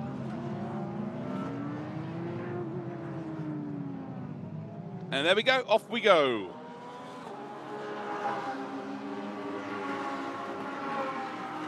We'll be taken away then. Yi Hong Lee takes us away. We're about to see all of the weaving as well for drivers to get heat into their tires and all of that good stuff. This is where mistakes can indeed happen. And well, yeah, Yi Hong Lee does not have the gap that he had prior to the safety car. Everybody's pit as well. Come then around the hairpin. So everybody has pit as well, meaning that realistically this next hour is vital as to who's going to win this race. So there we go. There's the run down towards turn number 1. Brenton Grove is just stuck here. He is completely stuck. He's going to try and make a move up the inside of the other EBM car. And they surely leave the room, and oh no, there's contact. Oh, whoa, that's a huge shunt on the exit of turn number 1. There's a slight touch there to the Climax Racing car, the number 777. Then that moves the EBM number 4 car over to the left, and while the sister car, the number 61, has just been not only hit but rolled twice. Fingers crossed, everybody's okay, but that is a massive shunt. As you can see there, the Climax car has got what appears to be a rear wing underneath it. But that car is not in great nick at all. That's going to take some fixing. Brenton Grove is probably going to be looked at for that as well. But more importantly, we hope that Tana Satyen Tirakul is okay. Because that was a big one. And that was a massive roll as well. That came out of absolutely nowhere. They say cautions, precautions. Here we go. Here's a replay. And there you go. You can just see there's contact between the 777, the Climax car, and then the EBM number 4 tries to avoid the car that he spun, but he spun the car. And then he's just T-boned his own teammate. Less than ideal.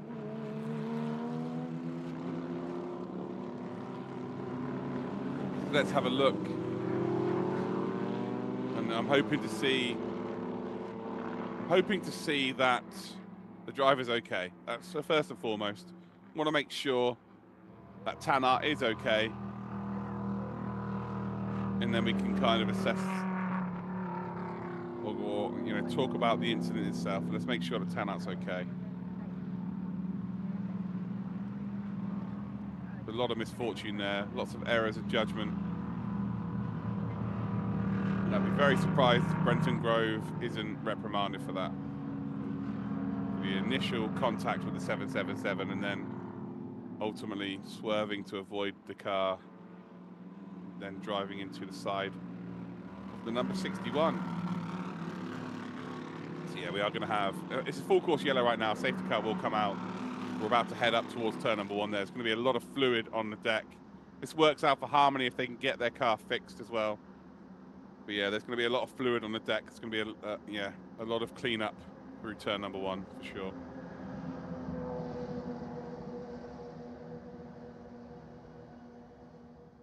Down through the hairpin.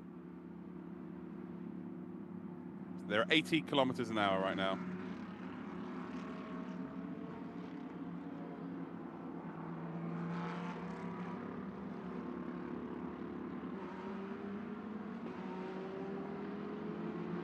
We've got the HCO team, Fortis Racing team by Absolute have decided to come and bring the car into the pits. Trying to use this to their advantage.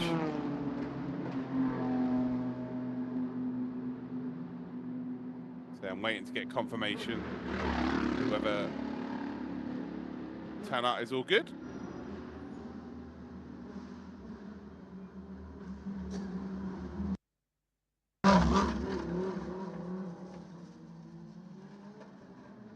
So another driver there, the Climax team, of course. That car not in the best of shape. They had I don't know what they had. Is that the rear diffuser of their own car? Maybe facing the wrong way.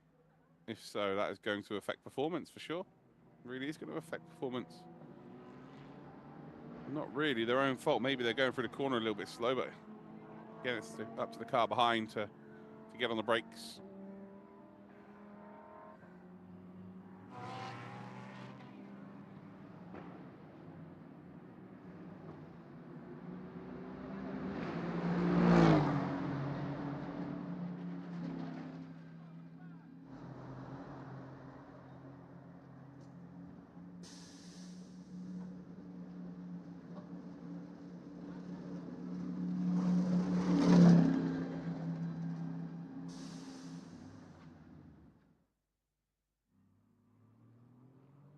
And really, the big shame about that is that almost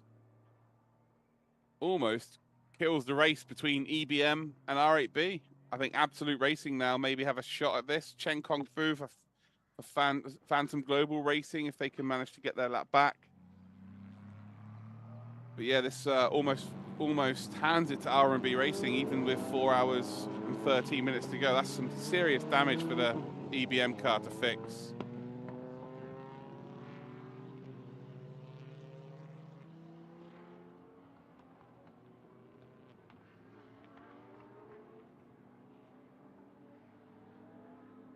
Yeah, some serious damage to fix. I think the Climax Racing team are also going to be out of this race now. So 2 of the big hitters, mainly 1 though, with Brenton Grove. Looks like EBM might no longer be taking part in this race.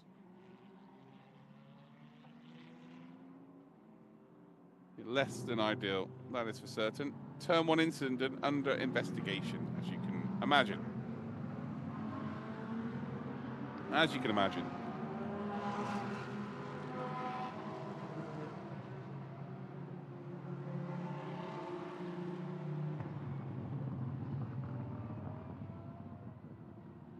We just had a tweet in from Chirazy, showing their view in the grandstand. That's a really nice picture. Nice work. In the grandstand, love that. There's some proof that someone's there. Love that. So I'm still waiting for confirmation that Tanart's got out of the car all good. So yeah, hopefully I get the all clear.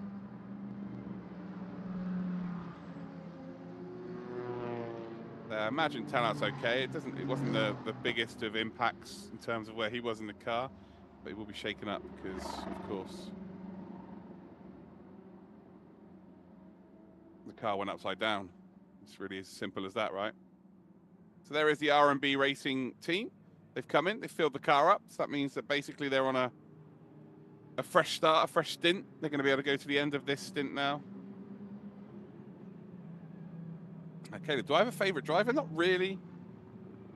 Not really. Rafael, there was a crash in turn 1 between 3 cars. 2 of them were EBM cars. The other one was the Climax Racing car. So that's why. And the car flipped up in the air and did a spin. Less than ideal, let's say.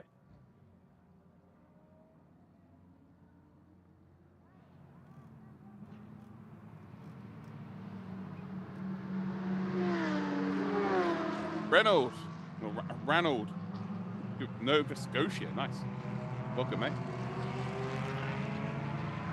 Yeah, I don't really have a favorite driver, Caleb. I hope Max does well. But that's because I work for him. But yeah, not really. I used to follow Kimi, Damon Hill, Dario Franchitti, but yeah, not really. Not really now. I'm a little bit older. I don't really have a favorite. I just like to see good races. So there is your race leader, R&B Racing, Yi Hong Lee. Wouldn't have seen that in his rearview mirror. He's quite far up the road, actually. But his team would have told him what has happened. And he might have just been handed a real clear opportunity going out and winning this race. Absolute Racing is still there. The 911 with Dorian Boccolacci still out there. There is a chance for them to get involved with this race win, but crazy action.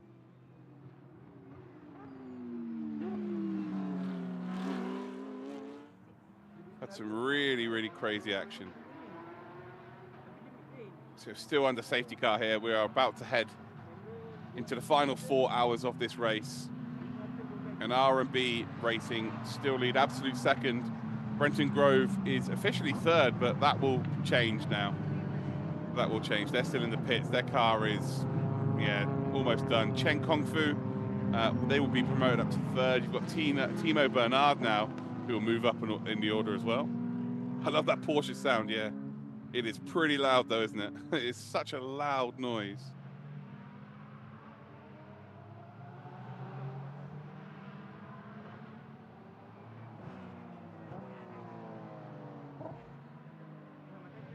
It is a very distinct noise.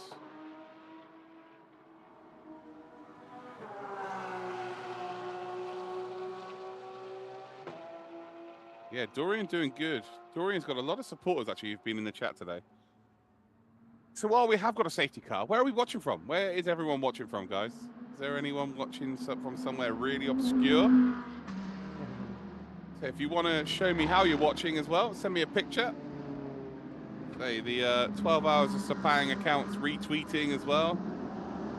If you want to send me a picture, twitter.com/@controlvision. The Motul Sepang 12-hour Twitter account is also keeping an eye on their retweeting and all that good stuff. So we got, what have we got here? GP from Singapore. Oh, you're in your bed, Ted, but that's not ideal, is it? Looks like the cars have been recovered. It's now all about the liquid that'll be on the track now. Denmark isn't obscure, but small. That is true. Turkey, nice. Spain, San Diego, Taiwan, China, Hungary, New Zealand, south of France. We've got Tennessee, Chicago, Malaysia, Romania, Latvia, Netherlands, Switzerland, America. Almost 6 a.m. Fair play. Not so sure about the Man City badge though, Isaac. Not so sure about that, mate. Texas, Morocco, North Carolina, Macau, Singapore, Shiloh, Ohio, Germany, North Carolina. Wow, look at this. UK, Netherlands, New Zealand, Indonesia, Malaysia, France. Crikey, guys. Okay. You guys are... You're all still here. We know you're still here now. Okay, copy. Make sure that you subscribe to the channel, guys, as well. Temper, yes, it's pretty difficult. Not many spots available for this kind of job. It's certainly difficult to do a 12-hour race on your own. That's for sure. Right. We're about to go racing here, and the lead car is Cheng Kong Fu, but he's not the lead car in the race. So he's the lead car of this group, but he's not the lead car of the race. The RMB Racing are now second. So Dorian Boccolacci is now in the lead of this race. The 911, Porsche 911, is in the lead of this race now. So new leader in this race. Yes, I'm an Arsenal fan too, Rowdy. Respect. Safety car is not. It's coming in now. We're all good.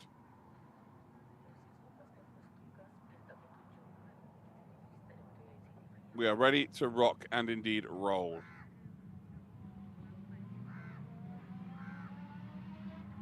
It's all now on the number 31 to go when they want to go, which is Cheng Kong Fu.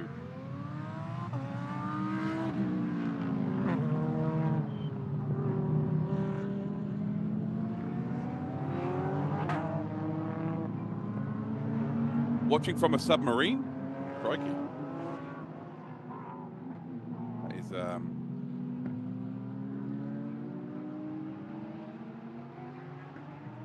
that is quite some commitment. So here we go. We're off. Safety car's in. And we are green light racing.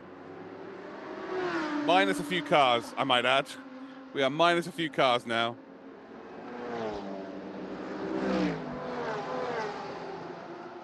But Absolute Racing now lead this race. So Dorian Boccolacci, the Frenchman, is in the lead of this race. RMB Racing, Yi Hongli is in second spot, and there they are, that purple car in the background being attacked, by the way, by the number 710. You've got the Cup car also racing in the GTC class, trying to keep out of the way. You've got the number 5 Audi there. Remember, this lead car just needs to not trip over anybody. Oh, the door gets completely slammed shut, and it's as simple as that. Do not get yourself involved in anybody else's trouble. You've got a race to win here. You're also on a better strategy than everybody else because you've just filled up your car. You've just got fresh rubber on. Nobody else did. You know, you might just be behind Absolute Racing, but it's not by a lot. You've got that pit stop in hand. The gap is about 7.8 seconds. It will be a bit more by the time they next cross the line. But right now, R&B Racing, this race is in their hands. The only people that can lose it really is themselves. Yeah, we've had a lot of lead changes today. We have a lot of lead changes today. I have no idea how this is going to end. Yeah, very exciting.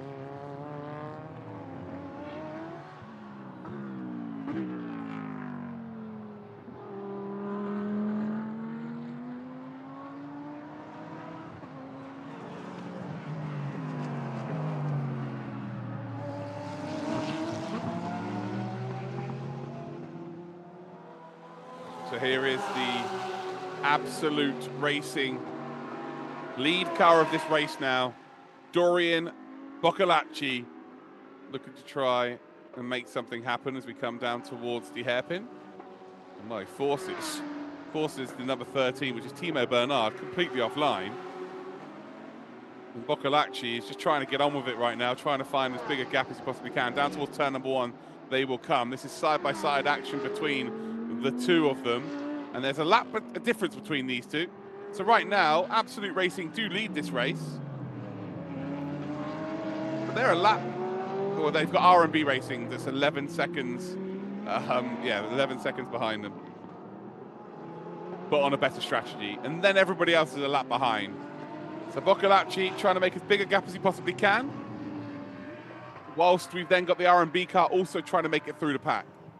So that really is the battle right now. Nice bit of side-by-side action, though, between Boccolacci and indeed Timo Bernard. It would have been great to see that for the lead of the race, but that's just not how things have panned out, per se. It is Crane, yes. Hello.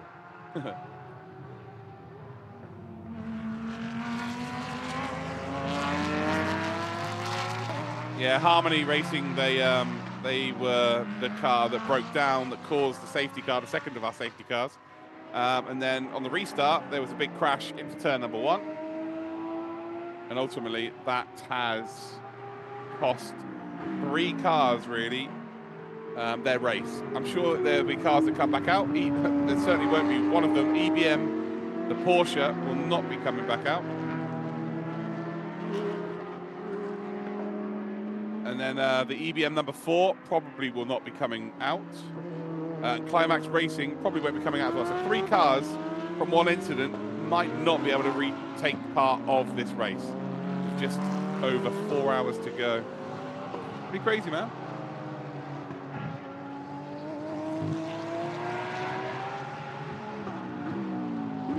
Exactly that. Yeah, another caution right now would effectively bring the number 31 into play.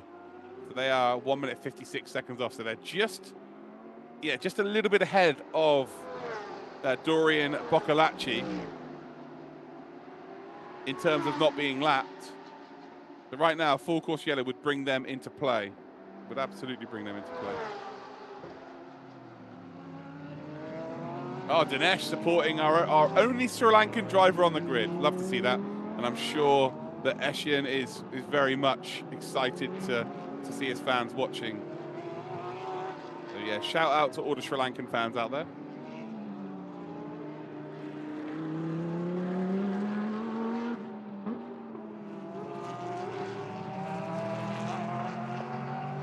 Timo Bernard now 10 seconds off of the back of the other Phantom Global Racing car.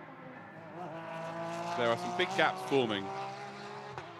But R&B Racing, now with a bit of clear track, starting to lap very quickly indeed, actually half a second faster than Boccolacci, who leads this race.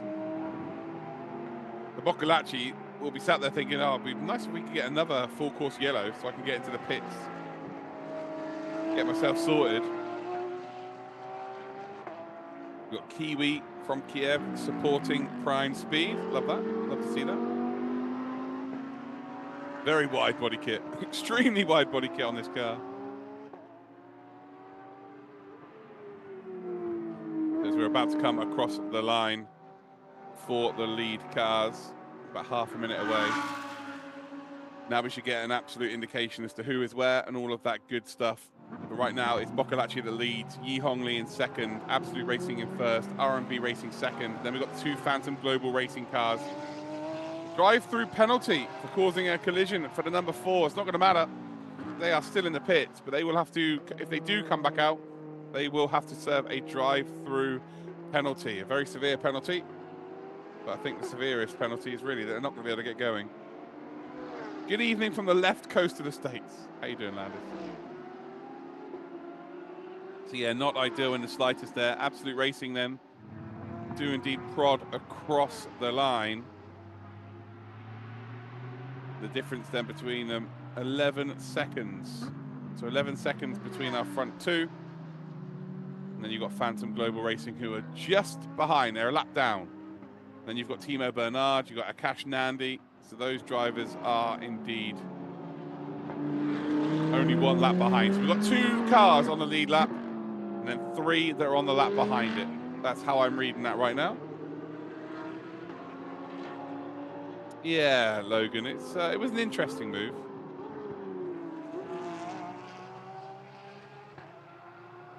Absolutely not a feat. Absolutely not.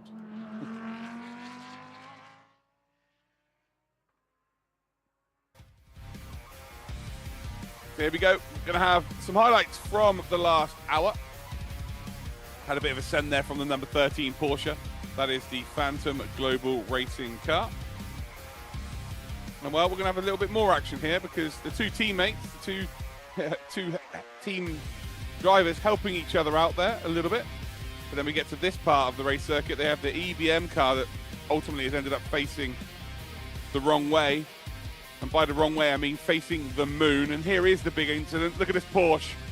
Yes, he faced the moon. That is 2 full spins. And that is 3 cars out. So that caused the caution, full course yellow, plus, of course, the safety car. And that is a big impact. That is a big impact, ladies and gentlemen. Oh boy. So I'm watching it again. I've got a little delay here on the stream. Crikey. Again, like, I don't think the action, caused, obviously the action did cause the outcome, but it was a slight touch. It's very unfortunate how that's ended up, really, but yeah, it just, the smallest of touches, it was very spectacular.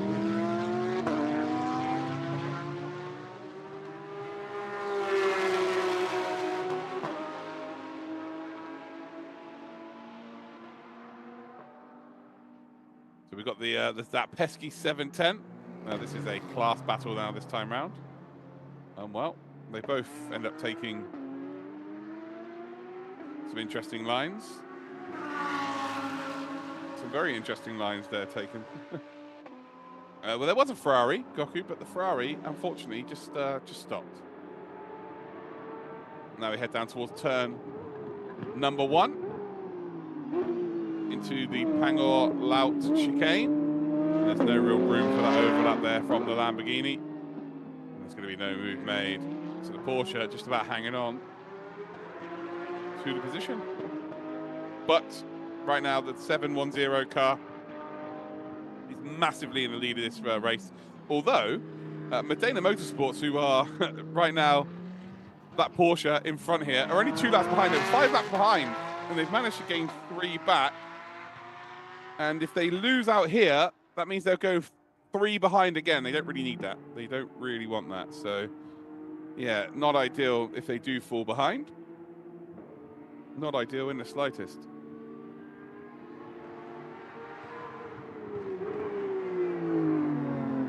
Again, if you are that cup car, there is an opportunity where you get another full course yellow, you find yourself gaining a lap. But the Lambo is really trying its best to get involved. So the Super Trofeo trying to find a gap. Trying to find himself a gap to work with, and there's no real opportunity. We've got the sweeping right-hander. We're heading into the Kenya Lake corner.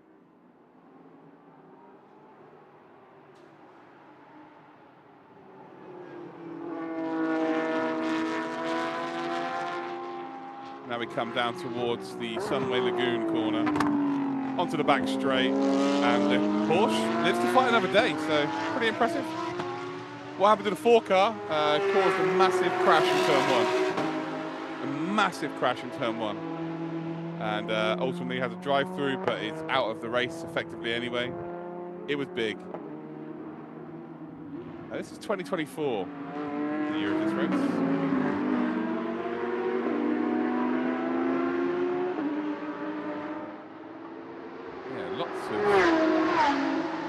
Lots of hard work. Yeah, the Lambo not able to make any moves really. So down towards turn 1 we come, and again the Porsche just about hangs on. Oh, Lambo nearly having a bit of fun there with the Porsche from behind. That was not good. That could have ended up really bad, actually. Luckily, they both come out the other side of that. That could have been really bad. Here's the number 31, currently on the podium. 2:16 under investigation for short pit stop time. We've seen that already, and they managed to get themselves a penalty. It wasn't that team, but we've seen when it's under investigation for a short pit stop time, tends to be a penalty that results from the investigation. The lap time watch now. Cheng Kung Fu, 204.498, absolutely flying right now. Akash Nandi, a 204.8. We're starting to see a little bit of pace across the grid. Yeah, there is. You can post a link here, YDG. Post a link to the Twitter post. If you, actually, hold on. Let me find it first. That might be an idea.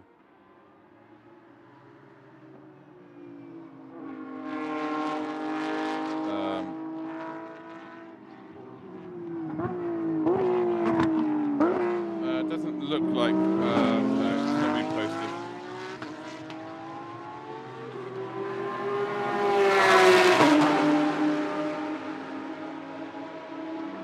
Yeah, it's not ideal. Well, finally, the Lamborghini has managed to get the job done, although he's going to run wide.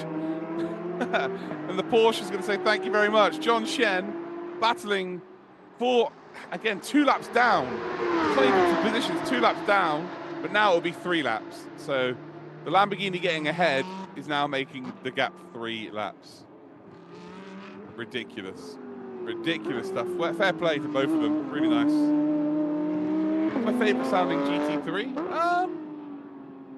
Don't really have a favourite, mate. They all sound pretty cool. They all sound pretty cool. Yeah, they all sound pretty nice. Right, guys, I'm going to be back very shortly. Don't do anything crazy when I'm gone.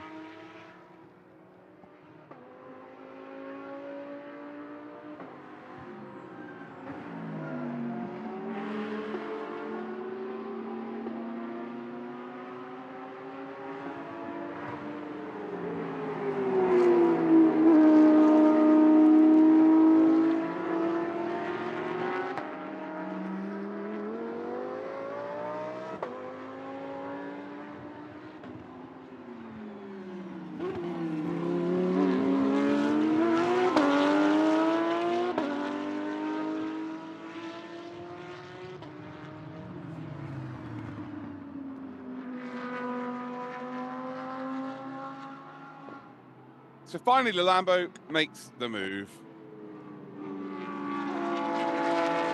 Hong Shiji is a couple of laps ahead, now 3 laps ahead. So, yeah, nothing to really shout home about. They've just lost time, but I'm sure they had a bit of fun. Climax Racing, by the way, are now out. They're back out.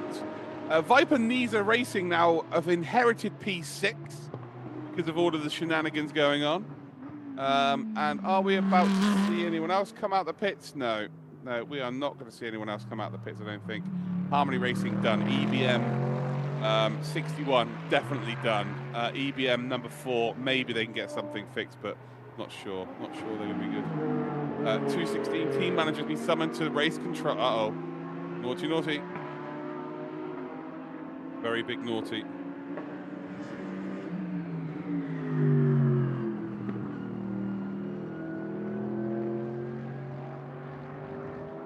Very unhappy race stewards there for sure.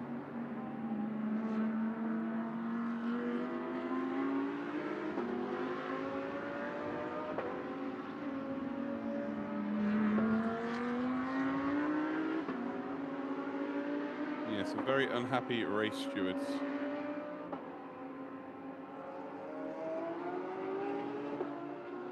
We are 49 subscribers away from hitting 1,000 subs, by the way, guys.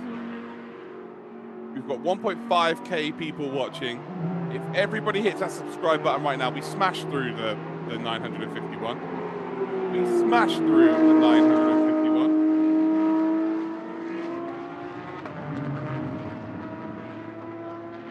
So let's see what we can do, can we? So right now then, Absolute Racing are leading this race. They're still 11 seconds clear, so Yi Hongli not really closing that gap. And actually, if anything, Dorian Boccolacci is the faster of the 2 drivers by merely a couple of tenths of a second. So yeah, R&B just about in 2nd spot. And then they're a full lap ahead of Phantom Global Racing, the first of those 2 cars, the number 31. So there's Cheng Kong Fu. Then you've got Phantom Global Racing, the 2nd car in the number 13. Timo Bernard is the driver behind the wheel there. Then we've got Be Quick Absolute Racing with Akash Nandi flying along as well. Got some really, really good pace at this stage of the race. And then we've got Viper Nisa Racing with Dominic Ang behind the wheel. They are 6 laps down. 10 laps down, we've got Prime Speed Sport with Jono Lester. They're actually second in the GT3 AMS. And then the next car will be Climax Racing, EBM number 4. They are not going to come back out. Can't see them coming back out, really. Climax Racing, even though they were involved in that shunt and they lost a bit of their car, they are going to end up P8 overall in this race, and obviously a podium sitter. HZO are miles behind. Miles behind, they're actually 20 laps behind.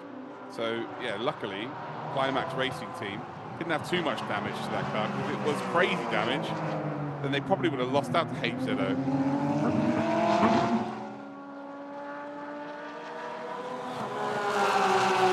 What is the best sounding race car? The BMW Pro car is one of the most ridiculously sounding cars I've ever heard. I had to commentate on them a few times. Yeah, absolutely ridiculous sounding cars. So now we are watching the R&B car trying to get past the number 13. So the Phantom Global car are a lap down, and Timo Bernard is a very fast pedaler. So this will not be easy for R&B. And Timo Bernard is absolutely not going to let them go by either.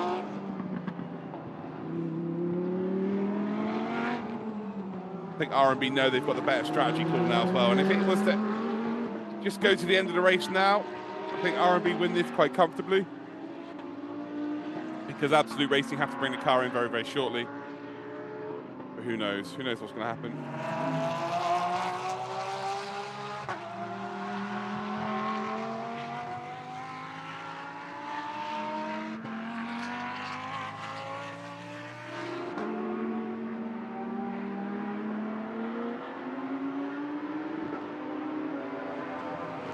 Timo Bernard running a little bit wide. Come through the clear curve. Now we're coming down to the Berjaya Tiamen corner. And you can really see that Yi Hong Lee, well, going to get ahead momentarily. I thought Timo might have just about let him go there, but he didn't. They are aggressively fighting. And Yi Hong Lee says, thank you very much. That is, I will have that position. I'm going to put a lap on you. And I'm now off to chase down the race leader.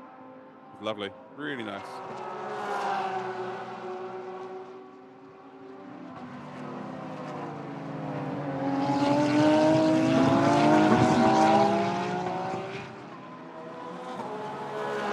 Yi Hong Lee already gapping Timo Bernard, but remember, Yi Hong Lee has got that fresh rubber on the car. He came into the pits during the last safety car.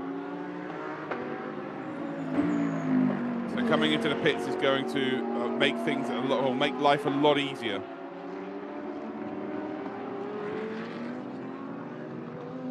It's just the one race, D1. Just the one race. Standalone, 12 hours of Sepang. They've got 8 hours of Shanghai later on in the year, but again, that's a separate race.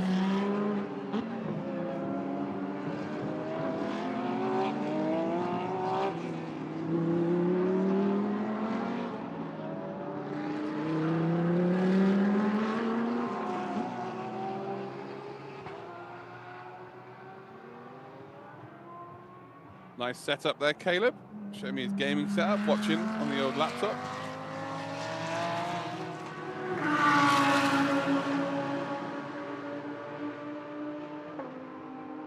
Oh, we are 28 subs away from 1,000. Right, 5-second stop and go penalty. For short pit stop time, there we go. So I said that if you get summoned for a short pit stop, you tend to receive a 7-time penalty. So they've got to come in, stop the car for 5 seconds, and then they are good to indeed go.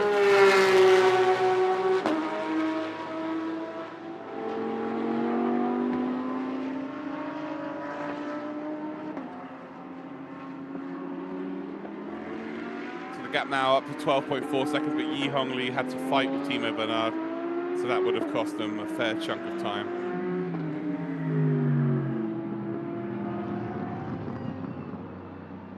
cost him a fair chunk of time, that's for sure.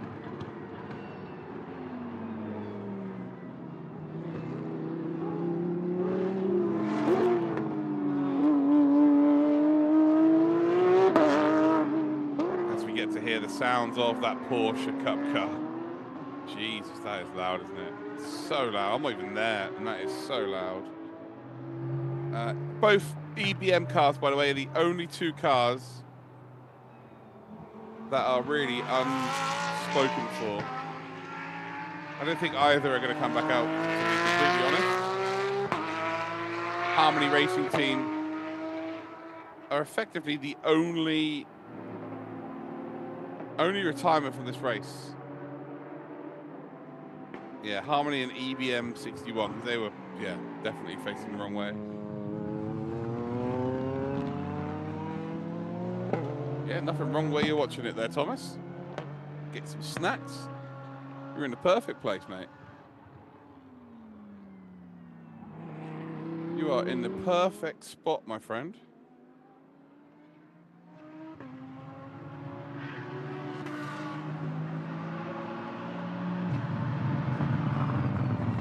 Yeah, hopefully SD. Hopefully we get some more cars next year.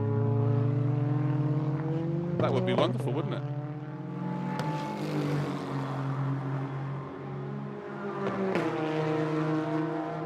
Right, I'm going to go, and I've not had a break properly this whole broadcast, guys. I've gone and made a cup of tea about 3 times, but I have not had a proper break. So I'm going to go away for 10 minutes, just go and freshen up, and I'm going to go make myself some toast and have some breakfast, and then I'll be back, guys. Okay, so bear with me. I'll be gone for about 10 minutes, but I'm just going to go and freshen up and be all good, because I've been here for just over 8 hours. 8 hours 20 minutes. We've got 3 hours 40 minutes to go.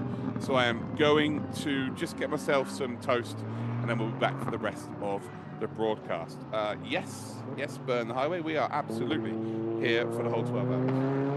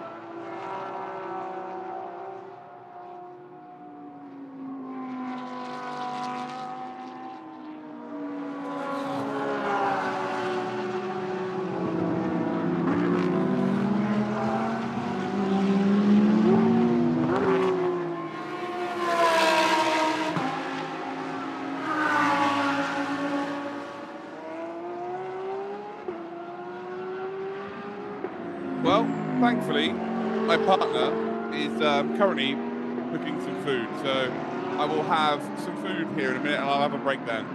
He's still got me for a little bit until my food's arrived, and then we're good to go. But as it stands, we're looking at the timing here. Absolute Racing, 12.9 seconds in the lead. Dorian Boccolacci, which has had a lot of people in the chat come in and show their support, which is always nice.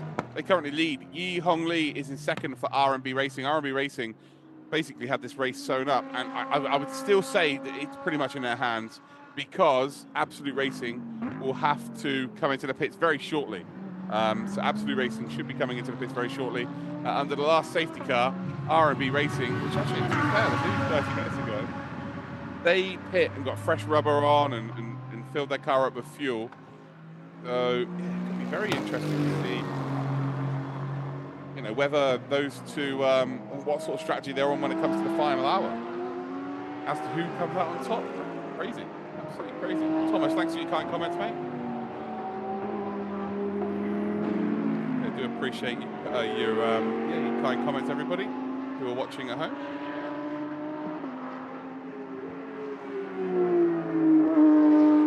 Okay, this has been some challenge, but you guys have really helped me in being able to do this. Now, we are 11 subscribers away from 1,000 subscribers on the channel. I think we're going to hit that. Well done to everyone.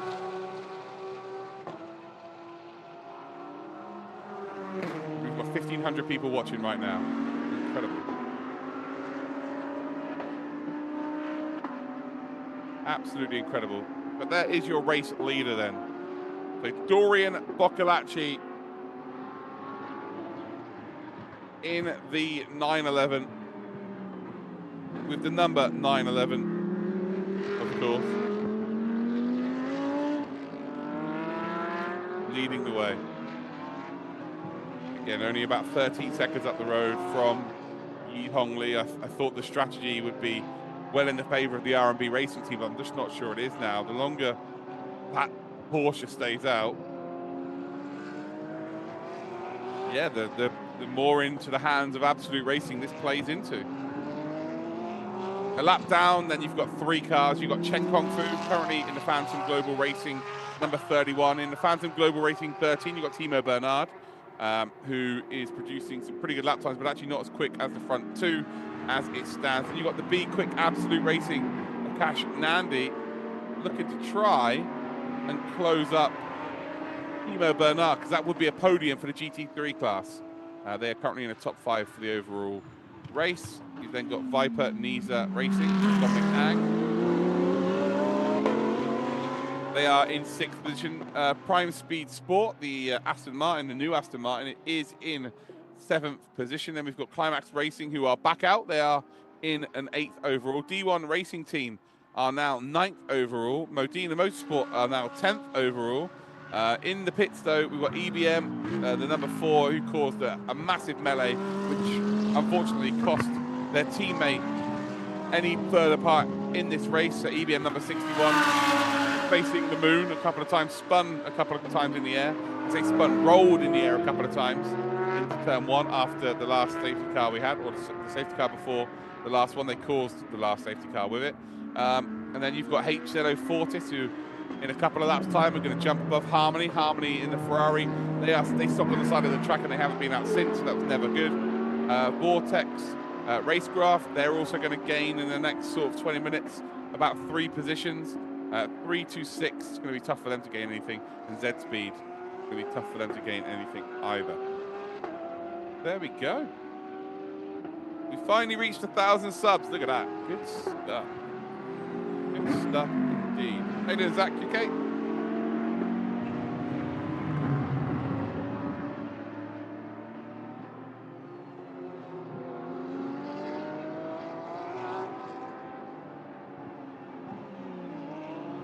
Yeah, we hit 1,000 subs, guys, in the channel. We only had 80 to kick things off. Here we are. Yeah, I think the owners of the channel are going to be pretty happy with that. So well done, everyone. Give yourselves a pat on the back.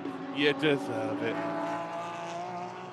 So 3 hours, 32 minutes left to go. GT3 being led by Absolute Racing. And then you've got 2 Phantom Global Racing teams on the podium. GT3 AM, R&B Racing leading, Prime Speed Sport with the Aston Martin currently in 2nd spot, Climax Racing in 3rd, and then you've got the GT bus. You've got D1 Racing Team, Modena Motorsports, and then you've got Vortex Racecraft Team, who are out on there. They've got Johnny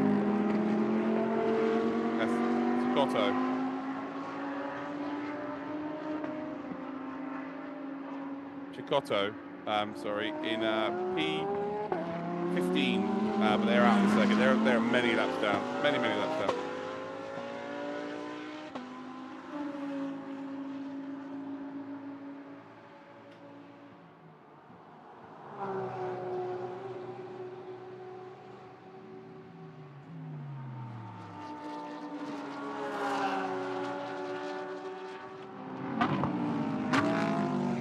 Hey Kelsey, how you doing? You okay?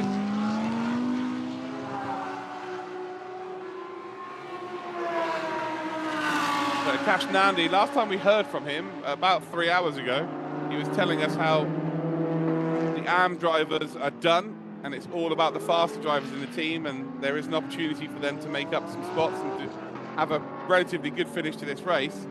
Well, they were in P11 when they said that, now they're P5. So Akash Nandi doing a very good job, and he's just lapping consistently in the 205s, two 205.5s in a row, doing a very, very good job. So Akash Nandi, the Malaysian, home soil, trying to chase down Timo Bernard. So is there a world where he catches up to Bernard and makes an overtake? Bernard's already lost one position to R&B Racing, but that was, again, to be put a lap down. Can Akash Nandi find himself an opportunity to make a move?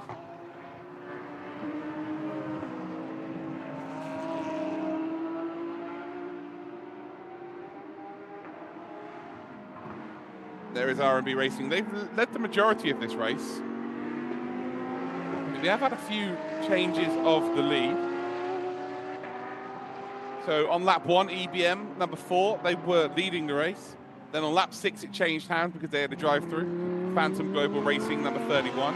Lap 10, sister car, number 13, took the lead of the race. And then it took till lap 64 for R&B to then retake the lead of the race. Then on lap 72, Phantom Global Racing for the 3rd time, albeit with the cars, took the lead. Then it was EBM's turn, the number 4 car, for the 2nd time, took the lead on lap 88. And then on lap 118, on lap 118, they then retook the lead from R&B Racing. R&B Racing then took the lead from them. Absolute Racing led for 1 lap, with Phantom Global Racing taking that straight off of them. Then R&B Racing took it in 162 on lap 162. And then since 178, it has been Absolute Racing. But once we do the pit stop phase, I believe that is due to change. Yeah, that is due to change.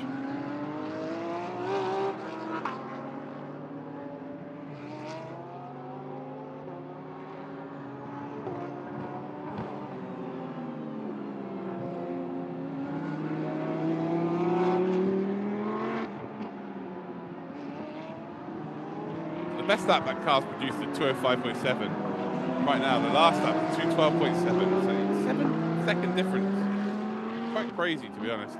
Track conditions are going to improve now. The sun comes down in Malaysia. It will be very much a cooling racetrack. Cars can brake later. They've got a little bit more grip. They can get the power a little bit earlier. So, yeah, there's an opportunity now for the drivers to go a little bit quicker. And I believe we'll see the fastest lap of the race over the next couple of hours.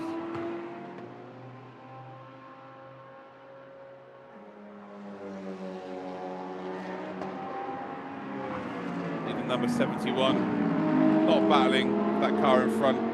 They are, again, a lap or so down. Akash Nandi now, 2.8 seconds behind Timo Bernard. There might be an opportunity. Andy, no, this is all me. No, I've been doing it all on my own.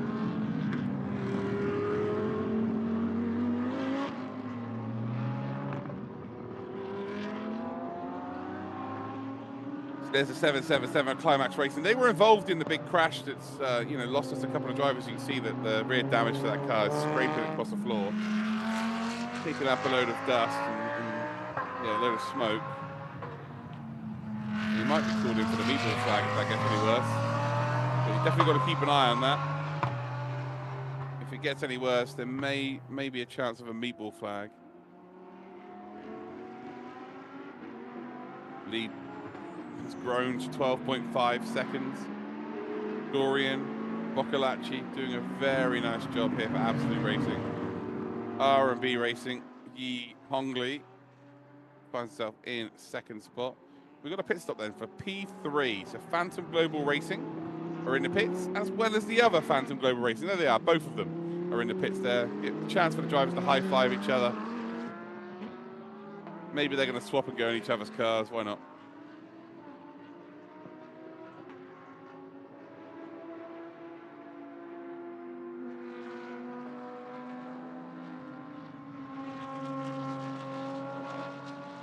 There's no smoke coming from that car now, so maybe that was just my...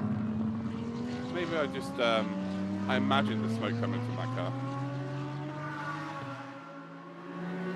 Maybe I just imagined it.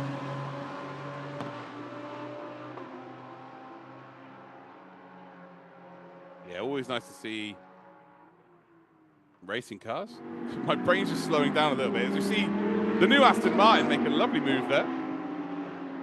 Down towards that final corner we go. And Prime Speed Sport, albeit not for position, just sends one. Goes, thank you, I'll have a go. Did have a go, successfully negotiated a move.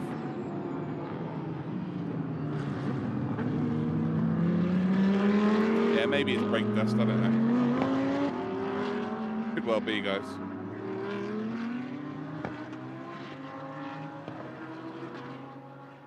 Yeah, could well be. So again, Boccolacci, 12.5 seconds in the lead, and he's kept that gap to that kind of distance the whole race, or this whole stint. Pretty impressive, really is impressive. Considering Yi Hongli has been absolutely ridiculous today. Dorian Boccolacci doing a very nice job of holding firm, although he's just lost a second, so yeah. Yi Hongli maybe starting to turn that screw a touch, looking to try and push towards the lead of this race.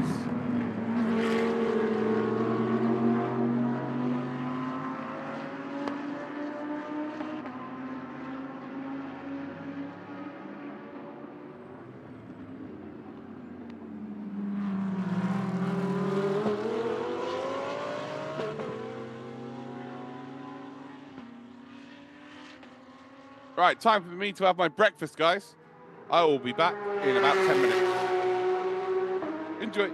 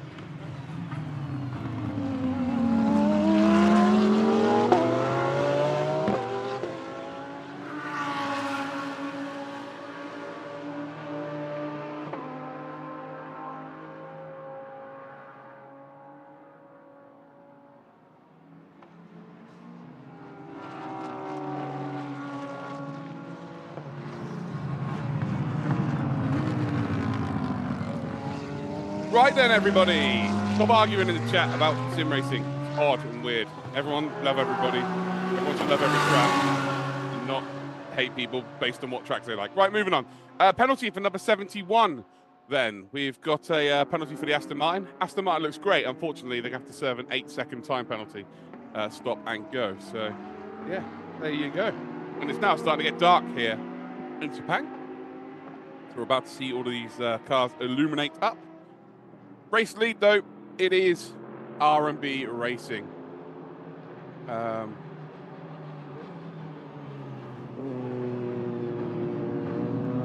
on. Is my timing broken completely, or are we a Be Quick Absolute Racing now second? Looks like Be Quick Absolute Racing are second.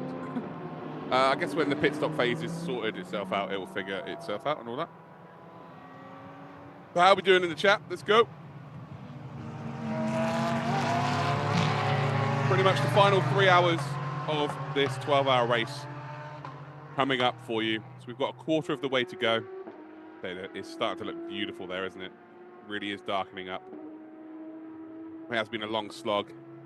I am fresh as a daisy now. I've had some breakfast. I had a quick shower. I am ready to smash this out of the park now. But yeah, R&B are leading.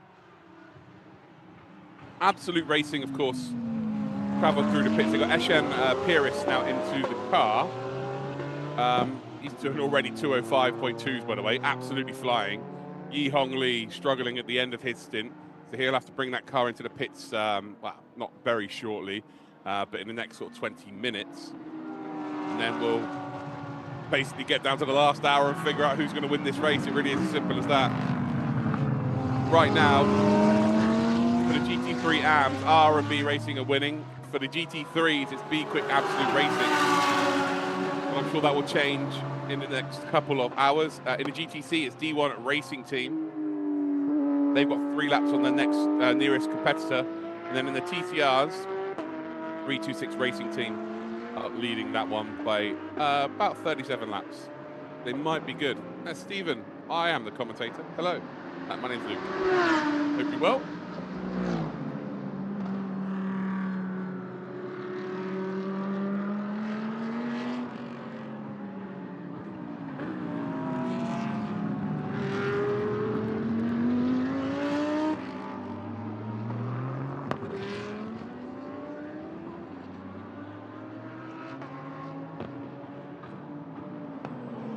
Yes, team sport, you can't. Yeah, well, there's the gaffer tape. Surprised that they're not winning by a couple of laps now with gaffer tape on the car. That's always makes the car faster. Track limits at turn number 12. First warning for car number 216. 216 have had some very interesting occurrences during this race, that's for certain. But yeah, you can't get mad with you know, who you're partnered with. Obviously, a lot of money. It's very expensive to race, and you need, in these series, the AMs tend to be the ones that bring the money to the series. And then you have professional drivers that then obviously you hope will get you across the line in first position. So that's just the nature of GT racing, to be honest. Like, I don't think anyone will get mad per se. I'm sure drivers will get frustrated. You know, every driver wants to win. It's a race at the end of the day. You want to cross the line first. But everybody is in exactly the same boat. Everyone knows what everyone knows what the crack is. Just is what it is. That's what I would say. Yeah, a bit of duct tape. Duct tape will always win the aero debate. Duct tape, there's nothing better than it, really.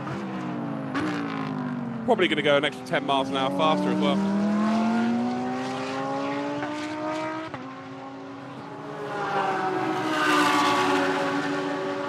Yeah, R&B Racing, they're in the pits now. There we go. So their pit stops are not off by too much, to be honest. They are both going to have to pit at least one more time. They are both going to have to pit at least one more time. Oh, that's not ideal. Bit of flapping there at the front. I say one more time, sorry, 2 more times with 3 hours to go.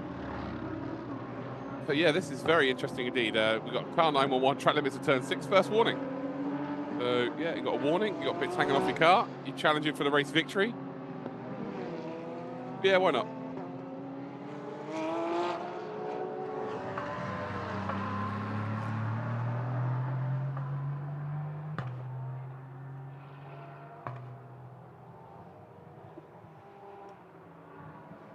I think that goes to the same as any racetrack, by the way, Rolex.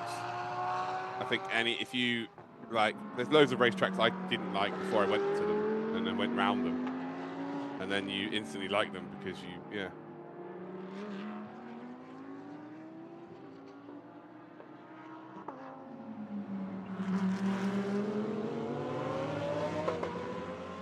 It's, yeah, the charm of actually being at the race circuit is, yeah, very unique. Right, so we've got here the number 31, Phantom Global Racing, and you've got the 777 Climax Racing in behind. 2 Audis doing their thing. Jono Lester in the car now for Prime Speed, sorry, not Prime Speed Racing, for Climax Racing. 3 laps behind Prime Speed Racing, but on the podium. Even though they got shunted into turn number 1, they are indeed still doing bits. EBM out, of course, after their excursion into turn number 1. but their teammates that were on the real wrong end of it, they are no longer in here. So the number 61 EBM team are unfortunately no longer a part of this. Harmony Racing, of course, we saw cause a safety car by stopping on track. There's a terminal issue with that car. I'm not sure we're going to see them again either. With 3 hours left to go in this race, I think the cars are out there now are going to be your lot.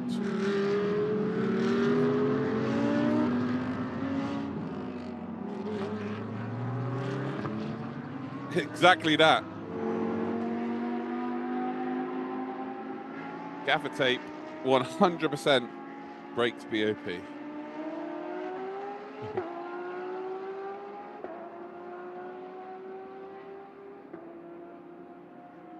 We're getting some nice shots here then of the number 13 car. Rio at the wheel, 206 zeros. We're going to start to see some really fast times over the course of the next 3 hours. I think we'll probably see the fastest time posted in the next 3 hours. It is Matthew Payne that holds the race fastest lap today. He did that on lap 165. He did a 204.054. I'm sure we're going to see him go back into the car. And if that car hasn't got too much significant damage, I think we might see him go a little bit quicker than what we've seen before. Brenton Grove now into the number 4 car, or Brenton Grove into the pits maybe. Maybe it is the time for Matthew to come and get involved. Is it now time for Matthew to get involved? Matthew Payne, waiting to see that name pop up on our screens, and then we know it really is go time, and it will be hot lapping for sure. Go the Kiwis.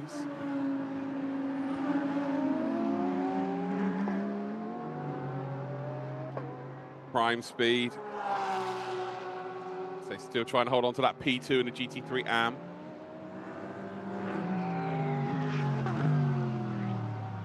We get a lovely onboard shot then of the number, it was number 65, which is the Viper Nisa Racing. They're currently in 6th position, but now we're going to head on board with the number 5. That's HZO Fortis Racing Team. We're now in 12th position. 65, car 65, we were just on board with them. They've got a track limit to turn 14 first warning. They should be fine. Again, I've not seen one penalty so far today that's been handed out because of track limits. They've been getting to the 2 warnings and all behaving themselves. So we haven't even seen a black and white flag today.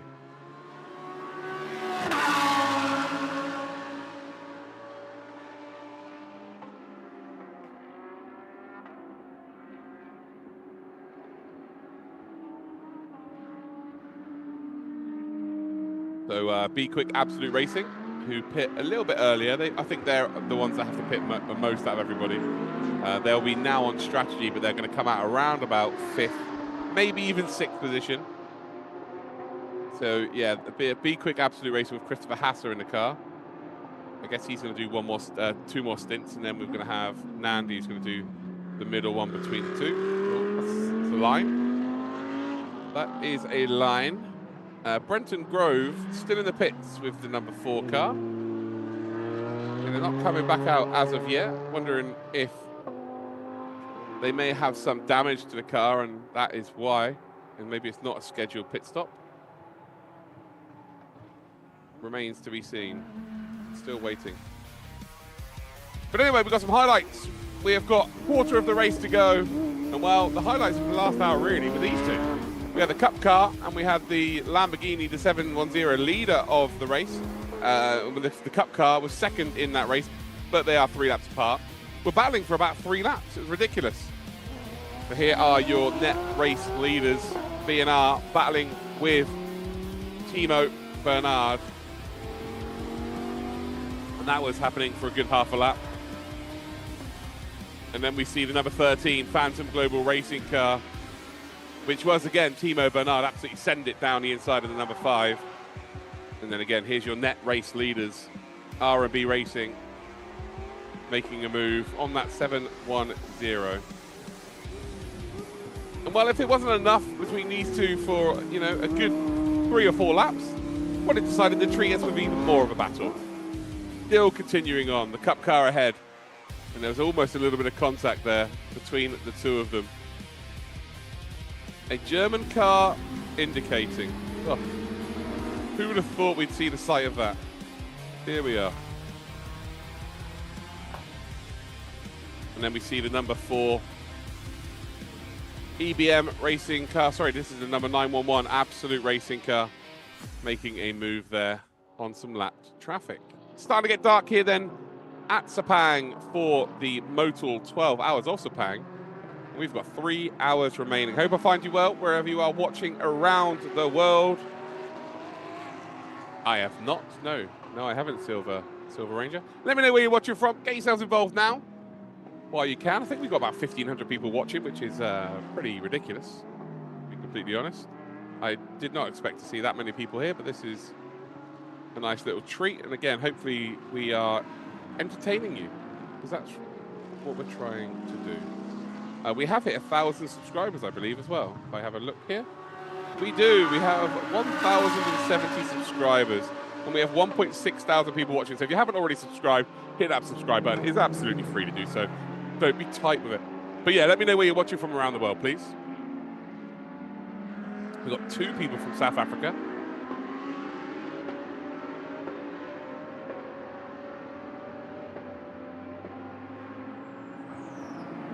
Malaysia, well, it's your home track. Yeah, your home track. We've got 2 Audis jostling for the same bit of real estate. We've got Shadow from Singapore.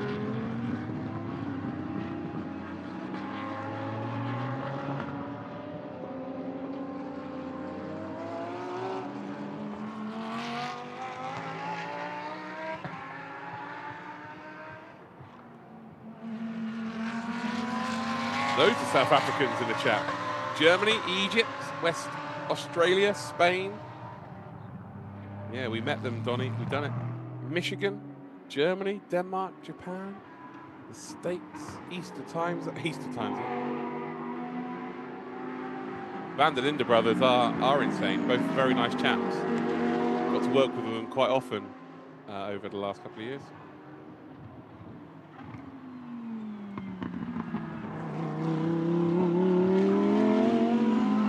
Idaho, USA, Russia, Melbourne, Sardinia, South Africa, Mpumalanga, best place in the world. Germany, Hong Kong, France gang.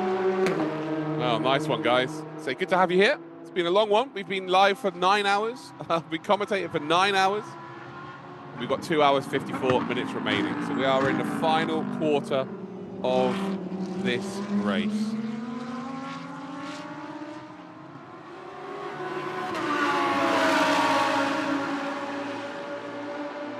Now we're seeing the number 7 Super Trofeo in the GTC category being overtaken by 2 of our Audis. The number 31 being piloted right now by Adley Fong. And then you've got the 777 of Climax Racing, Joe B. Hwang in the car.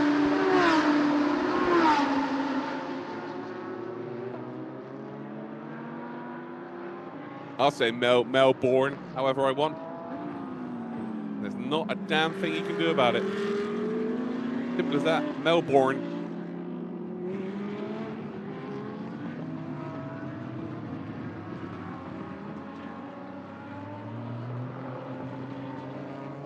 There ain't a damn thing you can do about it. Up towards the Langkawi curve they come.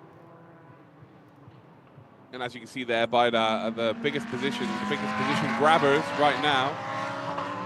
4 position gain by Viper Nisa Racing and Prime Speed Sport. Those 2 teams have gone up 4 spots.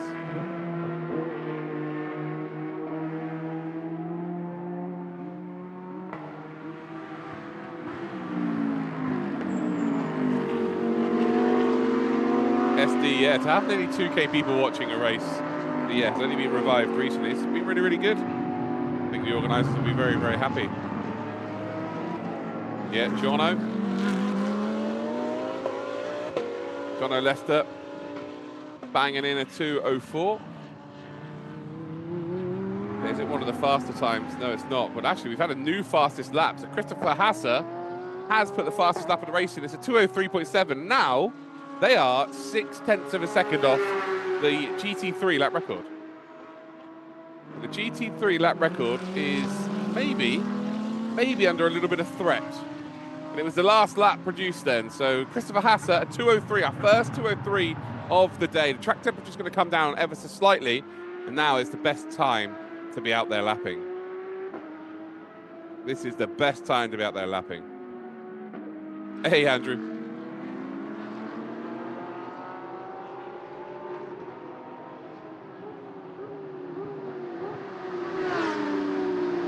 That is a very impressive time there at 2:03.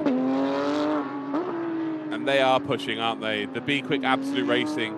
Nandi said it. He said, look, we've got the two faster drivers to go for the rest of the race. We're going to push. We're going to full send and see where we can end up. Right now, they are in a podium position. And they are 3.6 seconds clear of Rio in the Phantom Global Racing outfit. And if Christopher Hasse can continue these lap times, then there is the potential that he goes and actually catches up to Adderley Fong, maybe looking for an overall podium. But they are flying right now. Absolute Racing lead the way by 7.8 seconds. Nothing to choose between the two of them. Nothing to choose between the two of them. After 9 hours, 10 minutes racing. Very, very impressive. After the shunt that Climax had, to see them still going is very impressive as well.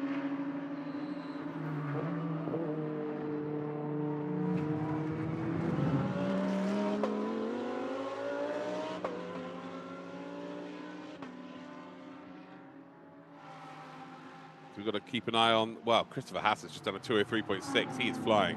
Oh my, there's a new fastest lap of the race. Christopher Hasse is flying.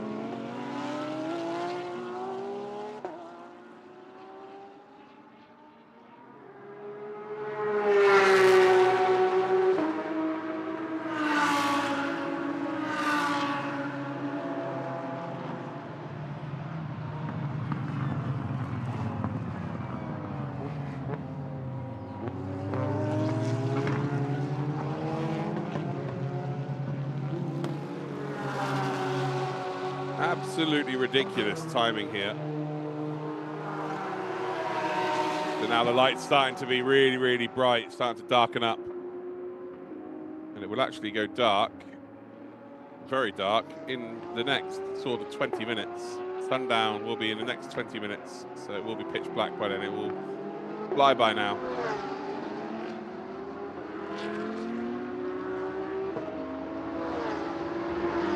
Lap time watch. We're about to see another lap time then from Be Quick Absolute Racing.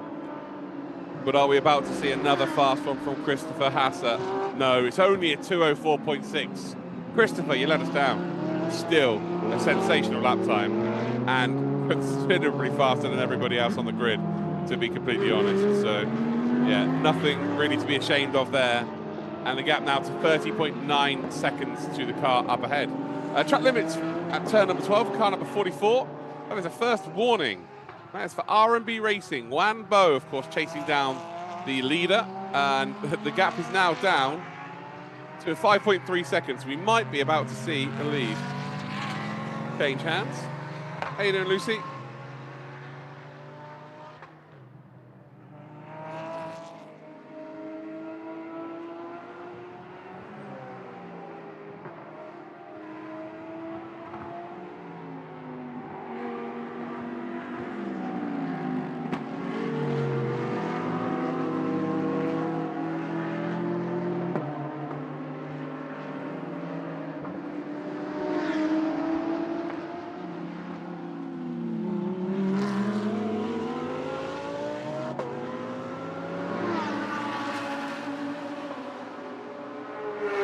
Are closing that gap.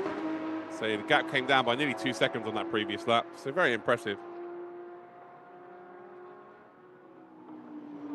Very much closing in. Adderley Fong about to cross the line. He did a 2:05.7 on the previous lap. 206.7 that time around. No one's anywhere near Christopher Hasser, by the way, at 204.6, 2 seconds clear of everybody on the grid right now. Dominic Ang actually did a 205.9, but yeah, 1.3 seconds quicker than absolutely everybody. And if he could be 2 seconds a lap quicker between now and the end of the race, who knows where that puts him. 30 laps he gains a minute. Although he's just done a 205.1. Yeah, that is an insane consistency to be that quick. Dominic Ang did a 214. Although he's in the pits, that's why. The reason why he's in the pits, 214. All the lights are now starting to show.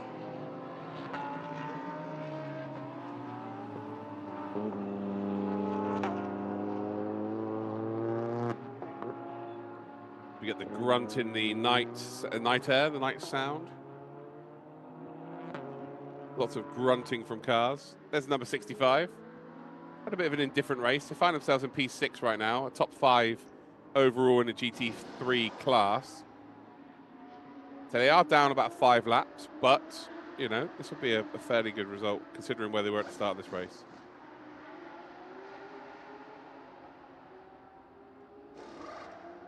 Now, Mr. Galaxy, this is the it's a standalone event, the Motul 12 Hours of Sepang. Yeah, welcome, mate. Welcome to the channel. And hopefully you enjoy your stay watching. If you don't, please do not complain to me. I'm sorry, I can't deal with it. You'll have to pick someone else, mate. I'm afraid you'll have to pick someone else.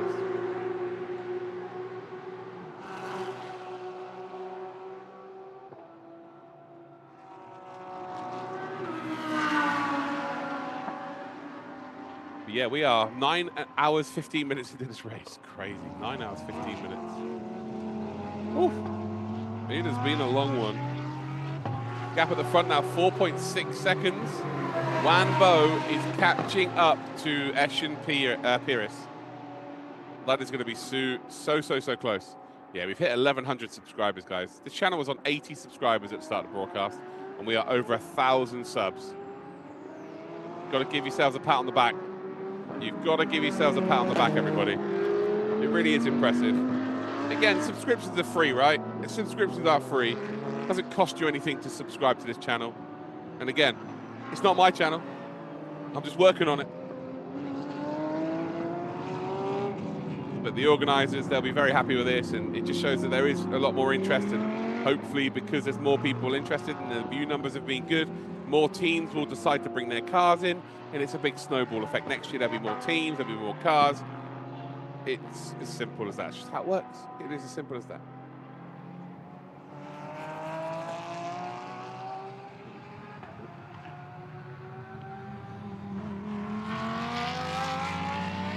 Here is the new Aston Martin. This car has piqued a lot of people's interest. The number 71. It looks really nice.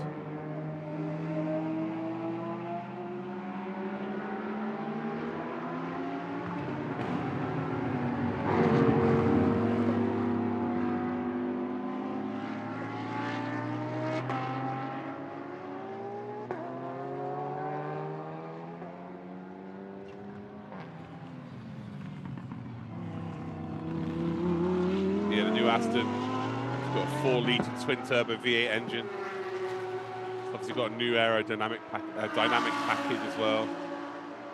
It just looks the part. It's not too much changes. Sometimes I think car manufacturers just make too many changes to race cars. Sometimes it's worth just keeping them pretty similar. So not too many changes. It just looks really sexy. It's a really sexy car. Oh, Cupcake.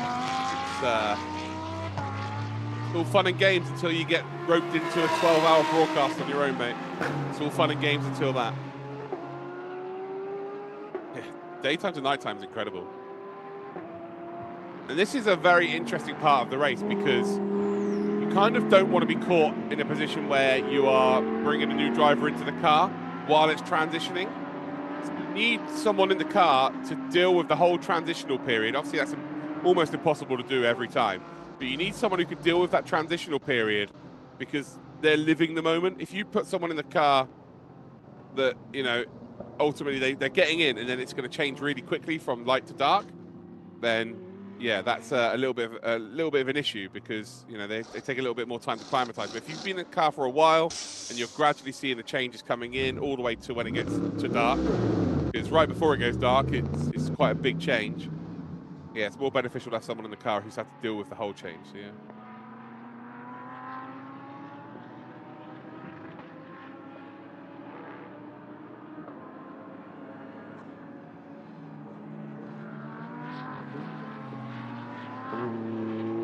How many Aussies are left on the lead lap? None, as it stands, unfortunately.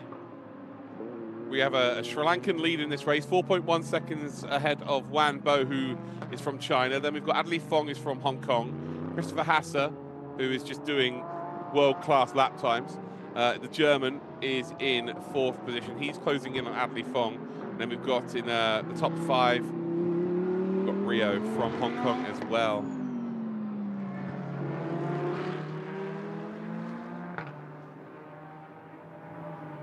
It looks like people have had a bit of food. Is that I think that's a wave. I think that was a little wave. Kind of like, I'm acknowledging you all, but not really.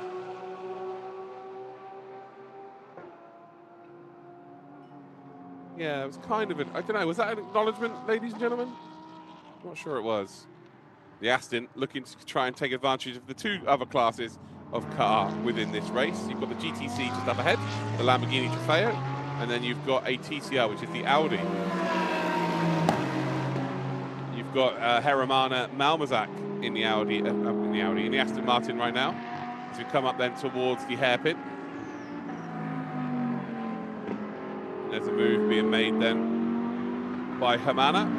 Now one more car to deal with. And how quickly can Hermana deal with this car? So into the slipstream they go. Hein, welcome back. So you got the number 7 GTC car. So they are a fair chunk of laps back, right? They are 20 laps off of the lead car in the class due to issues earlier on in this race.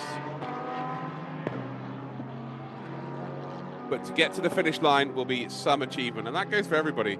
If anyone's ever done, whether it be a real-life endurance race or whether you've done online endurance racing, you know just finishing is so mad. It's like so difficult to do.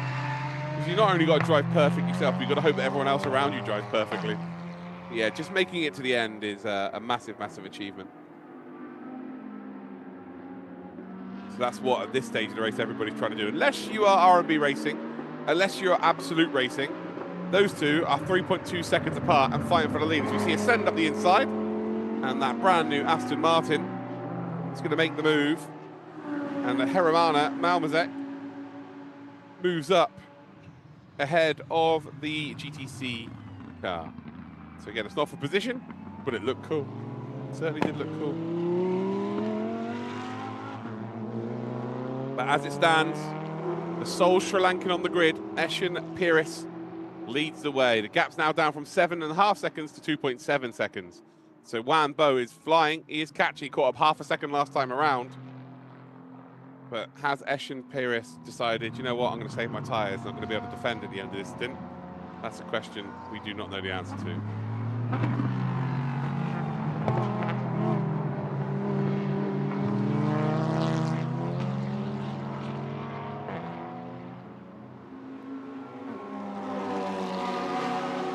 There is the Super Trofeo being overtaken by the TC car. I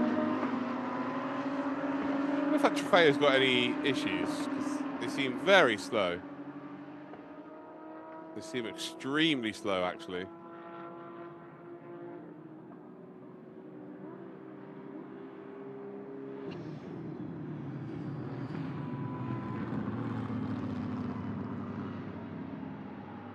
It wouldn't be the first time we've had any issues. Dinesh Day showing some love from Sri Lanka. No Mustangs in this one, though. Yeah, that car's struggling. That car is 100% struggling. You can see it's almost misfiring.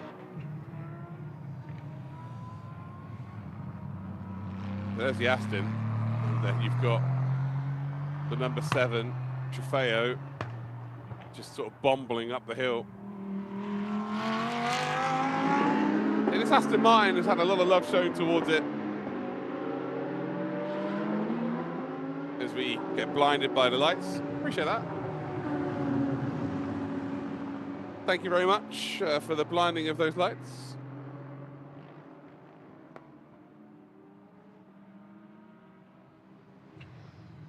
It's nice to get camera time.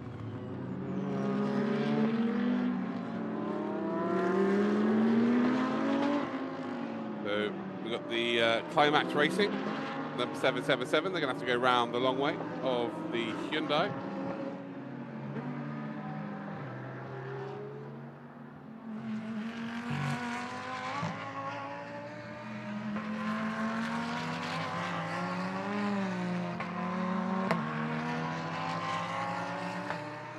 Certainly is a beast of a car, isn't it?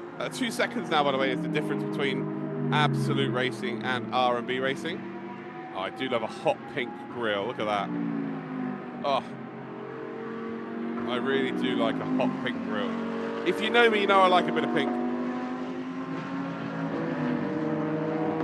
And especially a hot pink grille like that. The Climax they got shunted into earlier on in this race, and part of their shunt actually induced a safety car, which in turn has given Absolute Racing the lead of this race. R&B had this sewn up, to be honest. Now they're going to have to really fight for it if they want it. Vacuum, I'm the commentator, mate. If you feel like I'm the one controlling everything, I am not, so I can't unfortunately choose what cars we look at. Thank you for coming to my TED Talk. Up the hill we come. Langkawi curve.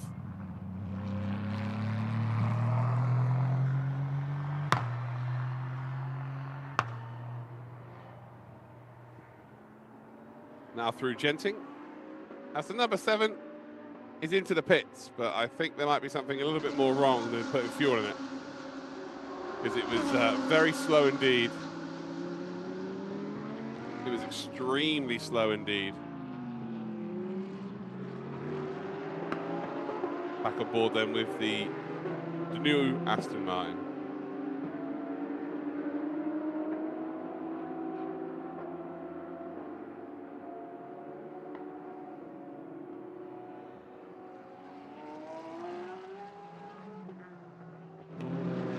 They are doing the tyre change and they are doing the driver swap, and they're trying to do it within the time that they are supposed to.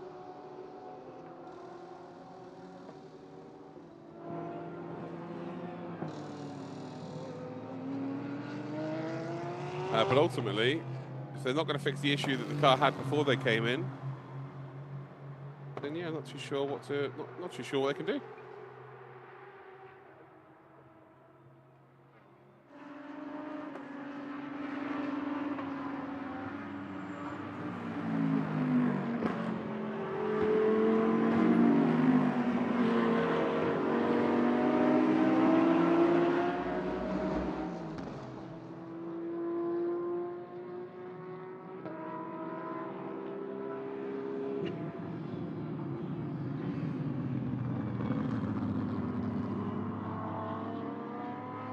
The grunt of that Aston, by the way.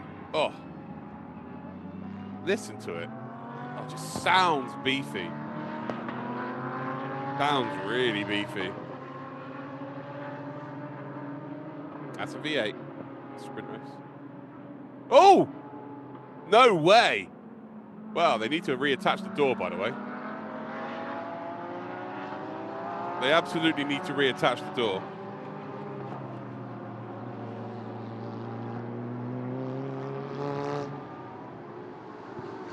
But we might be about to see Harmony. Harmony Racing, who have been in the pits for 50 laps? About 50 laps, nearly a couple of hours. They might be about to come back out.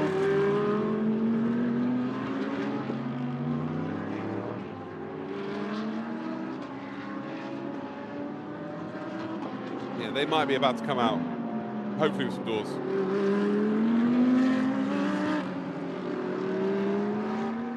Weight saving, yeah. Oh, don't tease us.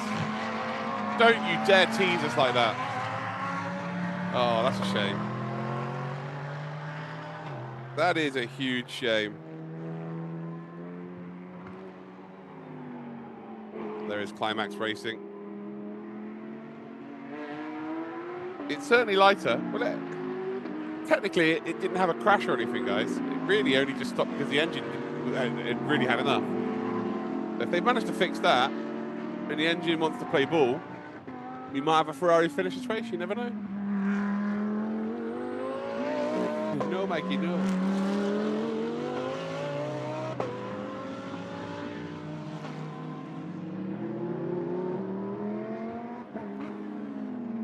But the car's looking really beautiful here. It's now 7:30 local time, so the sun is indeed set. That's Sepang. It's only going to get darker from now on. 2.5 hours remains. I think we're going to see it.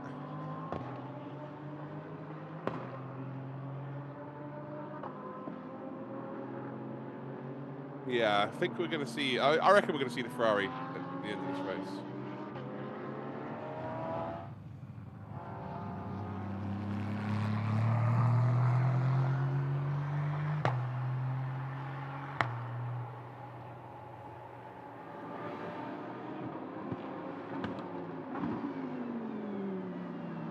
Oh, there we go. Now we've got the brakes illuminating.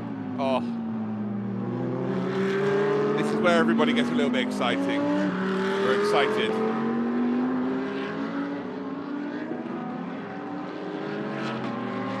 This is where we get a little bit excited now because we see lights, we see cars, we hear cars, we see a racetrack, we see brakes heating up. It's just... This is where it becomes a really fun spotting exercise. Where we get excited. Looking at the number 5 then, the Audi. It's not been the greatest of days for them, but they find themselves in 11th right now, 4th in their class. They will need some pretty bad fortune to some other cars to make up some positions, but stranger things have indeed happened. Remember that. Stranger things have indeed happened. 1,800 people watching. Welcome, everybody. If you've just joined, make sure you hit that subscribe button. It's free. Don't be tight. And also, get yourself involved in the chat. Say hello. My name's Luke. So nice to meet you. Hi, my name's Luke. Nice to meet you. Welcome to the Motul 12 Hours of Sebring. Sorry. Sepang. Got Sebring on the mind because that's happening later on today as well. We've got the Motul 12 Hours of Sepang. Later on is the 12 Hours of Sebring. Oh my God, what a weekend. Can you tell I've been doing this for nearly 10 hours? Yes, you can. You are welcome. There is your race leader then, and well, look who's very close behind. 1.5 seconds, the difference between Absolute Racing and Aston Pires and R&B Racing and Lambo.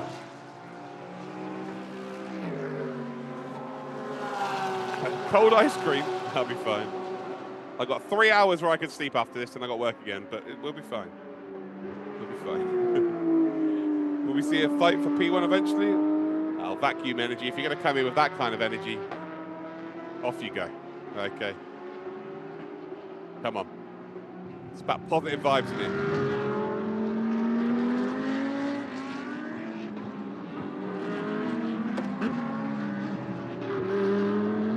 Number 65. Again in P6. Here is your race leader. They're currently producing 207.3s, 0.6 of a second faster.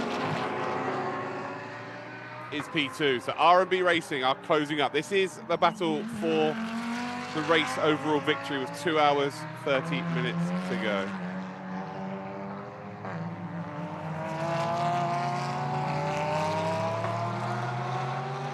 We have all got to keep pushing. Look how close they are. It is going to be Porsche on Porsche action. The gap now down to 9/10 of a second. The lights appear out of nowhere, which is good news for me. It kind of keeps waking me up every time they get past with the lights.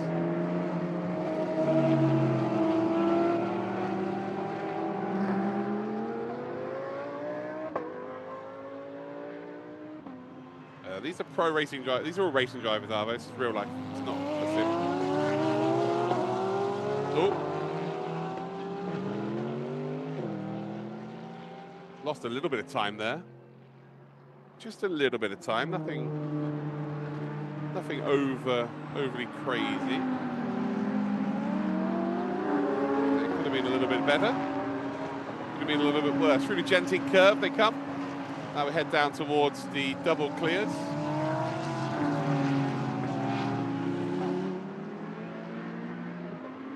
Sorry, we're on the Sunway Lagoon, my bad. It is dark after all. Heading down that back straight, up towards the hairpin. And who's going to be the first car to blink in terms of pit stops? I guess it will be the Absolute Racing team. R&B will come in a little bit later. Still got a fair few minutes to go before that is going to happen. But with 2 hours, 25 minutes to go, this is the battle for the race lead. It is close between the front two cars, which is really all we could have wished for. When we started this, what, nearly 10 hours ago? Well, to be fair, I was live 10 hours ago. Yeah, 10 hours ago, if you'd said, do you know what, with 2 hours to go, you would have a battle for the race win. That is exactly what we would have wanted. And we are in a good spot.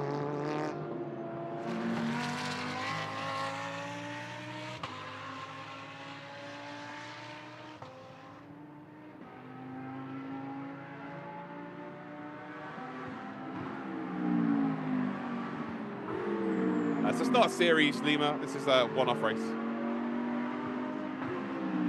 Little one-off race, mate.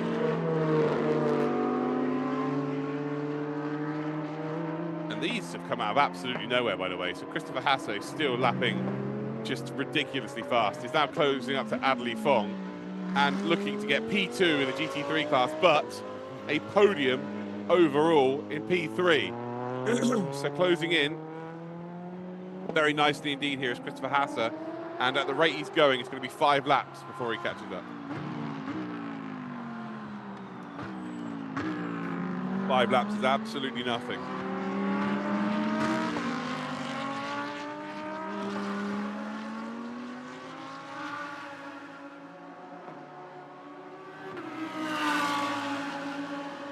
You could have gone there, Kenji. That's not a good answer. You should be there. Should be there. Well, luckily you're able to watch it. You're able to watch it here, free.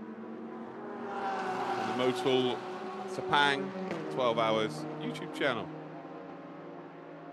Getting a nice look, though, of the Be Quick Absolute Racing. The lap times on this car are phenomenal right now. Across the line we will go, and it's a 2:05.103. And again, you may think that's not that quick. Well, it's enough to take 4 seconds out of the car in front. Gap now down to 5.9 seconds. This guy's on a mission. He's on an absolute mission.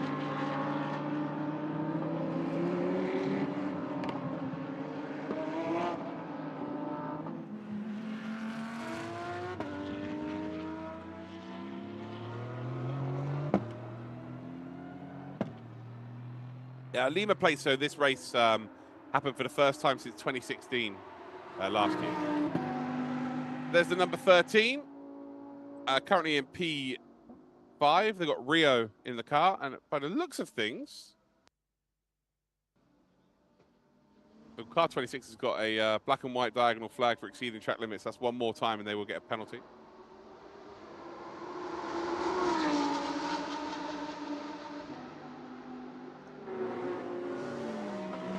Yeah, that looks like Rio might be staying in the car again.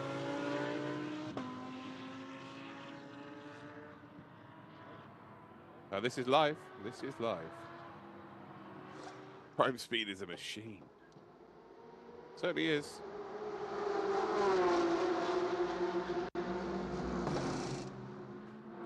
Rafa, yeah, they've.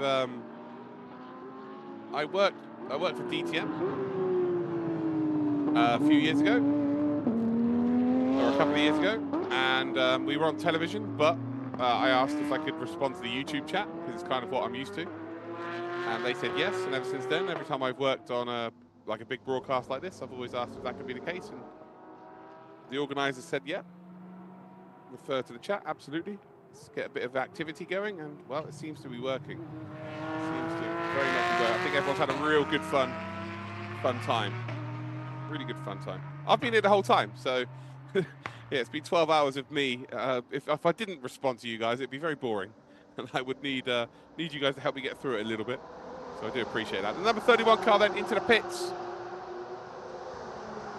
In from P4. So both the Phantom Global Racing cars are into the pits, and we're going to get some driver changes as well. Imagine getting a trophy for being a commentator.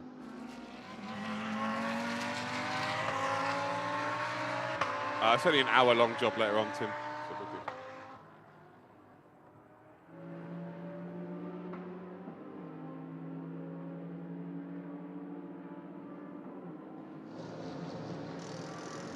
That's good. Silver Ranger. Good.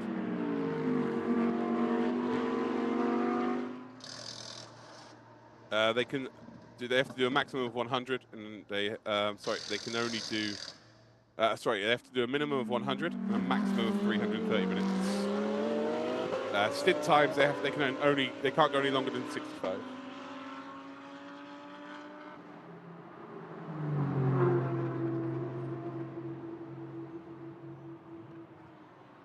You remember the DTM trophy, yeah? My first ever job in motorsport.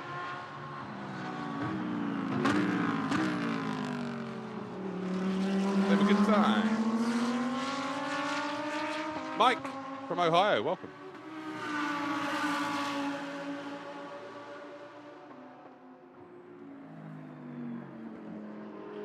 Use Malaysia, hopefully you're right.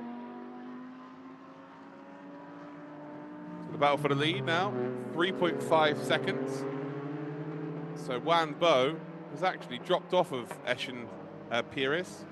The Sri Lankan has found a bit of extra time, although I think they might have had a bit of a ding-dong that we've missed, because there was a 3-second discrepancy in their previous lap time. So I wonder if they might have got into it together. One of the Phantom Global Racing cars is coming out now. That's number 13. And the number 31 will be joining them very quickly as well, which we just saw on our screens. There we go. But they have effectively got, well, no, they're going to have to stop 2 more times. It's going to be a bit of a splash and dash situation for the Phantom cars, because they cannot go any longer than 65 minutes.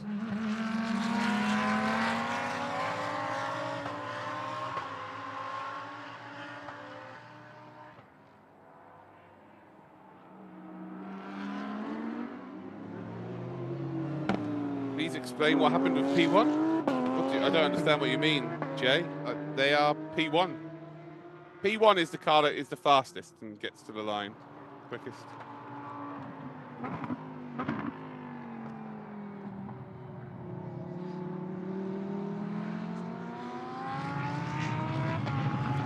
Back on board there with the Aston. And actually, we have got ourselves an interview with one of our drivers. Oh, what a treat.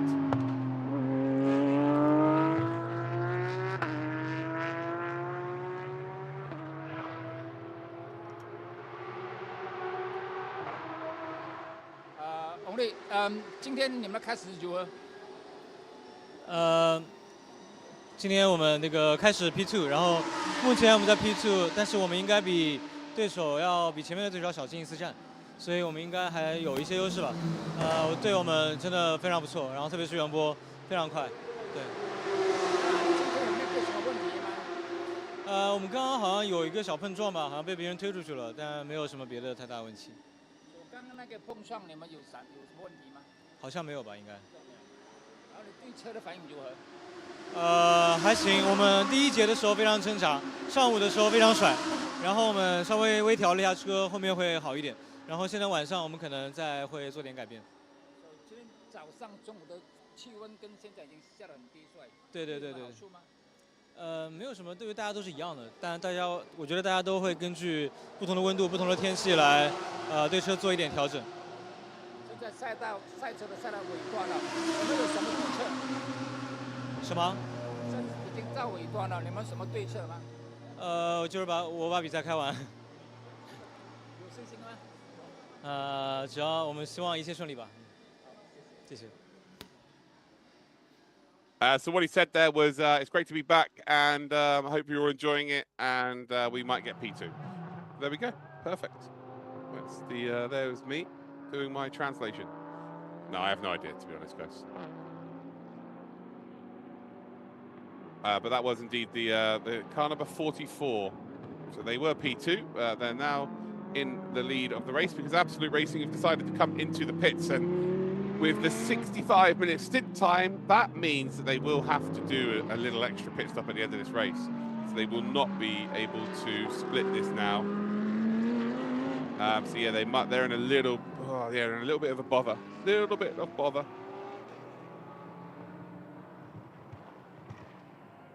So they are into the pits.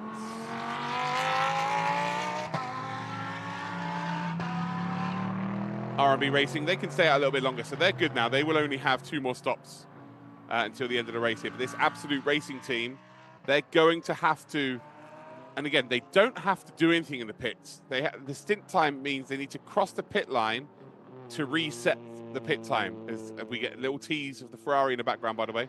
Stop teasing us, Harmony. Stop teasing us, Disney car. Say, if you're going to come out, there's a driver getting into that car. There is a driver getting into the Ferrari, guys. Now, I don't want to panic anybody. This might not be a drill. We might be seeing the Ferrari 488 again. Exciting times.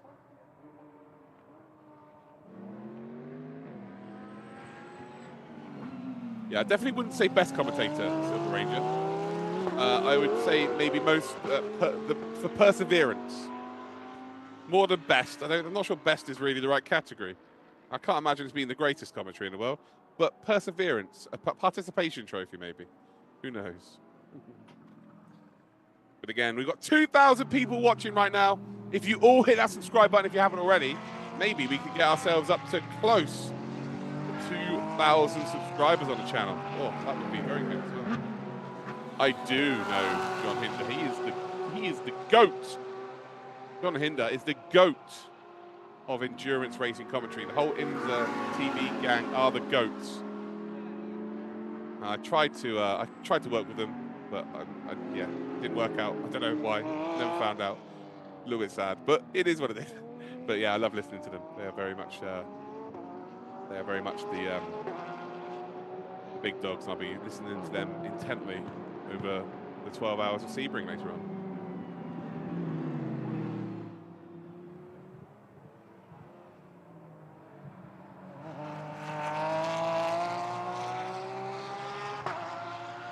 Stamina award. Copy. So R&B Racing now leading the way for the number 44 car.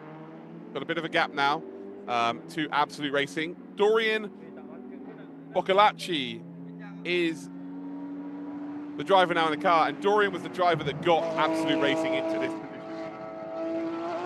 So expect Dorian to be very, very fast right now. This is an opportunity. So it really does come down to 2 cars. Unless we have some kind of safety car or some kind of incident, it is realistically between 2 cars. We've got R&B Racing and Absolute Racing. Christopher Hasser, maybe. If he continues lapping 2 seconds a lap faster than everybody, he could bring Be Quick into the equation, but they have to come into the pits. Do you know what, actually? Oh, that's as crazy as this might sound. In terms of pit stop strategy, they might be good. They might be good. Maybe Be Quick Absolute Racing is the car to be looking out for as well. Just via a strategy call. It would still take a mistake from R&B and Absolute Racing, but in terms of strategy, I don't think they're a million miles off. There's light rain at the pit building. Don't you dare tease me with that. There is no way.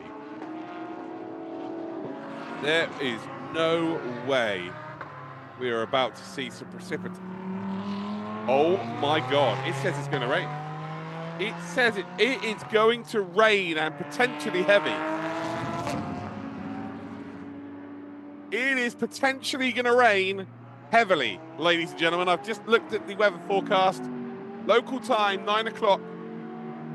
For the last hour of this race, we might have some precipitation. No, they're definitely not running wet tyres right now. We might be having a spanner in the form of some rain. That is not like rain. It is already here. And wow, this is a spanner in the works. The session is officially declared wet. And well, now decisions need to be made. The excitement throughout the whole audience right now. Oh yeah, you can see how slippery and slidey it is. That is a Ferrari, by the way. Harmony did make it back out. Great to see that Ferrari back out on the circuit. But the number 44 car, R&B Racing, right now have to be very, very careful. Decisions. Remember, Absolute Racing have already pit, so they've already done a pit stop. So they are massively out of the offering now. They are like 1 minute 41 seconds behind. So if the leaders pit, so will Absolute Racing. So effectively, R&B have got a pit stop in hand. This is very interesting indeed. This is very interesting indeed. Big puffer all day. It's been, do you know, I've been looking at the weather forecast for about a week now, and it's been saying, oh, whoa, the Audi there really getting involved. This is something that Wanbo does not need to get involved in. Wanbo, it just needs to let that Audi go at this point of the race. You've got a big gap. You don't need to risk your race with a car that's not really in the hunt for this race victory. And Cheng Kong Fu goes through, and they can look to work on getting back to the lead lap. But I've been looking at the weather forecast for the last week, and it has genuinely said it rained on Friday. It didn't rain on Friday, and it said it was going to rain on Sunday. Saturday was always clear. And well, how wrong was I? Rain and night frames per second. Yeah, people's field of view for sure is going to change now. But yeah, we've got the Ferrari back in the race, by the way. We've got the Ferrari, so Harmony are back in the race. It is.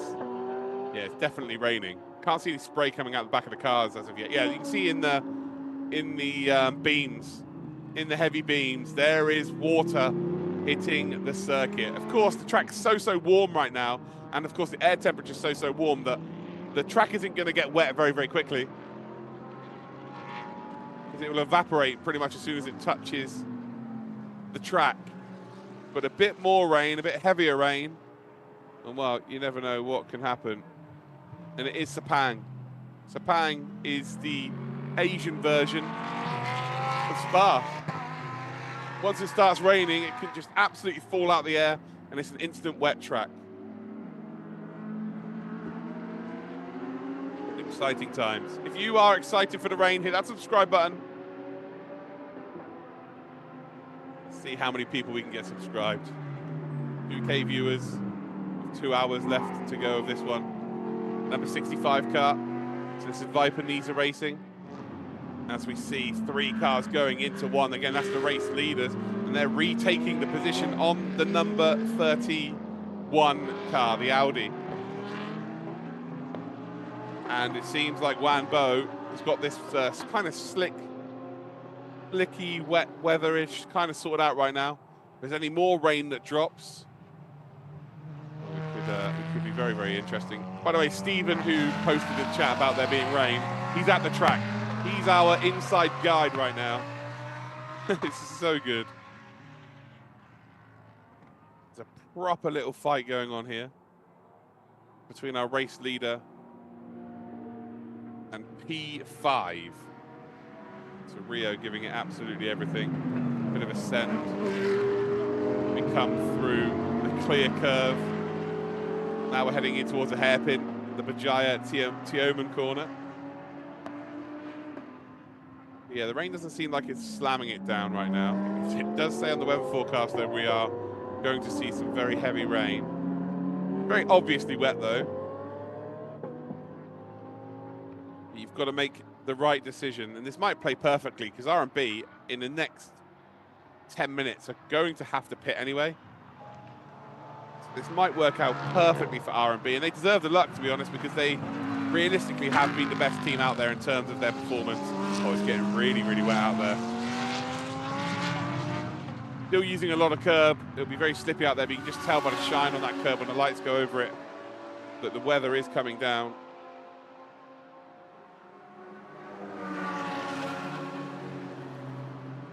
Are there any rain specialists currently driving? Well, we will find out.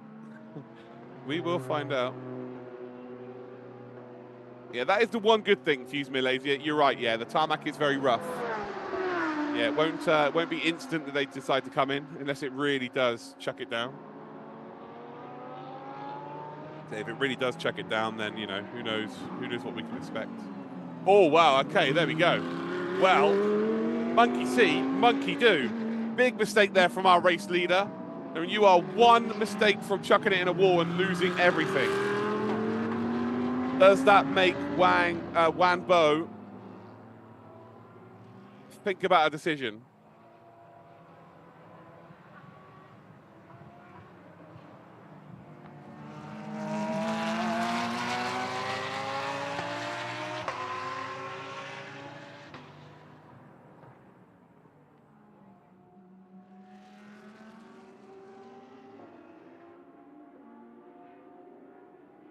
Yeah, does that make Wan Bo think about a decision? So you got to think all of the pro drivers, all of the gold drivers, this is going to be in their wheelhouse. This is perfect for them. So yeah, Christopher Hasse, you know, is going to be finding time in this kind of weather. Dorian Boccolacci, he's going to be finding lap time during this. Wan Bo, by the way, did a 2:10.004 in the last lap, 3 seconds slower than Christopher Hasse. But it doesn't matter about lap time. All it takes is one slip off the circuit and it can be game over.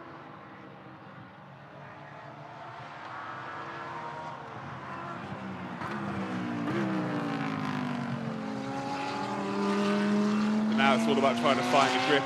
Again, the dry line is probably the fastest line now. But once we start to transition properly, because we've been racing in hot conditions, and of course, you know, these drivers have been laying down rubber all weekend long in very warm conditions, that dry line is going to become very slippery and slidey very, very quickly. It does look like it's not really belting it down anymore, but in the weather forecast, in about an hour's time, it said it's going to really belt it down. So this might be the calm before the storm, pardon the pun.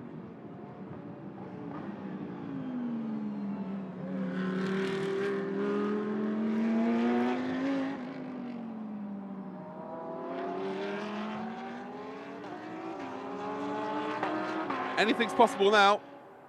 So 13, seeing someone say they want the 13 to come back and fight. Who knows? Yeah, who knows? But as it stands, it's still about 2 seconds a lap. Christopher Hasse in P2 is taking out of the leader. So Christopher Hasse is taking about 2 seconds a lap out of the leader. There is the Ferrari Harmony racing with Liang Jietung. Is out there on the circuit. Their car broke earlier on. Of course, the safety car just stopped on track. The engine was gone. But they've managed to get the car going, and they're out on circuit. It looks like they are going to finish this race. When I say that, there's still 2 hours to go. Who knows? But that is great news. Fair play. Credit to Harmony Racing. They deserve a pat on the back because it's not easy to get a car from the start to the end of the race, and it can be demoralising when you don't really have a chance of winning anything.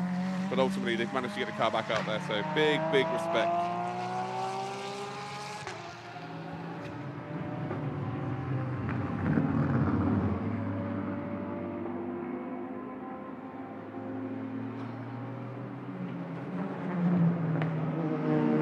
So we've got some tear-offs coming off cars. Oh, 4,000 combined laps, guys.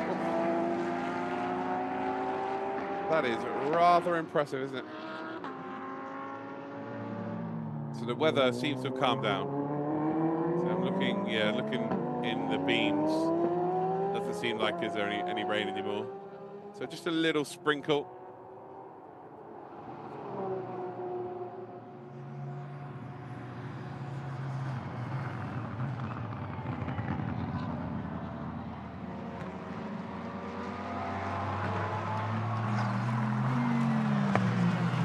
Sounds like a heavy rain in the area. Ooh, move being made up the inside.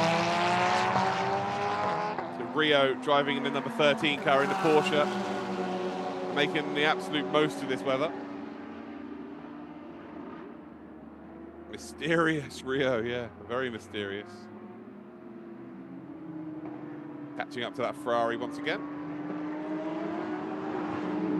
As much as we love the Ferrari being out on circuit, Rio doesn't care. Rio just wants to get by as quickly as possible. Hey, we're expecting a bit more of a downpour. It looks like we're not going to get that. Christopher Hasser, by the way, takes another 2 seconds out of the leader. So these greasy conditions are perfect for Hasser. Seems to have really found his mojo. But Boccolacci is the quickest. Dorian in the 206.4s on the last lap. Everyone else around, by the way, are like 20 seconds off of that pace. Apart from the top 5, everybody else, although they have come into the pits, a few of them, are really struggling. Oh, it's a bit misty in the air, so it looks like we're going to have a greasy surface then. Looks like we're going to have a bit of a greasy surface from now until the end of this race. Starting to almost feel a little bit wintry.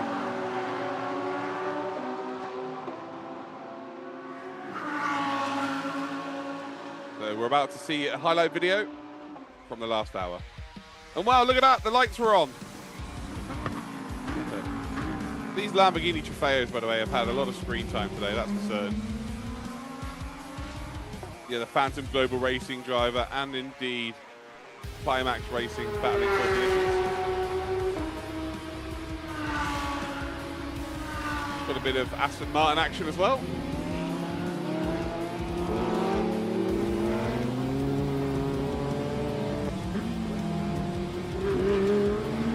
Almost a bit of argy-bargy. That was the Be Quick Absolute Racing, who are flying right now, by the way. They're in P2 as it stands. It's, yeah, just ridiculous. There we go. We've got a three-way shot of the Audis. Now we're about to see some more action. Not quite a send initially, but then by the end of it, it was done. And that was on the race leaders. So they know that if they get into a position later on in this race where it's on, they're going to take it on. There's the number 5 car of HZO getting taken over by our leaders R and B. And this is P2. They're on a charge right now. Hasser, who is, massively faster. And actually R and B have just come into the pits here. But Christopher Hasser in what would be described as moist weather. Currently, the fastest out there by a country mile. And well, the Phoenix rises from the ashes. Harmony Racing. And that Ferrari are back out on the track. Lovely old job.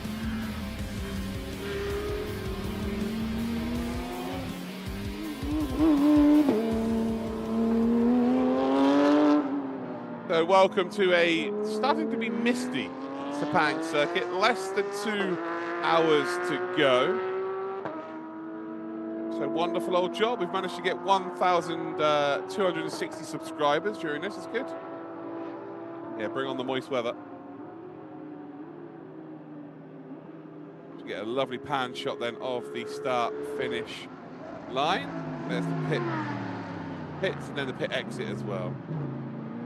In Sepang, it is, yes, it's 8 p.m. So we've got 2 hours left of this race. Right, guys, I'm going to go make myself a cup of tea. And then we're going to settle in for the final 2 hours of this race. So, if you haven't already hit that subscribe button, yeah, get excited because we've got some action coming your way.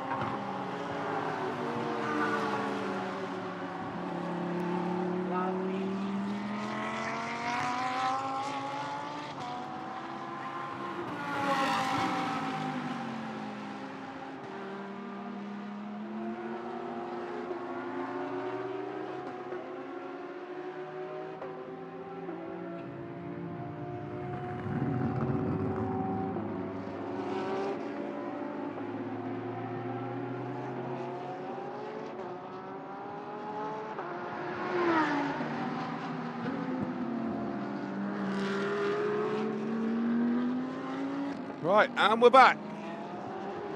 Whoa.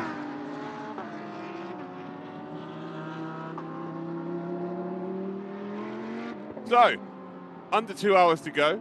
We had a brief little sprinkle of rain, didn't we? Hasn't really come to anything.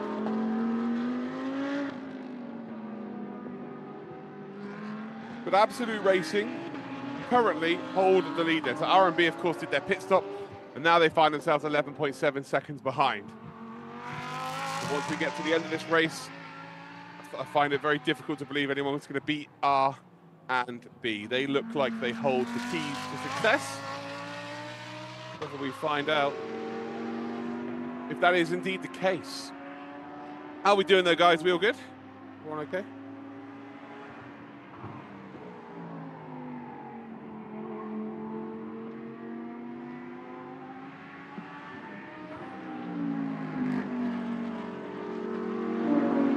We're on board here with the Climax Racing team.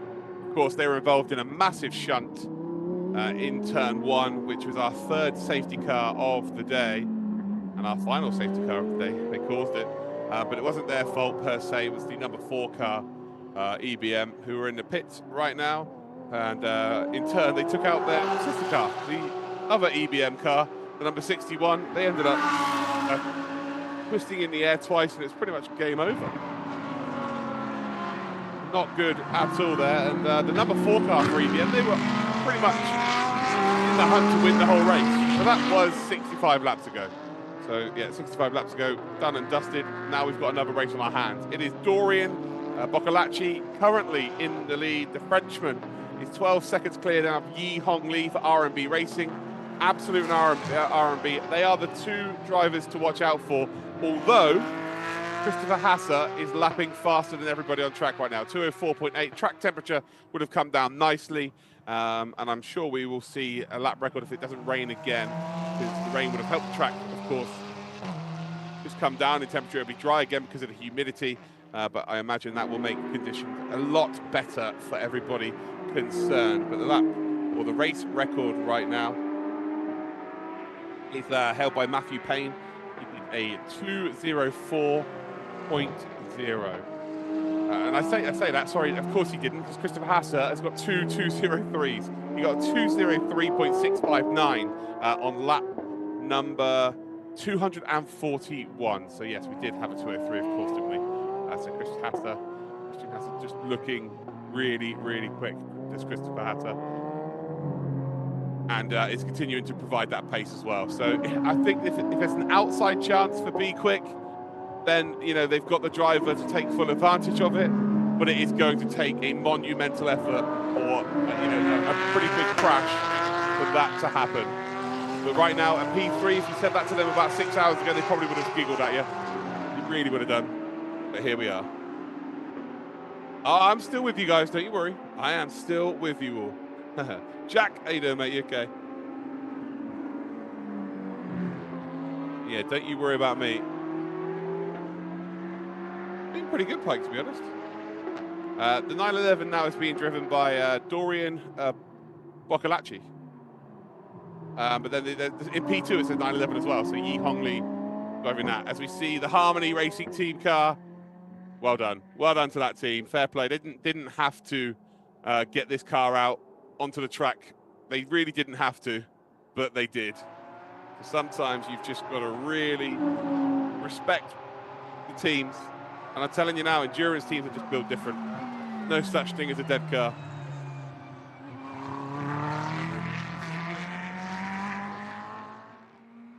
No such thing as a dead car for an endurance team garage. It's as simple as that. 1 hour, 46 minutes to go then. Absolute Racing do lead.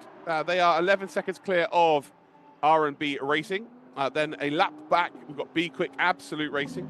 Phantom Global Racing is the number 31 is the lead car of 2. The next car in P5 is another Phantom Global Racing, number 13. Viper Nisa Racing find themselves in 6th position in the 65 car. The number 71 car is in 7th now, Prime Speed Sport, running in the brand new Aston Martin, currently 2nd in the class. Climax Racing currently in that final podium spot for the GT3 AMs.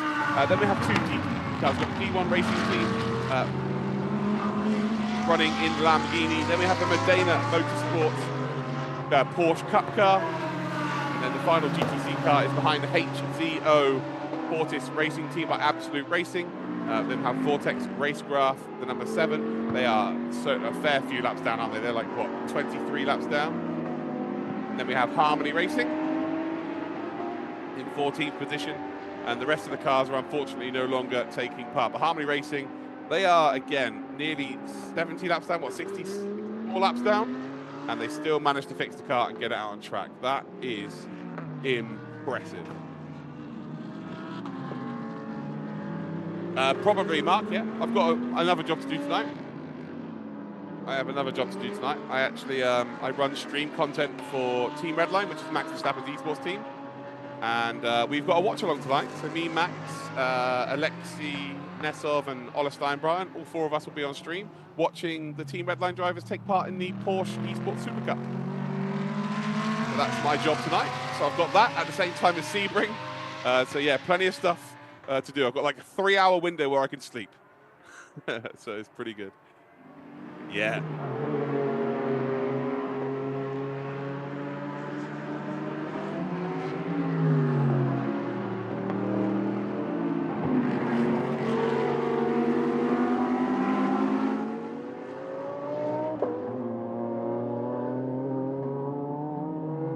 We've got a cluster of cars. Number 31 being run by Cheng Kung Fu, who's been very quick today as well. Like all of the fast drivers are out on circuit right now. Rio in the number 13 of the same team. Although in behind you've got another blue car. It's the number 7 of the Lamborghini.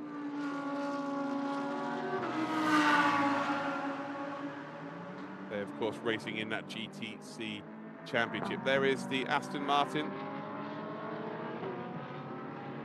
of Prime Speed Sport. Heremana Malmazak was in the car. I would imagine they're changing drivers. They've done that every single time so far. Watch out for the seat to be thrown. They'll pick the seat up and then just lob it. Oh no, no one's done. Maybe they've done that already. But that is my favorite part of today, is watching people take their seat out of the car and just throw it. Throw it into the garage.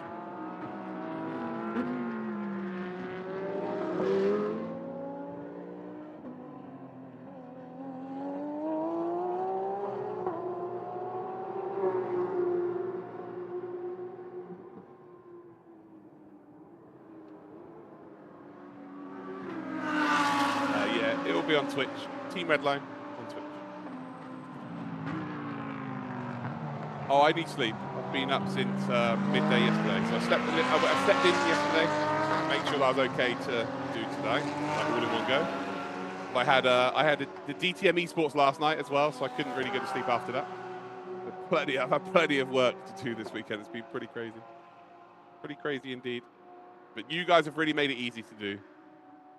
Made it a lot easier than it should have been, that's for sure. 1 hour 42 minutes though remains on the clock. It's a car just behind there going into the pits. I believe that was the number 7. The Vortex Race Graph. I think they just come in.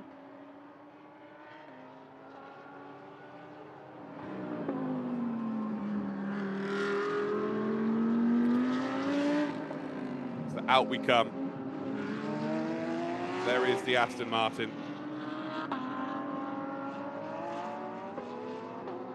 Ready to take on the second to last stint.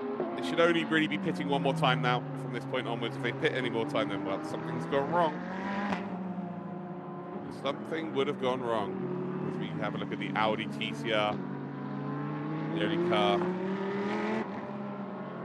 left. I say that the only car left. The ZSB car are back out there. They are fair laps down, but no, they are actually still out there. Hey Pedro, how you doing, mate? You okay? Welcome. Yeah, no time to waste. Just got to throw the seat. I've had 0 coffees. 0 coffees. I've had 1 Red Bull and about 3 cups of tea. And there again is the Harmony racing car. And then the number 13, the Phantom Global Racing, Rio at the wheel. 206.3 on the previous lap. But I'm going to just do a quick weather check. think that's what we all want to see. Let's do a quick search. It's going to rain. It's going to rain in the next hour, and by rain, it's going to thunder and lightning rain. There's a potential here for a red flag, isn't there?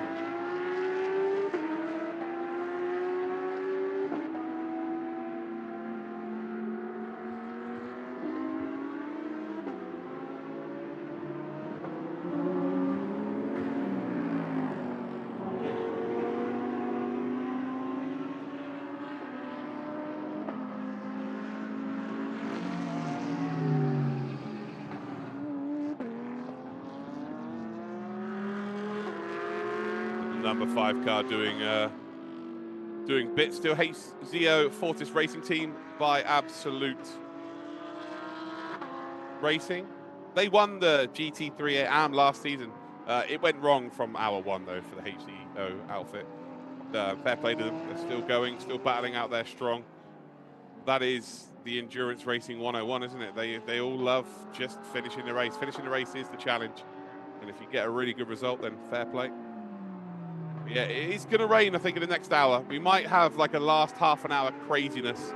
It may come a little bit before that, but I believe we are going to have a bit of ridiculousness to finish this race off. So if you are in a position to go get some snacks and some drinks, now is the time to do so, because, yeah, it's might be about to get ridiculous. I'm just looking on my phone. My phone states that we are, you know, very close to getting some pretty bad weather.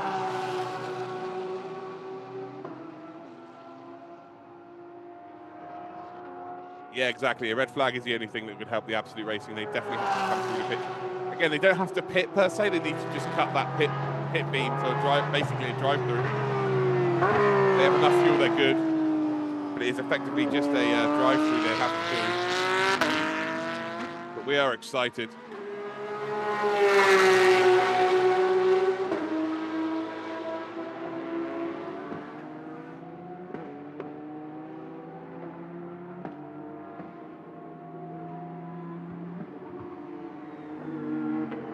Nice one, Pep. Good stuff. Number 5 car comes out of the abyss.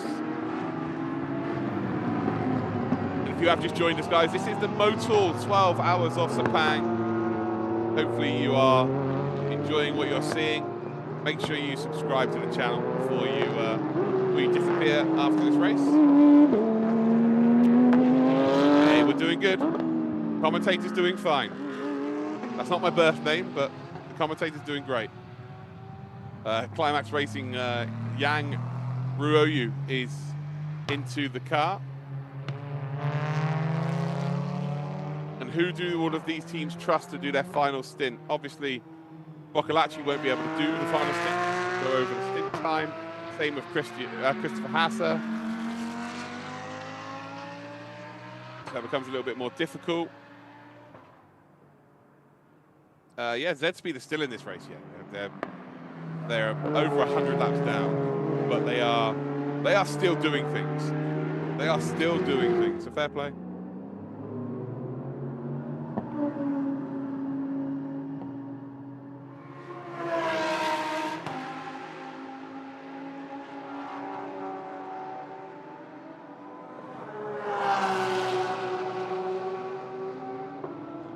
The lights on the Aston are pretty spectacular. So Bevo, very bright grille lights.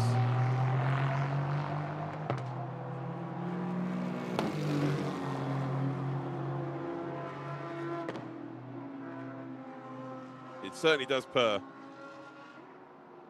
you know, this is my first time seeing this car as well. It's very nice. Very nice. It just sounds reliable as well. It sounds very well put together, but it is a brand new car, so it makes sense.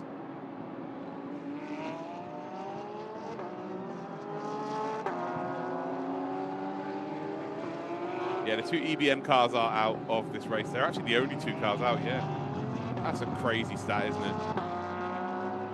Considering they both had a chance to finish on a podium, and maybe one of them even win the race, to then end up being the reason why they're both out of the race. Like, it was the 4 car that took out the number 61. Like, ridiculous. And these things happen. These things happen. That is motorsport. It's not always sunshines and rainbows. Most of the time, it is disappointment and money pits for that one chance of glory.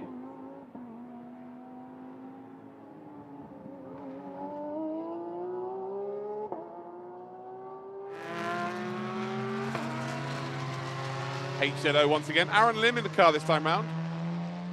Hometown hero, another Malaysian. We've got two Malaysians out on track actually as it stands. Vipanese Racing, I've got Melvin Moe. And then you have got Aaron Lim also out there as well.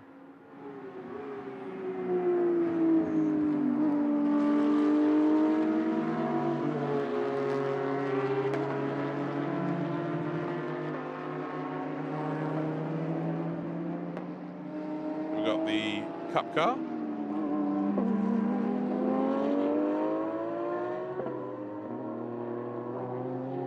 GTC Championship, currently second. The Modena Motorsport, Francis Chia is driving. I think you're going to see a bit of a send then from the number 5, the Audi. Yeah, there we go, HZO.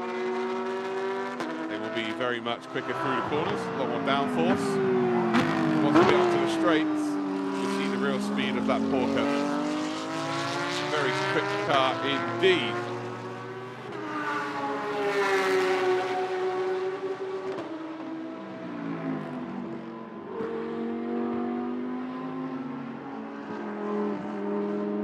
There you go, you can see the Porsche just keeping up with the Audi in a straight line. And then through the corner, it really does struggle. Trying to get a bit of rotation mid-corner with the brake.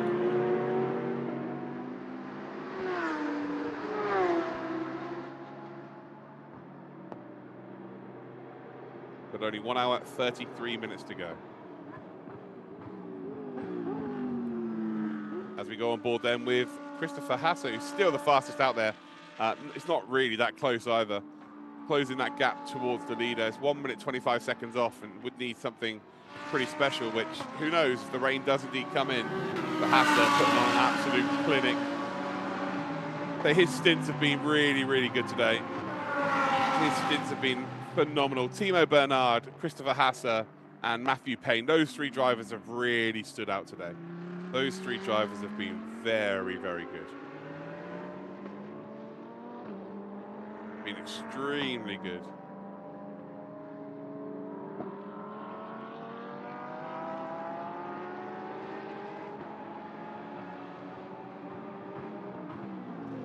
Nandi's going to be the last driver to get in. The Haas has got another chunk of time to deliver, and then we'll come into the pits.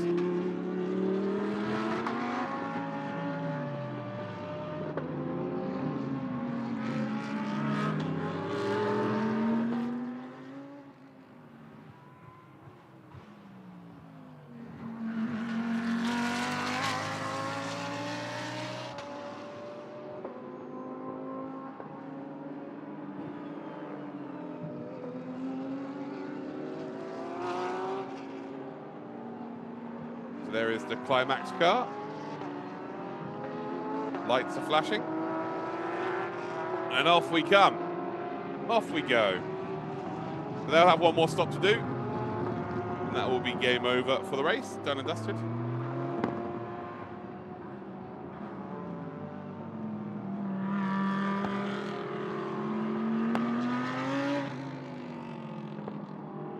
There we go, taking turn number 2.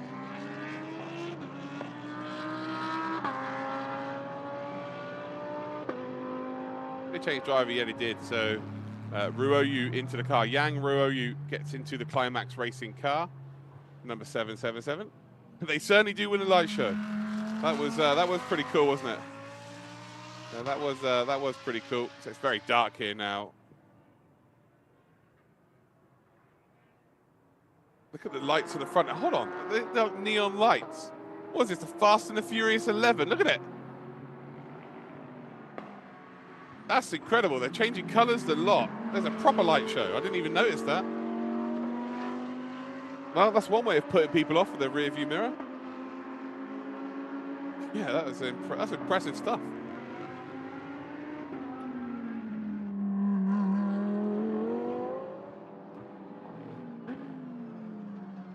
Car number 7. Plenty of camera time for this GTC car. It's going to finish bottom of the pile. They were in the pits for a very long period of time with a damaged car. But they're still out there. So just crossing the line is a massive achievement in these races.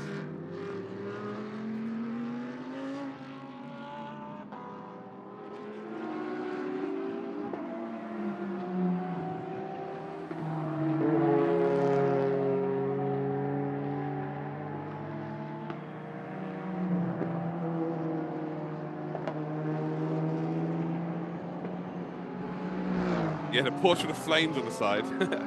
Yeah, that's a real bonkers livery.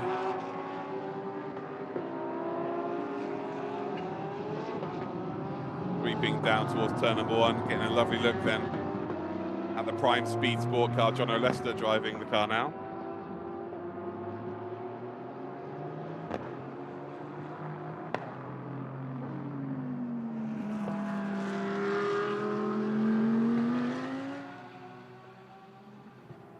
A couple of these teams have got 5 drivers, a couple of them have got 4, most of them have got 3 drivers for 12-hour race.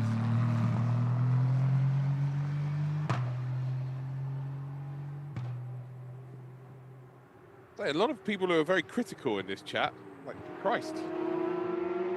You're sat having a beer in your garden, watching people race. Come on, guys. Let's have a bit of positivity. You're on a bit of a different planet. So that's what you're worried about.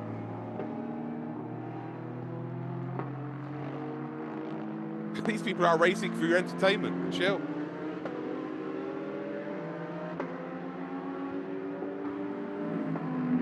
Okay, if you've not got to look at the new Aston Martin, here it is in all its glory. Got very similar wheel arches to the BMW M4. I've noticed. Very similar wheel arches.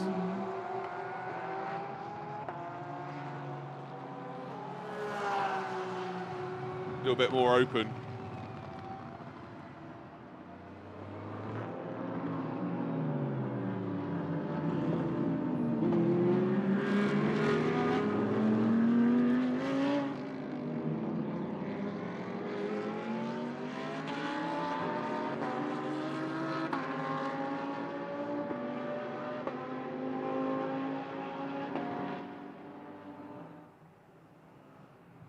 About to see Ascend.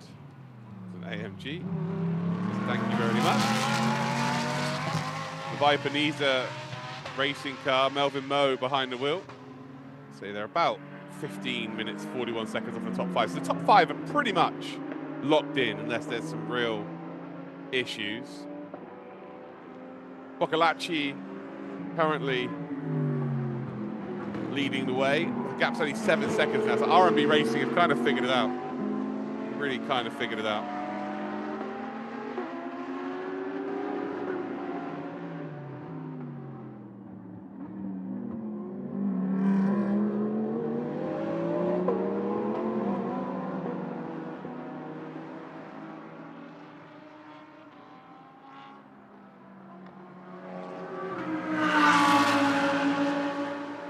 Car 71, track limit to turn 8. They've got themselves a little warning. But again, we've not seen one time penalty. We've not seen one penalty for track limits today. Lots of people have got warnings, but no one's got a penalty. So they've all, once they've got their warning, they've all been very well behaved. Very well behaved indeed. Got the 710. Leader of the GTC class, quite convincingly as well. Just over 2 laps is the advantage. 5 minutes 43 seconds. And barring a miracle for the Modena Motorsports Porsche car, it will be a race victory for the 710. And a well-deserved one as well. They've proper mixed it with not only the GT3s, but the TCs. It's been, yeah, the Lamborghinis have absolutely put a show on today. They very much are. It's very slick and slippery in a straight line.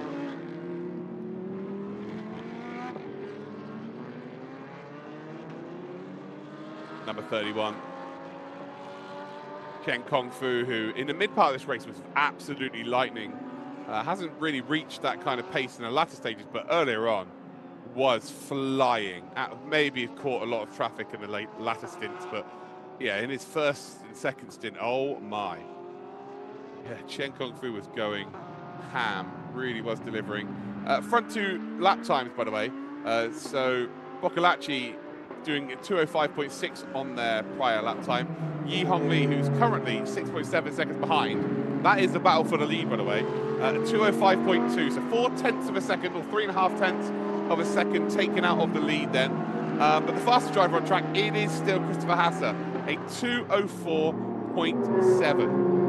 And no one is anywhere close to those lap times. Christopher Hasser flying right now. Unfortunately, maybe a little bit too much work to do with only an hour and 25 minutes to go. So yeah, a little bit too much time to go. Yeah, Petmar, I think there is going to be rain. I do believe there is going to be rain.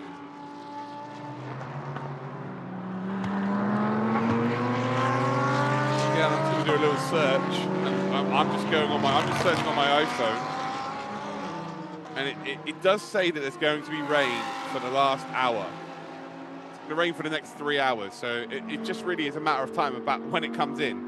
Is it going to come in while this race is happening? Or is it going to come in just as the race is ending? But if there is going to be rain, it's going to be pretty heavy.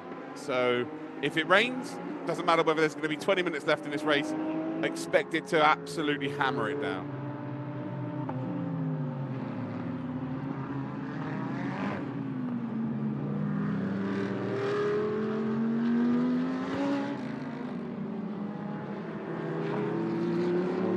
There's three different classes, Hayte, so they're TC cars. So that is why you see them a few laps down. They've obviously had issues as well, but they are a TC car. So if you look on the timing tower, they've got a colour next to their name on the right-hand side.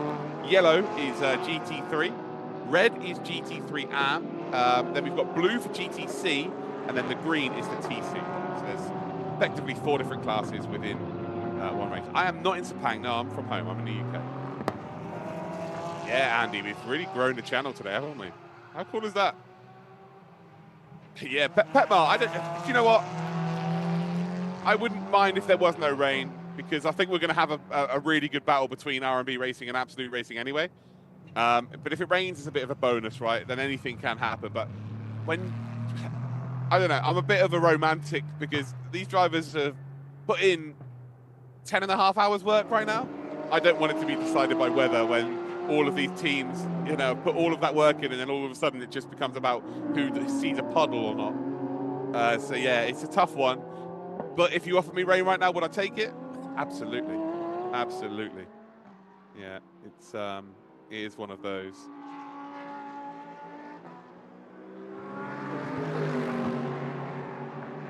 Remember, if you haven't already subscribed, make sure you hit that subscribe button.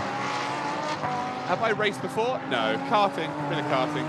I race sim racing, do a lot of sim racing, but I've never raced proper cars. I've driven a couple of rallycross cars, but yeah, that's about it, mate.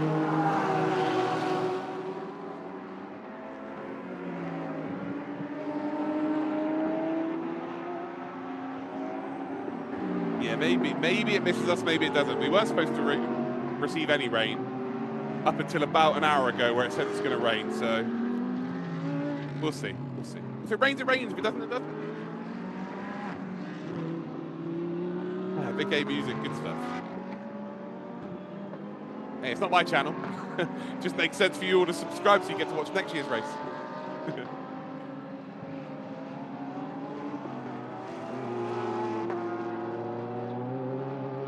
We're on board then with the 911 car. This is Dorian Boccolacci leading the class, leading the race. And you can see just in the background, P2. So nerves are going to start to settle in.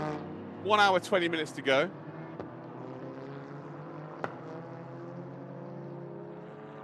And the last thing you want to do right now is when your team has set you up at the, with a potential chance of winning this race, is making a mistake. You do not want to be the driver that cost your team. It's a team event, and of course, they understand that mistakes happen. But when you race in a team event, and you are the one that makes the mistake, that's happened to me, it's horrible.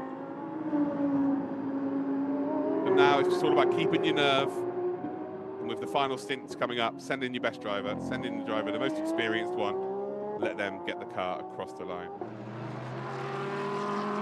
At Darpan, I have a TR8 rig and a Logitech DD.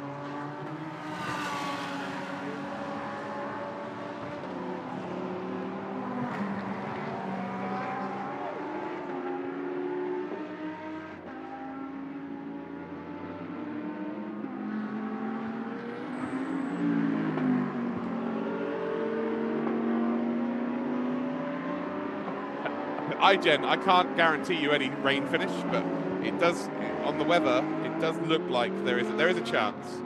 There is a chance. So we'll see, I guess. I guess we will find out. We'll find out together, holding hands, running into the sunset.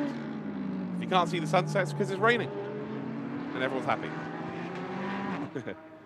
Number 31 there, we just saw briefly Cheng Pongfu really starting to hit good lap times as well in the mid-205s. Track getting pretty greasy now as well, and a lot of these drivers at the end of their stints, the tyres are not in the greatest spot. That wouldn't be funny, Moss, really, would it? That wouldn't be hilarious now, would it? Not really. Yeah, iGen, you should go there. You should go there quickly. Quickly, go there. Get there.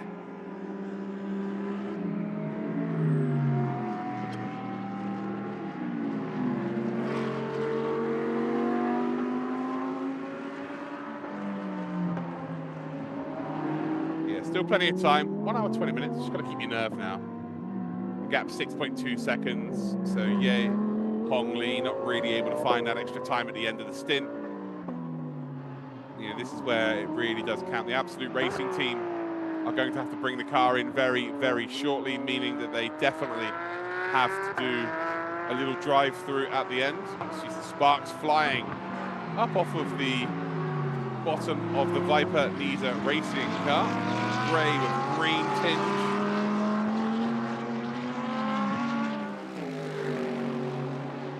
Anything can happen, that is true. Anything can happen, for sure.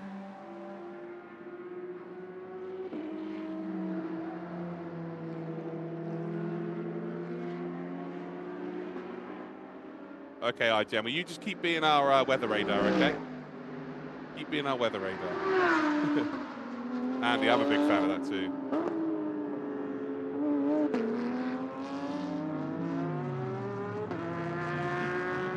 Yeah, this Viper livery for sure is one of my favourites.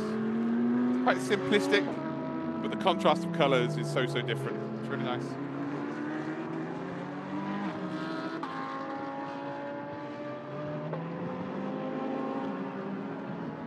Really is a nice livery.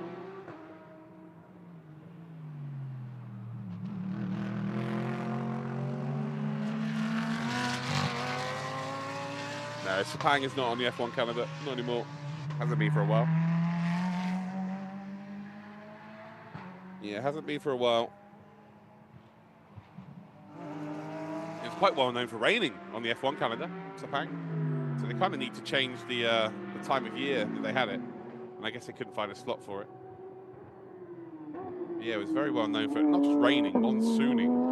It's a very, very moist place to race. Even more so than here in the UK. And we invented rain. Gap though between the front two cars, 5.8 seconds now. So we are nearly 11 hours into this race, and the front two separated by 5.8 seconds.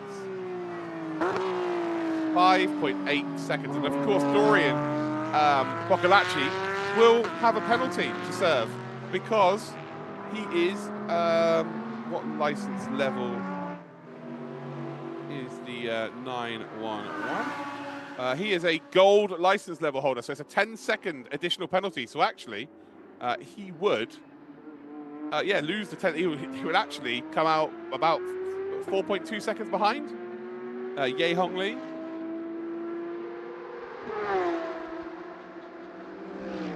But then Ye Hong Li's a silver, so he would actually receive himself a 5-second time penalty. No, they would both get 10. No, silvers and golds are the same, so they actually would both receive 10. So no, it is as close as you want to get. They both are going to receive a penalty. Or I say a penalty, it's not really called a penalty. They get held for an extra 10 seconds because of their license. So, yeah, they're both going to get held. Crazy. Pink pig. It's got to be the pink pig for sure. Yeah, it's got to be the pink pig.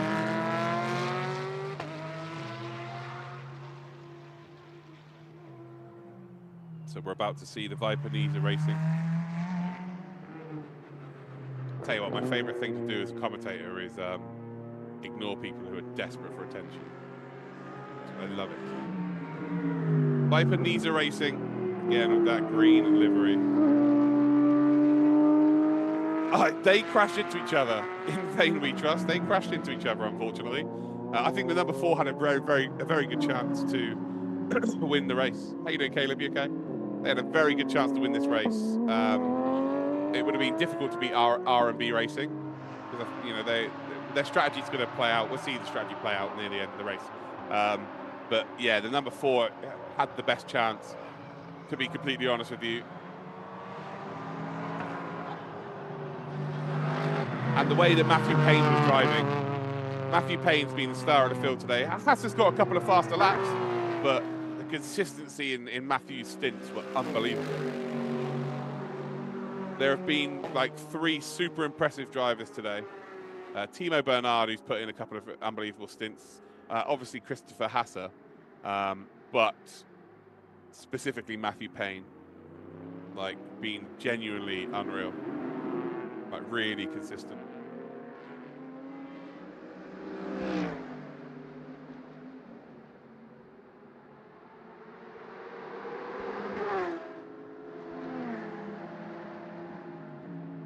So yeah, the timing changes once a lap, guys, if you've not noticed. So when they cross the line, so it should change now. And now in 5 seconds, it will change. So it says 1 lap, and then in 5 seconds it changes. And it'll come up with 6.7. So it's every time they cross the start-finish line. Yeah, the green on that livery is really nice, isn't it? Mosport. They're not 17 cars, they're 16. One of them, unfortunately, is no longer out there. But yeah, the cars being out there pretty good.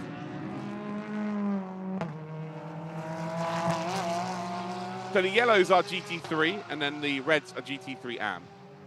So that's the difference. There's only 1 car that's out as it stands. Jonathan Chicotto getting into the Vortex racecraft number 7 GTC. But here are your race leaders. Might be worth staying on board with these for a little bit. You can see the tyres are starting to hurt for sure. Yeah, you can just tell the rear of that car dancing around.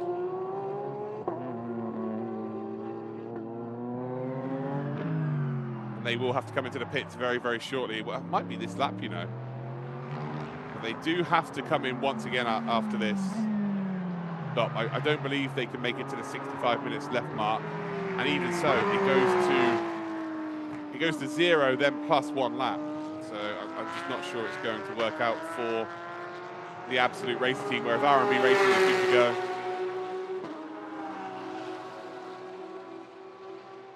It's going well. There's a lot of people watching.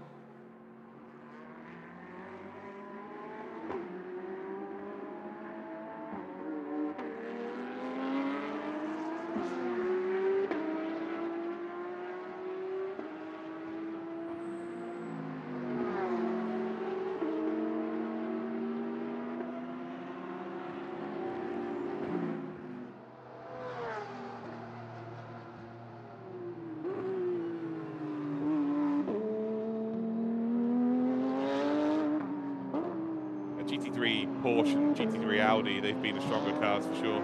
But the AMG is leading for a big chunk of this race. So right now they are at the front, but it's an endurance race. Unless you've watched what's gone before, you can't really make a statement about what's dominated, because we've had 3 different manufacturers lead this race. I actually think the BOP has been very good. Very good indeed, actually. Costa Racing, how you doing? You okay? So this is the R&B car. As the Absolute Racing have decided to pit. And that is a bit of a shame for them, because that means they will have to pit right at the death of this race and thus give up the lead. So right now, the R&B Racing team are going to take the lead of this race, and then they will have to come into the pits, but they can stretch it out. So they will only have to stop one more time, whereas Absolute Racing, who are currently in the pits now, they will have to stop again. So realistically, what they're looking for right now is a red flag.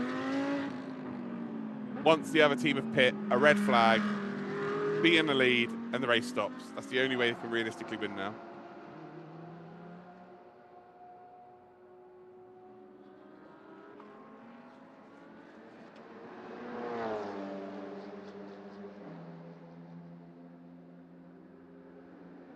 Yeah, the battle for P1. You say it's getting spicy. It's going to take a couple of things outside of the driver's control.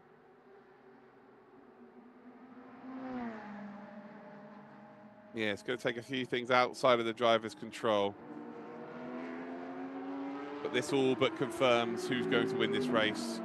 1 hour to go. R&B Racing, which, again, you know, in endurance racing, anything can happen. We are due rain, apparently, in the next 10 minutes. So again, I'm just going to do a little search and see whether that's maybe changed. No, we are genuinely due rain. So, yeah, whether or not that comes in, it really does spice up that final hour, remains to be seen.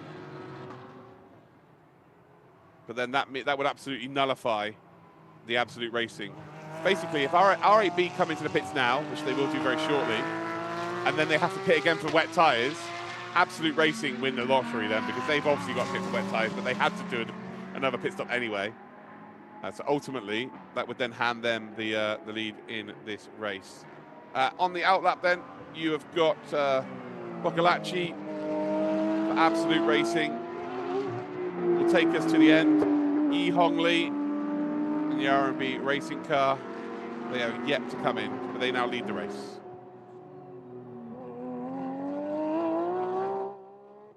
The Erk, I'm glad you've enjoyed it, mate. So I know it's not your bog standard, what you'd expect from an endurance race. I do offer something a little bit different, and maybe it's to some people's taste, and maybe it's not to some people's taste, which is absolutely fine, of course. You know, everything is subjective when it comes to consumed content, but yeah, this is my own little way of doing things. Yeah, the radar's saying that it's going to come in, but then there's other people saying it's going to miss. So right now, we just don't know. We have no idea. We have no idea. Who can really predict the weather? No one. The weather does what the weather wants to do.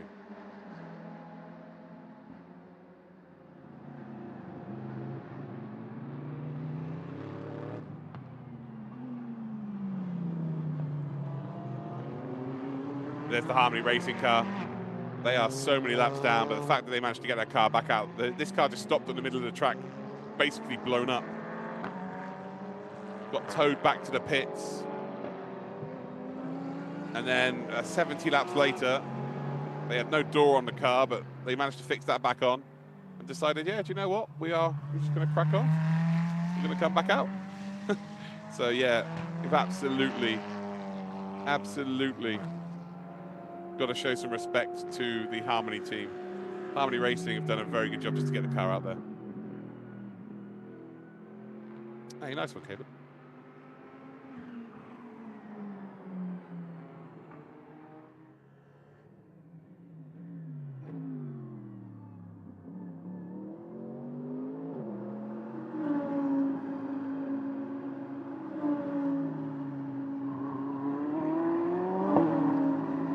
Very much hope we do see a bit of moisture.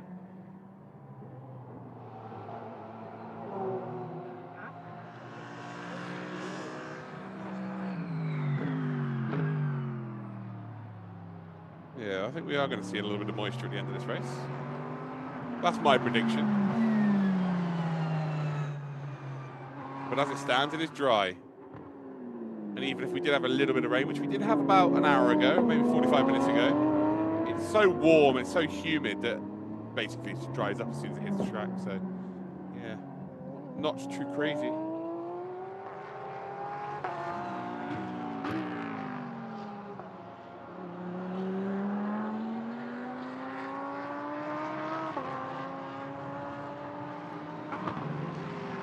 Which other races will I be commentating on this year? I don't have anything. I've got lots of esports stuff planned, but I've got nothing in real life planned. This is my first one for over a year in real life, actually. So it's 12 hours of 12 hours of race solo. So this was a completely new challenge for me. This one, one that I've actually really enjoyed. I'm knackered, but I've really enjoyed it. And I'll let you into a little secret. You guys probably, a few of you will know who Andrew Coley is. Andrew Coley, in my opinion, is the best commentator in the world for motorsport. And he actually kind of recommended me to work with this company. And when you get a recommendation from someone you hold in such high regard, you take that job and you try and do them proud. That's what I'm doing right now. So I'm trying to do Andrew Coley proud. Yeah, he is an absolute legend.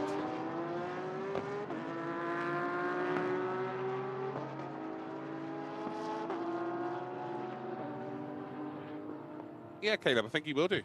I think that's his plan for sure.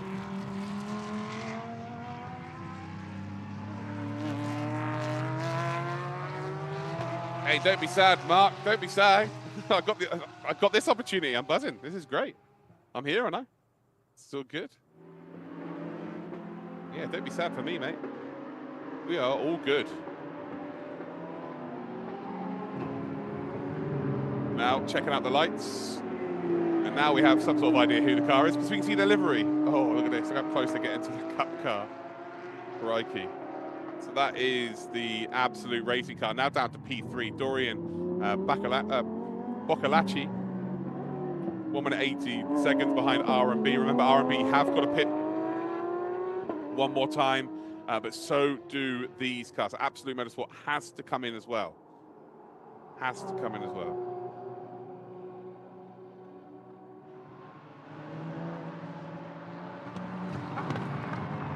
I'll never forget you too, Thomas. Yeah, you guys have made this again. Hopefully, when we get the feedback from the people who've employed me, they're like, "Oh, do you know what? It was a really nice idea that you got the chat involved and stuff." And maybe they turn around and say, "No, do you know what? It wasn't great," and that's fine. At least we gave it a go, and I feel like we've had really good fun today. And I think the retaining of the view numbers has been good because we're being interactive. So yeah, well done, everybody.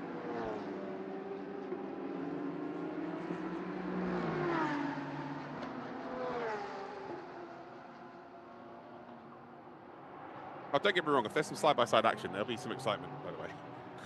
Don't you worry about that. There will be some over-excitement. That is part of the repertoire.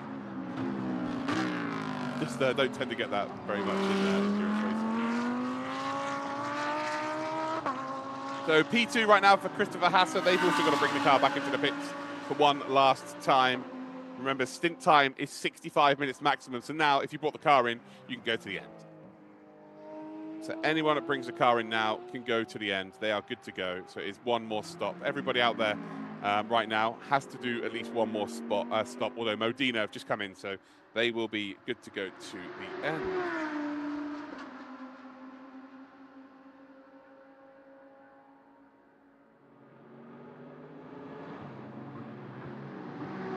Absolute Racing, yeah, they've always got really, really good results, haven't they?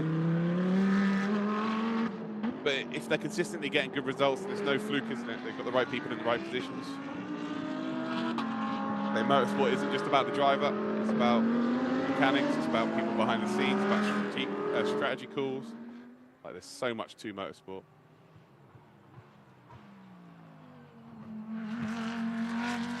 But 1 hour, 1 minute to go. We're nearly under the last hour to go. Oh, I would say it's flown by. That would be a little bit of a stretch. Be a slight stretch, guys, that it's flown by. But it's gone pretty quickly, I guess.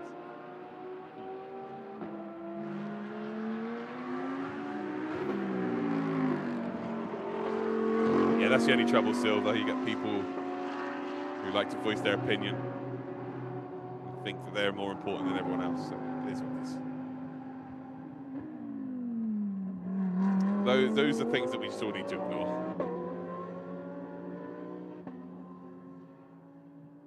So it looks like we are about to get a highlights package, ladies and gentlemen.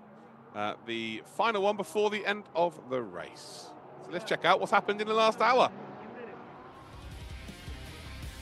As we get the funky music and the funky lights.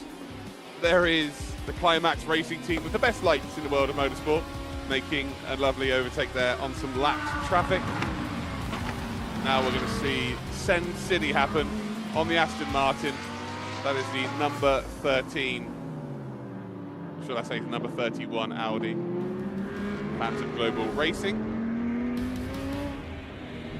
We have seen so much from that 710 car. That Lamborghini has been the main character in the GTC class, but the main character in the race as a whole. Every time there's been a fight, a potential fight with a GT3 car, they're like, yeah, bring it on. I'll take you on, no dramas. But for that long hour, it was the Absolute Racing team that were leading through the entirety of the stint. Of course, now with the pit stop phase happening, R8B have taken the lead.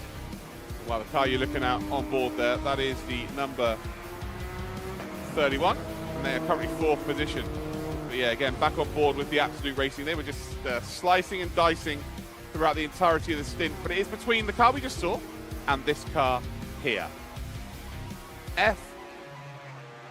Absolute Racing, versus R&B Racing. It's between those two cars for the win today. And maybe if we see a bit of weather, which could be on the cards, there just might be a little surprise at the end. Be Quick Absolute Racing, how they've got up to P2 is absolutely mind-boggling, but they will have to serve a pit stop, which should put them a lap behind the front two. But again, if weather comes at the right time, you never know what is possible in this race. We are under 60 minutes to go of this 12-hour race. The Motul 12 Hours of Sepang. Thank you for joining me. Hopefully you are indeed enjoying yourselves or had fun. My Twitter, I can post my Twitter in here for you. There you go. There's my Twitter, guys. You can go and click that link or copy and paste it into Google, and then you can go straight to my page. But yeah, we are under the last hour.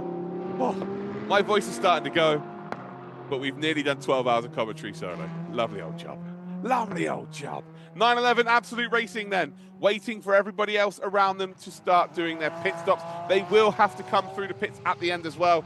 So realistically, they're hoping that their rivals pit now, and then it absolutely heaves it down. That way, then they all have to pit for wet tyres, and perfect. They all managed to grab themselves an extra stop, meaning that they actually will be on the lead of the race, and they might go on and win it. The only way they really can win it, I would say, is with that weather change. R&B have pretty much got this sewn up unless they make a catastrophic error.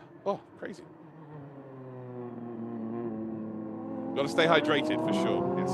Let me just go quickly get myself a glass of water, and then we're going to be back, and we are going to be kicking some ass for 57 minutes.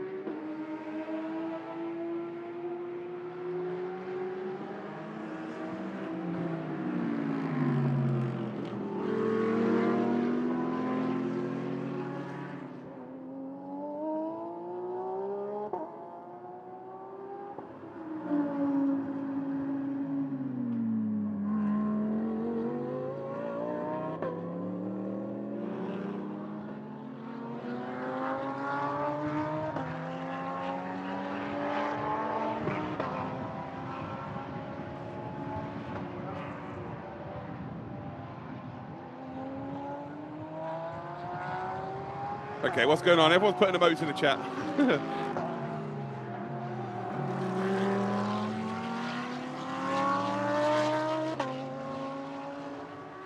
I'm not in Sepang, by the way. So someone just said I'm the real goat because I'm in Sepang. No, I'm not in Sepang. I'm at home. I'm in the UK, so don't worry about me. We're all good. We're staying hydrated. We've got a drink. It's 54 minutes left to go.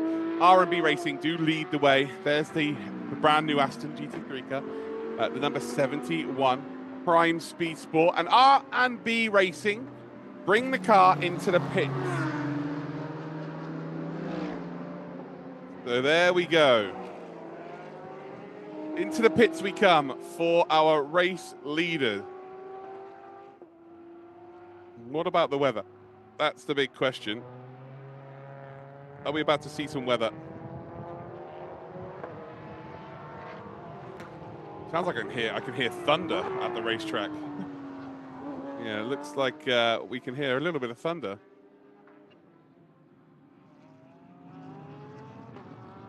Why is everyone talking about booze? Come on, guys.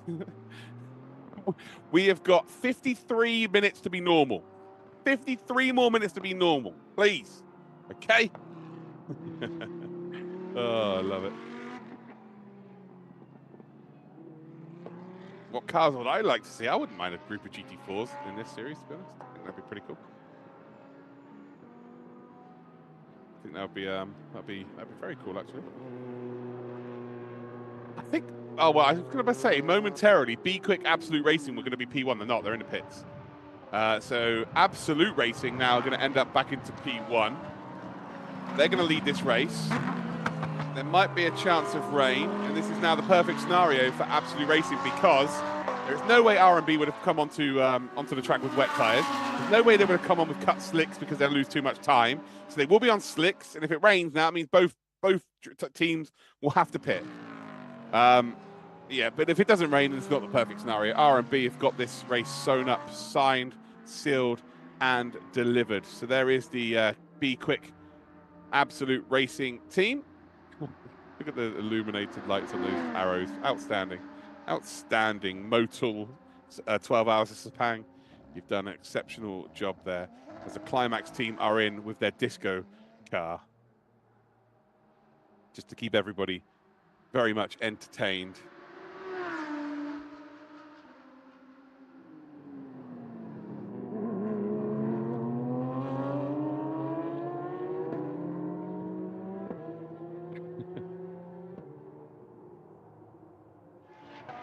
It comes down to this then. Outlap now time for R&B Racing.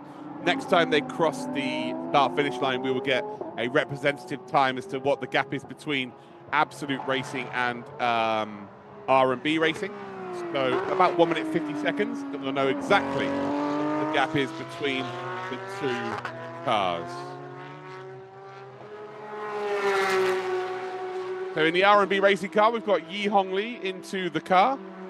And then with the Absolute, of course, we know that Boccolacci has stayed in the car for the final part of today's race. Timo Bernard now into the car for the Phantom Global Racing number 13, the Porsche. And Adley Fong has just jumped into the car for the Phantom Global Racing number 31.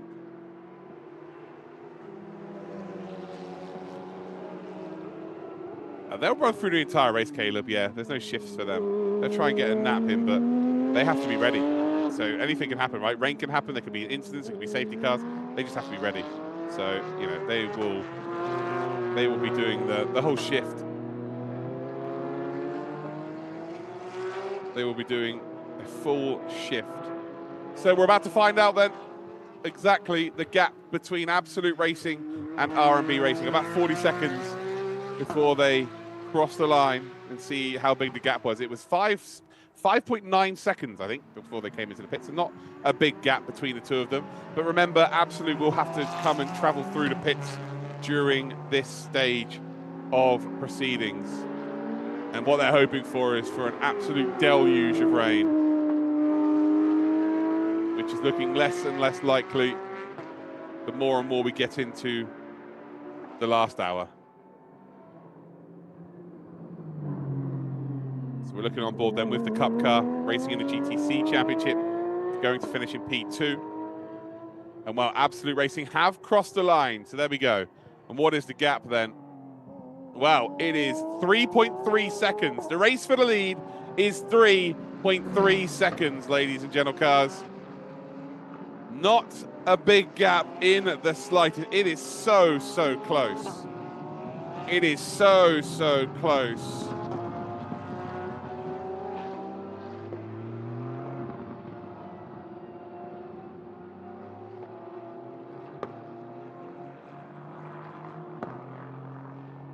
It is very close out there. Are we going to see a potential battle for the lead? And I think you'll find that Boccolacci might be a little bit faster than Hongli. Again, that's something that remains to be seen. But there we go. We are on board with our race leader, and you'll see behind, about 3.2 seconds behind, it will be Yi Hongli. There we go, look, in the background. So that is the distance between first and second in this race after 11 hours and 12 minutes. 11 hours and 12 minutes, ladies and gentle cars. And we find ourselves in a position where it's 3.3 seconds. Wow. Pretty insane. And do you know what? At the start of this race, I don't think either of these cars would have been my prediction either. They've kept their noses clean, and they have just got the business done when needed to. We're about to head up towards then the final corner, the final hairpin. I think the gap is about to come out, isn't it? The gap's about to be a little bit bigger. It's going to be a bit bigger than 3.3 seconds. I think it actually might end up going out to around about 5 seconds here. And Boccolacci has just got to try and get as big gap as possible in the hope that they can do their pit stop, cross the line, and still win this race. But it's, it's very, very unlikely as it stands. 5.5 seconds. So right now, Boccolacci is on flyer mode. Just every single lap right now is a qualifying lap, throwing everything at it. It is a wow situation, win or wall, as Danny Junkadea would say.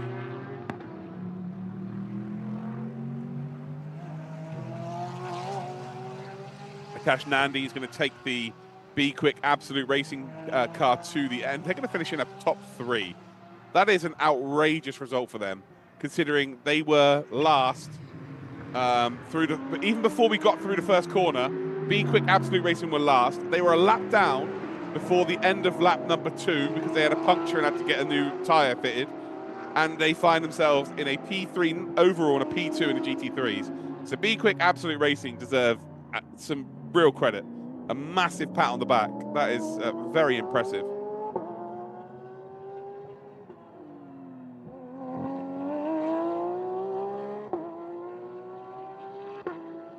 Absolute Racing have pit. They've still got one more to go though, so they'll pit a little bit later on in this stint now.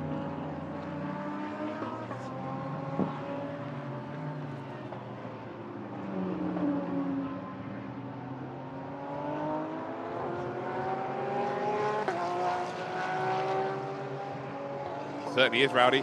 I know, Danny.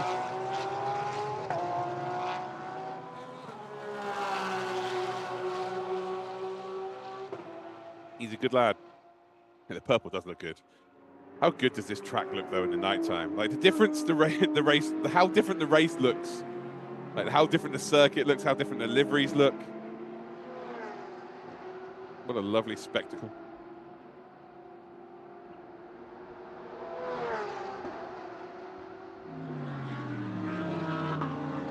So here is your race leader. It is runaway time. Just run away as fast as you can. Yeah, the rain is looking less and less likely, I must admit. The rain is looking less and less likely. I've not had a message from anybody that's at the track either to say that it's raining. So I would imagine we're going to be pretty clear.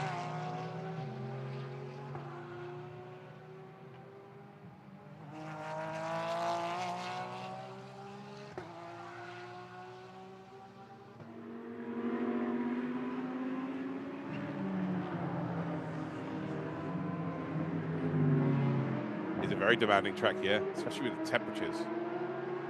Yeah, the temperatures factor in the undulation, factor in the harsh braking zones. High downforce corners, you need the high downforce setup for the corners. Like, yeah, this is a tough old track. So right now, even the track temperature right now is really, really hot.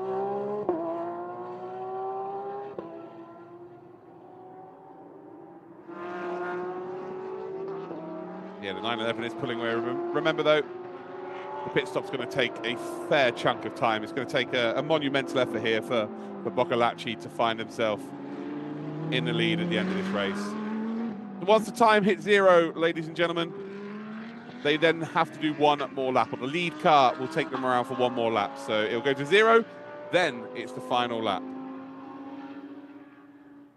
If it's raining, then everybody's got to come in. So, yeah, right now, if you're absolute racing, you are rain dancing, you are cha-cha sliding, you are doing every dance known to man. You're river dancing if you can.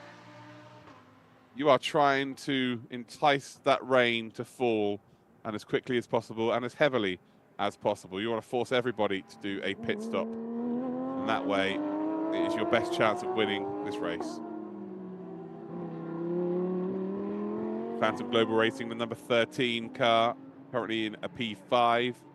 Timo Bernard is the pilot of the car right now, 1 minute 16 seconds behind Adelie Fong. It's not going to be anything higher than a P5.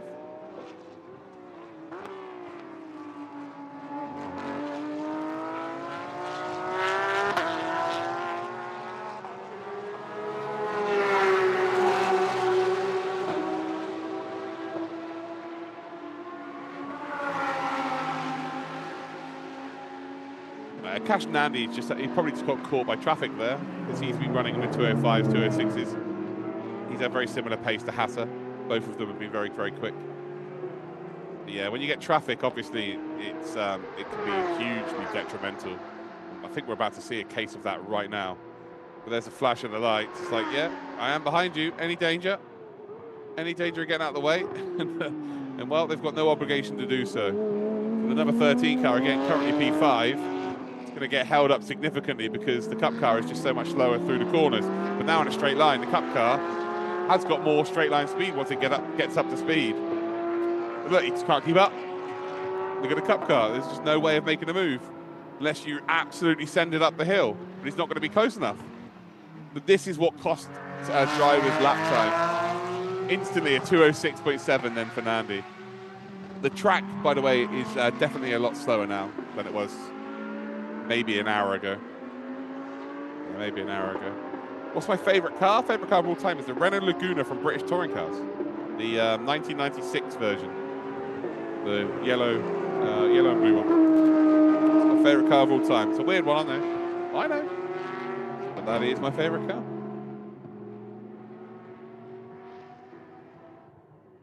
Not all 17 cars are running, no. The only car that isn't running is the number 61 EBM car, and I believe actually the number 4. So both EBM cars are not in the race, and they are coming together. So that is actually the 61, the 4 that accidentally rolled across the 61. 61 then drove up the side of this car, and then just like Tony Hawk's on a skateboard, did a couple of flips. It was quite spectacular, to be honest. I just don't know how it's managed to get there. For the speed they were doing, how it managed to end up like it did. In all fairness, it's actually quite mind-blowing. Yeah, pretty, exactly those two drivers, Rowdy. That was the two for me.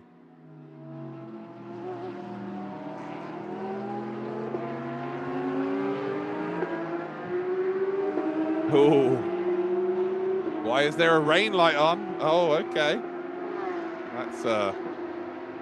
That's ominous. Look at us all. Look at us all rain dancing.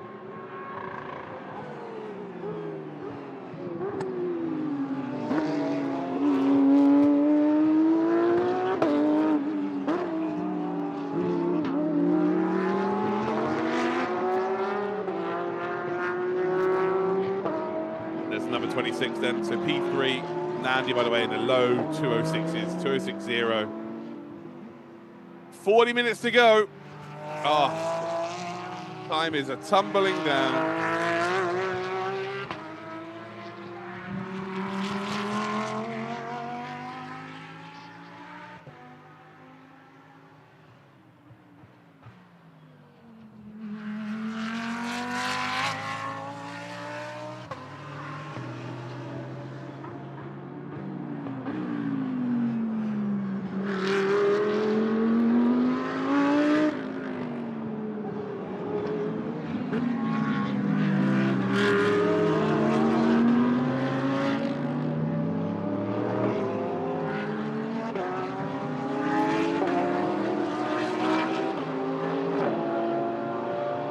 Caleb trying to preempt a bit of weather. The Dodge Viper. I got a friend who loves a Dodge Viper actually. It's from the Daytona 24 era as well. Not wanting rain and the commentators and spectators are rain dancing. Yeah, man.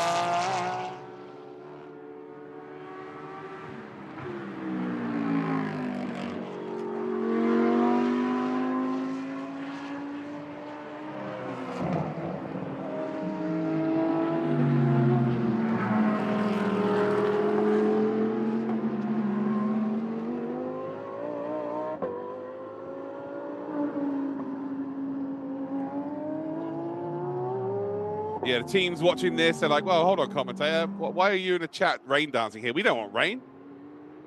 R&B Racing are like, we don't want rain. No, no, no, no. Yeah, no, that's true.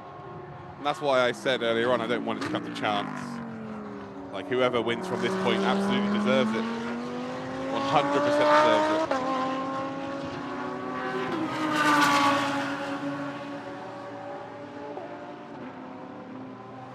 Run all the way up towards the hairpin we go. Once again. Board with 31. There's some thumbs up, there's some hands up. Are we going to get like a half hello? No, we didn't get a half hello there that time. Hopefully we can go back on that camera there, because I think they might be listening. And if they are listening, I want to see big waves next time. It's nervous, but they... Oh, there we go. Are we going to get a big wave? That's the question. Are they watching? I'm not sure. Yay, there we go. Lovely job. That'll do. That'll do. And if you are watching, good luck. Good luck. How many laps have the cars done? 303. Yeah, 303 laps have taken place so far. Well, Hazik, they had a coming together, both teams. Yes, not ideal. So that's what happened to the EVM. Hey, we got an acknowledgement, guys. It's always good from the garages. You can imagine how nervous they are right now.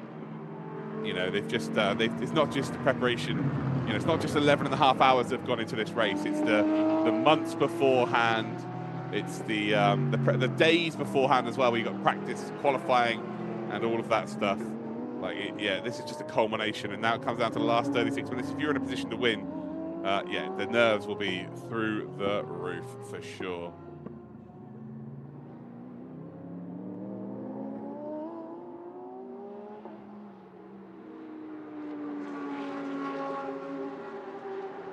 We're heading towards the last half an hour of the race. Well, there's a TC car that just went out of the way. Lovely little job. On board with number 71. Prime Speed Sport. Jono, Leicester, is in the car. Yeah, there's a, yeah, of course, Andy, of course.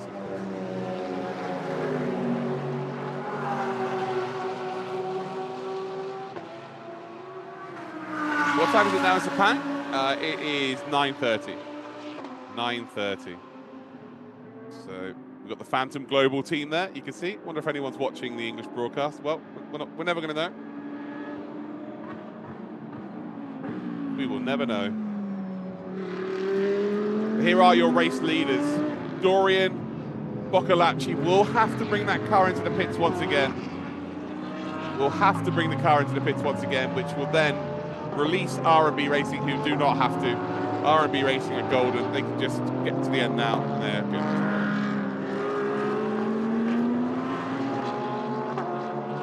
We've got the podium ceremony in Vain We Trust.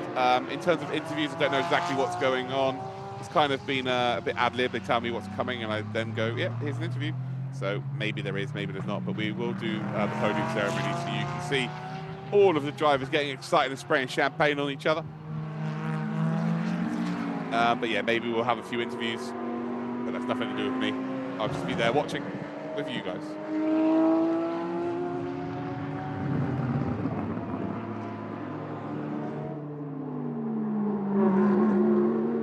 The gap between the front two is about 8.6 seconds. Doesn't look like we're going to have a plot twist at the death.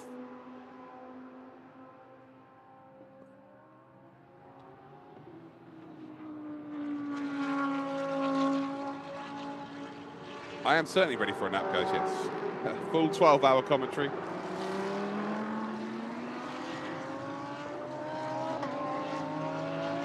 About 3 hours to go. I didn't think I was going to make it, but we've made it. We're going to be fine. It's been, yeah, it's been a pleasure there, guys. Still plenty of chances for stuff to happen here. And for anyone who's just stumbled across this channel, again, hopefully you enjoyed it.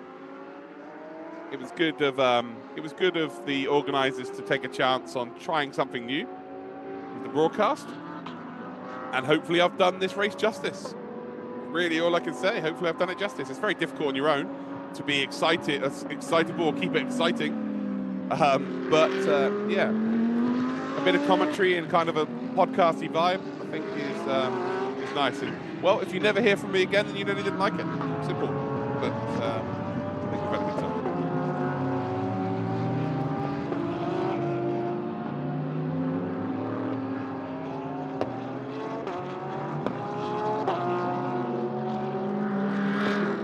Yeah, heading up towards the final part of this race. This is the R&B racing team.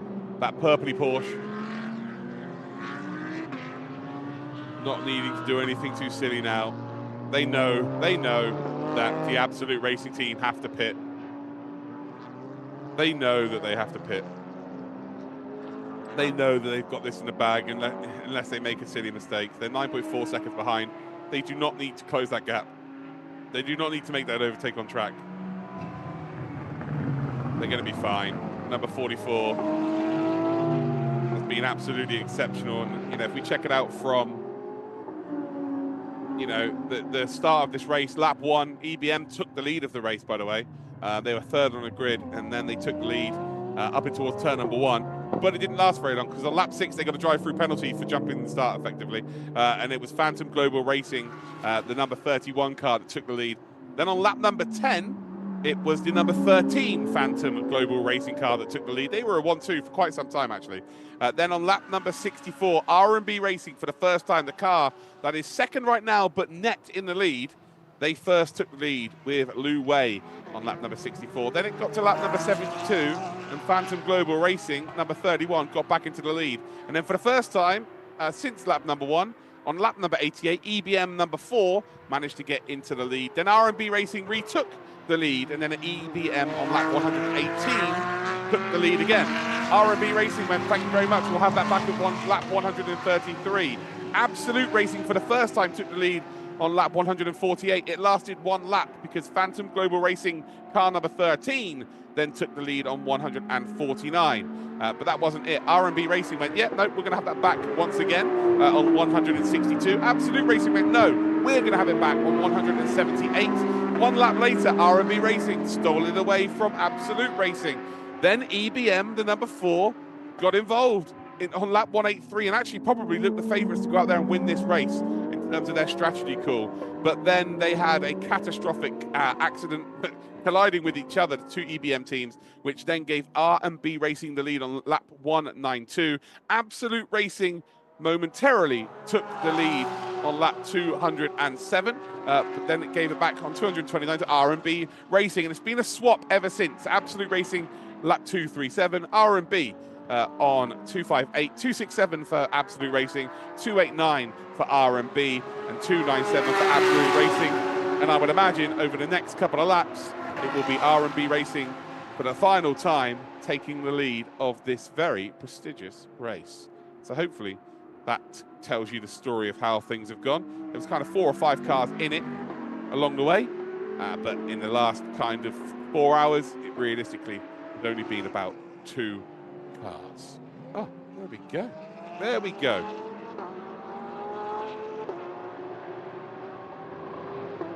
There we go. So this is Akash Nandi. They're one of the fastest drivers out on track right now, only being beaten in terms of lap times by P4, P1 and P2. So Nandi doing a very, very good job, and considering they were a lap down before they'd even got through turn number 1, I think you can say Be Quick Absolute Racing have done a sensational job today. It's a fair play to them. But again, yeah, they were a lap down, lap 1. Awful start for them. Absolutely gutting start for them. Gap now at the front, 9.1 seconds. We are under the half an hour mark.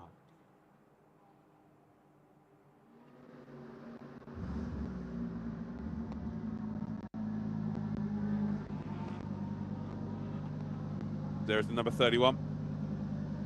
Adderley Fong, final pit stop of their race as well. We are effectively... Ooh.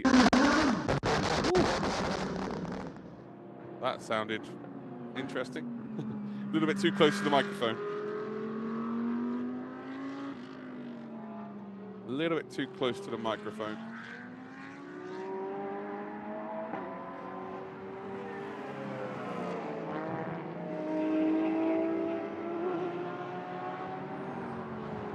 Exactly that, Andy. They will have to bring the car in. We've got like 10 minutes.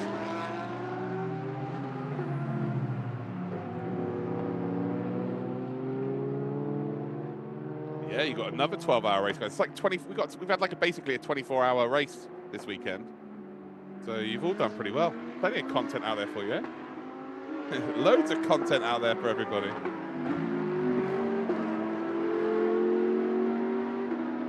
Absolute Racing still in the lead of this race, albeit in vain now. And I'm actually wondering, do they come out ahead of Be Quick Absolute Racing? Do they come out ahead? I'm actually not sure if they do. They're not going to come into the pits this time round. It'll be in the next couple of laps.